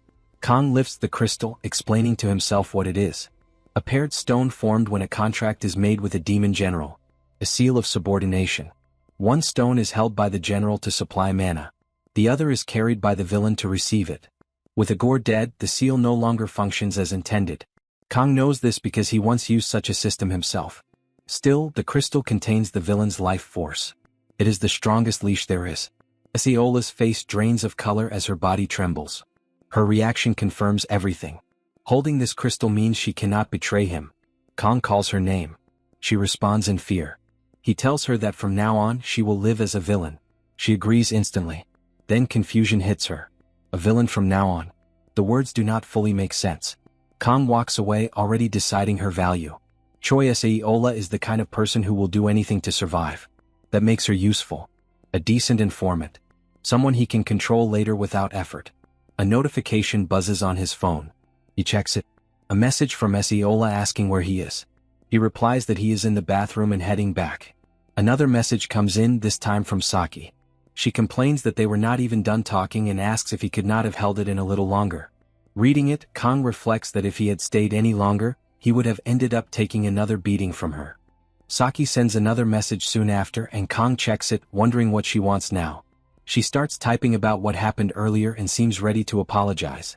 Before she can finish, the fireworks suddenly light up the sky. She stops typing and stares upward, completely taken by the sight. Nearby, Chloe, Hannah, and Speedy are also watching along with Rachel, Abel, Medea, Allmute, and Mao Rong. The crowd is quiet for once, all eyes on the sky. Instead of apologizing, Saki messages him again, asking if he saw that moment. Kong pretends not to know what she means and plays dumb. She gets annoyed and calls him an idiot, making it clear she is talking about the fireworks. Kong claims he cannot see them from where he is. The view shifts to him. He is clearly lying. From his position, the fireworks are fully visible, bursting across the sky in color. Saki, irritated, drops the subject and tells him to hurry back. She adds another message telling him to bring ice cream on the way. Kong refuses without hesitation. She complains and sends a playful emoji to soften it. Kong starts walking, thinking to himself that this festival might be their last. The next day arrives. The festival is over and reality sets in. A test is approaching. Speedy groans non-stop, complaining about how wide the test material is and questioning why it had to be made so broad. Kong listens in silence. Meanwhile, Chloe is completely distracted. A fly has landed on the table, and her eyes are locked onto it. Speedy slams his book down in frustration, ranting about how the academy has no concern for student rights. The loud bang sends the fly into the air, and Chloe immediately goes after it. Saki wakes up from the noise and snaps at Speedy to shut up. He fires back, telling her to go sleep in the dorm instead. Saki curses him out, demanding to know how her sleeping there affects him at all, pointing out that he is the real problem at the moment. Speedy jumps to his feet, furious, shouting about how unfair it is, asking if he is the only one taking the test and how anyone could expect him to memorize all of this. Saki casually states that she already memorized everything. Speedy freezes, stunned, and asks what she just said. She repeats herself, confused by his reaction. That pushes Speedy over the edge. Angry that she studied ahead of time, he starts venting his frustration at her. At that exact moment, the fly lands right on his face. Chloe reacts instantly and slaps Speedy across the cheek, finally shutting him up. She apologizes right away, calling him smuggy and explaining that she was just trying to kill the fly on his face. Speedy, still stunned, asks why she keeps calling him that. Saki laughs, saying Speedy is just an annoying bug and got what he deserved. Watching all of this, Kong wonders why Speedy has been getting beaten by everyone lately. Then at the same time, everyone's phones buzz. An email arrives. The details of the final practical exam have been changed. The test will now take place in the Jaikin Academy Special Hall. Team composition is revised as well. Each group will consist of 1 second-year cadet and 2 first-year cadets, chosen at random. Speedy immediately explodes again, raging about how they could change the exam just 3 days before it happens. Kong stays quiet, thinking. The original plan was to clear the Goblin Dungeon in Gapyeong. He had been looking forward to it, mainly for the materials that could be obtained there. Now, however, it feels like the story itself is starting to shift. Kong comes to a hard realization. The exam changed because he killed Igor. By doing that, he threw away his biggest edge as a player who knew what was coming. If this continues, the story will drift further and further from anything he can predict. Saki snaps him out of it by pointing out that he looks worried, which is rare for him. Kong sets his phone down and denies it, brushing it off. Saki opens her notebook and signals him to look. She admits that she is also confused by the sudden change in the exam, but she does not completely oppose it. During the previous midterm, a demonoid appeared and the Sword Emperor was injured in Avalon. Trouble always breaks out whenever training happens outside controlled areas. In short, she explains that nowhere is truly safe except the academy itself. Kong keeps staring at her without responding. The silence throws her off. He suddenly agrees, saying that now that he thinks about it, she is right. His thoughts feel clearer. Thanks to her, the issue feels settled. Saki gets flustered by the way he looks at her and snaps at him, embarrassed, asking why he is staring like that. She quickly shuts her notebook and shifts the topic, saying that if Kong stays confused, then she will be confused too. Kong does not follow what she means and asks what she is talking about. Saki fidgets with her legs, nervous, and tries to clarify. She corrects herself, saying she means the travel club members. If the club leader is unstable, it will affect everyone. Kong completely misses that she was joking. Instead, he asks her for a favor. He wants to know if she still has a copy of the academy staff list she hacked before. She explains that she deleted the saved data to avoid tracking, but she kept a printed version. Kong mutters that this is fortunate. If she has that, things will be much easier. Saki asks what he means, confused, and Kong bluntly tells her to hack the academy network again. That only confuses her more. He then reveals that villains are operating undercover inside the academy. Chloe asks if this is connected to the Buffalo Dungeon. Kong admits he is not sure, since villains often change their appearances while living among humans. Saki quickly understands his intent. He wants a new staff list to compare side by side with the old one. Kong confirms it. As everyone knows, the club was formed to protect its members. If there are people who could become threats later, knowing ahead of time can only help. The group admits there are many questions they want to ask, but for now they agree to go along with his plan. Kong thanks them for their cooperation and thinks to himself that this level of explanation should be enough for the moment. Saki folds her arms and explains that she cannot be completely certain, but the academy staff data is automatically updated every month. She believes the system relies not only on the cloud hub, but also on subspace technology. Speedy does not see why it needs to be so complex and questions it. Kong remains quiet. Inside his head, he acknowledges that it makes sense Saki would not fully grasp it. She is native to this world. What they are seeing is an optimization process, one that regularly clears out excess dummy data to reduce storage load. In this world, systems are likely built that way by default. Because of that structure, the abnormal data can be detected like this. Even though many things have changed, his experience as a player still proves useful. He asks Saki how long it will take her.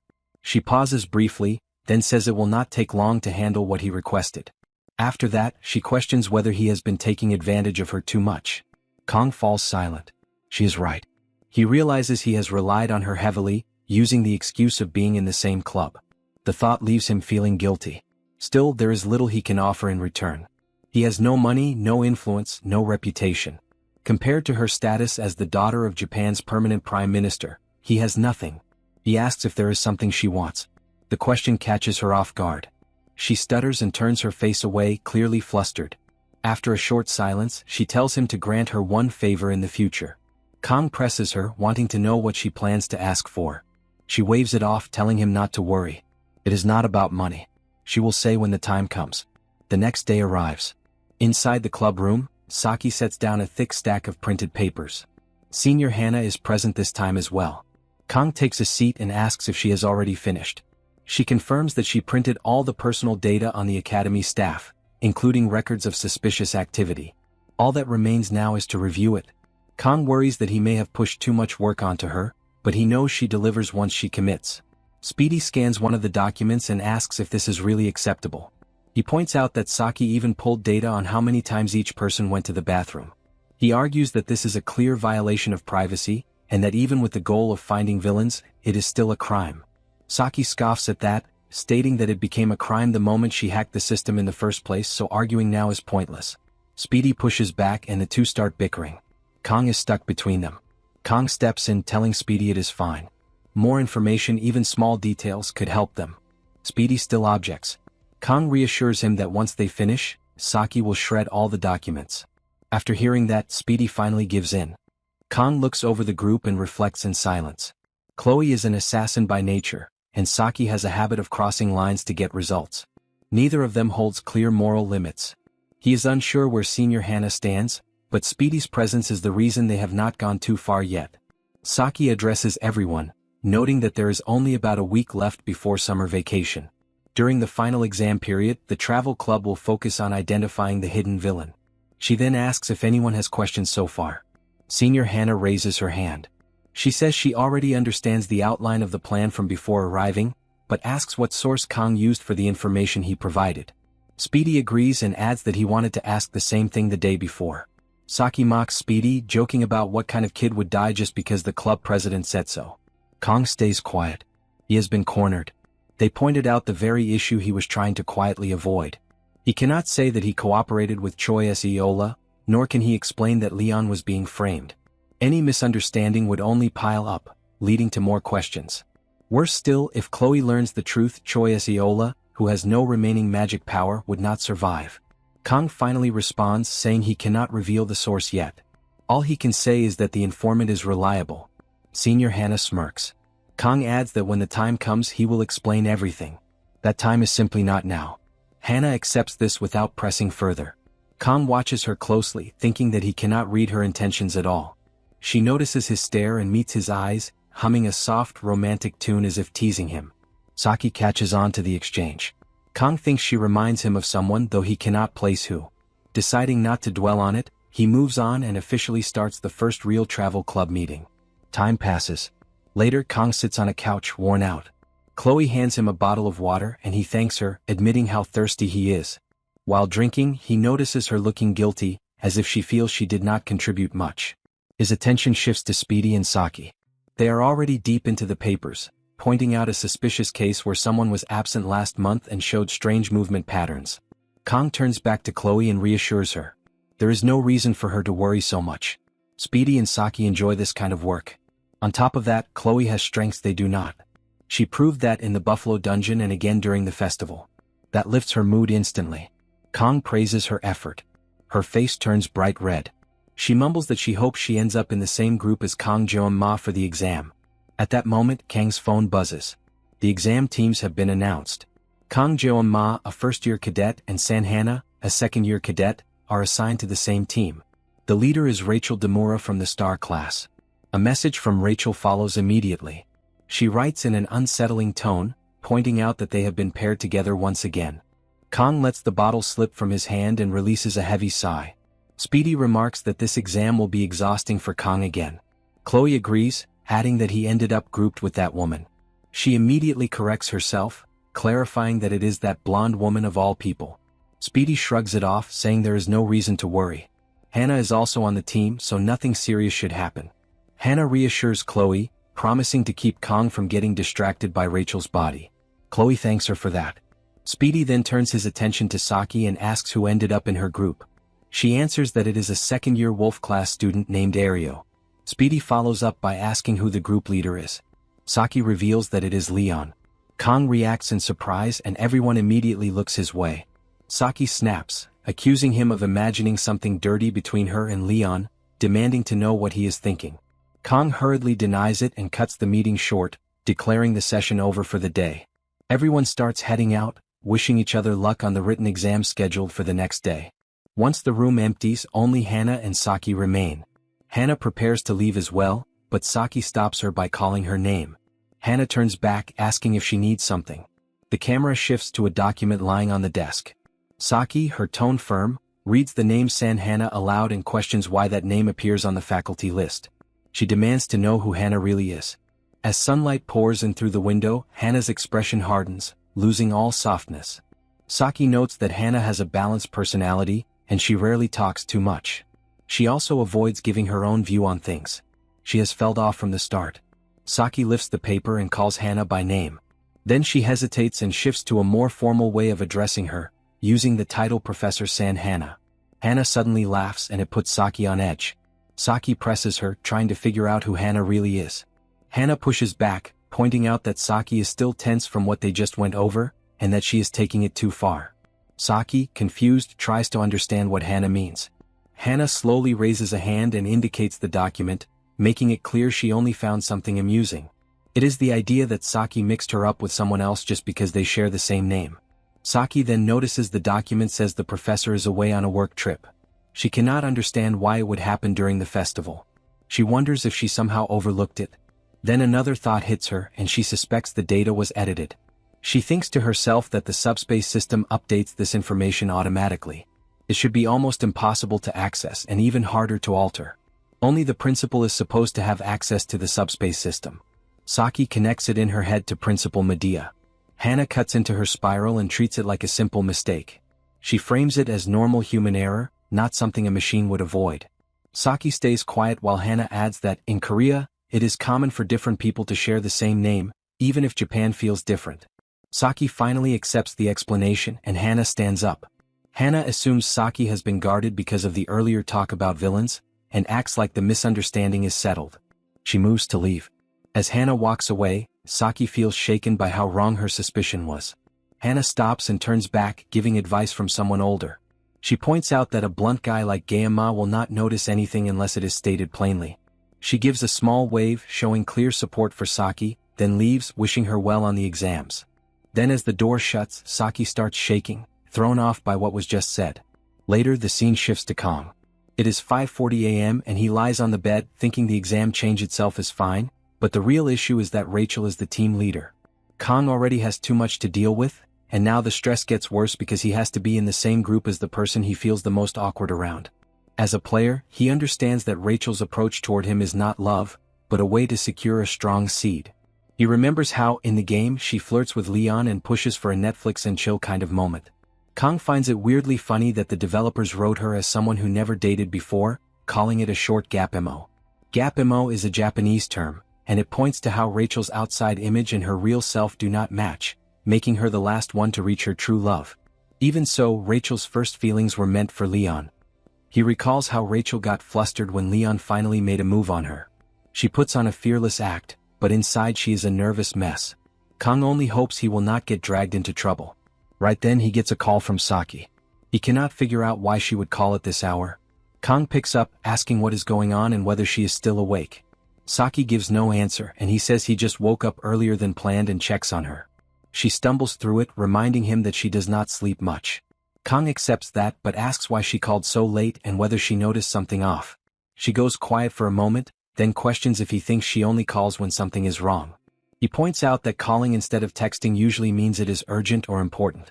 Saki starts to speak again and Kang waits for the rest.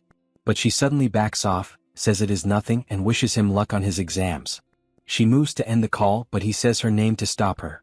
She asks what, and he also wishes her luck on her exams. Saki stays silent and he checks if she already hung up, but the line is still open. She finally thanks him then quickly ends the call.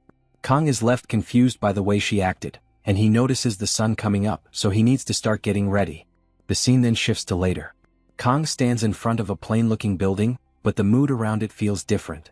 As he walks into the Joaquin Academy Special Hall, he thinks to himself that this place is built to copy what Baylor Joaquin went through during 20 years in Gehenna. It is a small-scale copy, complete with rocks and weeds set into the ground. The good part is that there are no monsters. He knows the academy is big on field training, but holding an exam in a place like this feels off, and the gap between living it and playing it hits hard.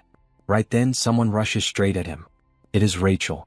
She jumps in and wraps him in a tight, overly warm hug.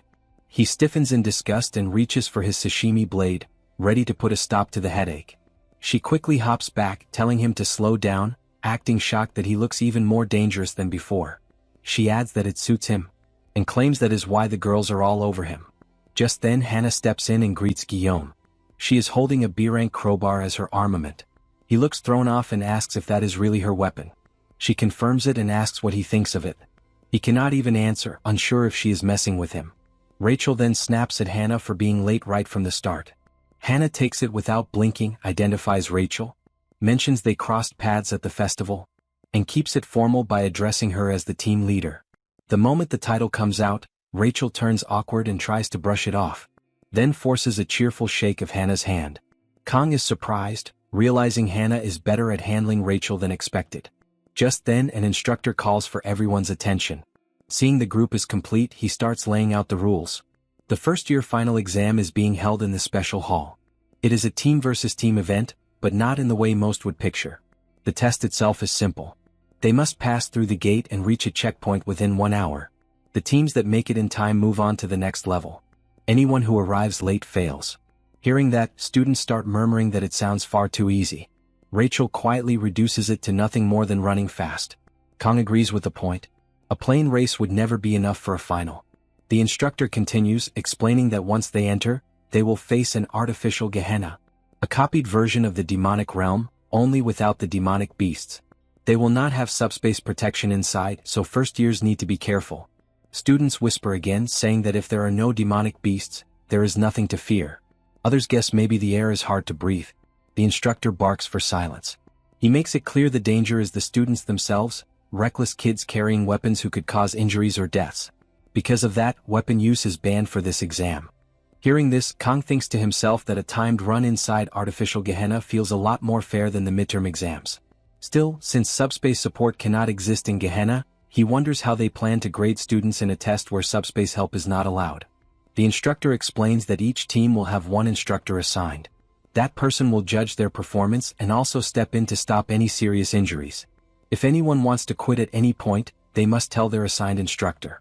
Then the instructors step forward, join their assigned teams, and start collecting weapons. Rachel complains that the exam is dull, and she would rather trade at least a few hits. Hannah jokes that hauling a crowbar around was annoying anyway, and Kang just stares at the two of them like they are not normal. The instructor then walks up to their group and asks for their weapons. She freezes when she realizes Gauma is on her team. She mutters his name and Rachel asks if he knows her. Rachel adds that the woman gives off a nasty, unsettling smell. Seola says she does not know him personally, but makes it clear no instructor could miss the story of Kang Gauma subspace duel. She then introduces herself as Instructor Kim, the one assigned to oversee their team during the exam. Inside, she curses her luck, wondering why she got stuck with this group of all groups. With her seal of subordination gone, she tells herself she has no choice but to deal with it. Noticing them staring, she tries to turn it into a joke, claiming she is so pretty that their staring is making her shy, calling them kids. Rachel sneers and compares her to a damn yam. Seola gets annoyed and fires back that having a chest full of fat does not make someone beautiful, calling Rachel Miss Banana Hair. At the banana hair jab, Rachel demands a fight. They step in close, and Seola calls her Miss Banana again, pointing out how much attitude she is giving the instructor. Rachel shoots back with an insult about Seola's chest being flat, using a flat earth comparison. Seola warns her not to cross the line, calling her banana head. She reminds Rachel that she is the team's instructor, there to stop accidents, and also the one who will grade them. Kang then cuts in, pointing out they should move because the exam has already started. Seola quickly agrees and lets out a laugh, saying she has no idea why he was not chosen as team leader. Rachel hears the jab, clenches her teeth, and mutters that she cannot stand her. Then in the next moment she looks pale as they step into artificial Gehenna. The first trial, a wasteland. Instructor Kim runs ahead in high spirits, acting excited that it feels just like the real thing. Meanwhile, Rachel moves slowly, gasping and cursing Seola, questioning what kind of instructor charges in front instead of watching from the back. Seola throws back a sharp comment, pointing out that Rachel acted tough outside, but now a little mana in the air has her barely breathing. Rachel grinds out that she is going to kill her. Meanwhile, Kang holds up a shaking hand and notes to himself that the air here is no joke. This is the first trial after passing the gate. He feels okay, but Rachel is worn out because she reacts strongly to mana. If this is already like this, the next trial could be worse. Kang watches Seola fool around and thinks that Choi Seola's high mana affinity makes this place easy for her. He wonders if she is setting something up, but he cannot sense anything wrong. He also doubts she can do much to him while he still holds her seal of subordination. He then turns to Hannah and asks how she is holding up. She says she can manage, but it is rough. She adds that Gioma looks fine, and he answers that his skin is still prickling, and Hannah looks impressed that Kang can take it so well. Looking at Hannah, Kang thinks she also seems to have low mana affinity. She is part of the club, but he still feels a bit wary. Based on what Seola said, the villains have slipped in deeper than expected. Hannah does not seem to be faking anything, but he does not have a sashimi knife right now, so he decides to stay cautious and watch. He then asks Rachel how long it has been since they passed the first gate. She keeps struggling for air and throws the question back at him. Hannah checks her watch and says it has been 25 minutes. Kang thinks to himself that he knew time would be tight, but now there are only 35 minutes left. Rachel and Hannah are both having a hard time, and it is costing them time. At this pace they will fail. He does not want to fail without knowing what the reward might be. If he had his knife, he could use it to read the mana around them. All their weapons are locked in the subspace pocket the instructor is holding. Then an idea hits him. Seola is a mana-hungry, sharp tracker when it comes to finding the purest mana crystals. With the seal of subordination in place, he can use her like a personal mana-sniffing dog. Seola keeps singing and acting cheerful, unaware of what Kang plans to make her do. Kang then lays out his plan to Seola, and she starts scanning for mana traces. After a while, Rachel is shown stomping the ground and pushing forward with forced determination. Kang checks if she is okay and she answers that she is fine, calling him Gioma-kun. She claims the trick is to crush this kind of mana with pure willpower. Kang feels relieved seeing that everyone is starting to adjust at least a little. Rachel pushes ahead, making it clear she is the team leader. Seola remarks that Rachel and Hannah look better than before. She also points out that Gioma looks completely fine and asks what his trick is. Kang tosses out a joke, hinting that maybe it is because Ma is in his name. Seola laughs at it while he just keeps a sour stare. For context, Ma means demon. That is what Kang was hinting at. Moving on, Rachel keeps her pace and continues forward, while Seola stays behind Kang. Seola then quietly informs Kang that she can feel thick mana to the northwest. If they head that way for about 10 minutes they should reach the first checkpoint. Kang acknowledges her and she gives a sharp, obedient response. Watching her act like that, Kang thinks she is basically a pet dog, but thanks to her, their progress is solid. Kang looks up and wonders if the other teams are doing okay. The scene shifts forward in time, with 32 minutes gone since the exam started. Leon's team is currently in the lead, though his group looks worn down. Leon figures they are close to the first checkpoint, so they need to hurry a bit more. Ariel speaks up to Leon, pointing out they still have time and asking for a short break. Saki tells Ariel they are almost there and to push a little more. But Ariel cannot keep going.